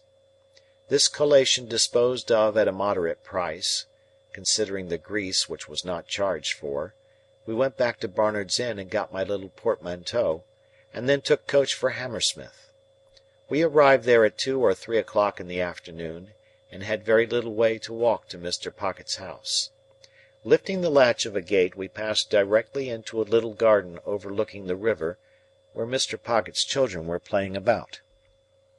And unless I deceive myself on a point where my interests or prepossessions are certainly not concerned, I saw that Mr. and Mrs. Pocket's children were not growing up or being brought up, but were tumbling up. Mrs. Pocket was sitting on a garden chair under a tree, reading, with her legs upon another garden chair, and Mrs. Pocket's 2 nursemaids were looking about them while the children played. "Mamma," said Herbert, "this is young Mr. Pip." Upon which Mrs. Pocket received me with an appearance of amiable dignity.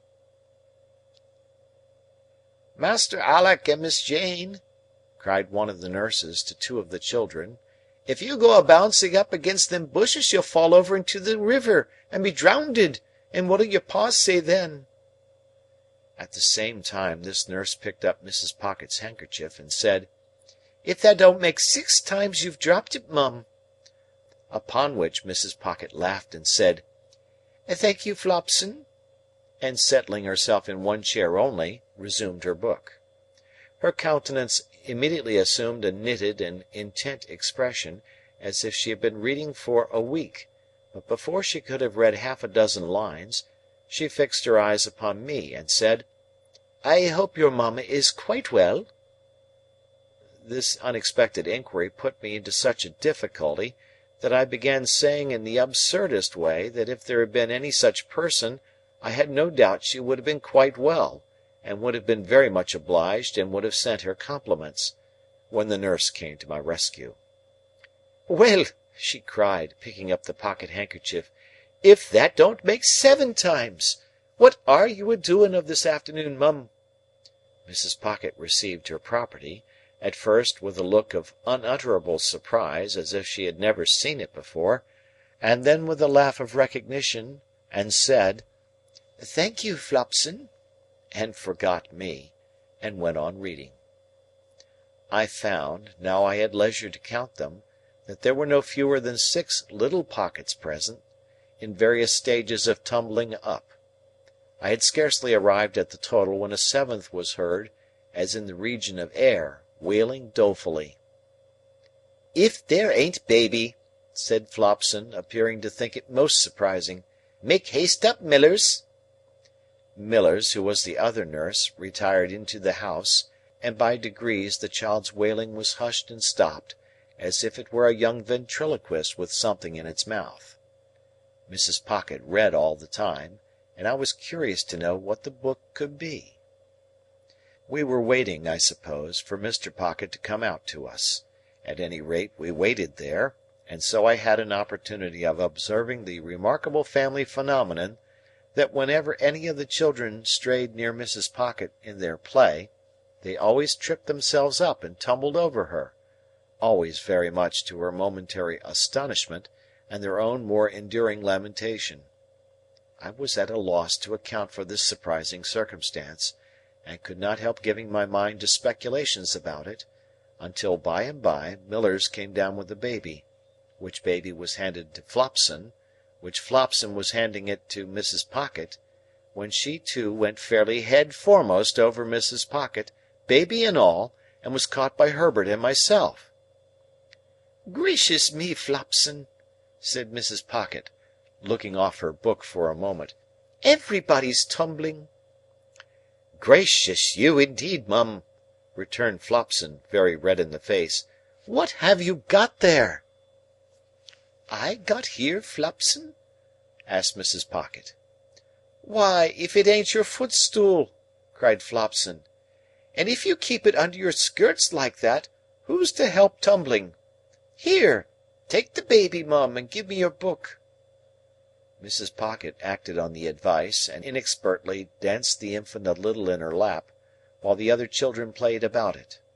This had lasted but a very short time, when Mrs. Pocket issued summary orders that they were all to be taken into the house for a nap. Thus I made the second discovery on that first occasion, that the nurture of the little Pockets consisted of alternately tumbling up and lying down. Under these circumstances, when Flopson and Millers had got the children into the house, like a little flock of sheep, and Mr. Pocket came out of it to make my acquaintance, I was not much surprised to find that Mr. Pocket was a gentleman with a rather perplexed expression of face, and with his very grey hair disordered on his head, as if he didn't quite see his way to putting anything straight. End of chapter.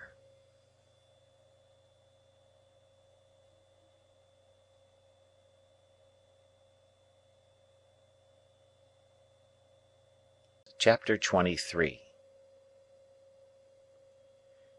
Mr. Pocket said he was glad to see me, and he hoped I was not sorry to see him.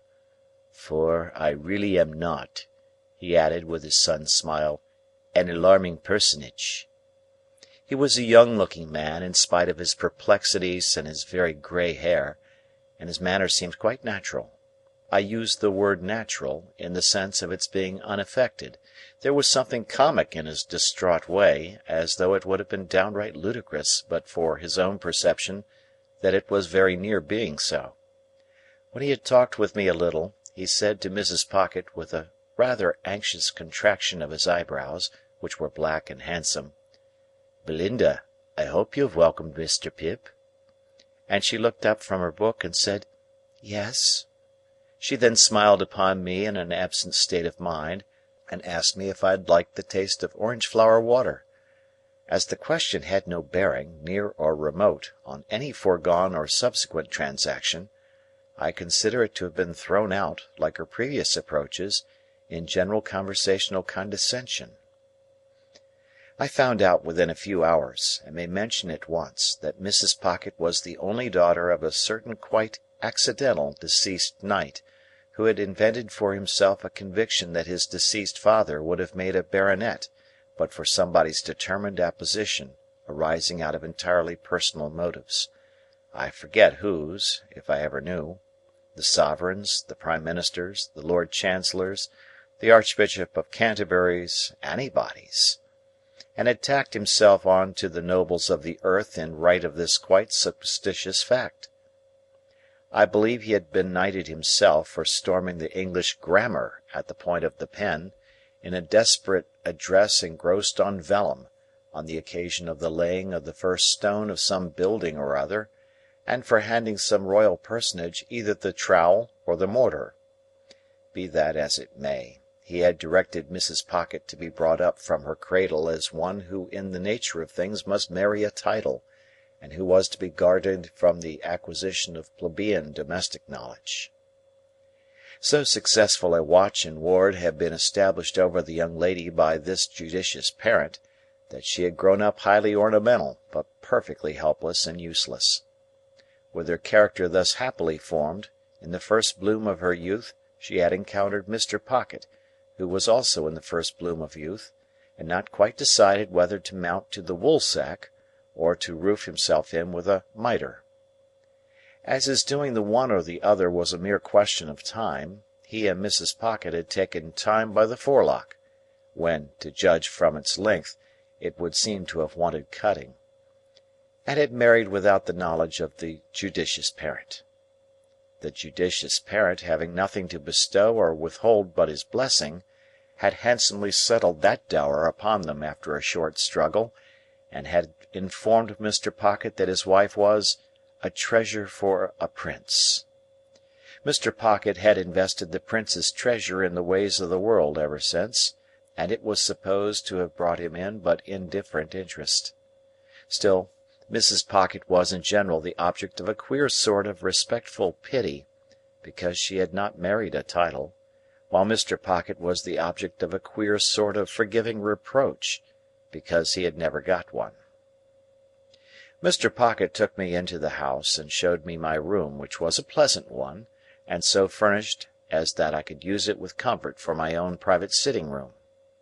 He then knocked at the doors of two other similar rooms, and introduced me to their occupants, by name Drummle and Startop.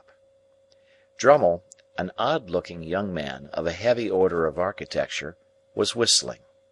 Startop, younger in years and appearance, was reading and holding his head, as if he thought himself in danger of exploding it with too strong a charge of knowledge. Both Mr. and Mrs. Pocket had such a noticeable air of being in somebody else's hands, that I wondered who really was in possession of the house and let them live there, until I found this unknown power to be the servants. It was a smooth way of going on, perhaps, in respect of saving trouble, but it had the appearance of being expensive, for the servants felt it a duty they owed to themselves to be nice in their eating and drinking, and to keep a deal of company downstairs. They allowed a very liberal table to Mr. and Mrs. Pocket, yet it always appeared to me that by far the best part of the house to have boarded in would have been the kitchen, always supposing the boarder capable of self-defence, for, before I had been there a week, a neighbouring lady with whom the family were personally unacquainted wrote in to say that she had seen Millers slapping the baby. This greatly distressed Mrs. Pocket, who burst into tears on receiving the note, and said that it was an extraordinary thing that the neighbours couldn't mind their own business.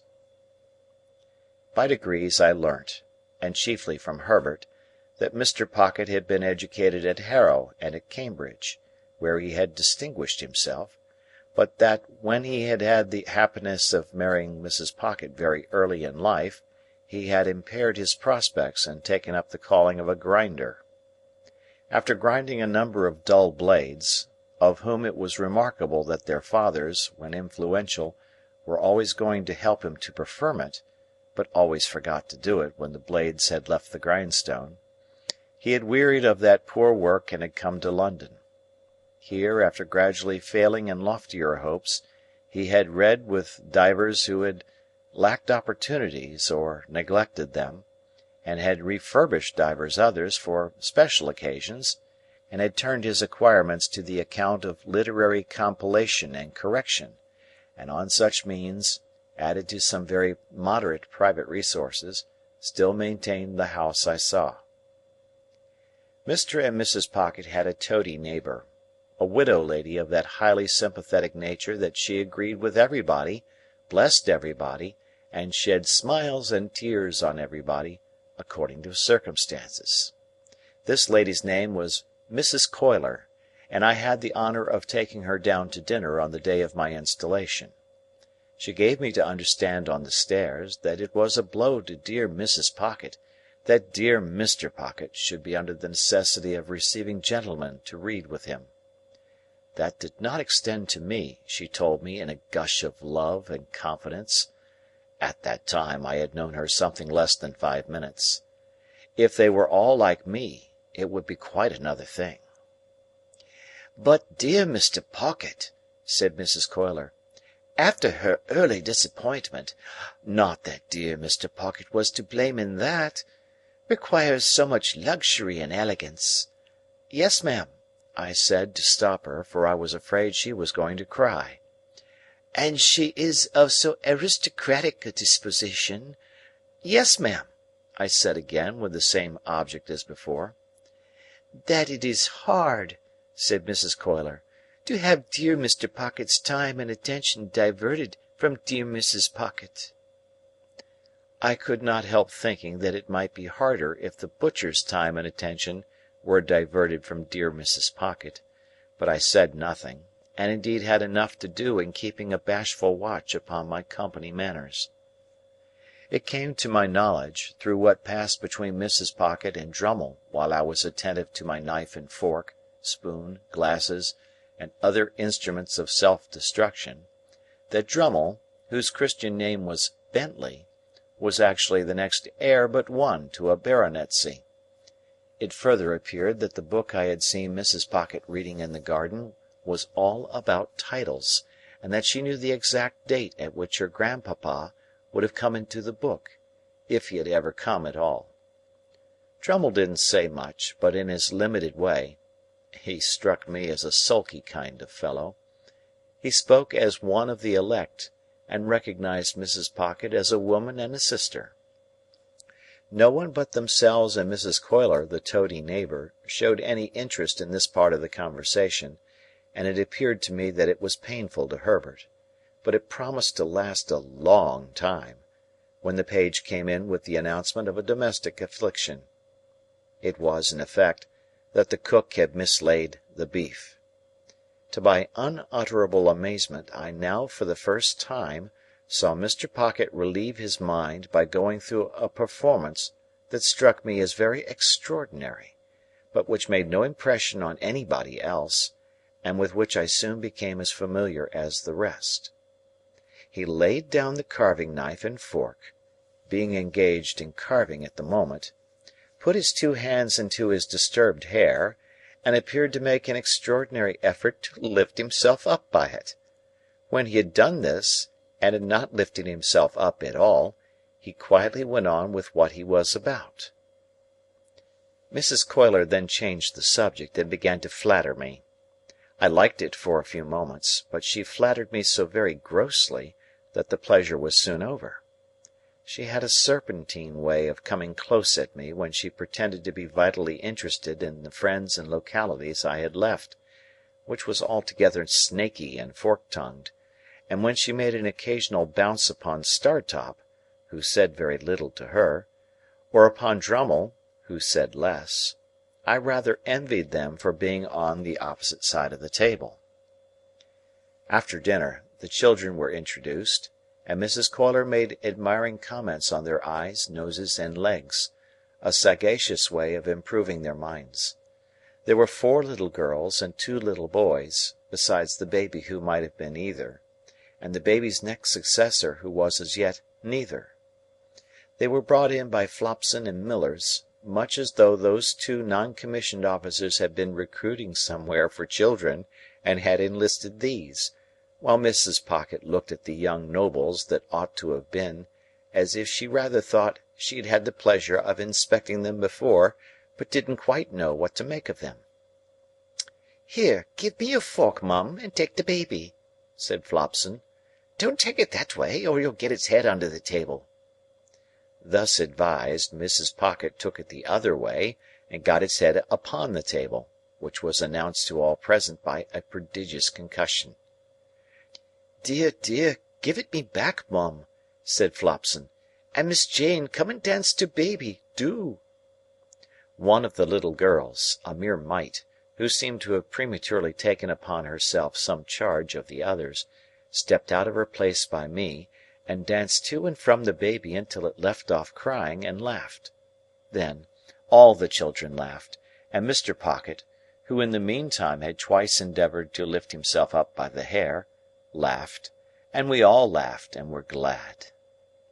Flopson, by dint of doubling the baby at the joints like a Dutch doll, then got it safely into Mrs. Pocket's lap, and gave it the nutcrackers to play with, at the same time recommending Mrs. Pocket to take notice that the handles of that instrument were not likely to agree with its eyes, and sharply charging Miss Jane to look after the same. Then, the 2 nurses left the room, and had a lively scuffle on the staircase with a dissipated page who had waited at dinner, and who had clearly lost half his buttons at the gaming-table. I was made very uneasy in my mind by Mrs. Pocket's falling into a discussion with Drummle respecting 2 baronetcies, while she ate a sliced orange steeped in sugar and wine, and forgetting all about the baby on her lap, who did most appalling things with the nutcrackers. At length little Jane, perceiving its young brains to be imperilled, softly left her place, and with many small artifices coaxed the dangerous weapon away. Mrs. Pocket finishing her orange at about the same time, and not approving of this, said to Jane, "You naughty child, how dare you? Go and sit down this instant." "Mamma dear," lisped the little girl. "Baby would have put his eyes out." "How dare you tell me so?" retorted Mrs. Pocket. "Go and sit down in your chair this moment." Mrs. Pocket's dignity was so crushing that I felt quite abashed, as if I myself had done something to rouse it. "Belinda," remonstrated Mr. Pocket, from the other end of the table, "how can you be so unreasonable? Jane only interfered for the protection of baby." "I will not allow anybody to interfere," said Mrs. Pocket. "I am surprised, Matthew, that you should expose me to the affront of interference." "Good God!" cried Mr. Pocket, in an outbreak of desolate desperation. "Are infants to be nutcrackered into their tombs, and is nobody to save them?" "I will not be interfered with by Jane," said Mrs. Pocket, with a majestic glance at that innocent little offender. "I hope I know my poor grandpapa's position. Jane, indeed!" Mr. Pocket got his hands in his hair again, and this time really did lift himself some inches out of his chair. "Hear this!" he helplessly exclaimed to the elements. "Babies are to be nutcrackered dead, for people's poor grandpapa's positions." Then he let himself down again, and became silent. We all looked awkwardly at the tablecloth while this was going on. A pause succeeded, during which the honest and irrepressible baby made a series of leaps and crows at little Jane, who appeared to me to be the only member of the family, irrespective of servants, with whom it had any decided acquaintance. "Mr. Drummle," said Mrs. Pocket, "will you ring for Flopson? Jane, you undutiful little thing, go and lie down. Now, baby darling, come with Ma." The baby was the soul of honour, and protested with all its might. It doubled itself up the wrong way over Mrs. Pocket's arm, exhibited a pair of knitted shoes and dimpled ankles to the company in lieu of its soft face, and was carried out in the highest state of mutiny. And it gained its point after all, for I saw it through the window within a few minutes, being nursed by little Jane. It happened that the other 5 children were left behind at the dinner table, through Flopson's having some private engagement, and their not being anybody else's business. I thus became aware of the mutual relations between them and Mr. Pocket, which were exemplified in the following manner. Mr. Pocket, with the normal perplexity of his face heightened and his hair rumpled, looked at them for some minutes, as if he couldn't make out how they came to be boarding and lodging in that establishment, and why they hadn't been billeted by nature on somebody else. Then, in a distant missionary way, he asked them certain questions, as why little Joe had that hole in his frill, who said Pa, Flopson was going to mend it when she had time, and how little Fanny came by that whitlow, who said Pa, Millers was going to poultice it when she didn't forget. Then, he melted into parental tenderness and gave them a shilling apiece, and told them to go and play, and then as they went out, with one very strong effort to lift himself up by the hair, he dismissed the hopeless subject. In the evening there was rowing on the river. As Drummle and Startop had each a boat, I resolved to set up mine, and to cut them both out. I was pretty good at most exercises in which country boys are adepts, but as I was conscious of wanting elegance of style for the Thames, not to say for other waters, I at once engaged to place myself under the tuition of the winner of a prize wherry who plied at our stairs, and to whom I was introduced by my new allies. This practical authority confused me very much by saying I had the arm of a blacksmith. If he could have known how nearly the compliment lost him his pupil, I doubt if he would have paid it. There was a supper tray after we got home at night, and I think we should all have enjoyed ourselves, but for a rather disagreeable domestic occurrence.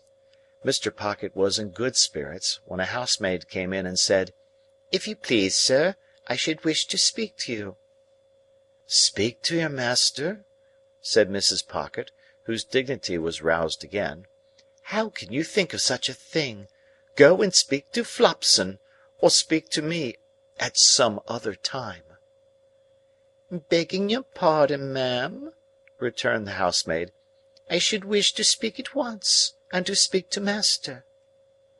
Hereupon Mr. Pocket went out of the room, and we made the best of ourselves until he came back.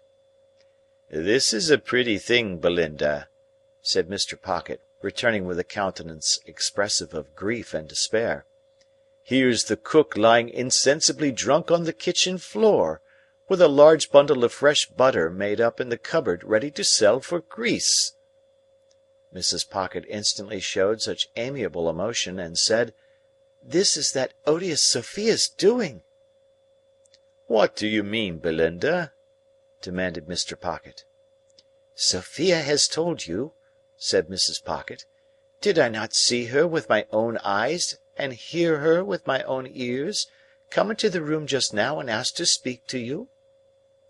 "But has she not taken me downstairs, Belinda," returned Mr. Pocket, "and shown me the woman, and the bundle too?" "And do you defend her, Matthew," said Mrs. Pocket, "for making mischief?" Mr. Pocket uttered a dismal groan. "Am I, grandpapa's granddaughter, to be nothing in this house?" said Mrs. Pocket. "Besides, the cook has always been a very nice, respectful woman, and said in the most natural manner when she came to look after the situation, that she felt I was born to be a duchess." There was a sofa where Mr. Pocket stood, and he dropped upon it in the attitude of the dying gladiator. Still in that attitude, he said, with a hollow voice, "Good night, Mr. Pip," when I deemed it advisable to go to bed and leave him. End of chapter.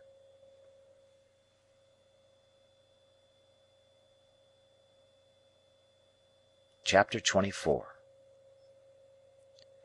After 2 or 3 days, when I had established myself in my room and had gone backwards and forwards to London several times, and had ordered all I wanted of my tradesmen, Mr. Pocket and I had a long talk together. He knew more of my intended career than I knew myself, for he referred to his having been told by Mr. Jaggers that I was not designed for any profession, and that I should be well enough educated for my destiny if I could hold my own with the average of young men in prosperous circumstances. I acquiesced, of course, knowing nothing to the contrary. He advised my attending certain places in London, for the acquisition of such mere rudiments as I wanted, and my investing him with the functions of explainer and director of all my studies. He hoped that with intelligent assistance I should meet with little to discourage me, and should soon be able to dispense with any aid but his. Through his way of saying this, and much more to similar purpose, he placed himself on confidential terms with me in an admirable manner, and I may state at once that he was always so zealous and honourable in fulfilling his compact with me, that he made me zealous and honourable in fulfilling mine with him. If he had shown indifference as a master, I have no doubt I should have returned the compliment as a pupil. He gave me no such excuse, and each of us did the other justice. Nor did I ever regard him as having anything ludicrous about him, or anything but what was serious, honest, and good, in his tutor communication with me. When these points were settled, and so far carried out as that I had begun to work in earnest, it occurred to me that if I could retain my bedroom in Barnard's Inn, my life would be agreeably varied, while my manners would be none the worse for Herbert's society. Mr. Pocket did not object to this arrangement, but urged that before any step could possibly be taken in it, it must be submitted to my guardian.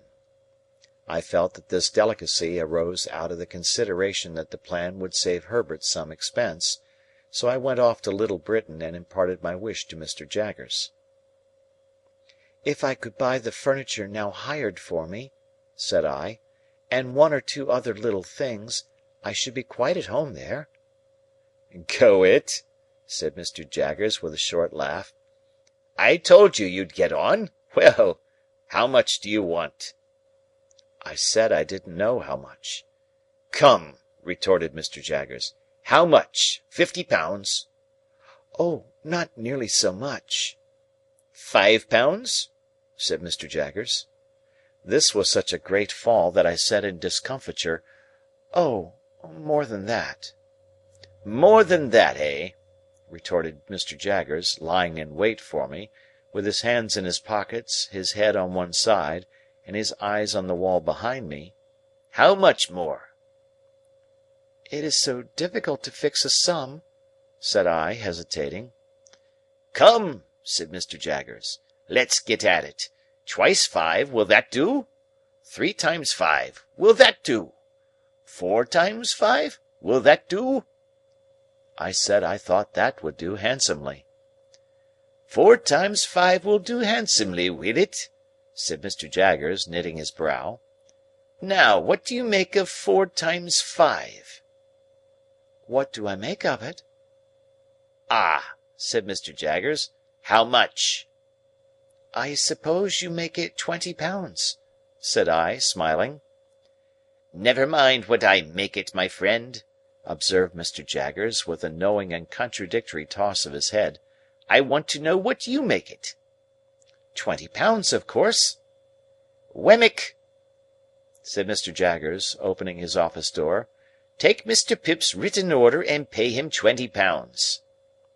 This strongly marked way of doing business made a strongly marked impression on me, and that not of an agreeable kind. Mr. Jaggers never laughed, but he wore great, bright, creaking boots, and in poising himself on these boots, with his large head bent down and his eyebrows joined together, awaiting an answer, he sometimes caused the boots to creak as if they laughed in a dry and suspicious way. As he happened to go out now, and as Wemmick was brisk and talkative, I said to Wemmick that I hardly knew what to make of Mr. Jaggers' manner. Tell him that, and he'll take it as a compliment, answered Wemmick. He don't mean that you should know what to make of it. Ho! For I looked surprised. It's not personal, it's professional, only professional. Wemmick was at his desk lunching, and crunching, on a hard dry biscuit, pieces of which he threw from time to time into his slit of a mouth, as if he were posting them. Always seems to me, said Wemmick, as if he had set a man-trap and was watching it. Suddenly, click, you're caught. Without remarking that man-traps were not among the amenities of life, I said I supposed he was very skilful? Deep, said Wemmick, as Australia. Pointing with his pen at the office floor, to express that Australia was understood, for the purposes of the figure, to be symmetrically on the opposite spot of the globe. If there was anything deeper, said Wemmick, bringing his pen to paper, he'd be it. Then I said I supposed he had a fine business, and Wemmick said, Capital. Then I asked if there were many clerks, to which he replied, We don't run much into clerks, because there's only one Jaggers, and people won't have him at second hand. There are only 4 of us. Would you like to see 'em? You are one of us, as I may say. I accepted the offer. When Mr. Wemmick had put all the biscuit into the post, and had paid me my money from a cash-box in a safe, the key of which safe he kept somewhere down his back and produced from his coat-collar like an iron pigtail, we went upstairs. The house was dark and shabby, and the greasy shoulders that had left their mark in Mr. Jaggers' room seemed to have been shuffling up and down the staircase for years. In the front first floor, a clerk who looked something between a publican and a rat-catcher, a large, pale, puffed, swollen man, was attentively engaged with 3 or 4 people of shabby appearance, whom he treated as unceremoniously as everybody seemed to be treated who contributed to Mr. Jaggers' coffers. Getting evidence together, said Mr. Wemmick as we came out, for the Bailey. In the room over that, a little flabby terrier of a clerk with dangling hair (his cropping seemed to have been forgotten when he was a puppy) was similarly engaged with a man with weak eyes, whom Mr. Wemmick presented to me as a smelter who kept his pot always boiling, and who would melt me anything I pleased, and who was in an excessive white perspiration, as if he had been trying his art on himself. In a back room, a high-shouldered man with a face-ache tied up in dirty flannel, who was dressed in old black clothes that bore the appearance of having been waxed, was stooping over his work of making fair copies of the notes of the other two gentlemen for Mr. Jaggers's own use. This was all the establishment. When we went downstairs again, Wemmick led me into my guardian's room and said, "This you've seen already." "Pray," said I, as the two odious casts, with a twitchy leer upon them, caught my sight again, "whose likenesses are those?" "These," said Wemmick, getting upon a chair and blowing the dust off the horrible heads before bringing them down, "these are two celebrated ones. Famous clients of ours that got us a world of credit. This chap, why, you must have come down in the night and been peeping into the inkstand to get this blot upon your eyebrow, you old rascal. Murdered his master, and, considering that he wasn't brought up to evidence, didn't plan it badly." "Is it like him?" I asked, recoiling from the brute, as Wemmick spat upon his eyebrow and gave it a rub with his sleeve. "Like him? It's himself, you know. The cast was made in Newgate, directly after he was taken down. You had a particular fancy for me, hadn't you, old Artful?" said Wemmick. He then explained this affectionate apostrophe, by touching his brooch representing the lady and the weeping willow at the tomb with the urn upon it, and saying, "Had it made for me, express." "Is the lady anybody?" said I. "No," returned Wemmick, "only his game. You liked your bit of game, didn't you? Ha ha! No, deuce a bit of a lady in the case, Mr. Pip, except one, and she wasn't of this slender ladylike sort, and you wouldn't have caught her looking after this urn, unless there was something to drink in it."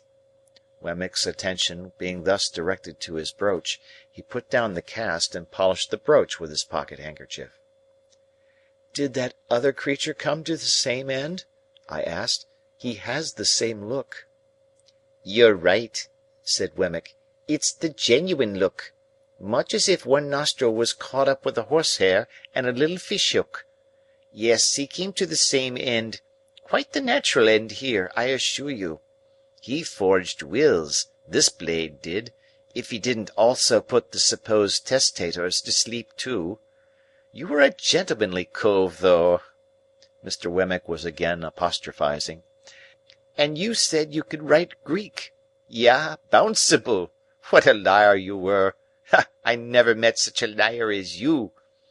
Before putting his late friend on his shelf again, Wemmick touched the largest of his mourning rings, and said, "Sent out to buy it for me, only the day before."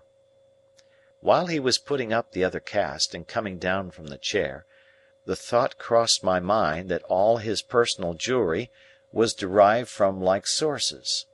As he had shown no diffidence on the subject, I ventured on the liberty of asking him the question when he stood before me dusting his hands.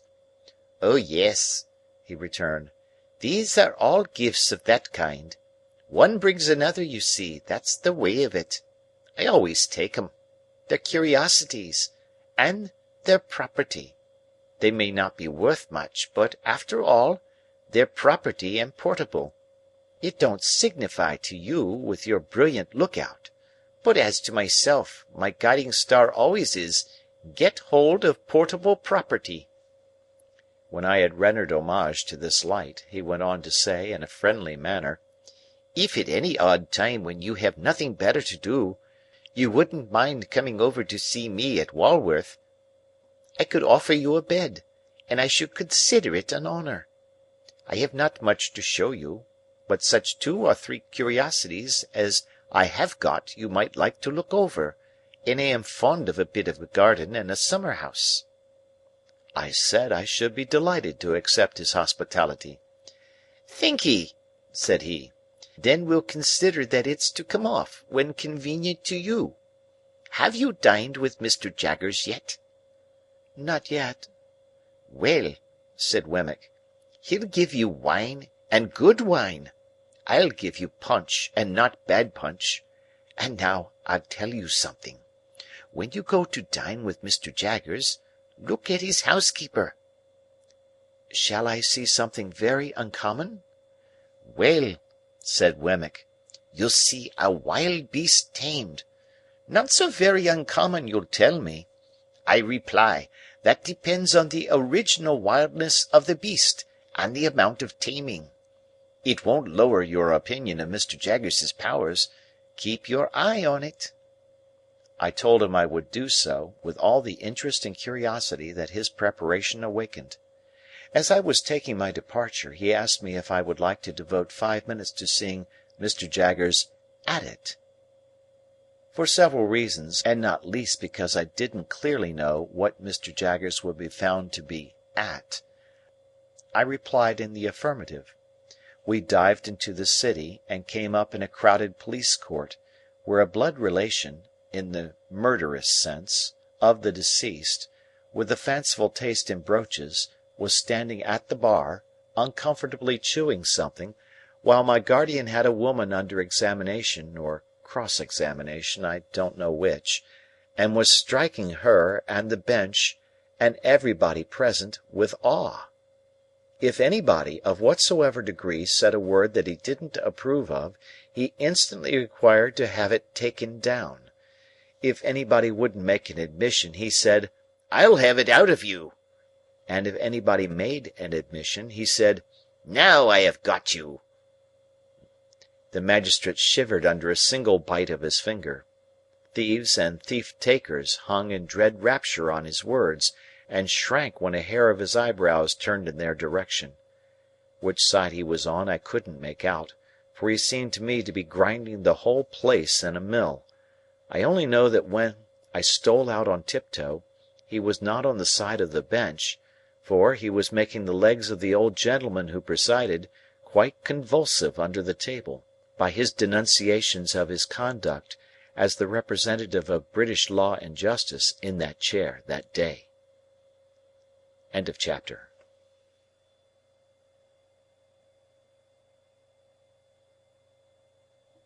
Chapter 25. Bentley Drummle, who was so sulky a fellow that he even took up a book as if its writer had done him an injury, did not take up an acquaintance in a more agreeable spirit. Heavy in figure, movement, and comprehension, in the sluggish complexion of his face, and in the large awkward tongue that seemed to loll about in his mouth as he himself lolled about in a room, he was idle, proud, niggardly, reserved, and suspicious. He came of rich people down in Somersetshire, who had nursed this combination of qualities until they made the discovery that it was just of age and a blockhead. Thus Bentley Drummle had come to Mr. Pocket when he was a head taller than that gentleman, and half a dozen heads thicker than most gentlemen. Startop had been spoilt by a weak mother and kept at home when he ought to have been at school, but he was devotedly attached to her and admired her beyond measure. He had a woman's delicacy of feature, and was, as you may see though you never saw her, said Herbert to me, exactly like his mother. It was but natural that I should take to him much more kindly than to Drummle, and that, even in the earliest evenings of our boating, he and I should pull homeward abreast of one another, conversing from boat to boat, while Bentley Drummle came up in our wake alone, under the overhanging banks and among the rushes. He would always creep inshore like some uncomfortable amphibious creature, even when the tide would have sent him fast upon his way, and I always think of him as coming after us in the dark, or by the backwater, when our own two boats were breaking the sunset or the moonlight in mid-stream. Herbert was my intimate companion and friend. I presented him with a half-share in my boat, which was the occasion of his often coming down to Hammersmith, and my possession of a half-share in his chambers often took me up to London. We used to walk between the two places at all hours. I have an affection for the road yet, though it is not so pleasant a road as it was then, formed in the impressibility of untried youth and hope. When I had been in Mr. Pocket's family a month or two, Mr. and Mrs. Camilla turned up. Camilla was Mr. Pocket's sister. Georgiana, whom I had seen at Miss Havisham's on the same occasion, also turned up.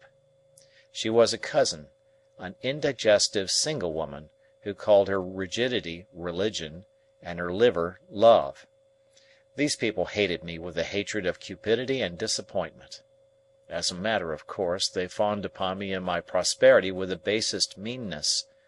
Towards Mr. Pocket, as a grown-up infant with no notion of his own interests, they showed the complacent forbearance I had heard them express. Mrs. Pocket they held in contempt, but they allowed the poor soul to have been heavily disappointed in life, because that shed a feeble reflected light upon themselves. These were the surroundings among which I settled down and applied myself to my education. I soon contracted expensive habits, and began to spend an amount of money that within a few short months I should have thought almost fabulous, but through good and evil I stuck to my books. There was no other merit in this than my having sense enough to feel my deficiencies. Between Mr. Pocket and Herbert I got on fast, and with one or the other always at my elbow to give me the start I wanted, and clear obstructions out of my road, I must have been as great a dolt as Drummle, if I had done less. I had not seen Mr. Wemmick for some weeks, when I thought I would write him a note and propose to go home with him on a certain evening. He replied that it would give him much pleasure, and that he would expect me at the office at 6 o'clock. Thither I went, and there I found him putting the key of his safe down his back as the clock struck. "Did you think of walking down to Walworth?" said he. "Certainly," said I, "if you approve." "Very much," was Wemmick's reply, "for I have had my legs under the desk all day, and shall be glad to stretch them. Now I'll tell you what I have got for supper, Mr. Pip. I have got a stewed steak, which is of home preparation, and a cold roast fowl, which is from the cook's shop. I think it's tender, because the master of the shop was a juryman in some cases of ours the other day, and we let him down easy. I reminded him of it when I bought the fowl, and I said, 'Pick us out a good one, old Briton, because if we had chosen to keep you in the box another day or two, we could have easily done it.' He said to that, 'Let me make you a present of the best fowl in the shop.' I let him, of course. As far as it goes, it's property and portable. You don't object to an aged parent, I hope?" I really thought he was still speaking of the fowl until he added, "because I have got an aged parent at my place." I then said what politeness required. "So you haven't dined with Mr. Jaggers yet?" he pursued as we walked along. "Not yet." "He told me so this afternoon when he heard you were coming. I expect you'll have an invitation to-morrow. He's going to ask your pals, too. 3 of them, ain't there?" Although I was not in the habit of counting Drummle as one of my intimate associates, I answered, "Yes." "Well, he's going to ask the whole gang." I hardly felt complimented by the word. "And whatever he gives you, he'll give you good. Don't look forward to variety, but you'll have excellence. And there's another rum thing in his house," proceeded Wemmick after a moment's pause, as if the remark followed on the housekeeper understood. "He never lets a door or window be fastened at night." "Is he never robbed?" "That's it," returned Wemmick. "He says, and gives it out publicly, 'I want to see the man who'll rob me.' Lord bless you, I have heard him 100 times, if I have heard him once, say to regular cracksmen in our front office, 'You know where I live now. No bolt is ever drawn there. Why don't you do a stroke of business with me? Come, can't I tempt you?' Not a man of them, sir, would be bold enough to try it on, for love or money." "They dread him so much?" said I. "Dread him?" said Wemmick. "I believe you they dread him. No, but he's artful, even in his defiance of them. No silver, sir. Britannia metal, every spoon." "So they wouldn't have much," I observed, "even if they—" "Ah! But he would have much," said Wemmick, cutting me short. "And they know it. He'd have their lives, and the lives of scores of 'em. He'd have all he could get. And it's impossible to say what he couldn't get, if he gave his mind to it." I was falling into meditation on my guardian's greatness when Wemmick remarked, "As to the absence of plate, that's only his natural depth, you know. A river's its natural depth, and he's his natural depth. Look at his watch-chain. That's real enough." "It's very massive," said I. "Massive?" repeated Wemmick. "I think so. And his watch is a gold repeater, and worth £100 if it's worth a penny. Mr. Pip, there are about 700 thieves in this town who know all about that watch. There's not a man, a woman, or a child among them, who wouldn't identify the smallest link in that chain, and drop it as if it was red hot, if inveigled into touching it." At first with such discourse, and afterwards with conversation of a more general nature, did Mr. Wemmick and I beguile the time and the road, until he gave me to understand that we had arrived in the district of Walworth. It appeared to be a collection of back lanes, ditches, and little gardens, and to present the aspect of a rather dull retirement. Wemmick's house was a little wooden cottage in the midst of plots of garden, and the top of it was cut out and painted like a battery mounted with guns. "My own doing," said Wemmick. "Looks pretty, don't it?" I highly commended it. I think it was the smallest house I ever saw, with the queerest Gothic windows, by far the greater part of them sham, and a Gothic door almost too small to get in at. "That's a real flagstaff, you see," said Wemmick, "and on Sundays I run up a real flag. Then look here. After I have crossed this bridge, I hoist it up, so, and cut off the communication." The bridge was a plank, and it crossed a chasm about 4 feet wide and 2 deep. But it was very pleasant to see the pride with which he hoisted it up and made it fast, smiling as he did so, with a relish and not merely mechanically. "At 9 o'clock every night, Greenwich time," said Wemmick, "the gun fires. There he is, you see. And when you hear him go, I think you'll say he's a stinger." The piece of ordnance referred to was mounted in a separate fortress, constructed of lattice-work. It was protected from the weather by an ingenious little tarpaulin contrivance in the nature of an umbrella. "Then, at the back," said Wemmick, "out of sight, so as not to impede the idea of fortifications, for it's a principle with me, if you have an idea, carry it out and keep it up. I don't know whether that's your opinion," I said, decidedly. "At the back there's a pig, and there are fowls and rabbits. Then, I knock together my own little frame, you see, and grow cucumbers, and you'll judge at supper what sort of a salad I can raise. So, sir," said Wemmick, smiling again, but seriously too, as he shook his head, "if you can suppose the little place besieged, it would hold out a devil of a time in point of provisions." Then he conducted me to a bower about a dozen yards off, but which was approached by such ingenious twists of path that it took quite a long time to get at, and in this retreat our glasses were already set forth. Our punch was cooling in an ornamental lake, on whose margin the bower was raised.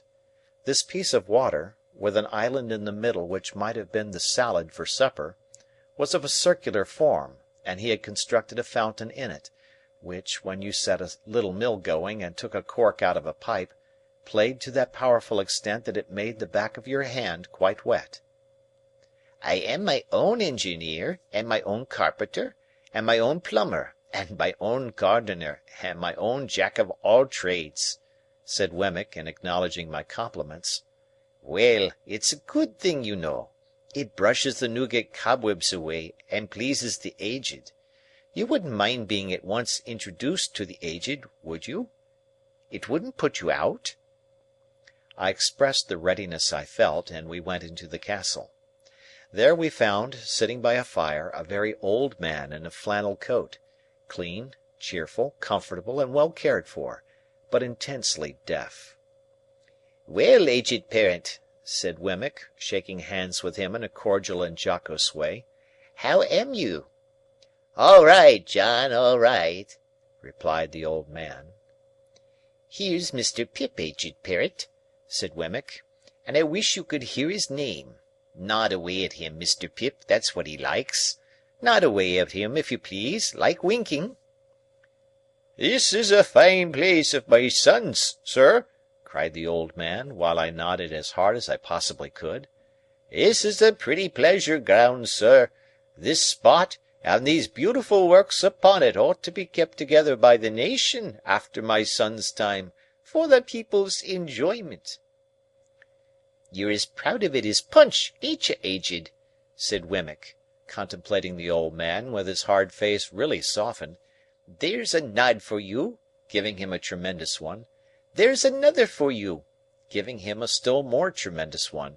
"You like that, don't you? If you're not tired, Mr. Pip, though I know it's tiring to strangers, will you tip him one more? You can't think how it pleases him." I tipped him several more, and he was in great spirits. We left him bestirring himself to feed the fowls, and we sat down to our punch in the arbour, where Wemmick told me, as he smoked a pipe, that it had taken him a good many years to bring the property up to its present pitch of perfection. "Is it your own, Mr. Wemmick?" "Oh, yes," said Wemmick. "I have got hold of it a bit at a time. It's a freehold, by George." "Is it indeed? I hope Mr. Jaggers admires it." "Never seen it," said Wemmick. "Never heard of it. Never seen the Aged. Never heard of him. No. The office is one thing, and private life is another. When I go into the office I leave the castle behind me, and when I come into the castle I leave the office behind me. If it's not in any way disagreeable to you, you'll oblige me by doing the same. I don't wish it professionally spoken about." Of course I felt my good faith involved in the observance of his request. The punch being very nice, we sat there drinking it and talking, until it was almost 9 o'clock. "Getting near gunfire," said Wemmick then, as he laid down his pipe. "It's the Aged's treat." Proceeding into the castle again, we found the Aged heating the poker, with expectant eyes, as a preliminary to the performance of this great nightly ceremony. Wemmick stood with his watch in his hand until the moment was come for him to take the red-hot poker from the Aged and repair to the battery. He took it and went out, and presently the stinger went off with a bang that shook the crazy little box of a cottage as if it must fall to pieces, and made every glass and teacup in it ring. Upon this, the Aged, who I believe would have been blown out of his armchair but for holding on by the elbows, cried out exultingly, "He's fired! I heerd him!" And I nodded at the old gentleman until it is no figure of speech to declare that I absolutely could not see him. The interval between that time and supper, Wemmick devoted to showing me his collection of curiosities. They were mostly of a felonious character, comprising the pen with which a celebrated forgery had been committed, a distinguished razor or two, some locks of hair, and several manuscript confessions written under condemnation, upon which Mr. Wemmick set particular value as being, to use his own words, "every one of 'em lies, sir." These were agreeably dispersed among small specimens of china and glass, various neat trifles made by the proprietor of the museum, and some tobacco stoppers carved by the Aged. They were all displayed in that chamber of the castle into which I had been first inducted, and which served, not only as the general sitting-room, but as the kitchen too, if I might judge from a saucepan on the hob, and a brazen bijou over the fireplace, designed for the suspension of a roasting-jack. There was a neat little girl in attendance who looked after the Aged in the day. When she had laid the supper-cloth, the bridge was lowered to give her means of egress, and she withdrew for the night. The supper was excellent, and though the castle was rather subject to dry rot insomuch that it tasted like a bad nut, and though the pig might have been farther off, I was heartily pleased with my whole entertainment. Nor was there any drawback on my little turret bedroom, beyond there being such a very thin ceiling between me and the flagstaff, that when I lay down on my back in bed, it seemed as if I had to balance that pole on my forehead all night. Wemmick was up early in the morning, and I am afraid I heard him cleaning my boots. After that he fell to gardening, and I saw him from my Gothic window pretending to employ the Aged, and nodding at him in a most devoted manner. Our breakfast was as good as the supper, and at 8:30 precisely we started for Little Britain. By degrees, Wemmick got drier and harder as we went along, and his mouth tightened into a post-office again. At last, when we got to his place of business and he pulled out his key from his coat-collar, he looked as unconscious of his Walworth property as if the castle and the drawbridge, and the arbour and the lake, and the fountain and the Aged, had all been blown into space together by the last discharge of the stinger.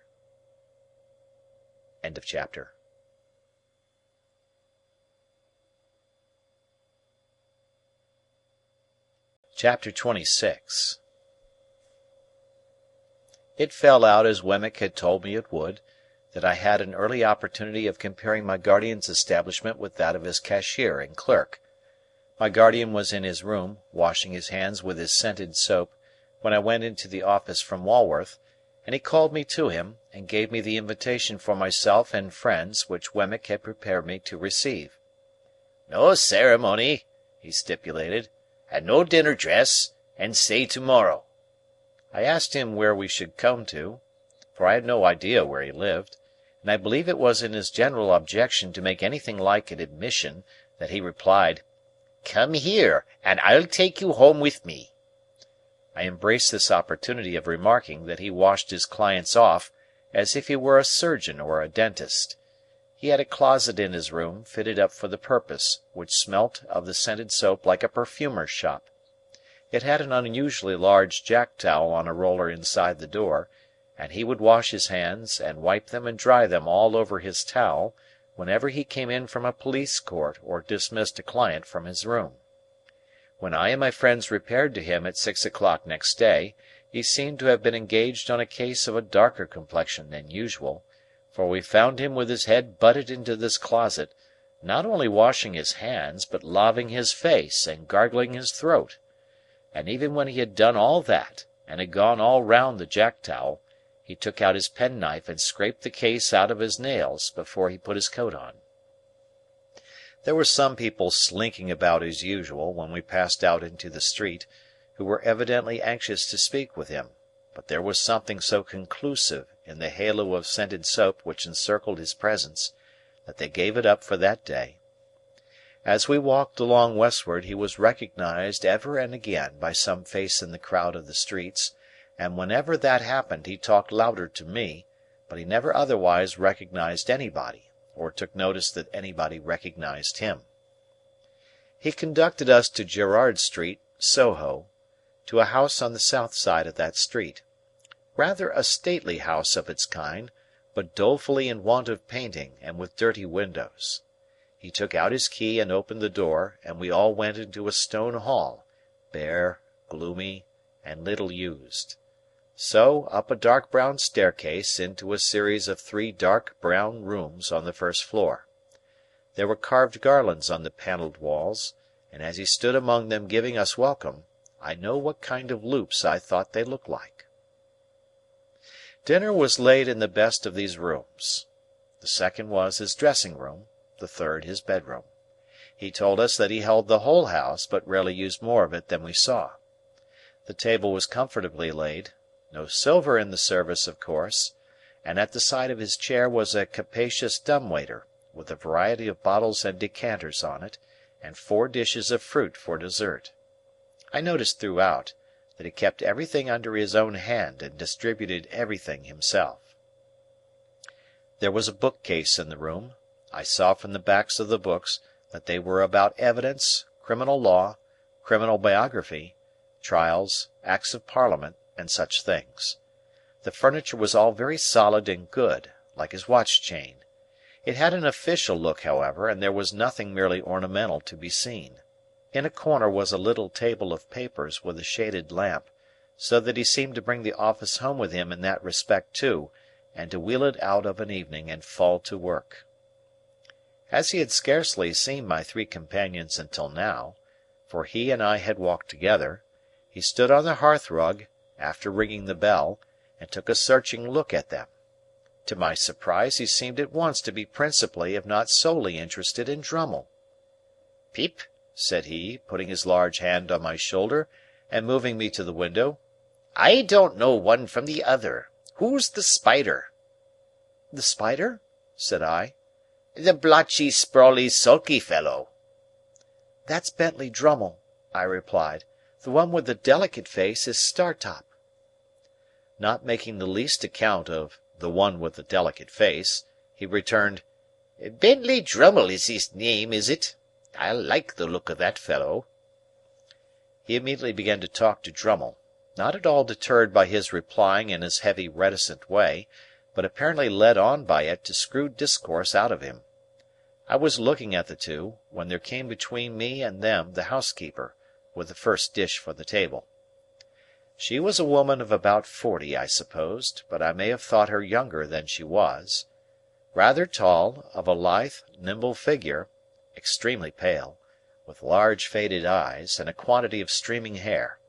I cannot say whether any diseased affection of the heart caused her lips to be parted as if she were panting, and her face to bear a curious expression of suddenness and flutter, but I know that I had been to see Macbeth at the theatre, a night or two before, and that her face looked to me as if it were all disturbed by fiery air, like the faces I had seen rise out of the witch's cauldron.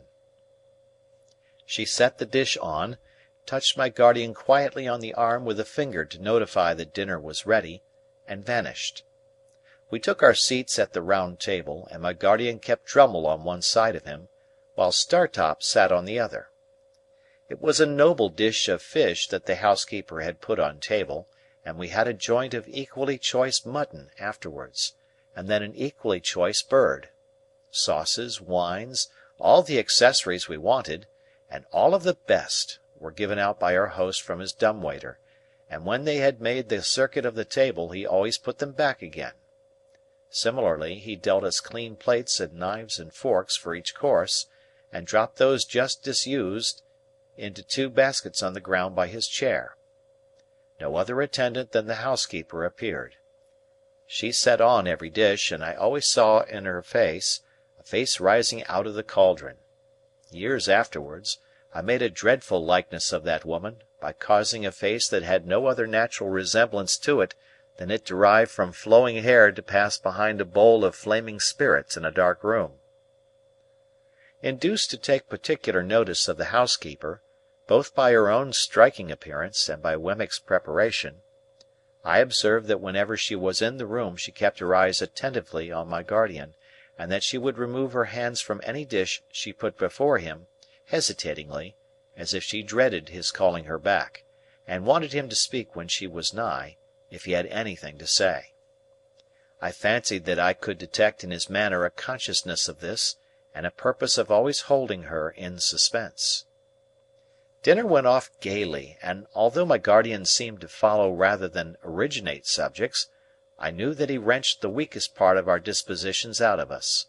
For myself, I found that I was expressing my tendency to lavish expenditure, and to patronize Herbert, and to boast of my great prospects before I quite knew that I had opened my lips. It was so with all of us, but with no one more than Drummle, the development of whose inclination to gird in a grudging and suspicious way at the rest was screwed out of him before the fish was taken off. It was not then, but when we had got to the cheese, that our conversation turned upon our rowing feats, and that Drummle was rallied for coming up behind of a night in that slow amphibious way of his. Drummle, upon this, informed our host that he much preferred our room to our company, and that as to skill he was more than our master, and that as to strength he could scatter us like chaff. By some invisible agency my guardian wound him up to a pitch little short of ferocity about this trifle, and he fell to bearing and spanning his arm to show how muscular it was, and we all fell to bearing and spanning our arms in a ridiculous manner. Now the housekeeper was at this time clearing the table. My guardian, taking no heed of her, but with the side of his face turned from her, was leaning back in his chair biting the side of his forefinger and showing an interest in Drummle that to me was quite inexplicable.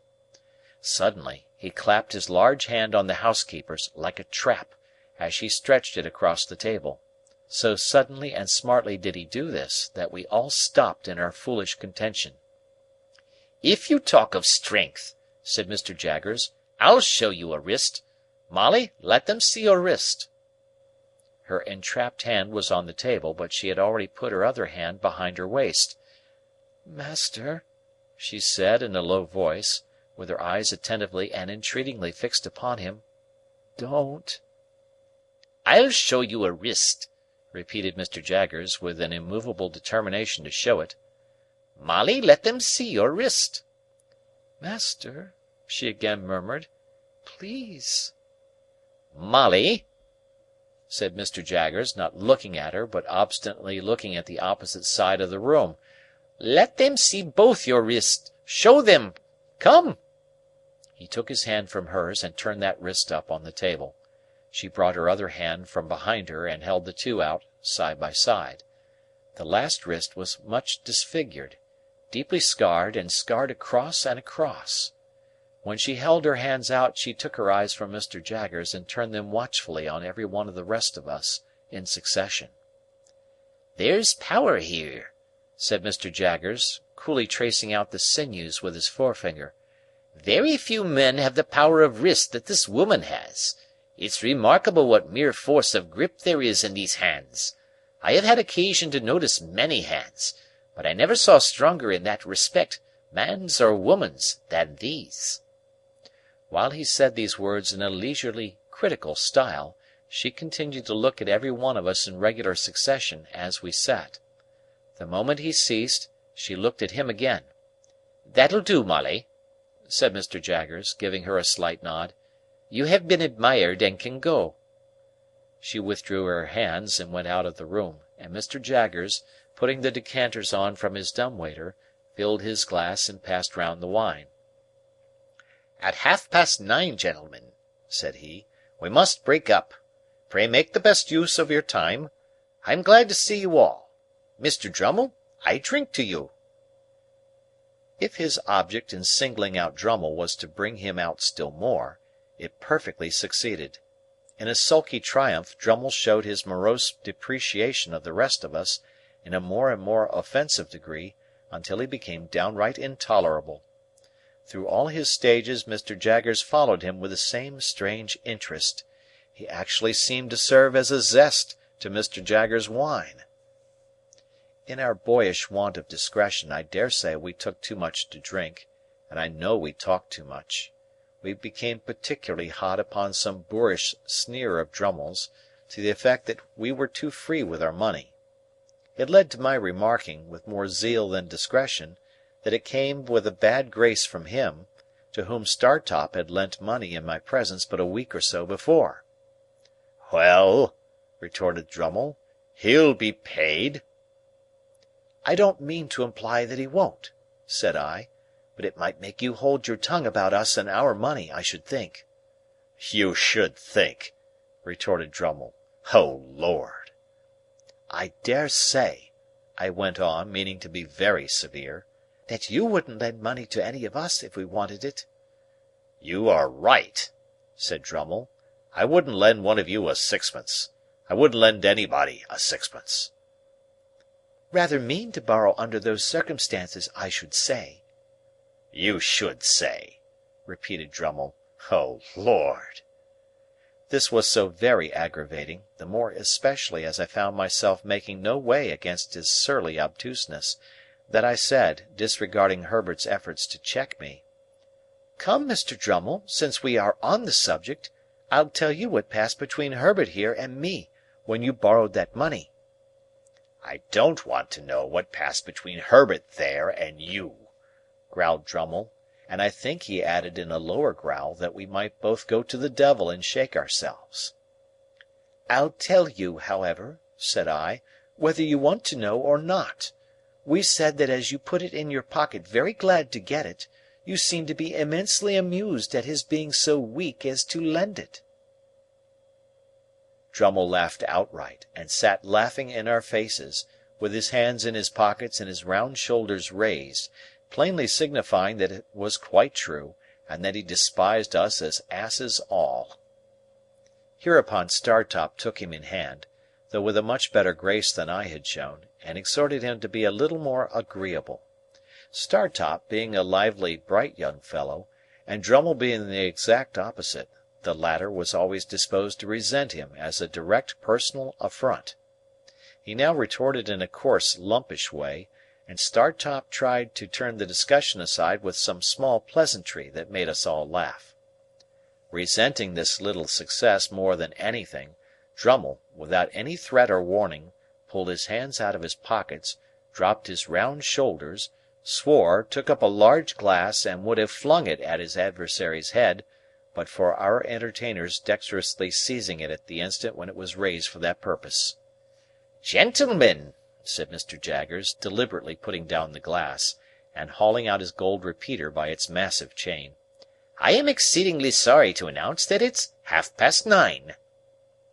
On this hint we all rose to depart.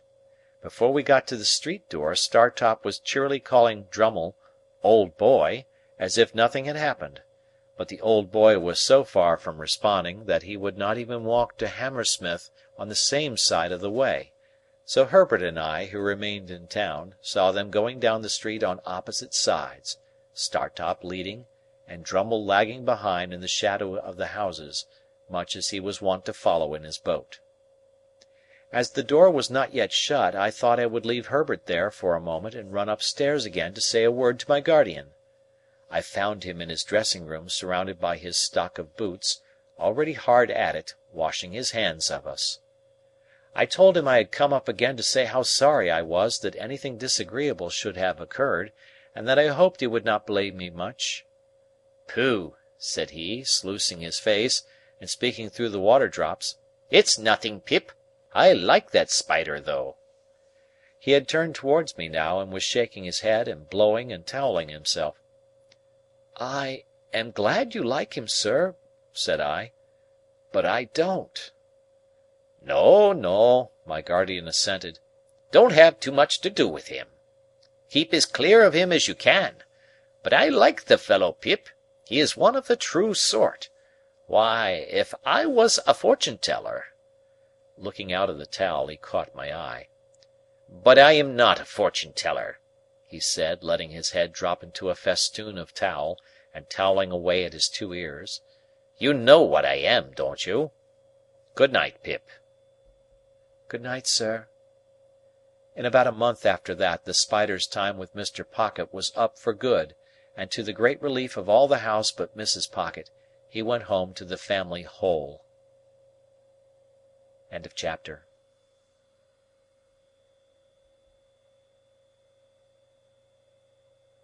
Chapter 27.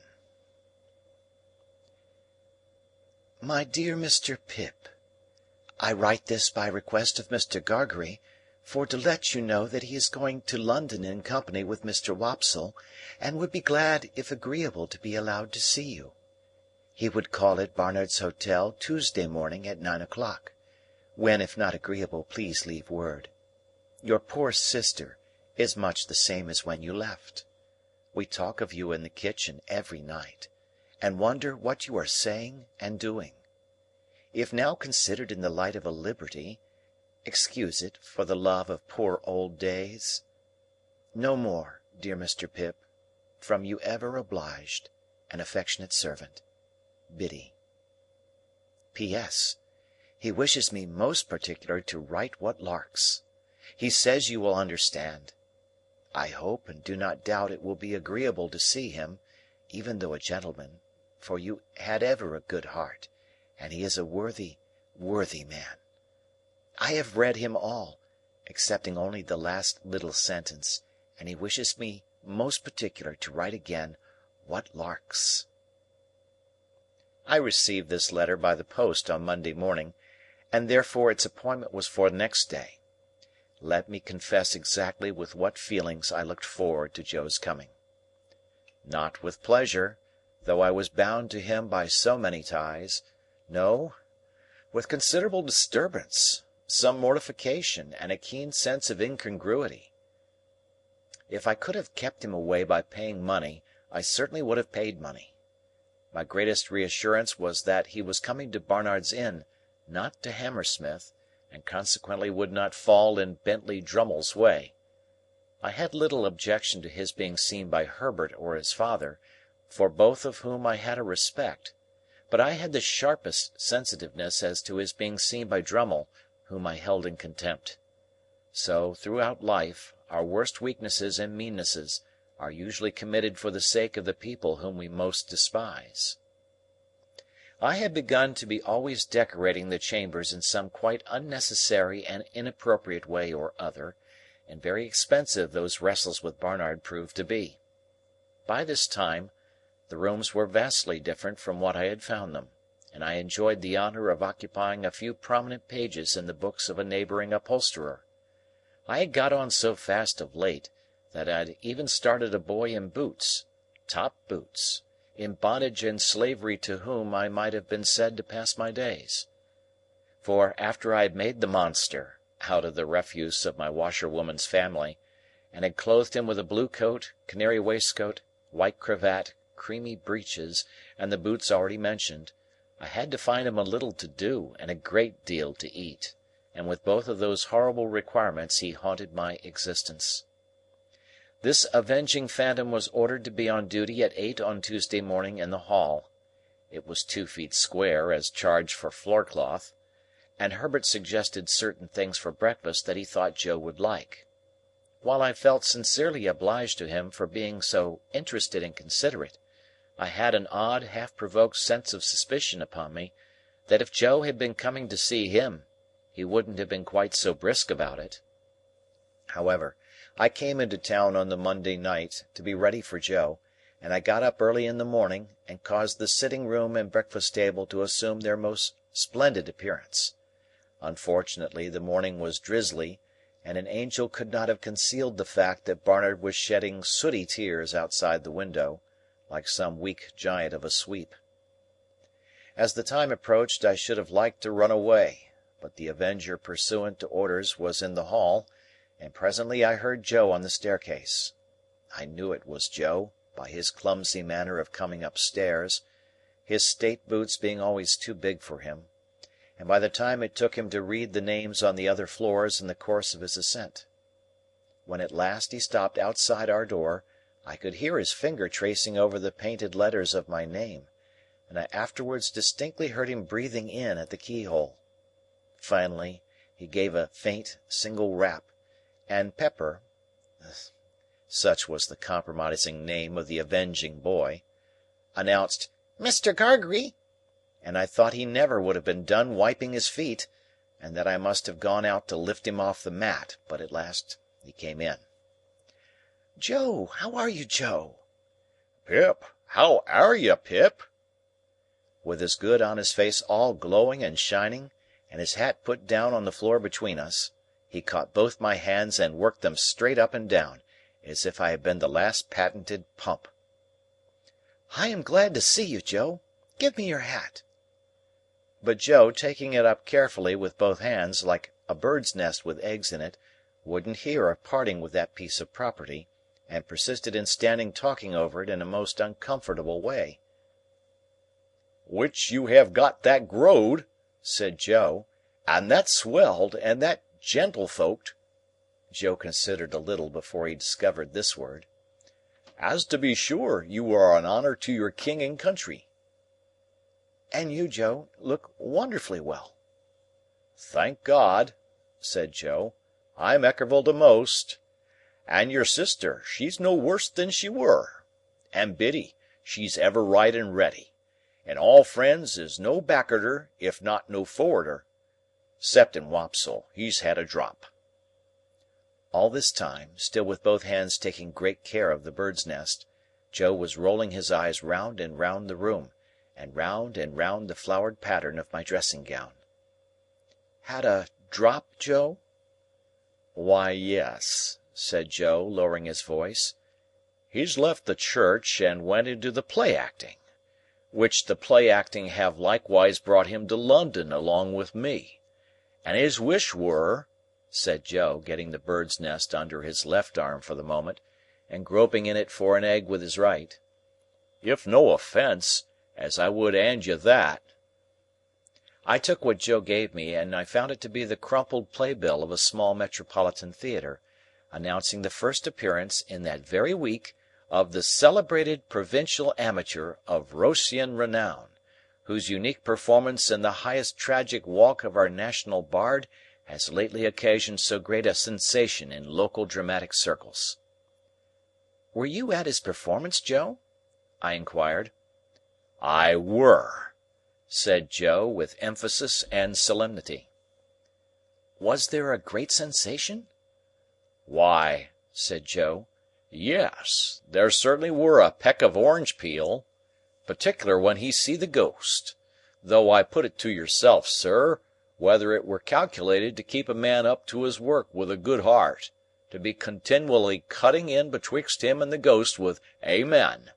A man may have had a misfortune and been in the church," said Joe, lowering his voice to an argumentative and feeling tone, "but that is no reason why you should put him out at such a time. Which I mean to say, if the ghost of a man's own father cannot be allowed to claim his attention, what can, sir? When his morning 'at is unfortunately made so small as that the weight of the black feathers brings it off, try to keep it on how you may." A ghost-seeing effect in Joe's own countenance informed me that Herbert had entered the room. So I presented Joe to Herbert, who held out his hand, but Joe backed from it and held on by the bird's nest. "Your servant, sir," said Joe, "which I hope as you and Pip—" Here his eye fell on the Avenger, who was putting some toast on table, and so plainly denoted an intention to make that young gentleman one of the family, that I frowned it down and confused him more. "I mean to say, you two gentlemen, which I hope as you get your else in this close spot? For the present may be a wery good inn, according to London opinions," said Joe confidentially, "and I believe its character do stand, but I wouldn't keep a pig in it myself, not in the case that I wished him to fatten wholesome and to eat with a meller flavour on him." Having borne this flattering testimony to the merits of our dwelling-place, and having incidentally shown this tendency to call me "sir," Joe, being invited to sit down to table, looked all round the room for a suitable spot on which to deposit his hat, as if it were only on some very rare substances in nature that it could find a resting-place, and ultimately stood it on an extreme corner of the chimney-piece, from which it ever afterwards fell off at intervals. "Do you take tea or coffee, Mr. Gargery?" asked Herbert, who always presided of a morning. "Thank you, sir," said Joe, stiff from head to foot. "I'll take whichever is most agreeable to yourself." "What do you say to coffee?" "Thank ye, sir," returned Joe, evidently dispirited by the proposal. "Since you are so kind as to make choice of coffee, I will not run contrary to your own opinions. But don't you never find it a little eaten?" "Say tea, then," said Herbert, pouring it out. Here Joe's hat tumbled off the mantelpiece, and he started out of his chair and picked it up, and fitted it to the same exact spot. As if it were an absolute point of good breeding that it should tumble off again soon. "When did you come to town, Mr. Gargery?" "Were it yesterday afternoon?" said Joe, after coughing behind his hand, as if he had had time to catch the whooping cough since he came. "No, it were not. Yes, it were. Yes, it were yesterday afternoon," with an appearance of mingled wisdom, relief, and strict impartiality. "Have you seen anything of London yet?" "Why, yes, sir," said Joe. "Me and Wopsle went off straight to look at the blacking warehouse, but we didn't find that it come up to its likeness in the red bills at the shop doors, which I mean to say," added Joe in an explanatory manner, "as it there drawed too architectural." I really believe Joe would have prolonged this word, mightily expressive to my mind of some architecture that I know, into a perfect chorus, but for his attention being providentially attracted by his hat, which was toppling. Indeed, it demanded from him a constant attention and a quickness of eye and hand very like that exacted by wicket-keeping. He made extraordinary play with it, and showed the greatest skill, now rushing at it and catching it neatly as it dropped, now merely stopping it midway, beating it up, and humouring it in various parts of the room and against a good deal of the pattern of the paper on the wall, before he felt it safe to close with it, finally splashing it into the slop-basin, where I took the liberty of laying hands upon it. As to his shirt-collar and his coat-collar, they were perplexing to reflect upon. Insoluble mysteries both. Why should a man scrape himself to that extent, before he should consider himself full dressed. Why should he suppose it necessary to be purified by suffering for his holiday clothes? Then he fell into such unaccountable fits of meditation, with his fork midway between his plate and his mouth, had his eyes attracted in such strange directions, was afflicted with such remarkable coughs, sat so far from the table, and dropped so much more than he ate, and pretended that he hadn't dropped it, that I was heartily glad when Herbert left us for the city.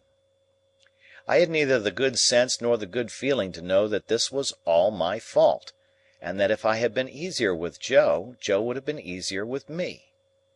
I felt impatient of him and out of temper with him, in which condition he heaped coals of fire on my head.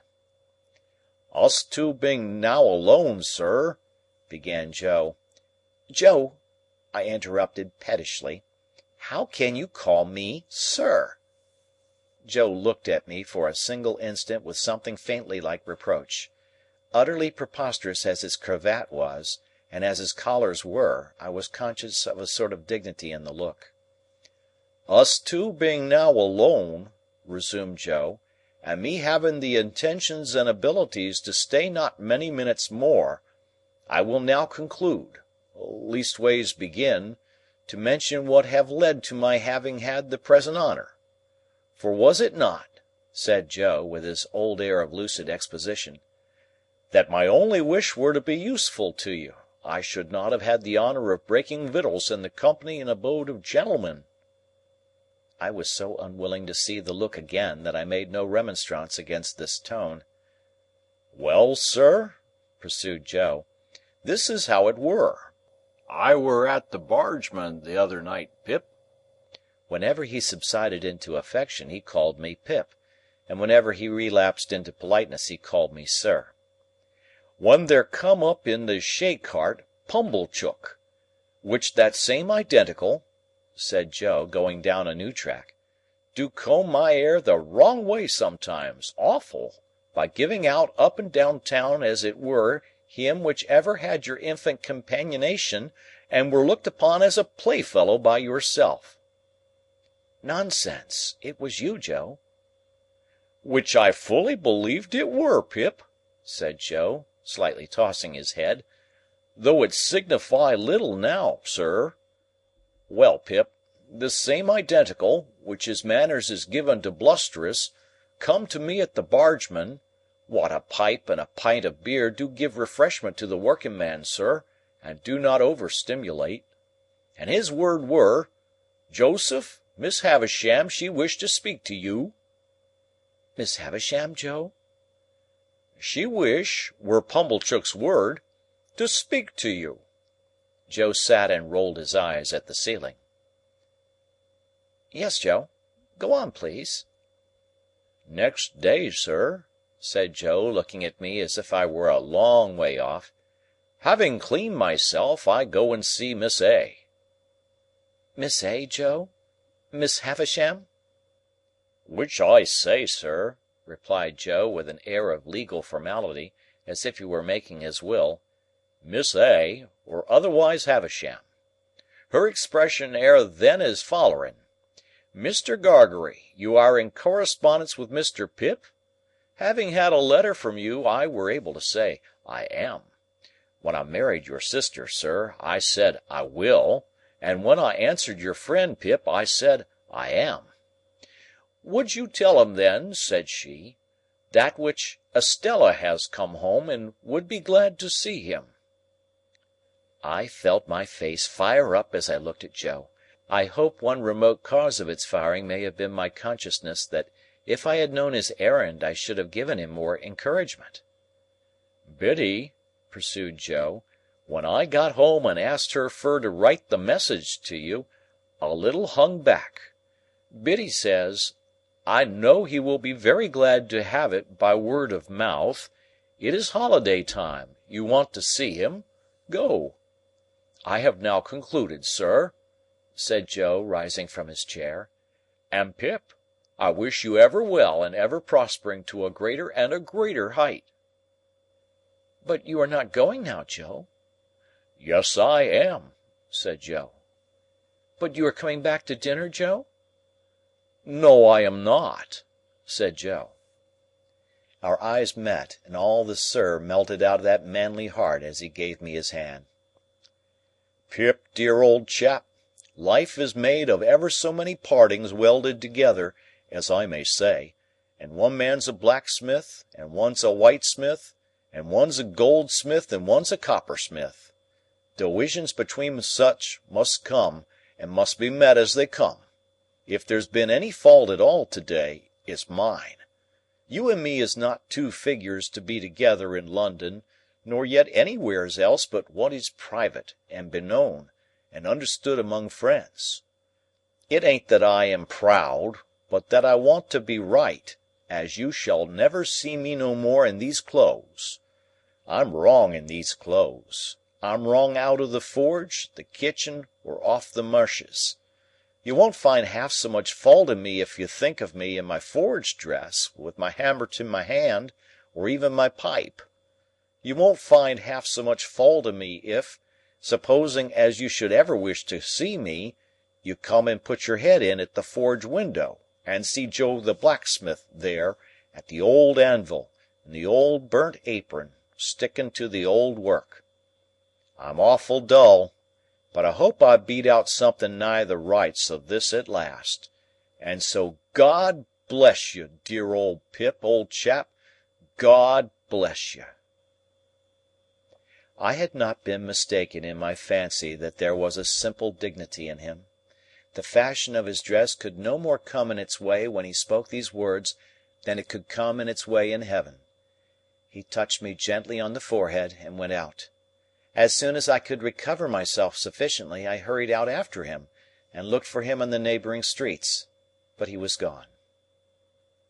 End of chapter.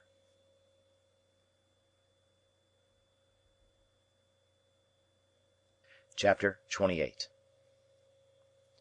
It was clear that I must repair to our town next day, and in the first flow of my repentance, it was equally clear that I must stay at Joe's.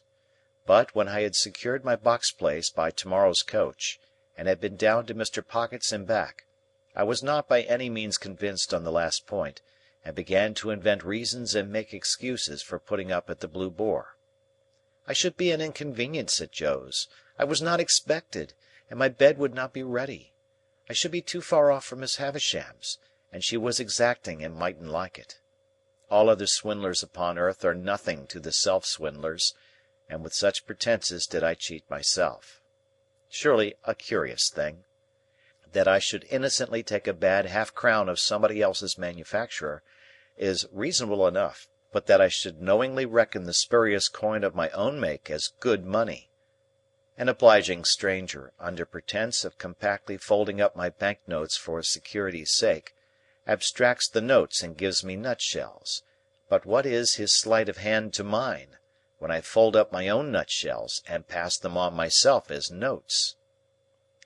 Having settled that I must go to the Blue Boar, my mind was much disturbed by indecision whether or not to take the Avenger. It was tempting to think of that expensive mercenary publicly airing his boots in the archway of the Blue Boar's posting-yard. It was almost solemn to imagine him casually produced in the tailor's shop, and confounding the disrespectful senses of Trabb's boy. On the other hand, Trabb's boy might worm himself into his intimacy, and tell him things, or, reckless and desperate wretch as I knew he could be, might hoot him in the High Street. My patroness, too, might hear of him and not approve. On the whole, I resolved to leave the Avenger behind. It was the afternoon coach by which I had taken my place, and as winter had now come round, I should not arrive at my destination until 2 or 3 hours after dark. Our time of starting from the Cross Keys was 2 o'clock. I arrived on the ground with a quarter of an hour to spare, attended by the Avenger, if I may connect that expression with one who has never attended on me if he could possibly help it. At that time it was customary to carry convicts down to the dockyards by stage-coach. As I had often heard of them in the capacity of outside passengers, and had more than once seen them on the high road dangling their ironed legs over the coach-roof, I had no cause to be surprised when Herbert, meeting me in the yard, came up and told me there were 2 convicts going down with me. But I had a reason that was an old reason now for constitutionally faltering whenever I heard the word convict. "You don't mind them, Handel?" said Herbert. "Oh, no." "I thought you seemed as if you didn't like them?" "I can't pretend that I do like them, and I suppose you don't particularly. But I don't mind them." "See, there they are," said Herbert, "coming out of the tap. What a degraded and vile sight it is!" They had been treating their guard, I suppose, for they had a jailer with them, and all three came out wiping their mouths on their hands. The two convicts were handcuffed together, and had irons on their legs, irons of a pattern that I knew well. They wore the dress that I likewise knew well. Their keeper had a brace of pistols, and carried a thick-knobbed bludgeon under his arm, but he was on terms of good understanding with them, and stood with them beside him, looking on at the putting to of the horses, rather with an air as if the convicts were an interesting exhibition not formally open at the moment, and he the curator. One was a taller and stouter man than the other, and appeared as a matter of course, according to the mysterious ways of the world, both convict and free, to have had allotted to him the smaller suit of clothes.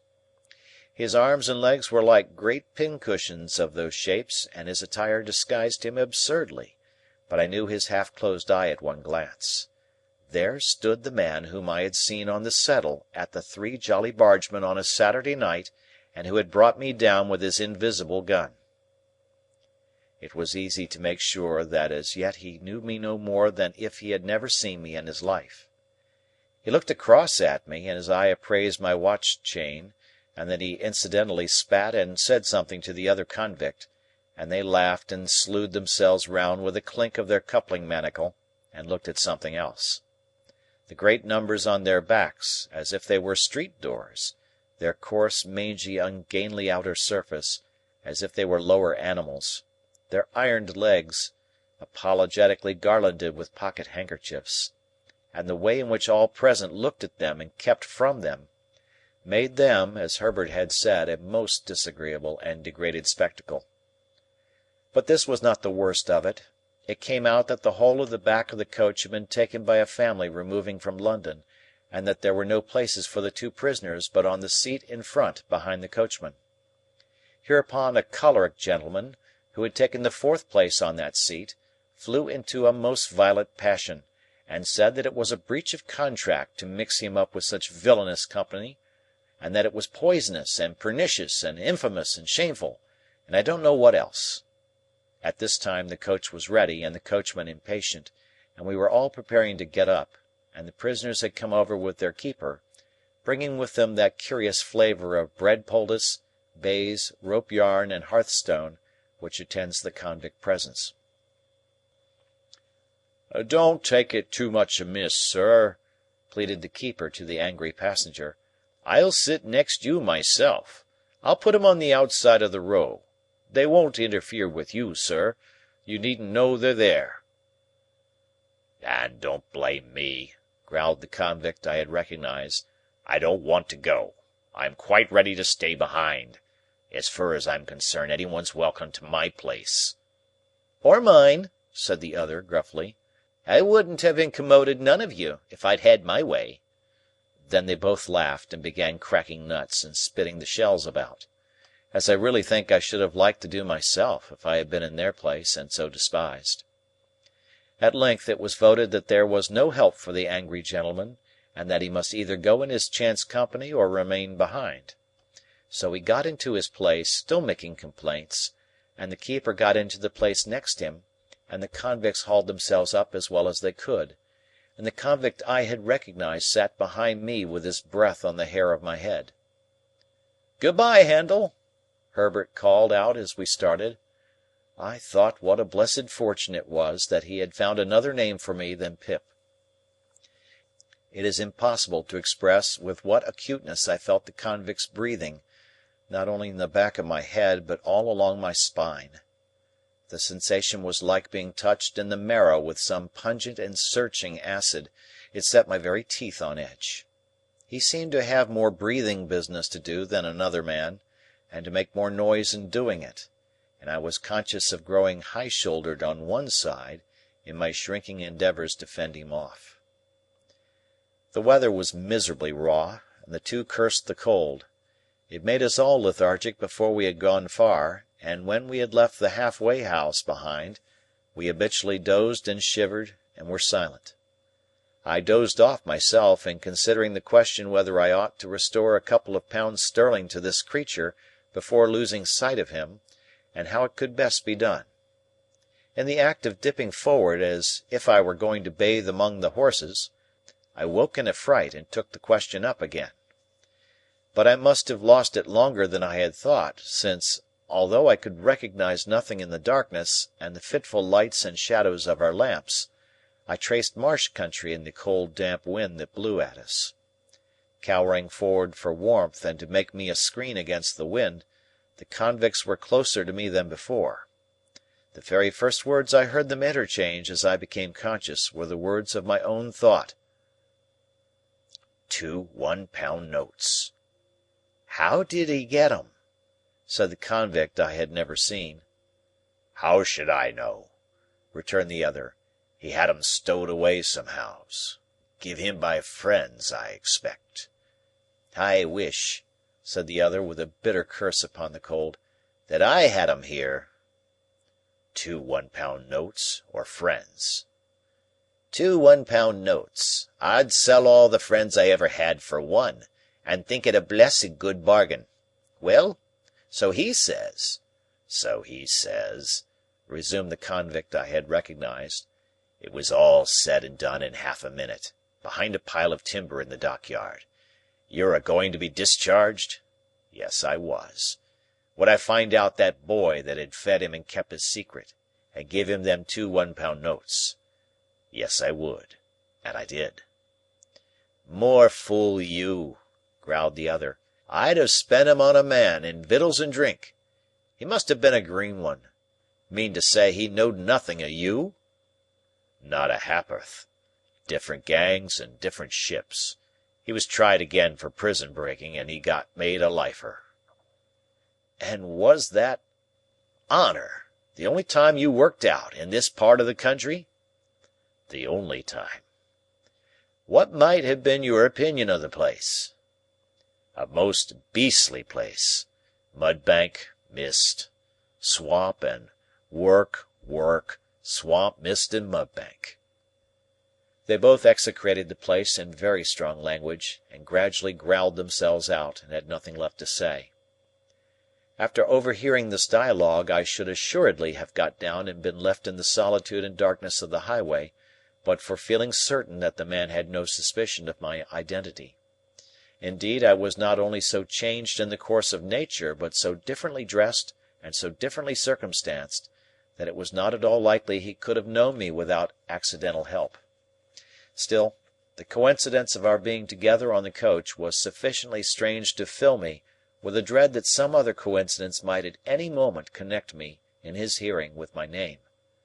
For this reason I resolved to alight as soon as we touched the town, and put myself out of his hearing. This device I executed successfully. My little portmanteau was in the boot under my feet.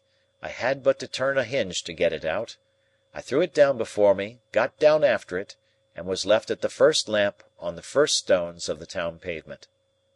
As to the convicts, they went their way with the coach, and I knew at what point they would be spirited off to the river. In my fancy I saw the boat with its convict crew waiting for them at the slime-washed stairs, again heard the gruff "Give way, you!" like an order to dogs, again saw the wicked Noah's Ark lying out on the black water. I could not have said what I was afraid of, for my fear was altogether undefined and vague, but there was great fear upon me. As I walked on to the hotel, I felt that a dread, much exceeding the mere apprehension of a painful or disagreeable recognition, made me tremble. I am confident that it took no distinctness of shape, and that it was the revival for a few minutes of the terror of childhood. The coffee-room at the Blue Boar was empty, and I had not only ordered my dinner there, but had sat down to it, before the waiter knew me. As soon as he had apologized for the remissness of his memory, he asked me if he should send boots for Mr. Pumblechook. "No," said I, "certainly not." The waiter—it was he who had brought up the Great Remonstrance from the Commercials, on the day wherein I was bound—appeared surprised, and took the earliest opportunity of putting a dirty old copy of a local newspaper so directly in my way that I took it up and read this paragraph: "Our readers will learn, not altogether without interest, in reference to the recent romantic rise in fortune of a young artificer in iron of this neighbourhood (what a theme, by the way, for the magic pen of our as yet not universally acknowledged townsman Tooby, the poet of our columns), that the youth's earliest patron, companion, and friend was a highly respected individual not entirely unconnected with the corn and seed trade, and whose eminently convenient and commodious business premises are situate within 100 miles of the High Street. It is not wholly irrespective of our personal feelings that we record him as the mentor of our young Telemachus, for it is good to know that our town produced the founder of the latter's fortunes. Does the thought-contracted brow of the local sage, or the lustrous eye of local beauty, inquire whose fortunes? We believe that Quintin Matsis was the blacksmith of Antwerp. I enter a conviction, based upon large experience, that if in the days of my prosperity I had gone to the North Pole, I should have met somebody there, wandering Esquimaux or civilized man, who would have told me that Pumblechook was my earliest patron and the founder of my fortunes. End of chapter.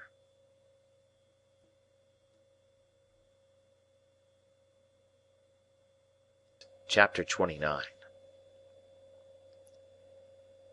Betimes in the morning I was up and out. It was too early yet to go to Miss Havisham's, so I loitered into the country on Miss Havisham's side of town, which was not Joe's side. I could go there to-morrow, thinking about my patroness, and painting brilliant pictures of her plans for me. She had adopted Estella, she had as good as adopted me, and it could not fail to be her intention to bring us together. She reserved it for me to restore the desolate house, admit the sunshine into the dark rooms, set the clocks a-going and the cold hearths a-blazing, tear down the cobwebs, destroy the vermin, in short, do all the shining deeds of the young knight of romance, and marry the princess. I had stopped to look at the house as I passed, and its seared red brick walls, blocked windows, and strong green ivy clasping even the stacks of the chimneys with its twigs and tendons, as if with sinewy old arms, had made up a rich, attractive mystery, of which I was the hero. Estella was the inspiration of it, and the heart of it, of course. But, though she had taken such strong possession of me, though my fancy and my hope were so set upon her, though her influence on my boyish life and character had been all-powerful, I did not, even that romantic morning, invest her with any attributes save those she possessed. I mention this in this place, of a fixed purpose, because it is the clue by which I am to be followed into my poor labyrinth. According to my experience, the conventional notion of a lover cannot be always true. The unqualified truth is, that when I loved Estella with the love of a man, I loved her simply because I found her irresistible. Once for all, I knew to my sorrow, often and often, if not always, that I loved her against reason, against promise, against peace, against hope, against happiness, against all discouragement that could be. Once for all, I loved her none the less because I knew it, and it had no more influence in restraining me than if I had devoutly believed her to be human perfection. I so shaped out my walk as to arrive at the gate at my old time. When I had rung at the bell with an unsteady hand, I turned my back upon the gate, while I tried to get my breath and keep the beating of my heart moderately quiet. I heard the side door open and steps come across the courtyard, but I pretended not to hear, even when the gate swung on its rusty hinges. Being at last touched on the shoulder, I started and turned. I started much more naturally then, to find myself confronted by a man in a sober grey dress, the last man I should have expected to see in that place of porter, at Miss Havisham's door. Orlick! Ah, young master, there's more changes than yours. But come in, come in. It's opposed to my orders to hold the gate open. I entered and he swung it, and locked it, and took the key out. Yes, said he, facing round after doggedly preceding me a few steps towards the house. Here I am. How did you get here? I come here, he retorted, on my legs. I had my box brought alongside me in a barrow. Are you here for good? I ain't here for harm, young master, I suppose. I was not so sure of that. I had leisure to entertain the retort in my mind, while he slowly lifted his heavy glance from the pavement, up my legs and arms, to my face. "Then you have left the forge?" I said. Do this look like a forge? Replied Orlick, sending his glance all round him with an air of injury. Now, do it look like it? I asked him how long he had left Gargery's forge. One day is so like another here, he replied, that I don't know without casting it up. However, I come here some time since you left. I could have told you that, Orlick. Ah, said he, dryly, but then you've got to be a scholar. By this time we had come to the house, where I found his room to be one just within the side door, with a little window in it looking on the courtyard. In its small proportions, it was not unlike the kind of place usually assigned to a gate porter in Paris. Certain keys were hanging on the wall, to which he now added the gate key, and his patchwork-covered bed was in a little inner division or recess.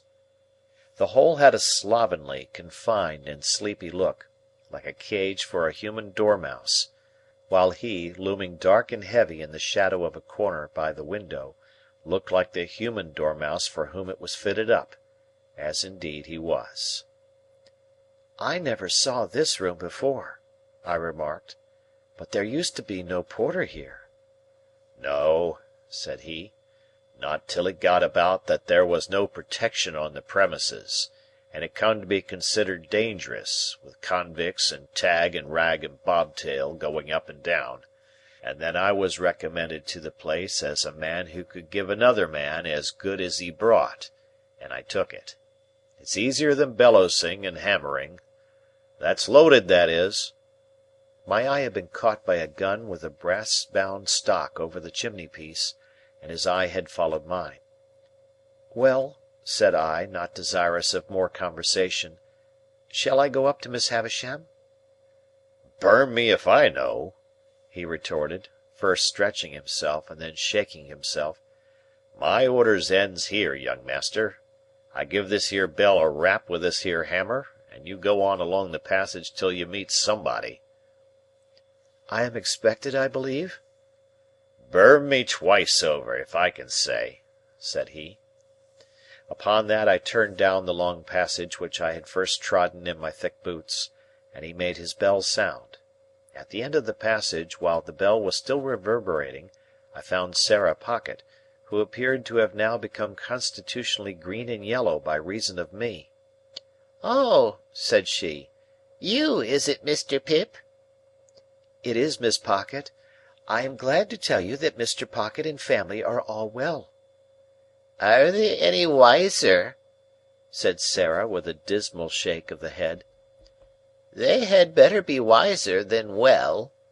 Ah, Matthew, Matthew. You know your ways, sir?" Tolerably, for I had gone up the staircase in the dark many a time. I ascended it now, in lighter boots than of yore, and tapped in my old way at the door of Miss Havisham's room. "Pip's rap," I heard her say immediately. "Come in, Pip." She was in her chair near the old table, in the old dress, with her two hands crossed on her stick, her chin resting on them, and her eyes on the fire. Sitting near her, with the white shoe, that had never been worn, in her hand, and her head bent as she looked at it, was an elegant lady whom I had never seen. "Come in, Pip," Miss Havisham continued to mutter, without looking round or up. "Come in, Pip. How do you do, Pip? So you kiss my hand as if I were a queen, eh?" Well? She looked up at me suddenly, only moving her eyes, and repeated in a grimly playful manner, Well? I heard, Miss Havisham, said I, rather at a loss, that you were so kind as to wish me to come and see you, and I came directly. Well? The lady whom I had never seen before lifted up her eyes and looked archly at me, and then I saw that the eyes were Estella's eyes. But she was so much changed, was so much more beautiful, so much more womanly, in all things winning admiration, had made such wonderful advance that I seemed to have made none. I fancied, as I looked at her, that I slipped hopelessly back into the coarse and common boy again. Oh, the sense of distance and disparity that came upon me, and the inaccessibility that came about her! She gave me her hand. I stammered something about the pleasure I felt in seeing her again, and about my having looked forward to it for a long, long time. Do you find her much changed, Pip? Asked Miss Havisham with her greedy look, and striking her stick upon a chair that stood between them, as a sign to me to sit down there. When I came in, Miss Havisham, I thought there was nothing of Estella in the face or figure, but now it all settles down so curiously into the old— What? You're not going to say into the old Estella? Miss Havisham interrupted. She was proud and insulting, and you wanted to go away from her. Don't you remember? I said confusedly that was long ago, and that I knew no better then, and the like. Estella smiled with perfect composure, and said she had no doubt of my having been quite right, and of her having been very disagreeable. Is he changed? Miss Havisham asked her. Very much, said Estella, looking at me. Less coarse and common? Said Miss Havisham, playing with Estella's hair. Estella laughed and looked at the shoe in her hand, and laughed again, and looked at me and put the shoe down. She treated me as a boy still, but she lured me on. We sat in the dreamy room among the old strange influences which had so wrought upon me, and I learnt that she had but just come home from France, and that she was going to London. Proud and wilful as of old, she had brought those qualities into such subjection to her beauty that it was impossible and out of nature, or I thought so, to separate them from her beauty. Truly it was impossible to dissociate her presence from all those wretched hankerings after money and gentility that had disturbed my boyhood, from all those ill-regulated aspirations that had first made me ashamed of home and Joe, from all those visions that had raised her face in the glowing fire, struck it out of the iron on the anvil, extracted it from the darkness of night to look in at the wooden window of the forge, and flit away. In a word, it was impossible for me to separate her, in the past or in the present, from the innermost life of my life. It was settled that I should stay there all the rest of the day, and return to the hotel at night, and to London to-morrow. When we had conversed for a while, Miss Havisham set us two out to walk in the neglected garden. On our coming in by and by, she said, I should wheel her about a little, as in times of yore. So, Estella and I went out into the garden by the gate, through which I had strayed to my encounter with the pale young gentleman, now Herbert. I, trembling in spirit and worshipping the very hem of her dress; she, quite composed, and most decidedly not worshipping the hem of mine. As we drew near to the place of encounter, she stopped and said, I must have been a singular little creature to hide and see that fight that day, but I did, and I enjoyed it very much. You rewarded me very much. Did I? She replied, in an incidental and forgetful way. I remember I entertained a great objection to your adversary, because I took it ill that he should be brought here to pester me with his company. He and I are great friends now. Are you? I think I recollect, though, that you read with his father? Yes. I made the admission with reluctance, for it seemed to have a boyish look, and she already treated me more than enough like a boy. Since your change of fortune and prospects, you have changed your companions, said Estella. Naturally, said I. And necessarily, she added in a haughty tone, what was fit company for you once would be quite unfit company for you now. In my conscience, I doubt very much whether I had any lingering intention left of going to see Joe; but if I had, this observation put it to flight. You had no idea of your impending good fortune in those times? Said Estella, with a slight wave of her hand, signifying in the fighting times. Not the least. The air of completeness and superiority with which she walked at my side, and the air of youthfulness and submission with which I walked at hers, made a contrast that I strongly felt. It would have rankled in me more than it did, if I had not regarded myself as eliciting it by being so set apart for her and assigned to her.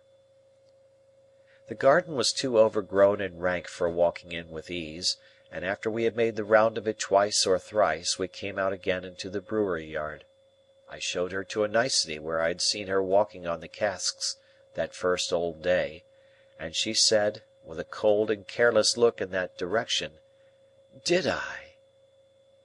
I reminded her where she had come out of the house and given me my meat and drink, and she said, "I don't remember." "Not remember that you made me cry?"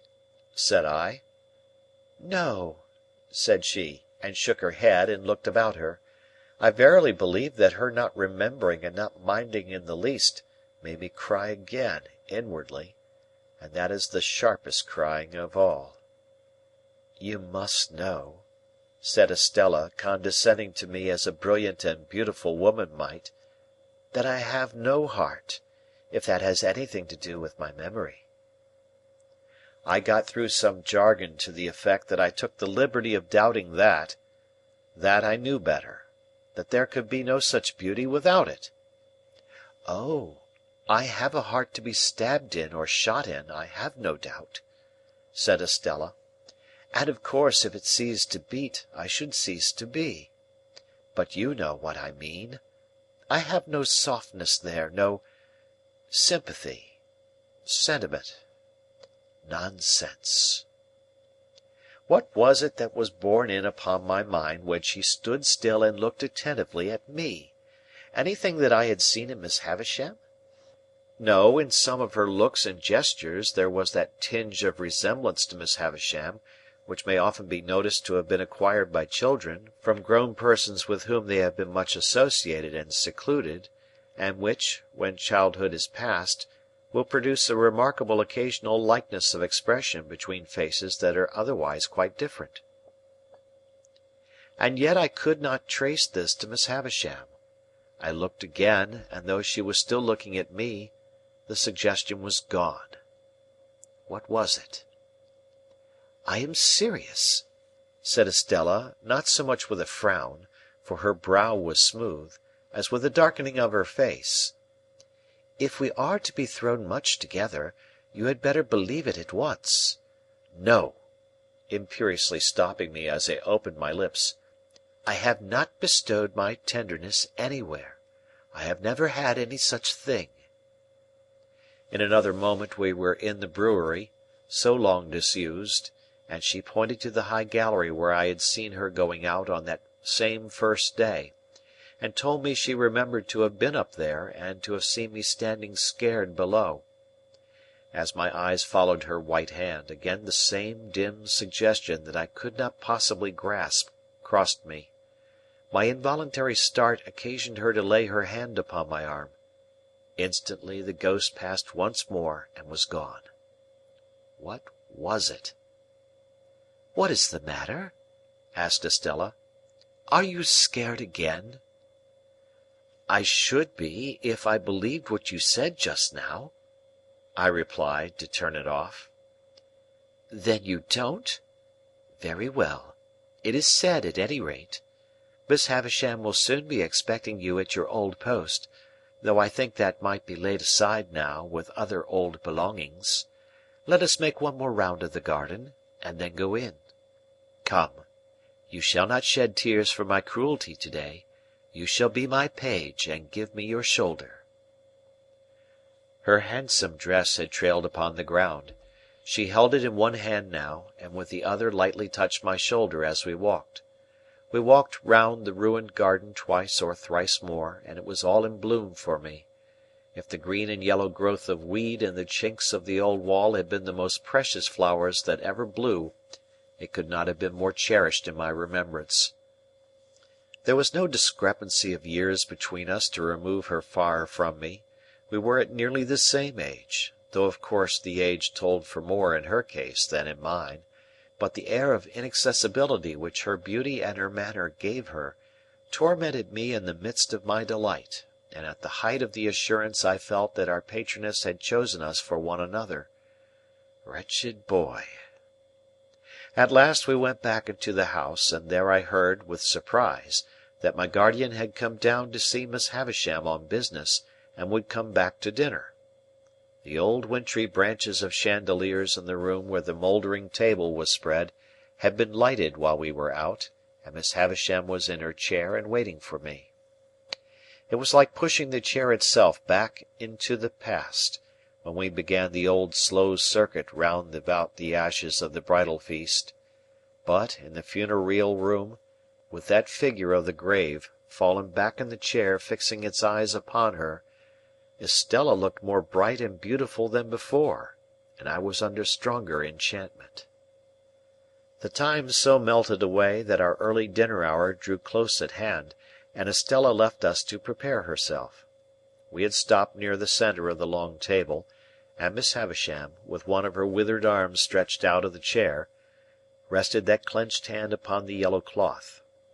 As Estella looked back over her shoulder before going out of the room, Miss Havisham kissed that hand to her, with a ravenous intensity that was of its kind quite dreadful.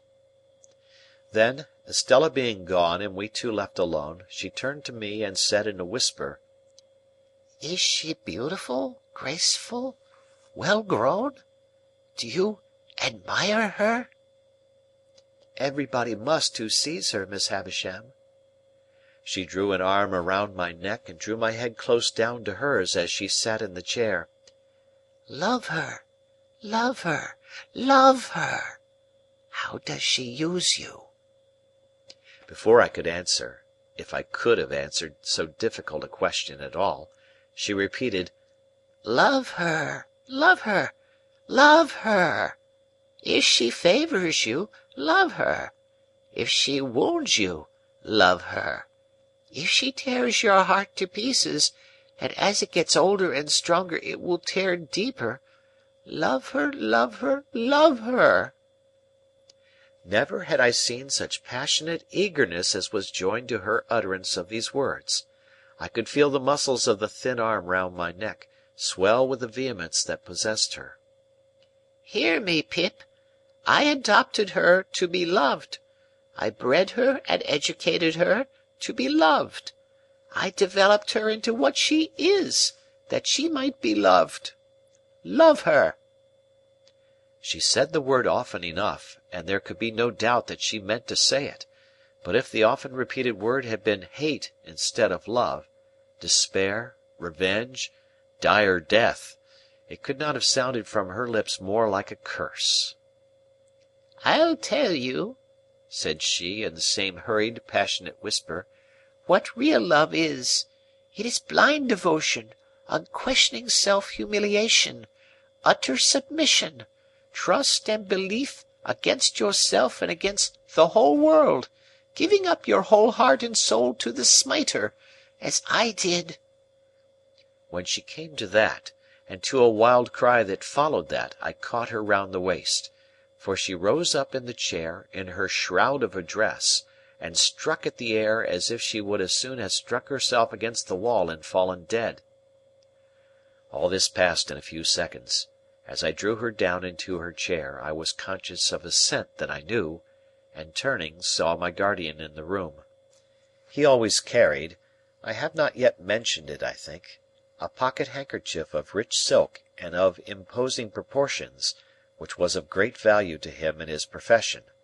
I have seen him so terrify a client or a witness by ceremoniously unfolding this pocket handkerchief as if he were immediately going to blow his nose, and then pausing, as if he knew he should not have time to do it before such client or witness committed himself, that the self-committal has followed directly, quite as a matter of course. When I saw him in the room he had this expressive pocket handkerchief in both hands, and was looking at us. On meeting my eye, he said plainly, by a momentary and silent pause in that attitude, "Indeed, singular," and then put the handkerchief to its right use with wonderful effect. Miss Havisham had seen him as soon as I, and was, like everybody else, afraid of him. She made a strong attempt to compose herself, and stammered that he was as punctual as ever.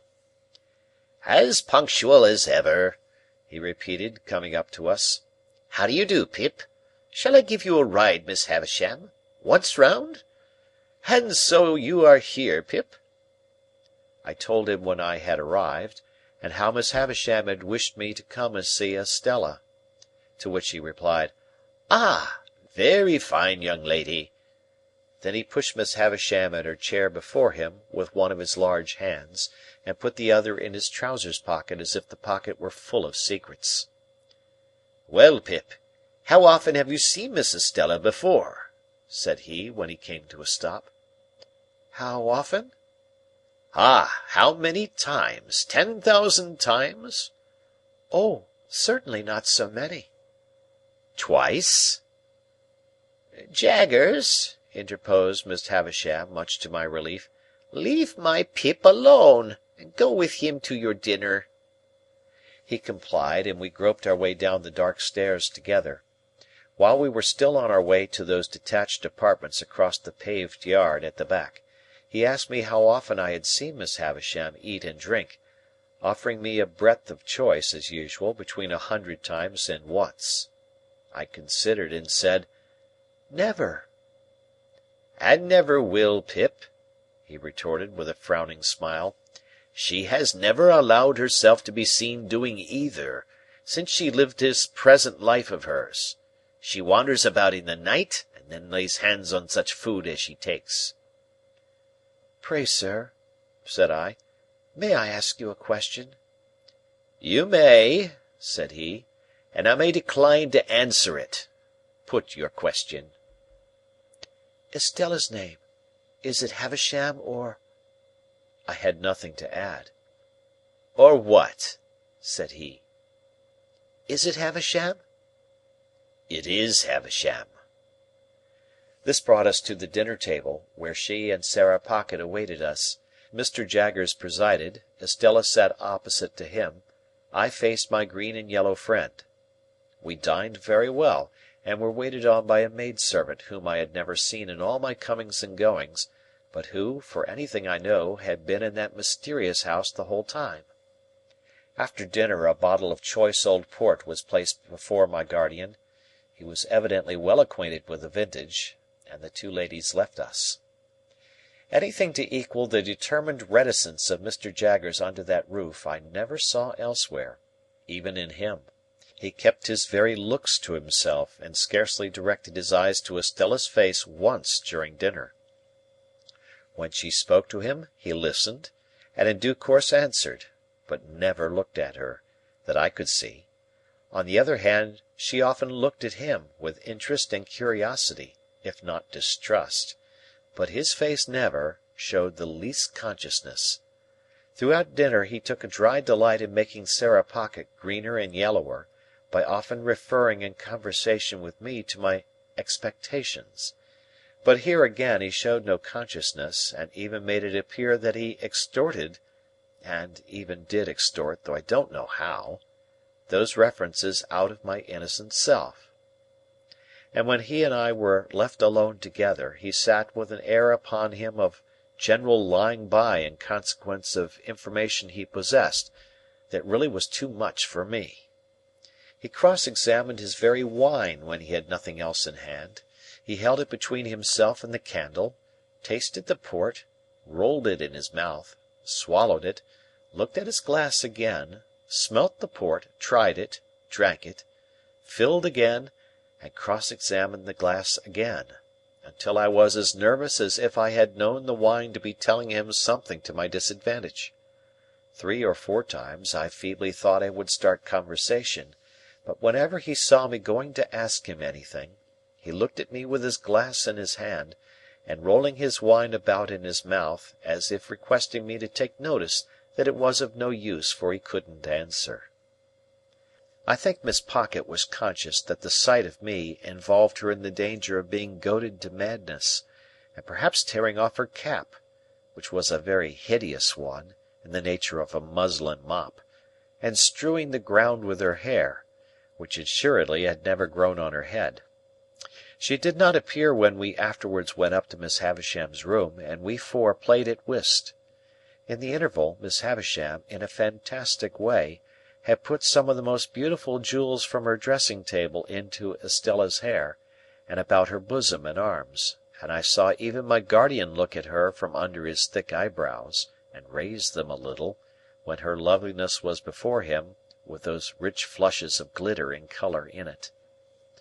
Of the manner and extent to which he took our trumps into custody, and came out with mean little cards at the ends of hands, before which the glory of our kings and queens was utterly abased, I say nothing, nor of the feeling that I had respecting his looking upon us personally in the light of 3 very obvious and poor riddles that he had found out long ago. What I suffered from was the incompatibility between his cold presence and my feelings towards Estella. It was not that I knew I could never bear to speak to him about her, that I knew I could never bear to hear him creak his boots at her, that I knew I could never bear to see him wash his hands of her. It was that my admiration should be within a foot or 2 of him. It was that my feelings should be in the same place with him. That was the agonizing circumstance. We played until 9 o'clock, and then it was arranged that when Estella came to London I should be forewarned of her coming, and should meet her at the coach, and then I took leave of her, and touched her, and left her. My guardian lay at the Boar in the next room to mine. Far into the night Miss Havisham's words, "Love her, love her, love her," sounded in my ears. I adapted them for my own repetition, and said to my pillow, "I love her, I love her, I love her," hundreds of times. Then a burst of gratitude came upon me, that she should be destined for me, once the blacksmith's boy. Then I thought if she were, as I feared, by no means rapturously grateful for that destiny yet, when would she begin to be interested in me? When should I awaken the heart within her that was mute and sleeping now? Ah me! I thought those were high and great emotions, but I never thought there was anything low and small in my keeping away from Joe, because I knew she would be contemptuous of him. It was but a day gone, and Joe had brought the tears into my eyes. They had soon dried, God forgive me, soon dried. End of chapter.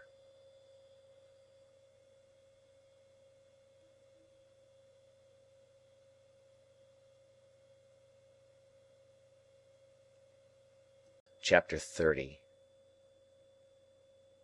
After well considering the matter while I was dressing at the Blue Boar in the morning, I resolved to tell my guardian that I doubted Orlick's being the right sort of man to fill a post of trust at Miss Havisham's.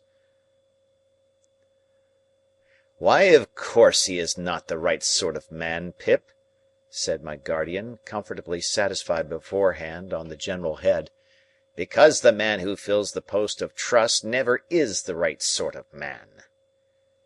It seemed quite to put him into spirits to find that this particular post was not exceptionally held by the right sort of man, and he listened in a satisfied manner while I told him what knowledge I had of Orlick.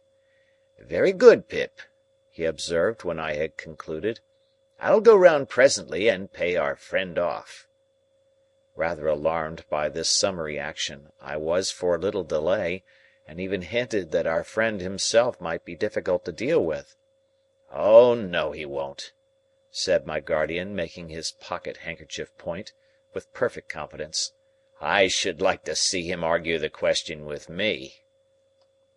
As we were going back together to London by the midday coach, and as I breakfasted under such terrors of Pumblechook that I could scarcely hold my cup, this gave me an opportunity of saying that I wanted a walk, and that I would go on along the London road while Mr. Jaggers was occupied, if he would let the coachman know that I would get into my place when overtaken. I was thus enabled to fly from the Blue Boar immediately after breakfast. By then making a loop of about a couple of miles into the open country at the back of Pumblechook's premises, I got round into the High Street again, a little beyond that pitfall, and felt myself in comparative security. It was interesting to be in the quiet old town once more, and it was not disagreeable to be here and there suddenly recognised and stared after. One or two of the tradespeople even darted out of their shops, and went a little way down the street before me, that they might turn, as if they had forgotten something, and pass me face to face.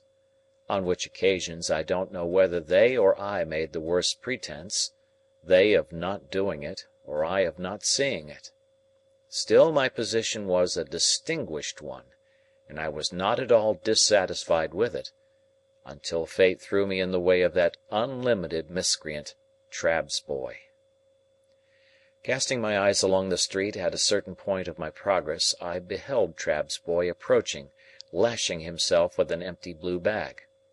Deeming that a serene and unconscious contemplation of him would best beseem me, and would be most likely to quell his evil mind, I advanced with that expression of countenance, and was rather congratulating myself on my success, when suddenly the knees of Trabb's boy smote together, his hair uprose, his cap fell off, he trembled violently in every limb, staggered out into the road, and crying to the populace, "Hold me! I'm so frightened!"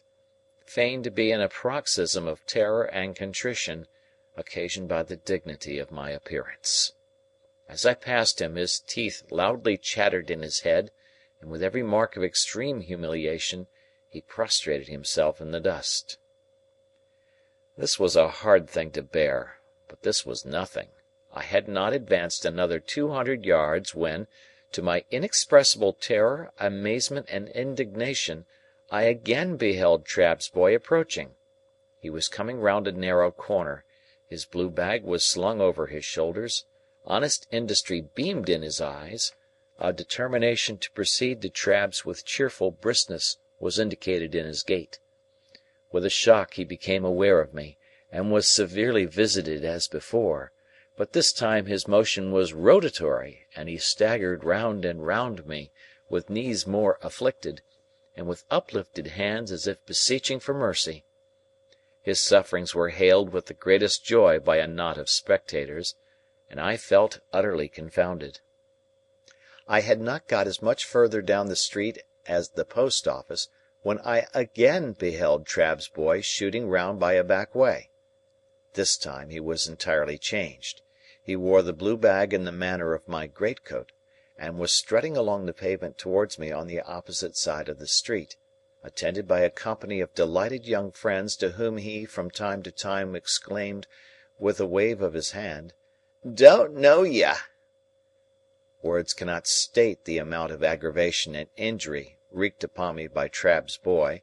When passing abreast of me, he pulled up his shirt collar, twined his side hair, stuck an arm akimbo, and smirked extravagantly by wriggling his elbows and body, and drawling to his attendants, "Don't know ye! Don't know ye! 'Pon my soul, don't know ye!"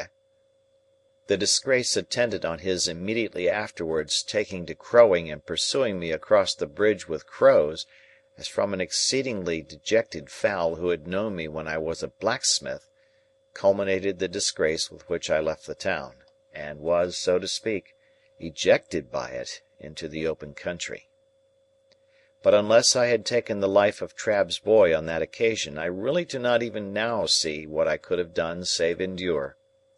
To have struggled with him in the street, or to have exacted any lower recompense from him than his heart's best blood, would have been futile and degrading. Moreover, he was a boy whom no man could hurt, an invulnerable and dodging serpent who, when chased into a corner, flew out again between his captor's legs, scornfully yelping. I wrote, however, to Mr. Trabb by next day's post, to say that Mr. Pip must decline to deal further with one who could so far forget what he owed to the best interests of society, as to employ a boy who excited loathing in every respectable mind. The coach, with Mr. Jaggers inside, came up in due time, and I took my box seat again, and arrived in London safe, but not sound, for my heart was gone.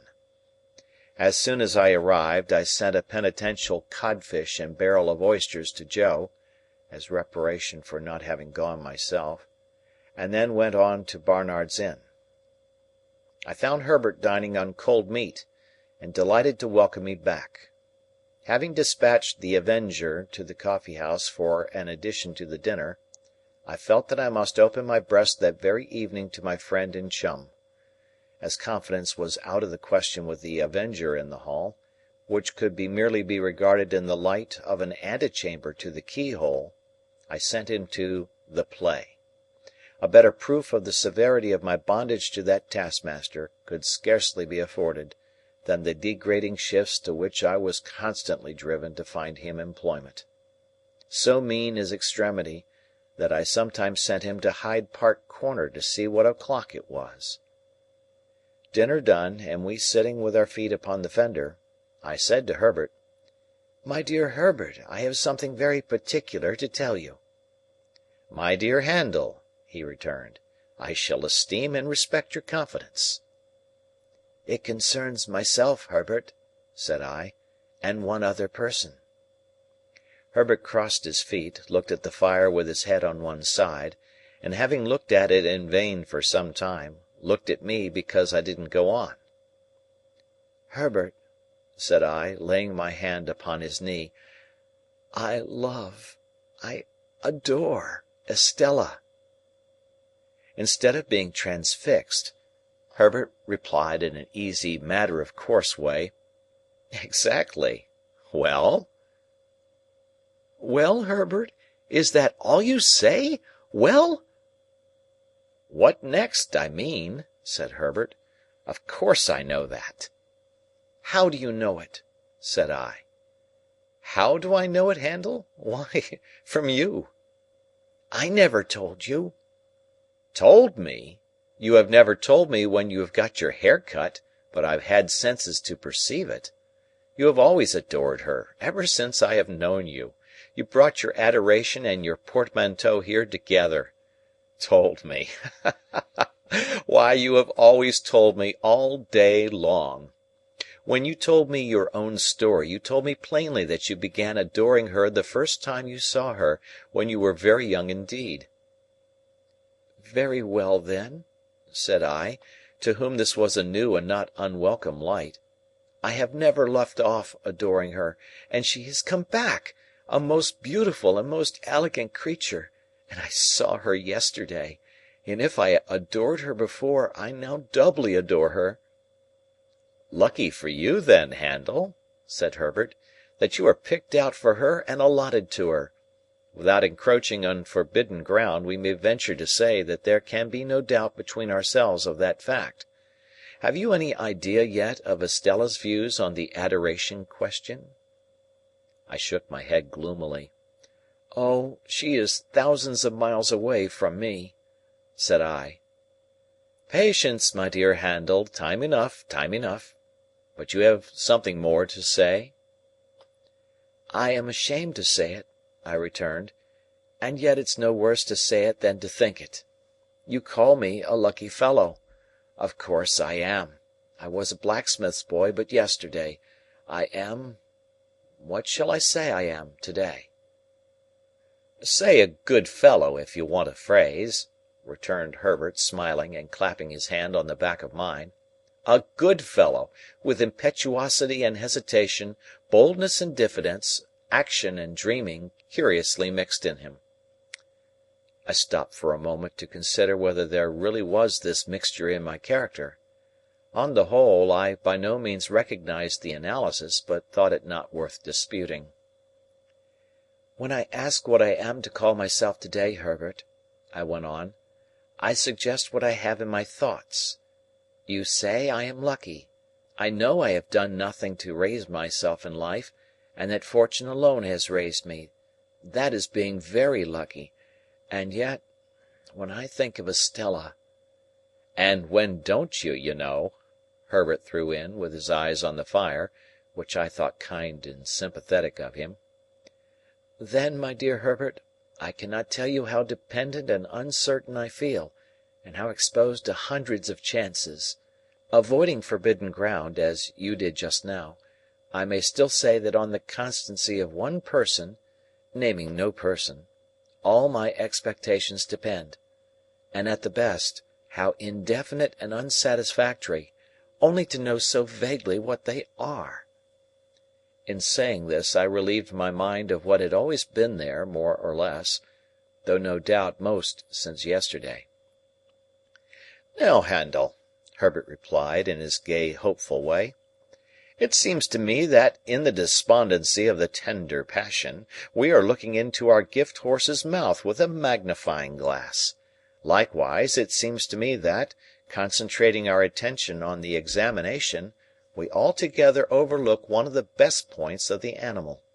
Didn't you tell me that your guardian, Mr. Jaggers, told you in the beginning that you were not endowed with expectations only? And even if he had not told you so, though that is a very large if, I grant, could you believe that of all men in London, Mr. Jaggers is the man to hold his present relations towards you unless he were sure of his ground?" I said I could not deny that this was a strong point. I said it (people often do in such cases) like a rather reluctant concession to truth and justice, as if I wanted to deny it. "I should think it was a strong point," said Herbert, "and I should think you would be puzzled to imagine a stronger. As to the rest, you must bide your guardian's time, and he must bide his client's time. You'll be 1 and 20 before you know where you are, and then perhaps you'll get some further enlightenment. At all events, you'll be nearer getting it, for it must come at last." "What a hopeful disposition you have!" said I, gratefully admiring his cheery ways. "I ought to have," said Herbert, "for I have not much else. I must acknowledge, by the by, that the good sense of what I have just said is not my own, but my father's. The only remark I ever heard him make on your story was the final one, 'The thing is settled and done, or Mr. Jaggers would not be in it.' And now before I say anything more about my father, or my father's son, and repay confidence with confidence, I want to make myself seriously disagreeable to you for a moment, positively repulsive." "You won't succeed," said I. "Oh, yes, I shall," said he. "1, 2, 3, and now I am in for it. Handel, my good fellow," though he spoke in this light tone, he was very much in earnest, "I have been thinking since we have been talking with our feet on this fender, that Estella surely cannot be a condition of your inheritance, if she were never referred to by your guardian. Am I right in so understanding what you have told me, as that he never referred to her, directly or indirectly, in any way? Never even hinted, for instance, that your patron might have views as to your marriage ultimately?" "Never." "Now, Handel, I am quite free from the flavour of sour grapes, upon my soul and honour. Not being bound to her, can you not detach yourself from her? I told you I should be disagreeable." I turned my head aside, for with a rush and a sweep, like the old marsh winds coming up from the sea, a feeling like that which had subdued me on the morning when I left the forge, when the mists were solemnly rising, and when I laid my hand upon the village finger-post, smote upon my heart again. There was silence between us for a little while.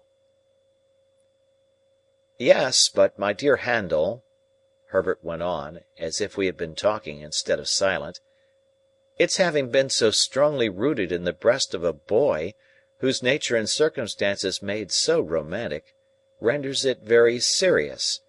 Think of her bringing up, and think of Miss Havisham. Think of what she is herself. Now I am repulsive, and you abominate me.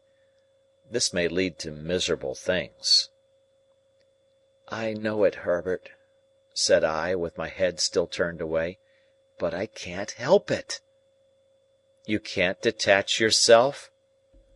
"No, impossible." "You can't try, Handel?" "No, impossible." "Well," said Herbert, getting up with a lively shake as if he had been asleep, and stirring the fire, "now I'll endeavour to make myself agreeable again." So he went round the room and shook the curtains out, put the chairs in their places, tidied the books and so forth that were lying about, looked into the hall, peeped into the letter-box, shut the door and came back to his chair by the fire, where he sat down, nursing his left leg in both arms. "I was going to say a word or two, Handel, concerning my father and my father's son. I am afraid it is scarcely necessary for my father's son to remark that my father's establishment is not particularly brilliant in its housekeeping." "There is always plenty, Herbert," said I, to say something encouraging. "Oh, yes, and so the dustman says, I believe, with the strongest approval, and so does the marine store shop in the back street. Gravely, Handel, for the subject is grave enough, you know how it is as well as I do. I suppose there was a time once, when my father had not given matters up, but if ever there was, the time is gone. May I ask you if you have ever had an opportunity of remarking, down in your part of the country, that the children of not exactly suitable marriages are always most particularly anxious to be married?" This was such a singular question that I asked him in return, "Is it so?"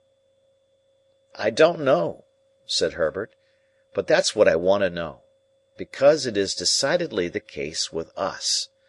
My poor sister Charlotte, who was next me and died before she was 14, was a striking example. Little Jane is the same. In her desire to be matrimonially established, you might suppose her to have passed her short existence in the perpetual contemplation of domestic bliss. Little Alick in a frock has already made arrangements for his union with a suitable young person at Kew, and indeed I think we are all engaged except the baby." "Then you are?" said I. "I am," said Herbert, "but it's a secret."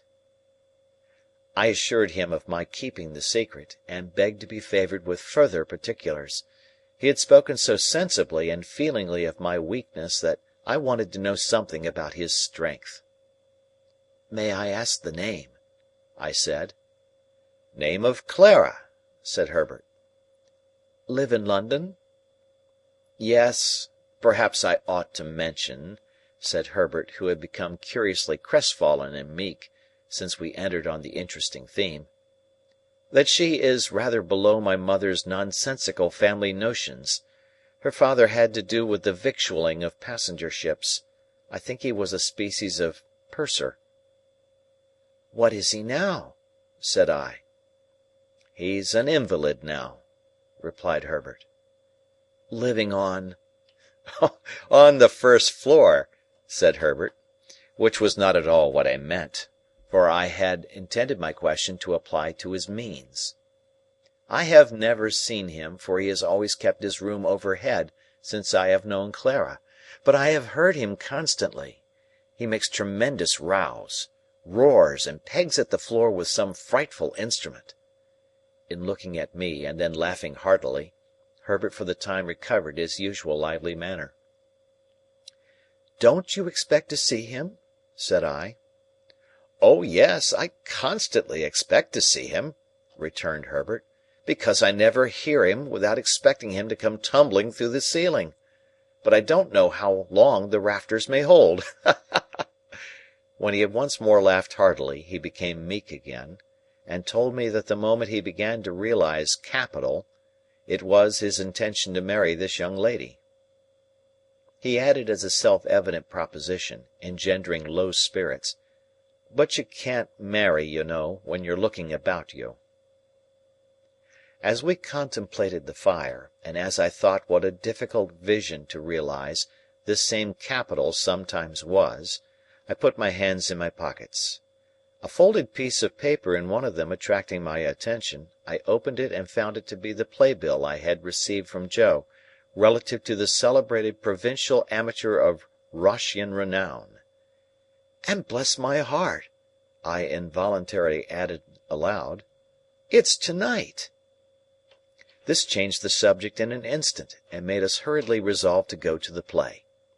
So, when I had pledged myself to comfort and abet Herbert in the affair of his heart by all practicable and impracticable means, and when Herbert had told me that his affianced already knew me by reputation and that I should be presented to her, and when we had warmly shaken hands upon our mutual confidence, we blew out our candles, made up our fire, locked our door, and issued forth in quest of Mr. Wopsle and Denmark.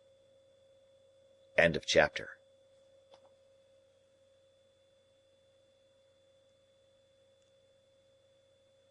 Chapter 31. On our arrival in Denmark, we found the king and queen of that country elevated in 2 armchairs on a kitchen table, holding a court. The whole of the Danish nobility were in attendance, consisting of a noble boy in the wash-leather boots of a gigantic ancestor, a venerable peer with a dirty face, who seemed to have risen from the people late in life, and the Danish chivalry with a comb in its hair and a pair of white silk legs, and presenting on the whole a feminine appearance. My gifted townsman stood gloomily apart, with folded arms, and I could have wished that his curls and forehead had been more probable. Several curious little circumstances transpired as the action proceeded. The late king of the country not only appeared to have been troubled with a cough at the time of his decease, but to have taken it with him to the tomb, and to have brought it back. The royal phantom also carried a ghostly manuscript round its truncheon, to which it had the appearance of occasionally referring, and that too, with an air of anxiety and a tendency to lose the place of reference, which were suggestive of a state of mortality. It was this, I conceive, which led to the Shade's being advised by the gallery to "turn over," a recommendation which it took extremely ill. It was likewise to be noted of this majestic spirit, that whereas it always appeared with an air of having been out a long time and walked an immense distance, it perceptibly came from a closely contiguous wall. This occasioned its terrors to be received derisively. The Queen of Denmark, a very buxom lady, though no doubt historically brazen, was considered by the public to have too much brass about her, her chin being attached to her diadem by a broad band of that metal, as if she had a gorgeous toothache, her waist being encircled by another, and each of her arms by another, so that she was openly mentioned as the kettle-drum. The noble boy in the ancestral boots was inconsistent, representing himself, as it were in one breath, as an able seaman, a strolling actor, a grave-digger, a clergyman, and a person of the utmost importance at a court fencing match, on the authority of whose practised eye and nice discrimination the finest strokes were judged. This gradually led to a want of toleration for him, and even, on his being detected in holy orders and declining to perform the funeral service, to the general indignation taking the form of nuts. Lastly, Ophelia was a prey to such slow musical madness, that when, in course of time, she had taken off her white muslin scarf, folded it up, and buried it, a sulky man who had been long cooling his impatient nose against an iron bar in the front row of the gallery, growled, "Now the baby's put to bed, let's have supper," which, to say the least of it, was out of keeping. Upon my unfortunate townsman all these incidents accumulated with playful effect. Whenever that undecided prince had to ask a question or state a doubt, the public helped him out with it. As, for example, on the question whether 'twas nobler in the mind to suffer, some roared yes, and some no, and some inclining to both opinions said, "Toss up for it," and quite a debating society arose. When he asked what should such fellows as he do crawling between earth and heaven, he was encouraged with loud cries of "Hear, hear!" When he appeared with his stocking disordered, its disorder expressed, according to usage, by one very neat fold in the top, which I supposed to be always got up with a flat iron, a conversation took place in the gallery respecting the paleness of his leg, and whether it was occasioned by the turn the ghost had given him. On his taking the recorders, very like a little black flute that had just been played in the orchestra and handed out at the door, he was called upon unanimously for Rule Britannia. When he recommended the player not to saw the air thus, the sulky man said, "And don't you do it neither, you're a deal worse than him." And I grieve to add that peals of laughter greeted Mr. Wopsle on every one of these occasions. But his greatest trials were in the churchyard, which had the appearance of a primeval forest, with a kind of small ecclesiastical wash-house on one side, and a turnpike gate on the other. Mr. Wopsle in a comprehensive black cloak, being descried entering at the turnpike, the grave-digger was admonished in a friendly way, "Look out, here's the undertaker a-comin' to see how you're a-getting on with your work." I believe it is well known in a constitutional country that Mr. Wopsle could not possibly have returned the skull, after moralizing over it, without dusting his fingers on a white napkin taken from his breast. But even that innocent and indispensable action did not pass without the comment, "Waiter!" The arrival at the body for interment, in an empty black box with the lid tumbling open, was the signal for a general joy, which was much enhanced by the discovery, among the bearers, of an individual obnoxious to identification. The joy attended Mr. Wopsle through his struggles with Laertes on the brink of the orchestra and the grave, and slackened no more until he had tumbled the king off the kitchen table, and had died by inches from the ankles upward. We had made some pale efforts in the beginning to applaud Mr. Wopsle, but they were too hopeless to be persisted in. Therefore we had sat, feeling keenly for him, but laughing nevertheless from ear to ear. I laughed in spite of myself all the time, the whole thing was so droll, and yet I had a latent impression that there was something decidedly fine in Mr. Wopsle's elocution, not for old association's sake, I am afraid, but because it was very slow, very dreary, very uphill and downhill, and very unlike any way in which any man, in any natural circumstances of life or death, ever expressed himself about anything. When the tragedy was over, and he had been called for and hooted, I said to Herbert, "Let us go at once, or perhaps we shall meet him." We made all the haste we could downstairs, but we were not quick enough either. Standing at the door was a Jewish man with an unnatural heavy smear of eyebrow, who caught my eyes as we advanced, and said, when we came up with him, "Mr. Pip and friend?" Identity of Mr. Pip and friend confessed. "Mr. Waldengarver," said the man, "would be glad to have the honour." "Waldengarver?" I repeated, when Herbert murmured in my ear, "Probably Wopsle." "Oh!" said I. "Yes. Shall we follow you?" "A few steps, please." When we were in a side alley, he turned and asked, "How did you think he looked? I dressed him." I don't know what he had looked like, except a funeral, with the addition of a large Danish sun or star hanging round his neck by a blue ribbon, that had given him the appearance of being insured in some extraordinary fire office. But I said he had looked very nice. "When he come to the grave," said our conductor, "he showed his cloak beautiful, but judging from the wing, it looked to me that when he see the ghost in the Queen's apartment he might have made more of his stockings." I modestly assented, and we all fell through a little dirty swing door, into a sort of hot packing case immediately behind it. Here Mr. Wopsle was divesting himself of his Danish garments, and here there was just room for us to look at him over one another's shoulders, by keeping the packing case door, or lid, wide open. "Gentlemen," said Mr. Wopsle, "I am proud to see you. I hope, Mr. Pip, you will excuse my sending round. I had the happiness to know you in former times, and the drama has ever had a claim which has ever been acknowledged on the noble and the affluent." Meanwhile, Mr. Waldengarver, in a frightful perspiration, was trying to get himself out of his princely sables. "Skin the stockings off, Mr. Waldengarver," said the owner of that property, "or you'll bust 'em. Bust 'em, and you'll bust 35 shillings. Shakespeare never was complimented with a finer pair. Keep quiet on your chair now, and leave 'em to me." With that he went upon his knees, and began to flay his victim, who, on the first stocking coming off, would certainly have fallen over backward with his chair, but for there being no room to fall anyhow.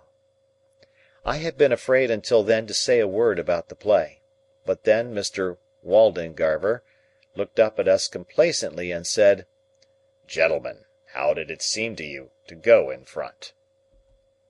Herbert said from behind, at the same time poking me, "Capitally!" So I said, "Capitally." "How did you like my reading of the character, gentlemen?" said Mr. Waldengarver, almost if not quite with patronage. Herbert said from behind, again poking me, "Massive and concrete." So I said boldly, as if I had originated it, and must beg to insist upon it, "Massive and concrete." "I am glad to have your approbation, gentlemen," said Mr. Waldengarver, with an air of dignity, in spite of his being ground against the wall at the time, and holding on by the seat of the chair. "But I'll tell you one thing, Mr. Waldengarver," said the man who was on his knees, "in which you're out in your reading.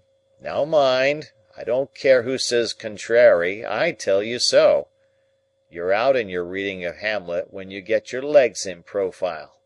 The last Hamlet as I dressed made the same mistakes in his reading at rehearsal, till I got him to put a large red wafer on each of his shins, and then at that rehearsal, which was the last, I went in front, sir, to the back of the pit, and whenever his reading brought him into profile, I called out, 'I don't see no wafers,' and at night his reading was lovely."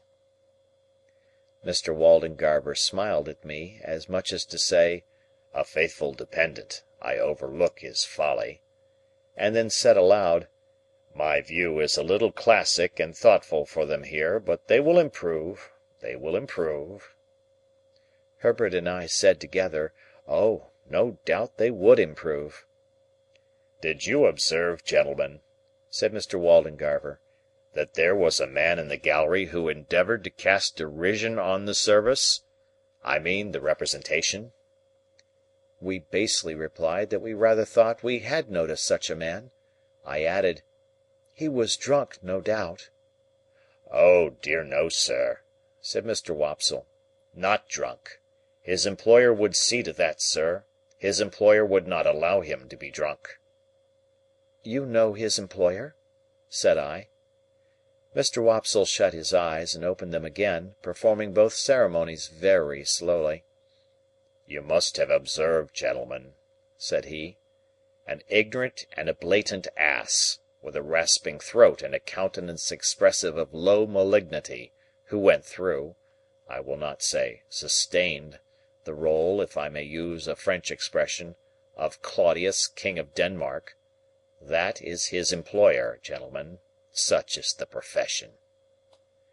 Without distinctly knowing whether I should have been more sorry for Mr. Wopsle if he had been in despair, I was so sorry for him as it was, that I took the opportunity of his turning round to have his braces put on, which jostled us out at the doorway, to ask Herbert what he thought of having him home to supper.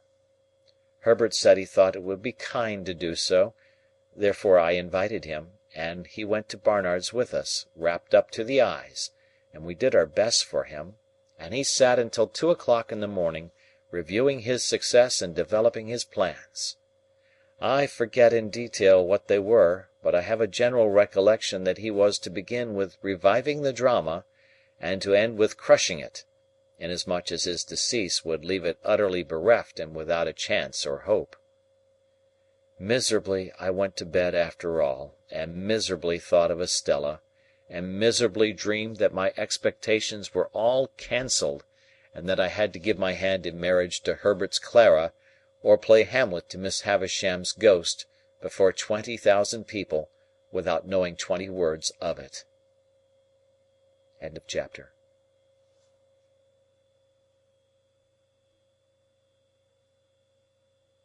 Chapter 32. One day when I was busy with my books and Mr. Pocket, I received a note by the post, the mere outside of which threw me into a great flutter, for, though I had never seen the handwriting in which it was addressed, I divined whose hand it was.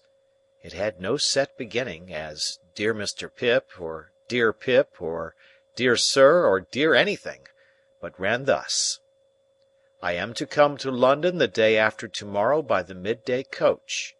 I believe it was settled you should meet me. At all events, Miss Havisham has that impression, and I write in obedience to it. She sends you her regard. Yours, Estella. If there had been time, I should probably have ordered several suits of clothes for this occasion, but as there was not, I was fain to be content with those I had. My appetite vanished instantly, and I knew no peace or rest until the day arrived. Not that its arrival brought me either, for then I was worse than ever, and began haunting the coach office in Wood Street, Cheapside, before the coach had left the Blue Boar in our town. For all that I knew this perfectly well, I still felt as if it were not safe to let the coach office be out of my sight longer than 5 minutes at a time, and in this condition of unreason I had performed the first half-hour of a watch of 4 or 5 hours, when Wemmick ran against me. "Hallo, Mr. Pip," said he. "How do you do? I should hardly have thought this was your beat." I explained that I was waiting to meet somebody who was coming up by coach, and I inquired after the Castle and the Aged. "Both flourishing, thank'ee," said Wemmick, "and particularly the Aged. He's in wonderful feather. He'll be 82 next birthday. I have a notion of firing 82 times, if the neighbourhood shouldn't complain, and that cannon of mine should prove equal to the pressure. However, this is not London talk. Where do you think I am going to?" "To the office," said I, for he was tending in that direction. "Next thing to it," returned Wemmick. "I am going to Newgate. We are in a banker's parcel case just at present, and I have been down the road taking a squint at the scene of action, and therefore must have a word or two with our client." "Did your client commit the robbery?" I asked. "Bless your soul and body, no," answered Wemmick very dryly. "But he is accused of it. So might you or I be." "Either of us might be accused of it, you know." "Only neither of us is," I remarked. "Yah," said Wemmick, touching me on the breast with his forefinger. "You're a deep one, Mr. Pip. Would you like to have a look at Newgate? Have you time to spare?" I had so much time to spare that the proposal came as a relief, notwithstanding its irreconcilability with my latent desire to keep my eye on the coach office. Muttering that I would make the inquiry whether I had time to walk with him, I went into the office, and ascertained from the clerk with the nicest precision, and much to the trying of his temper, the earliest moment at which the coach could be expected, which I knew beforehand quite as well as he. I then rejoined Mr. Wemmick, and affecting to consult my watch, and to be surprised by the information I had received, accepted his offer. We were at Newgate in a few minutes, and we passed through the lodge where some fetters were hanging up on the bare walls among the prison rules, into the interior of the jail. At that time jails were much neglected, and the period of exaggerated reaction consequent on all public wrongdoing, and which is always its heaviest and longest punishment, was still far off. So felons were not lodged and fed better than soldiers, to say nothing of paupers, and seldom set fire to their prisons with the excusable object of improving the flavour of their soup. It was visiting time when Wemmick took me in, and a potman was going his rounds with beer, and the prisoners, behind bars in yards, were buying beer and talking to friends, and a frowsy, ugly, disorderly, depressing scene it was. It struck me that Wemmick walked among the prisoners much as a gardener might walk among his plants. This was first put into my head by his seeing a shoot that had come up in the night, and saying, "What, Captain Tom?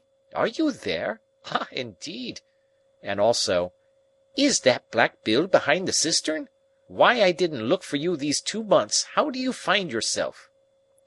Equally in his stopping at the bars and attending to anxious whisperers, always singly, Wemmick with his post-office in an immovable state, looked at them while in conference, as if he were taking particular notice of the advance they had made, since last observed, towards coming out in full blow at their trial.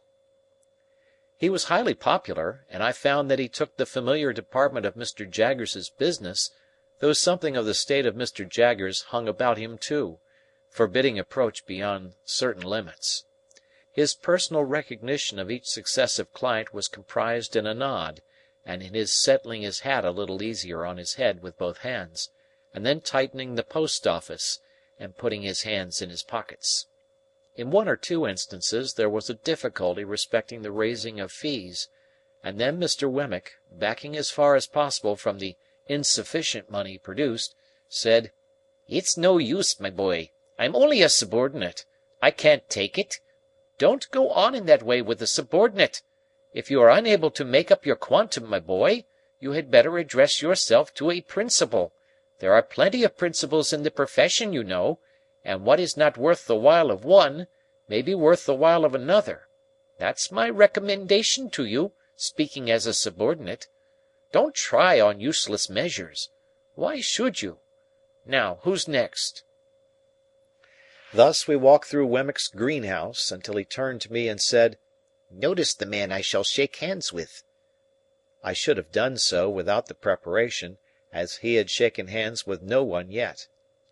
Almost as soon as he had spoken, a portly upright man, whom I can see now as I write, in a well-worn, olive-coloured frock-coat, with a peculiar pallor overspreading the red in his complexion, and eyes that went wandering about when he tried to fix them, came up to a corner of the bars and put his hand to his hat, which had a greasy and fatty surface like cold broth, with a half-serious and half-jocose military salute. "Colonel, to you," said Wemmick. "How are you, Colonel?" All right, Mr. Wemmick. "Everything was done that could be done, but the evidence was too strong for us, Colonel." Yes, it was too strong, sir, but I don't care. "No, no," said Wemmick coolly, "you don't care." Then turning to me, "Served His Majesty, this man. Was a soldier in the line, and bought his discharge." I said, "Indeed?" and the man's eyes looked at me, and then looked over my head, and then looked all around me, and then he drew his hand across his lips and laughed. I think I shall be out of this on Monday, sir," he said to Wemmick. "Perhaps," returned my friend, "but there's no knowing." "I am glad to have the chance of bidding you good-bye, Mr. Wemmick," said the man, stretching out his hand between 2 bars. "Thank'ee," said Wemmick, shaking hands with him. "Same to you, Colonel."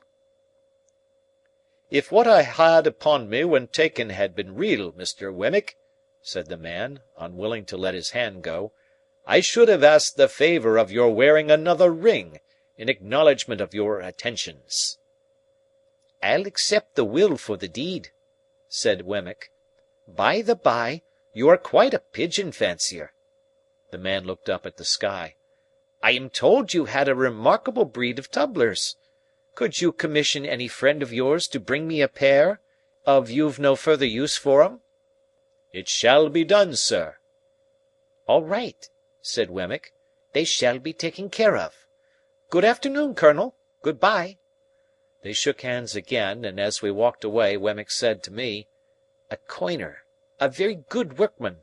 The Recorder's report is made to-day, and he is sure to be executed on Monday.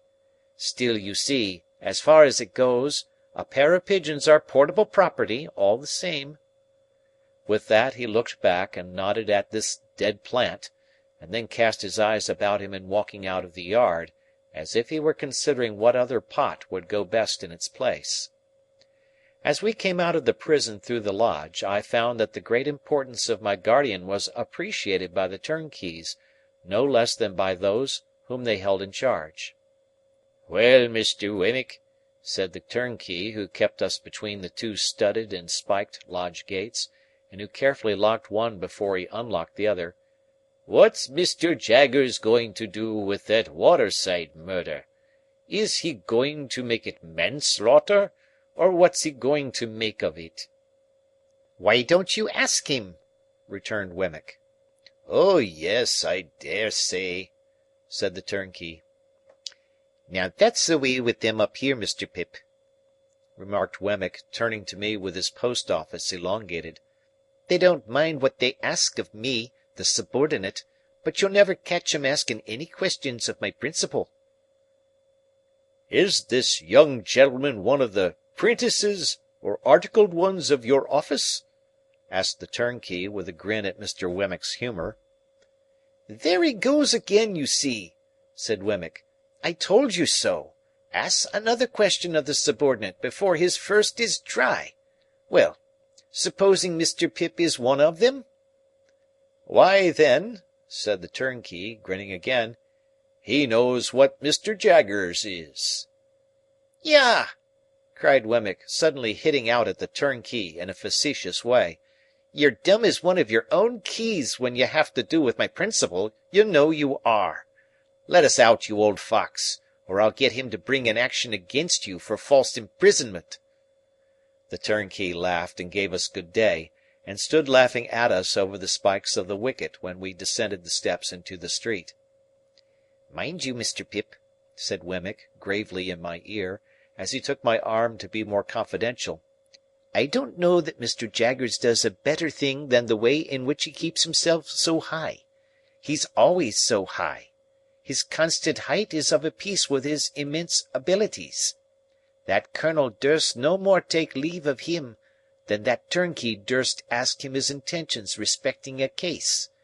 Then, between his height and them, he slips in his subordinate, don't you see, and so he has them soul and body." I was very much impressed, and not for the first time, by my guardian's subtlety. To confess the truth, I very heartily wished, and not for the first time, that I had had some other guardian of mightier abilities. Mr. Wemmick and I parted at the office in Little Britain, where suppliants for Mr. Jaggers' notice were lingering about as usual, and I returned to my watch in the street of the coach-office, with some 3 hours on hand. I consumed the whole time in thinking how strange it was that I should be encompassed by all this taint of prison and crime, that, in my childhood out on our lonely marshes on a winter evening, I should have first encountered it, that it should have reappeared on 2 occasions, starting out like a stain that was faded but not gone, that it should in this new way pervade my fortune and advancement. While my mind was thus engaged, I thought of the beautiful young Estella, proud and refined, coming towards me, and I thought with absolute abhorrence of the contrast between the jail and her. I wished that Wemmick had not met me, or that I had not yielded to him and gone with him, so that, of all days in the year, on this day, I might not have had Newgate in my breath and on my clothes. I beat the prison dust off my feet as I sauntered to and fro, and I shook it out of my dress, and I exhaled its air from my lungs. So contaminated did I feel, remembering who was coming, that the coach came quickly after all, and I was not yet free from the soiling consciousness of Mr. Wemmick's conservatory, when I saw her face at the coach window and her hand waving to me. What was the nameless shadow which again in that one instant had passed? End of chapter.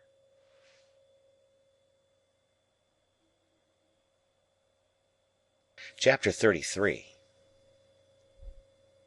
In her furred travelling dress, Estella seemed more delicately beautiful than she had ever seemed yet, even in my eyes.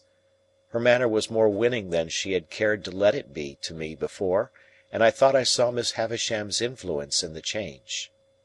We stood in the inn yard while she pointed out her luggage to me, and when it was all collected I remembered, having forgotten everything but herself in the meanwhile, that I knew nothing of her destination. "I am going to Richmond," she told me. "Our lesson is that there are two Richmonds, one in Surrey and one in Yorkshire, and that mine is the Surrey Richmond. The distance is 10 miles. I am to have a carriage, and you are to take me. This is my purse, and you are to pay my charges out of it. Oh, you must take the purse. We have no choice, you and I, but to obey our instructions. We are not free to follow our own devices, you and I." As she looked at me in giving me the purse, I hoped there was an inner meaning in her words. She said them slightingly, but not with displeasure. "A carriage will have to be sent for, Estella. Will you rest here a little?" "Yes, I am to rest here a little, and I am to drink some tea, and you are to take care of me the while." She drew her arm through mine, as if it must be done, and I requested a waiter who had been staring at the coach like a man who had never seen such a thing in his life, to show us a private sitting-room. Upon that he pulled out a napkin, as if it were a magic clue without which he couldn't find the way upstairs, and led us to the black hole of the establishment, fitted up with a diminishing mirror, quite a superfluous article considering the hole's proportions, an anchovy sauce cruet, and somebody's pattens. On my objecting to this retreat, he took us into another room with a dinner table for 30, and in the grate a scorched leaf of a copy-book under a bushel of coal dust. Having looked at this extinct conflagration and shaken his head, he took my order, which, proving to be merely "some tea for the lady," sent him out of the room in a very low state of mind. I was, and I am, sensible that the air of this chamber, in its strong combination of stable with soup stock, might have led one to infer that the coaching department was not doing well, and that the enterprising proprietor was boiling down the horses for the refreshment department. Yet the room was all in all to me, Estella being in it. I thought that with her I could have been happy there for life. I was not at all happy there at the time, observe, and I knew it well. "Where are you going to, at Richmond?" I asked Estella. "I am going to live," said she, "at a great expense, with a lady there, who has the power, or says she has, of taking me about, and introducing me, and showing people to me, and showing me to people." "I suppose you will be glad of variety and admiration?" "Yes, I suppose so." She answered so carelessly that I said, "You speak of yourself as if you were some one else." "Where did you learn how I speak of others? Come, come," said Estella, smiling delightfully, "you must not expect me to go to school with you. I must talk in my own way. How do you thrive with Mr. Pocket?" "I live quite pleasantly there, at least." It appeared to me that I was losing a chance. "At least," repeated Estella. "As pleasantly as I could anywhere, away from you." "You silly boy," said Estella quite composedly. "How can you talk such nonsense? Your friend Mr. Matthew, I believe, is superior to the rest of his family." "Very superior indeed. He is nobody's enemy." "Don't add but his own," interposed Estella, "for I hate that class of man. But he really is disinterested and above small jealousy and spite, I have heard." "I am sure I have every reason to say so." "You have not every reason to say so of the rest of his people," said Estella, nodding at me with an expression of face that was at once grave and rallying. "For they beset Miss Havisham with reports and insinuations to your disadvantage. They watch you, misrepresent you, write letters about you, anonymous sometimes, and you are the torment and the occupation of their lives. You can scarcely realize to yourself the hatred those people feel for you." "They do me no harm, I hope." Instead of answering, Estella burst out laughing. This was very singular to me, and I looked at her in considerable perplexity. When she left off, and she had not laughed languidly, but with real enjoyment, I said, in my diffident way with her, "I hope I may suppose that you would not be amused if they did me any harm." "No, you may be sure of that," said Estella. "You may be certain that I laugh because they fail. Oh, those people with Miss Havisham, and the tortures they undergo!" She laughed again, and even now, when she had told me why, her laughter was very singular to me, for I could not doubt its being genuine, and yet it seemed too much for the occasion. I thought there must really be something more here than I knew. She saw the thought in my mind, and answered it. "It is not easy for even you," said Estella, "to know what satisfaction it gives me to see these people thwarted, or what an enjoyable sense of the ridiculous I have when they are made ridiculous. For you were not brought up in that strange house from a mere baby. I was. You have not your little wits sharpened by their intriguing against you, suppressed and defenceless, under the mask of sympathy and pity and what not that is soft and soothing. I had. You did not gradually open your round childish eyes wider and wider to the discovery of that impostor of a woman who calculates her stores of peace of mind for when she wakes up in the night. I did. It was no laughing matter with Estella now, nor was she summoning these remembrances from any shallow place. I would not have been the cause of that look of hers for all my expectations in a heap. "Two things I can tell you," said Estella.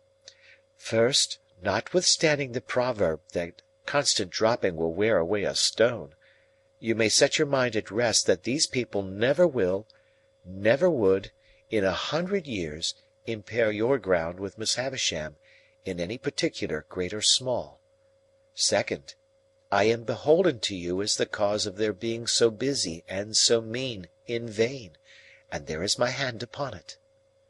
As she gave it to me playfully, for her darker mood had been but momentary, I held it and put it to my lips. "You ridiculous boy!" said Estella. "Will you never take warning? Or do you kiss my hand in the same spirit in which I once let you kiss my cheek?" "What spirit was that?" said I. "I must think a moment. A spirit of contempt for the fawners and plotters." "If I say yes, may I kiss the cheek again?" "You should have asked before you touched the hand. But yes, if you like."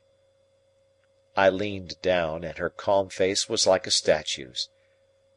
"Now," said Estella, gliding away the instant I touched her cheek, "you are to take care that I have some tea, and you are to take me to Richmond."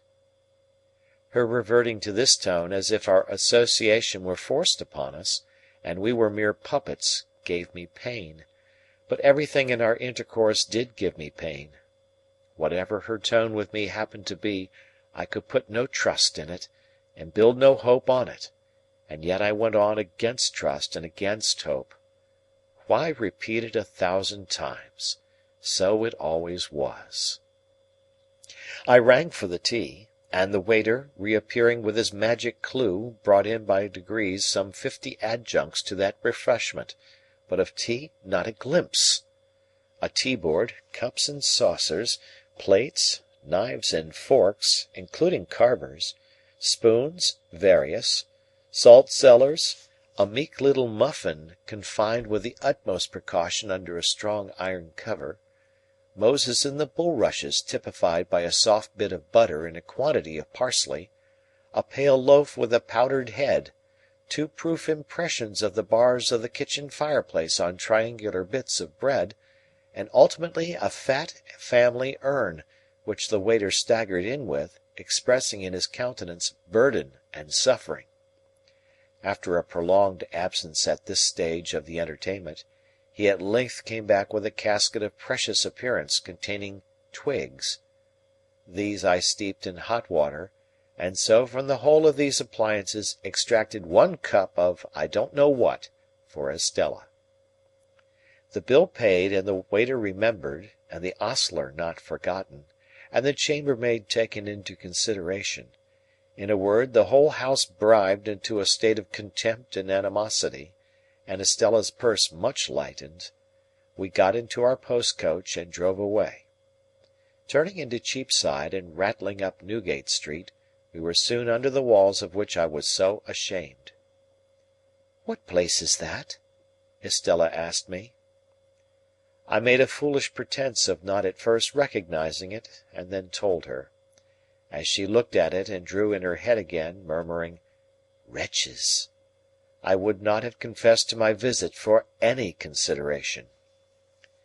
"Mr. Jaggers," said I, by way of putting it neatly on somebody else, "has the reputation of being more in the secrets of that dismal place than any man in London." "He is more in the secrets of every place, I think," said Estella in a low voice. "You have been accustomed to see him often, I suppose?" "I have been accustomed to see him at uncertain intervals ever since I can remember, but I know him no better now than I did before I could speak plainly. What is your own experience of him? Do you advance with him?" "Once habituated to his distrustful manner," said I have done very well." "Are you intimate?" "I have dined with him at his private house." "I fancy," said Estella, shrinking, "that must be a curious place." "It is a curious place." I should have been chary of discussing my guardian too freely even with her, but I should have gone on with the subject so far as to describe the dinner in Gerrard Street, if we had not then come into a sudden glare of gas. It seemed, while it lasted, to be all alight and alive with that inexplicable feeling I had had before, and when we were out of it, I was as much dazed for a few moments as if I had been in lightning. So we fell into other talk, and it was principally about the way by which we were travelling, and about what parts of London lay on this side of it, and what on that.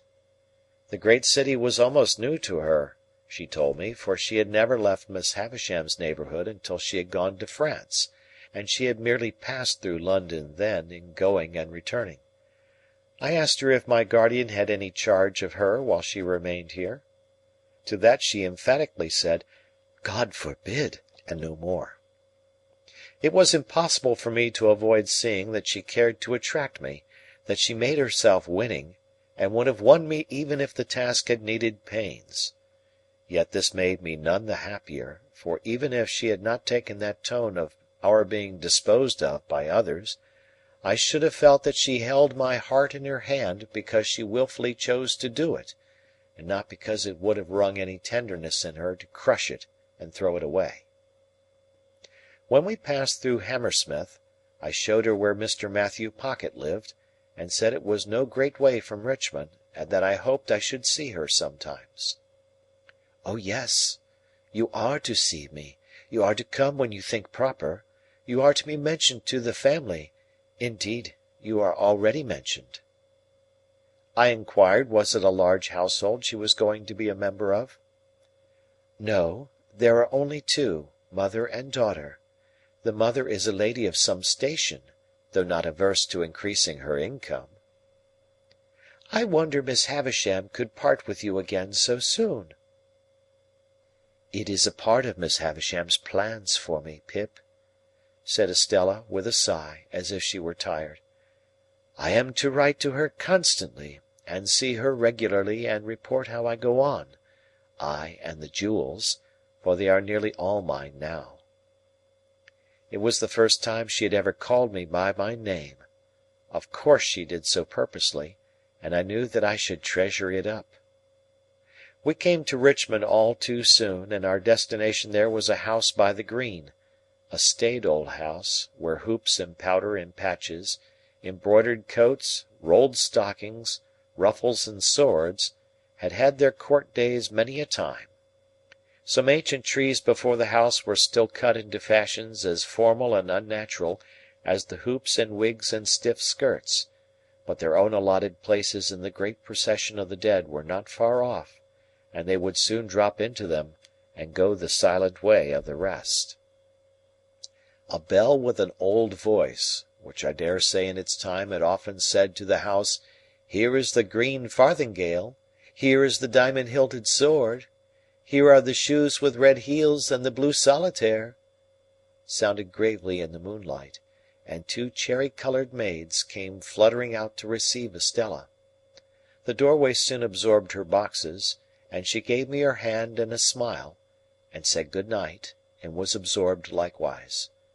And still I stood looking at the house, thinking how happy I should be if I lived there with her, and knowing that I never was happy with her, but always miserable.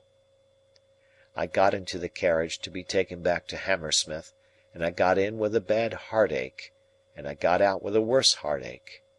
At our own door, I found little Jane Pocket coming home from a little party escorted by her little lover, and I envied her little lover, in spite of his being subject to Flopson.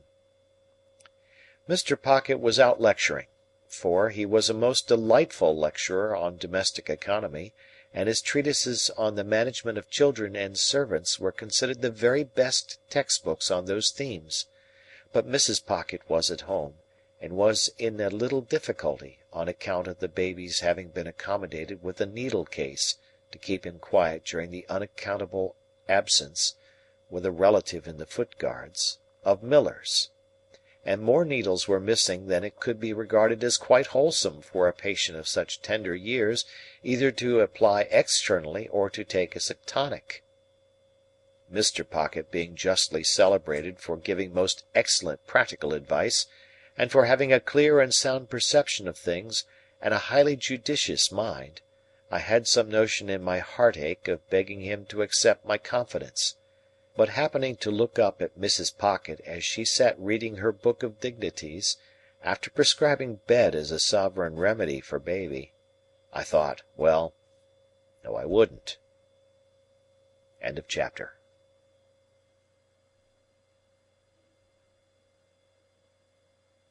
Chapter 34. As I had grown accustomed to my expectations, I had insensibly begun to notice their effect upon myself and those around me. Their influence on my own character I disguised from my recognition as much as possible, but I knew very well that it was not all good. I lived in a state of chronic uneasiness respecting my behaviour to Joe. My conscience was not by any means comfortable about Biddy. When I woke up in the night, like Camilla, I used to think, with a weariness on my spirits, that I should have been happier and better if I had never seen Miss Havisham's face, and had risen to manhood content to be partners with Joe in the honest old forge. Many a time of an evening, when I sat alone looking at the fire, I thought, after all, there was no fire like the forge fire and the kitchen fire at home. Yet Estella was so inseparable from all my restlessness and disquiet of mind, that I really fell into confusion as to the limits of my own part in its production. That is to say, supposing I had had no expectations, and yet had had Estella to think of, I could not make out to my satisfaction that I should have done much better. Now, concerning the influence of my position on others, I was in no such difficulty, and so I perceived, though dimly enough perhaps, that it was not beneficial to anybody, and above all that it was not beneficial to Herbert. My lavish habits led his easy nature into expenses that he could not afford, corrupted the simplicity of his life, and disturbed his peace with anxieties and regrets. I was not at all remorseful for having unwittingly set those other branches of the Pocket family to the poor arts they practised, because such littlenesses were their natural bent, and would have been evoked by anybody else, if I had left them slumbering. But Herbert's was a very different case, and it often caused me a twinge To think that I had done him evil service in crowding his sparsely furnished chambers with incongruous upholstery work, and placing the canary breasted Avenger at his disposal.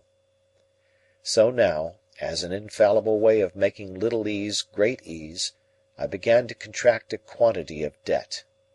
I could hardly begin but Herbert must begin too, so he soon followed. At Startop's suggestion we put ourselves down for election into a club called the Finches of the Grove, the object of which institution I have never divined, if it were not that the members should dine expensively once a fortnight, to quarrel among themselves as much as possible after dinner, and to cause 6 waiters to get drunk on the stairs. I know that these gratifying social ends were so invariably accomplished that Herbert and I understood nothing else to be referred to in the first standing toast of the society, which ran, "Gentlemen, may the present promotion of good feeling ever reign predominant among the Finches of the Grove." The Finches spent their money foolishly. The hotel we dined at was in Covent Garden, and the first Finch I saw when I had the honour of joining the Grove was Bentley Drummle, at that time floundering about town in a cab of his own, and doing a great deal of damage to the posts at the street corners. Occasionally he shot himself out of his equipage head foremost over the apron, and I saw him on one occasion deliver himself at the door of the Grove in this unintentional way, like coals. But here I anticipate a little, for I was not a Finch, and could not be, according to the sacred laws of the society, until I came of age. In my confidence in my own resources, I would willingly have taken Herbert's expenses on myself, but Herbert was proud, and I could make no such proposal to him. So he got into difficulties in every direction, and continued to look about him. When we gradually fell into keeping late hours and late company, I noticed that he looked about him with a desponding eye at breakfast time, that he began to look about him more hopefully about midday, that he drooped when he came into dinner, that he seemed to descry capital in the distance, rather clearly after dinner, that he all but realized capital towards midnight, and that at about 2 o'clock in the morning he became so deeply despondent again as to talk of buying a rifle and going to America, with the general purpose of compelling buffaloes to make his fortune. I was usually at Hammersmith about half the week, and when I was at Hammersmith I haunted Richmond, whereof separately by and by. Herbert would often come to Hammersmith when I was there, and I think at those seasons his father would occasionally have some passing perception that the opening he was looking for had not appeared yet. But in the general tumbling up of the family, his tumbling out in life somewhere was a thing to transact itself somehow. In the meantime Mr. Pocket grew greyer, and tried oftener to lift himself out of his perplexities by the hair. While Mrs. Pocket tripped up the family with her footstool, read her book of dignities, lost her pocket handkerchief, told us about her grandpapa, and taught the young idea how to shoot by shooting it into bed whenever it attracted her notice. As I am now generalizing a period of my life with the object of clearing my way before me, I can scarcely do so better than by at once completing the description of our usual manners and customs at Barnard's Inn. We spent as much money as we could, and got as little for it as people could make up their minds to give us.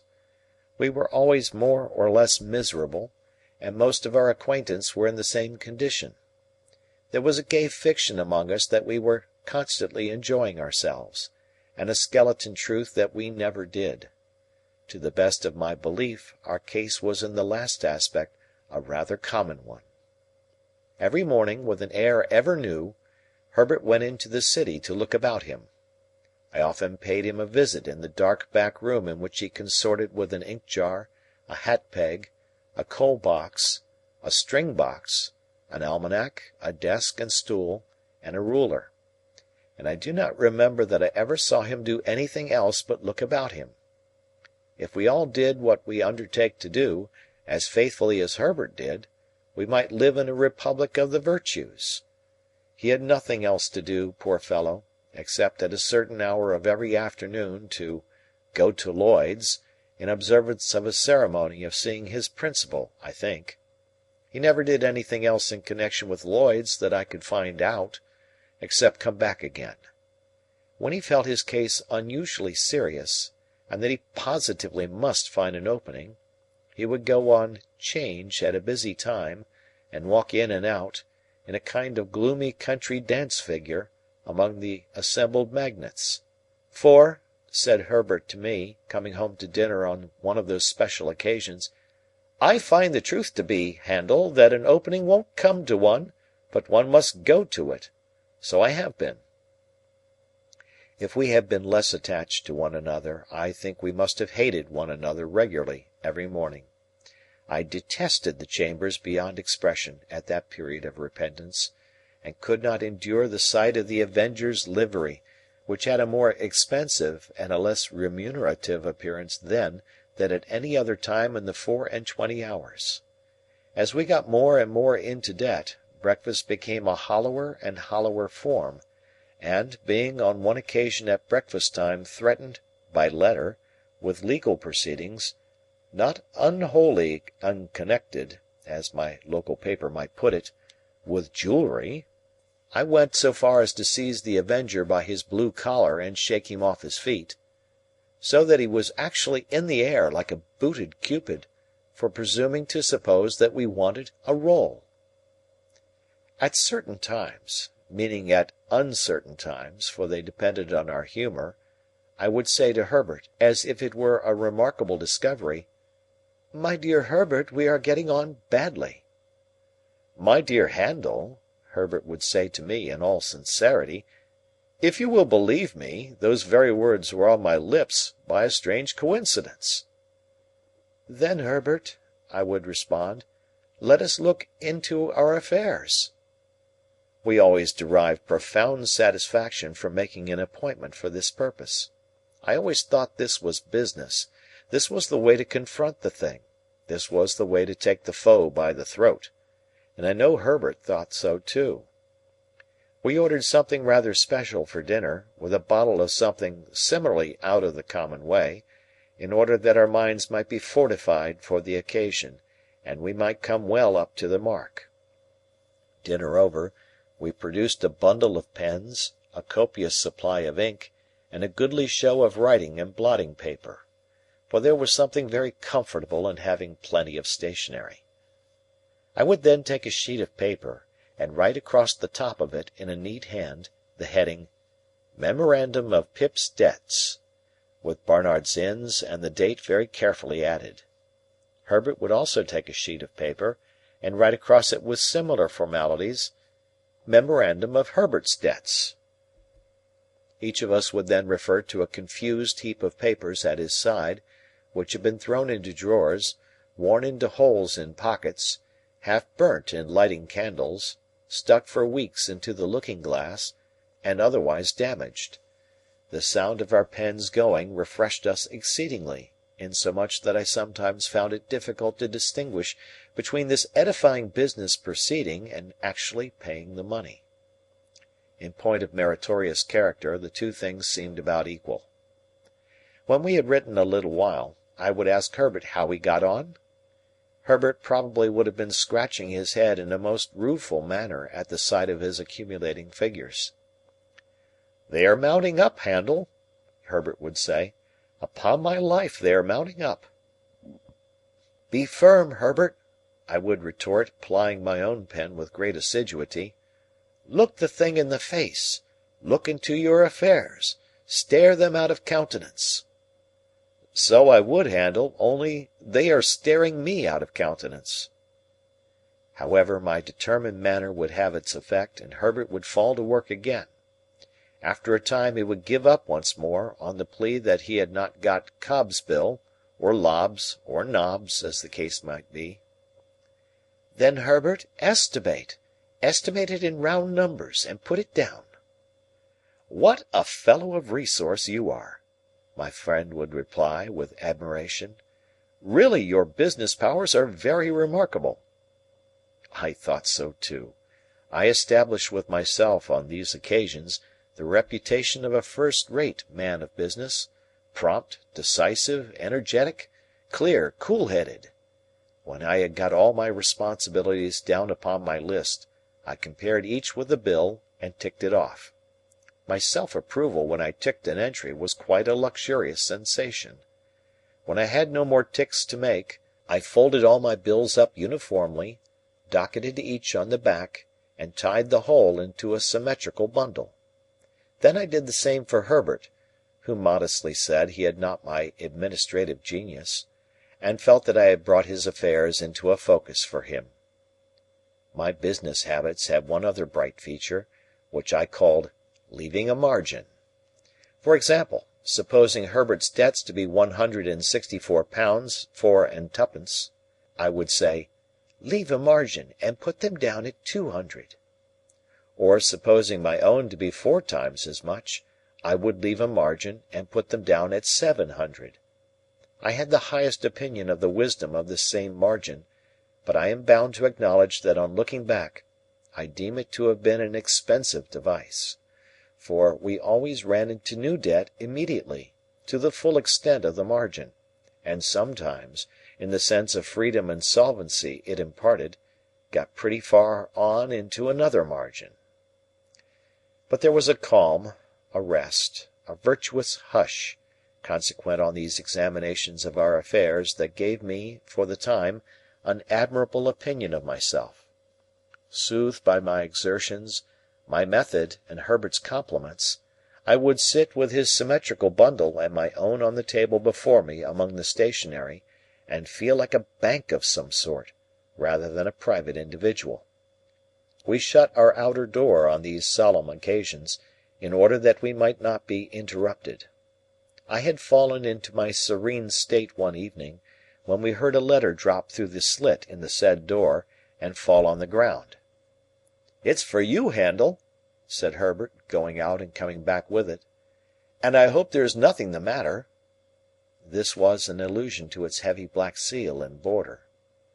The letter was signed Trabb and Company, and its contents were simply, that I was an honoured sir, and that they begged to inform me that Mrs. J. Gargery had departed this life on Monday last, at 20 minutes past 6 in the evening, and that my attendance was requested at the interment on Monday next, at 3 o'clock in the afternoon. End of Sister. End of chapter.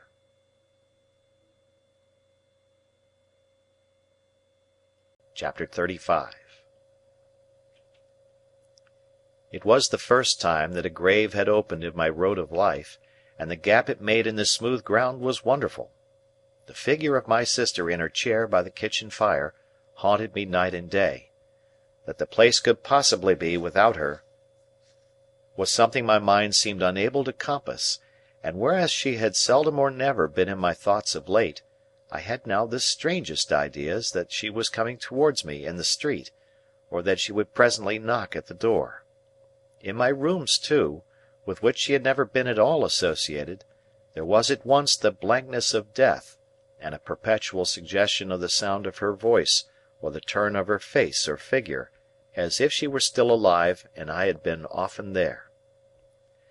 Whatever my fortunes might have been, I could scarcely have recalled my sister with much tenderness, but I suppose there is a shock of regret which may exist without much tenderness.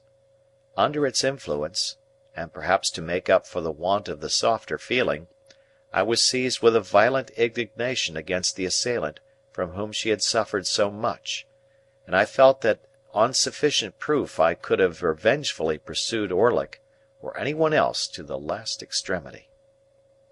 Having written to Joe, to offer him consolation, and to assure him that I would come to the funeral, I passed the intermediate days in the curious state of mind I have glanced at.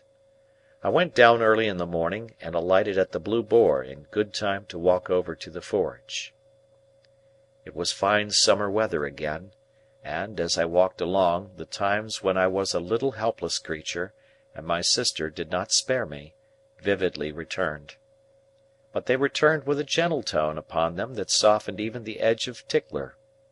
For now the very breath of the beans and clover whispered to my heart that the day must come when it would be well for my memory, that others walking in the sunshine should be softened as they thought of me. At last I came within sight of the house, and saw that Trabb and Company had put in a funereal execution and taken possession. Two dismally absurd persons, each ostentatiously exhibiting a crutch done up in a black bandage, as if that instrument could possibly communicate any comfort to anybody, were posted at the front door, and in one of them I recognized a post-boy discharged from the Boar for turning a young couple into a saw-pit on their bridal morning, in consequence of intoxication rendering it necessary for him to ride his horse clasped round the neck with both arms. All the children of the village, and most of the women, were admiring these sable warders and the closed windows of the house and forge, and as I came up, one of the two warders, the post-boy, knocked at the door, implying that I was far too much exhausted by grief to have strength remaining to knock for myself. Another sable warder, a carpenter who had once eaten 2 geese for a wager, opened the door, and showed me into the best parlour. Here Mr. Trabb had taken unto himself the best table, and had got all the leaves up, and was holding a kind of black bazaar, with the aid of a quantity of black pins. At the moment of my arrival he had just finished putting somebody's hat into black long-clothes, like an African baby, so he held out his hand for mine. But I, misled by the action, and confused by the occasion, shook hands with him with every testimony of warm affection. Poor dear Joe, entangled in a little black cloak tied in a large bow under his chin, was seated apart at the upper end of the room, where, as chief mourner, he had evidently been stationed by Trabb. When I bent down and said to him, "Dear Joe, how are you?" he said, "Pip, old chap, you knowed her when she was a fine figure of a—" and clasped my hand and said no more. Biddy, looking very neat and modest in her black dress, went quietly here and there, and was very helpful. When I had spoken to Biddy, as I thought it not a time for talking, I went and sat down near Joe, and there began to wonder in what part of the house she, my sister, was.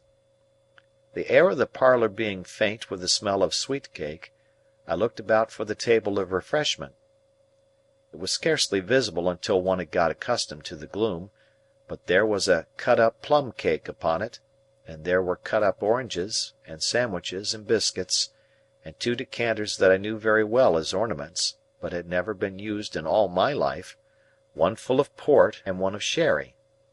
Standing at this table, I became conscious of the servile Pumblechook in a black cloak and several yards of hat-band, who was alternately stuffing himself and making obsequious movements to catch my attention.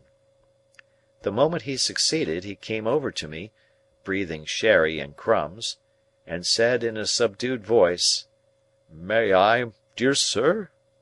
and did.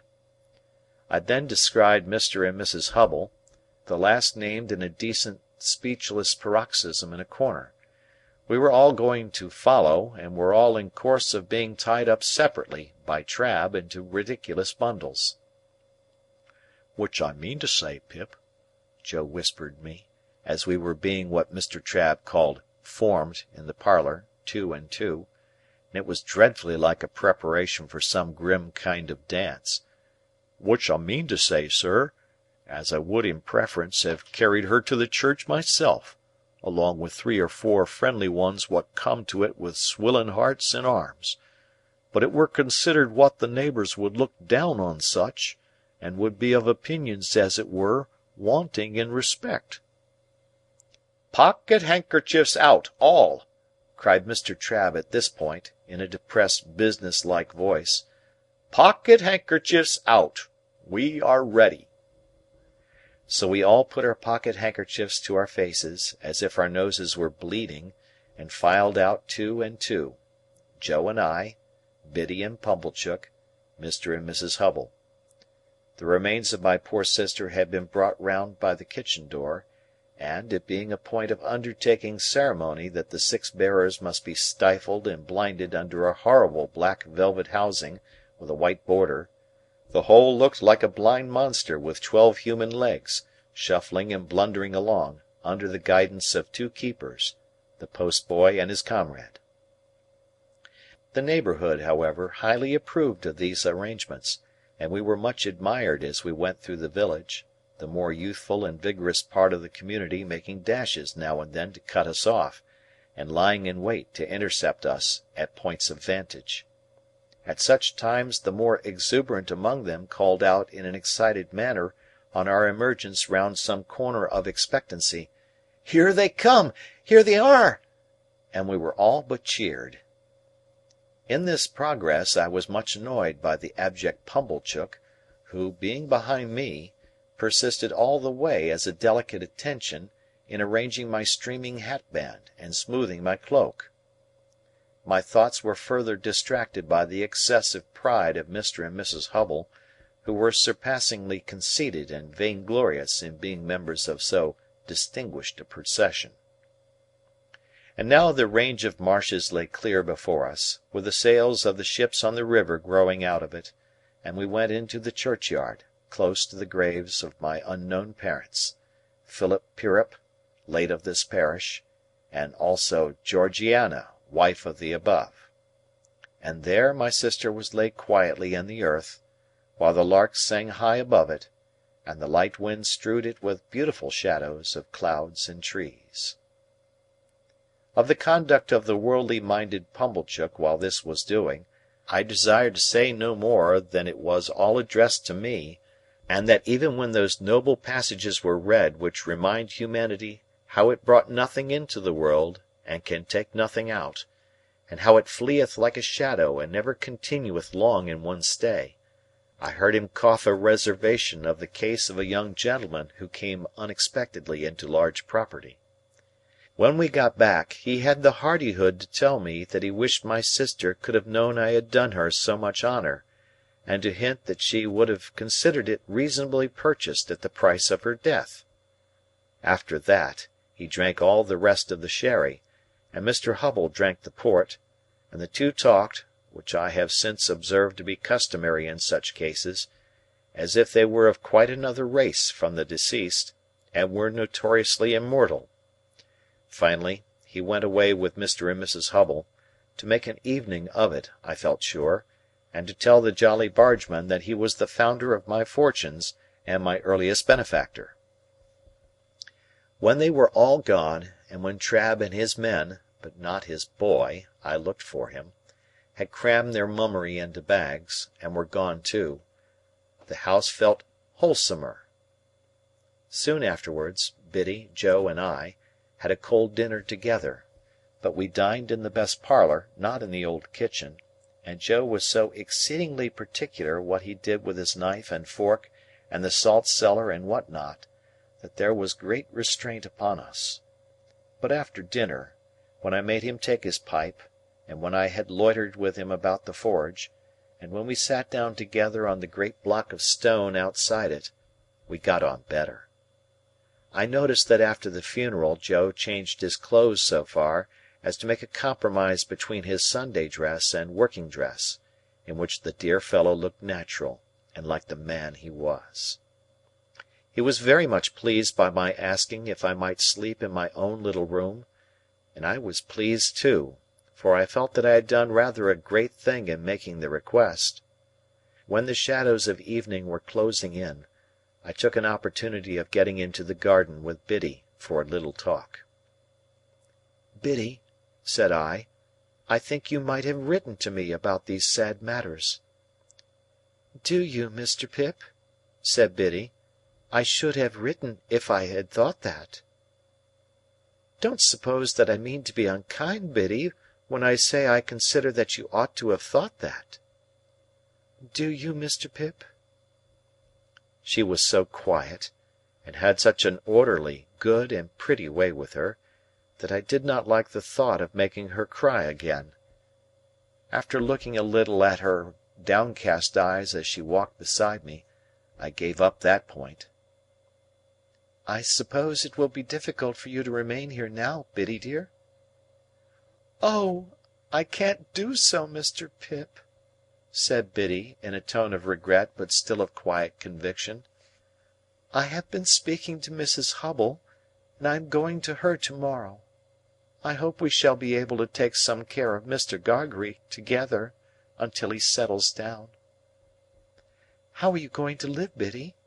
If you want any How am I going to live?" repeated Biddy, striking in with a momentary flush upon her face. "I'll tell you, Mr. Pip.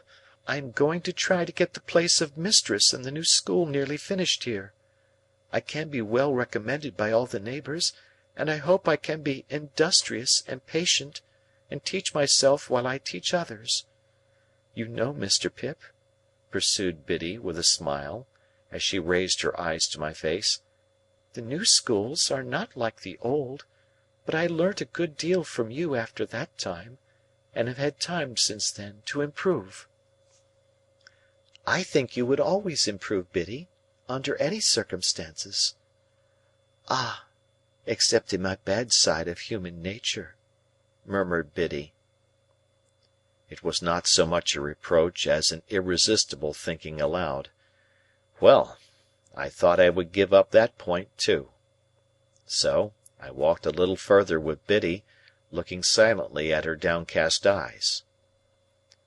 "I have not heard the particulars of my sister's death, Biddy."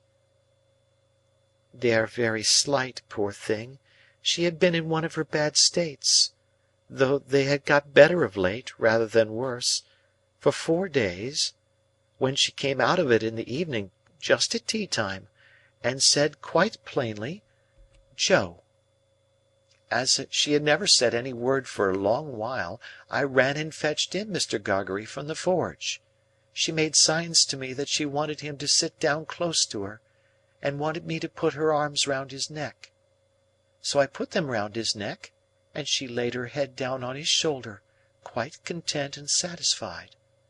And so she presently said, 'Joe,' again, and once 'Pardon,' and once 'Pip.'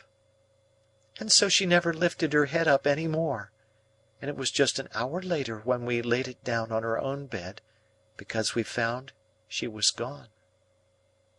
Biddy cried. The darkening garden, and the lane and the stars that were coming out, were blurred in my own sight.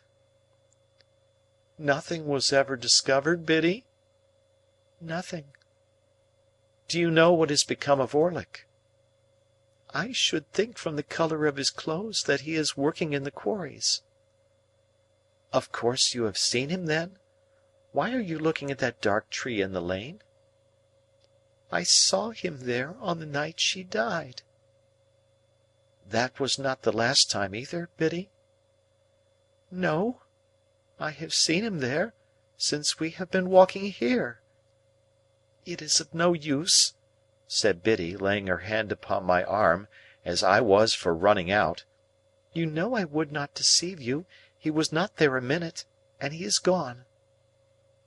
It revived my utmost indignation to find she was still pursued by this fellow, and I felt inveterate against him. I told her so, and told her that I would spend any money or take any pains to drive him out of that country. By degrees she led me into more temperate talk, and she told me how Joe loved me, and how Joe never complained of anything. She didn't say, of me, she had no need, I knew what she meant, but ever did his duty in his way of life, with a strong hand, a quiet tongue, and a gentle heart.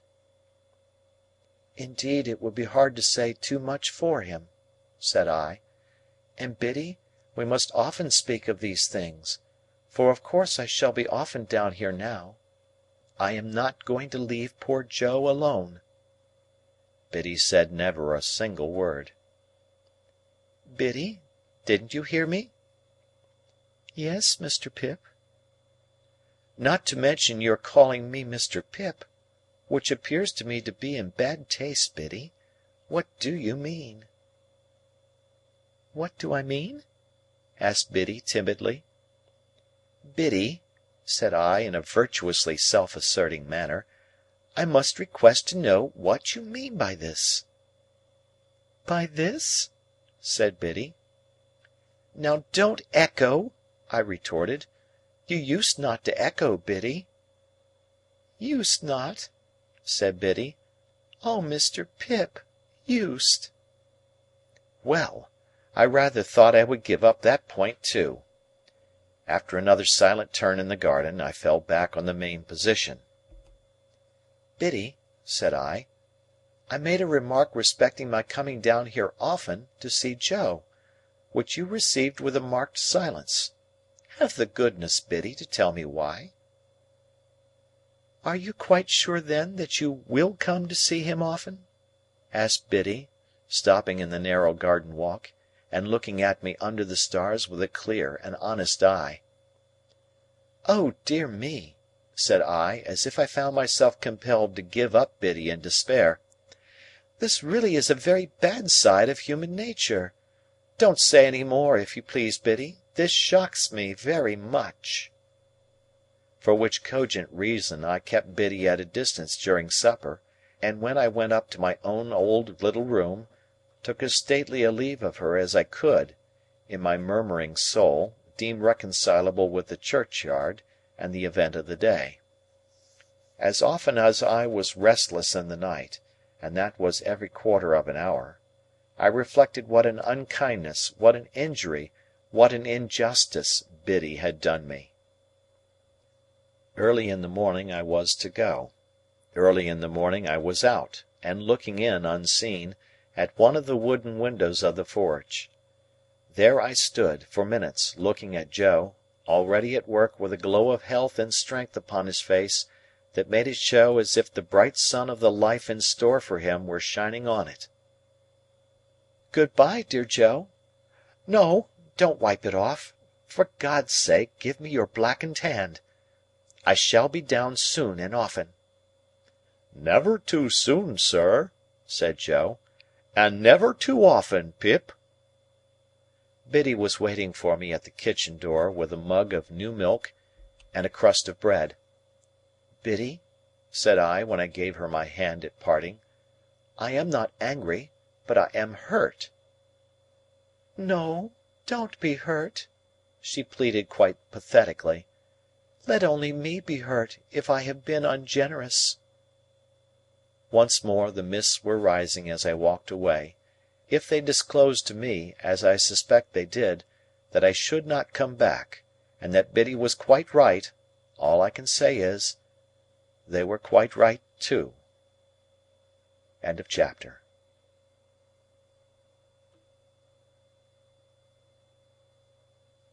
Chapter 36. Herbert and I went on from bad to worse, in the way of increasing our debts, looking into our affairs, leaving margins, and the like exemplary transactions, and time went on, whether or no, as he has a way of doing, and I came of age, in fulfilment of Herbert's prediction that I should do so before I knew where I was. Herbert himself had come of age 8 months before me. As he had nothing else than his majority to come into, the event did not make a profound sensation in Barnard's Inn, but we had looked forward to my 21st birthday with a crowd of speculations and anticipations, for we had both considered that my guardian could hardly help saying something definite on that occasion. I had taken care to have it well understood in Little Britain when my birthday was. On the day before it, I received an official note from Wemmick, informing me that Mr. Jaggers would be glad if I would call upon him at 5 in the afternoon of the auspicious day. This convinced us that something great was to happen, and threw me into an unusual flutter when I repaired to my guardian's office, a model of punctuality. In the outer office Wemmick offered me his congratulations, and incidentally rubbed the side of his nose with a folding piece of tissue paper that I liked the look of. But he said nothing respecting it, and motioned me with a nod into my guardian's room. It was November, and my guardian was standing before his fire, leaning his back against the chimney-piece, with his hands under his coat-tails. "Well, Pip," said he, "I must call you Mr. Pip to-day. Congratulations, Mr. Pip." We shook hands.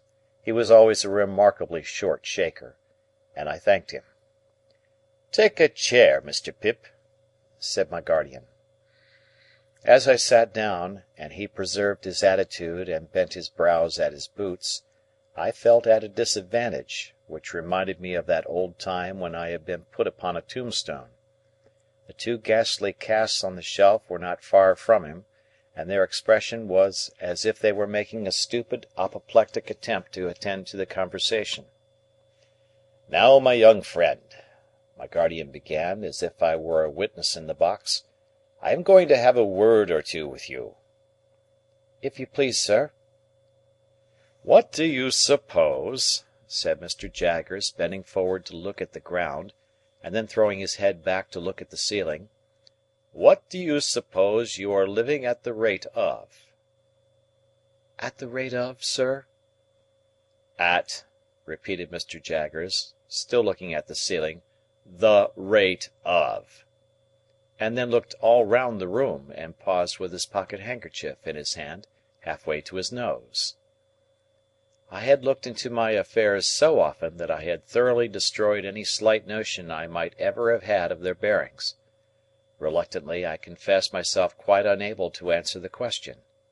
This reply seemed agreeable to Mr. Jaggers, who said, "I thought so," and blew his nose with an air of satisfaction. "Now, I have asked you a question, my friend," said Mr. Jaggers. "Have you anything to ask me?" "Of course it would be a great relief to me to ask you several questions, sir, but I remember your prohibition." "Ask one," said Mr. Jaggers. "Is my benefactor to be made known to me today?" "No. Ask another." "Is that confidence to be imparted to me soon?" "Waive that, a moment," said Mr. Jaggers, "and ask another." I looked about me, but there appeared to be now no possible escape from the inquiry. "Have I anything to receive, sir?" On that, Mr. Jaggers said triumphantly, "I thought we should come to it," and called to Wemmick to give him that piece of paper. Wemmick appeared, handed it in, and disappeared. "Now, Mr. Pip," said Mr. Jaggers, "attend if you please. You have been drawing pretty freely here. Your name occurs pretty often in Wemmick's cash book. But you are in debt, of course?" "I am afraid I must say yes, sir." "You know you must say yes, don't you?" said Mr. Jaggers. "Yes, sir." "I don't ask you what you owe, because you don't know, and if you did know you wouldn't tell me, you would say less. Yes, yes, my friend," cried Mr. Jaggers, waving his forefinger to stop me as I made a show of protesting. "It's likely enough that you think you wouldn't, but you would. You'll excuse me, but I know better than you. Now, take this piece of paper in your hand. You have got it? Very good. Now, unfold it and tell me what it is." "This is a bank note," said I, "for £500. "That is a bank note," repeated Mr. Jaggers, "for £500. And a very handsome sum of money too, I think. You consider it so?" "How could I do otherwise?" "Ah! But answer the question," said Mr. Jaggers. "Undoubtedly." "You consider it undoubtedly a handsome sum of money. Now, that handsome sum of money, Pip, is your own. It is a present to you on this day, in earnest of your expectations. And at the rate of that handsome sum of money per annum, and at no higher rate, you are to live until the donor of the whole appears. That is to say, you will now take your money affairs entirely into your own hands, and you will draw from Wemmick £125 per quarter, until you are in communication with the fountain-head, and no longer with the mere agent. As I have told you before, I am the mere agent. I execute my instructions, and I am paid for doing so. I think them injudicious, but I am not paid for giving any opinion on their merits." I was beginning to express my gratitude to my benefactor for the great liberality with which I was treated, when Mr. Jaggers stopped me. "I am not paid, Pip," said he, coolly, "to carry your words to any one," and then gathered up his coat tails, as he had gathered up the subject, and stood frowning at his boots as if he suspected them of designs against him. After a pause, I hinted, "There was a question just now, Mr. Jaggers, which you desired me to waive for a moment. I hope I am doing nothing wrong in asking it again?" "What is it?" said he. I might have known that he would never help me out, but it took me aback to have to shape the question afresh, as if it were quite new. "Is it likely," I said, after hesitating, "that my patron, the fountain head you have spoken of, Mr. Jaggers, will soon—" There I delicately stopped. "Will soon what?" asked Mr. Jaggers. "That's no question as it stands, you know." "Will soon come to London," said I, after casting about for a precise form of words, "or summon me anywhere else?" "Now here," replied Mr. Jaggers, fixing me for the first time with his dark, deep-set eyes, "we must revert to the evening when we first encountered one another in your village. What did I tell you then, Pip?" "You told me, Mr. Jaggers, that it might be years hence when that person appeared." "Just so," said Mr. Jaggers. "That's my answer." As we looked full at one another, I felt my breath come quicker in my strong desire to get something out of him; and as I felt that it came quicker, and as I felt that he saw that it came quicker, I felt that I had less chance than ever of getting anything out of him. "Do you suppose it will still be years hence, Mr. Jaggers?"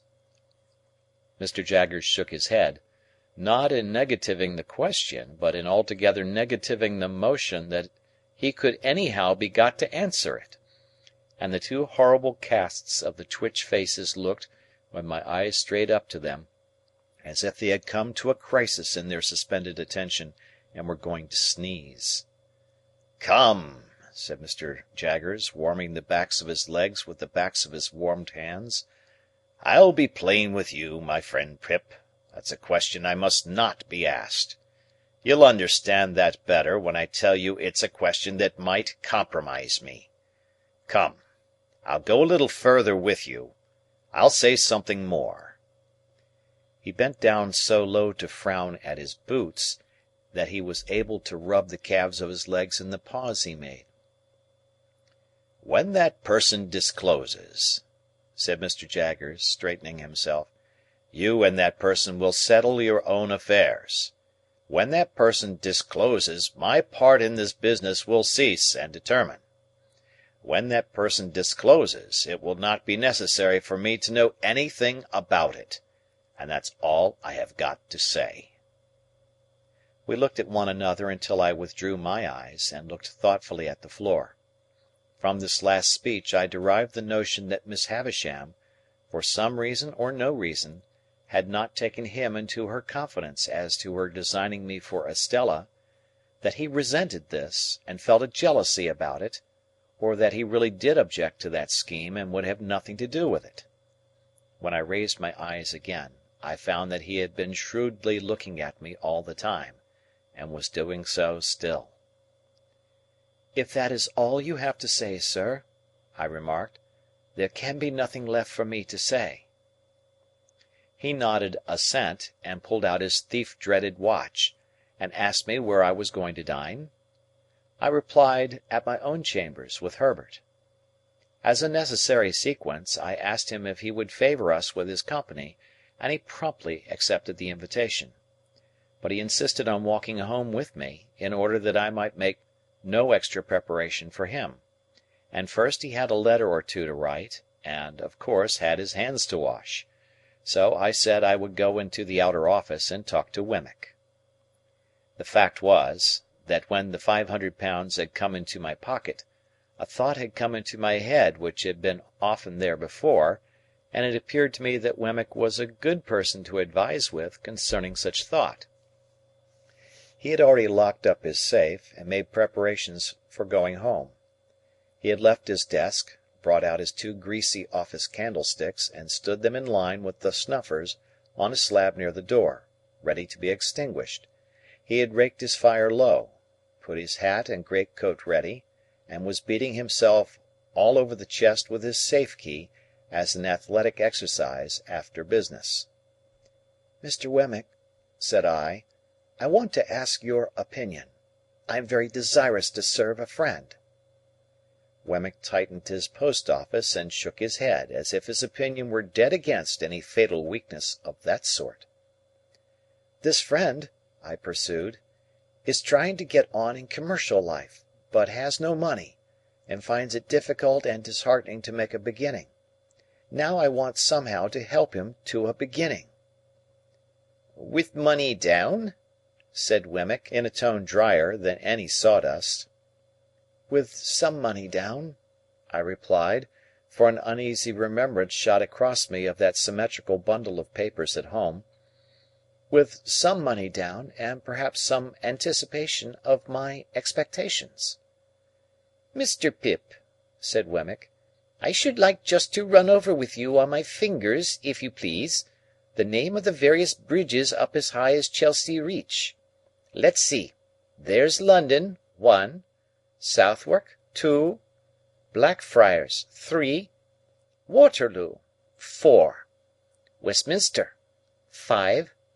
Vauxhall, 6. He had checked off each bridge in its turn with the handle of his safe key on the palm of his hand. "There's as many as 6, you see, to choose from." "I don't understand you," said I.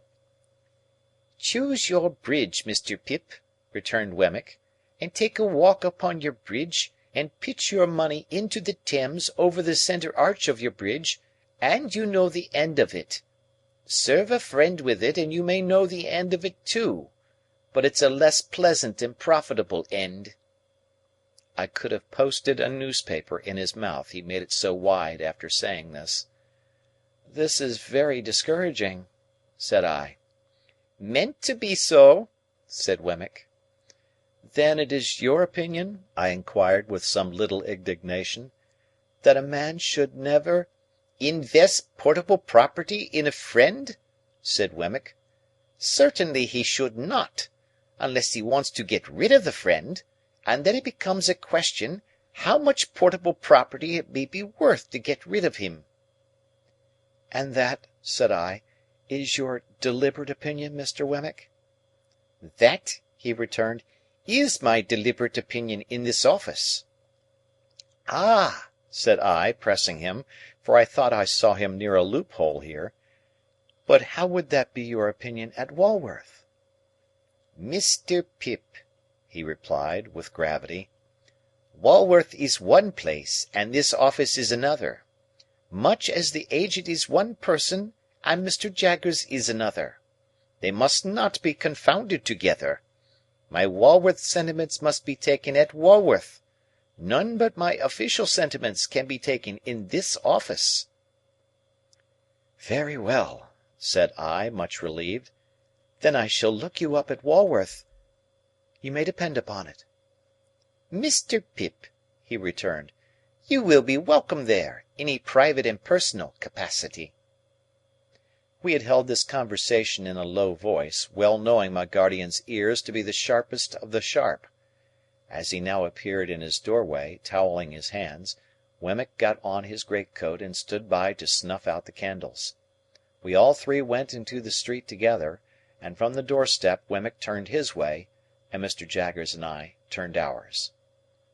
I could not help wishing more than once that evening that Mr. Jaggers had an Aged in Gerrard Street, or a Stinger, or a something, or a somebody, to unbend his brows a little.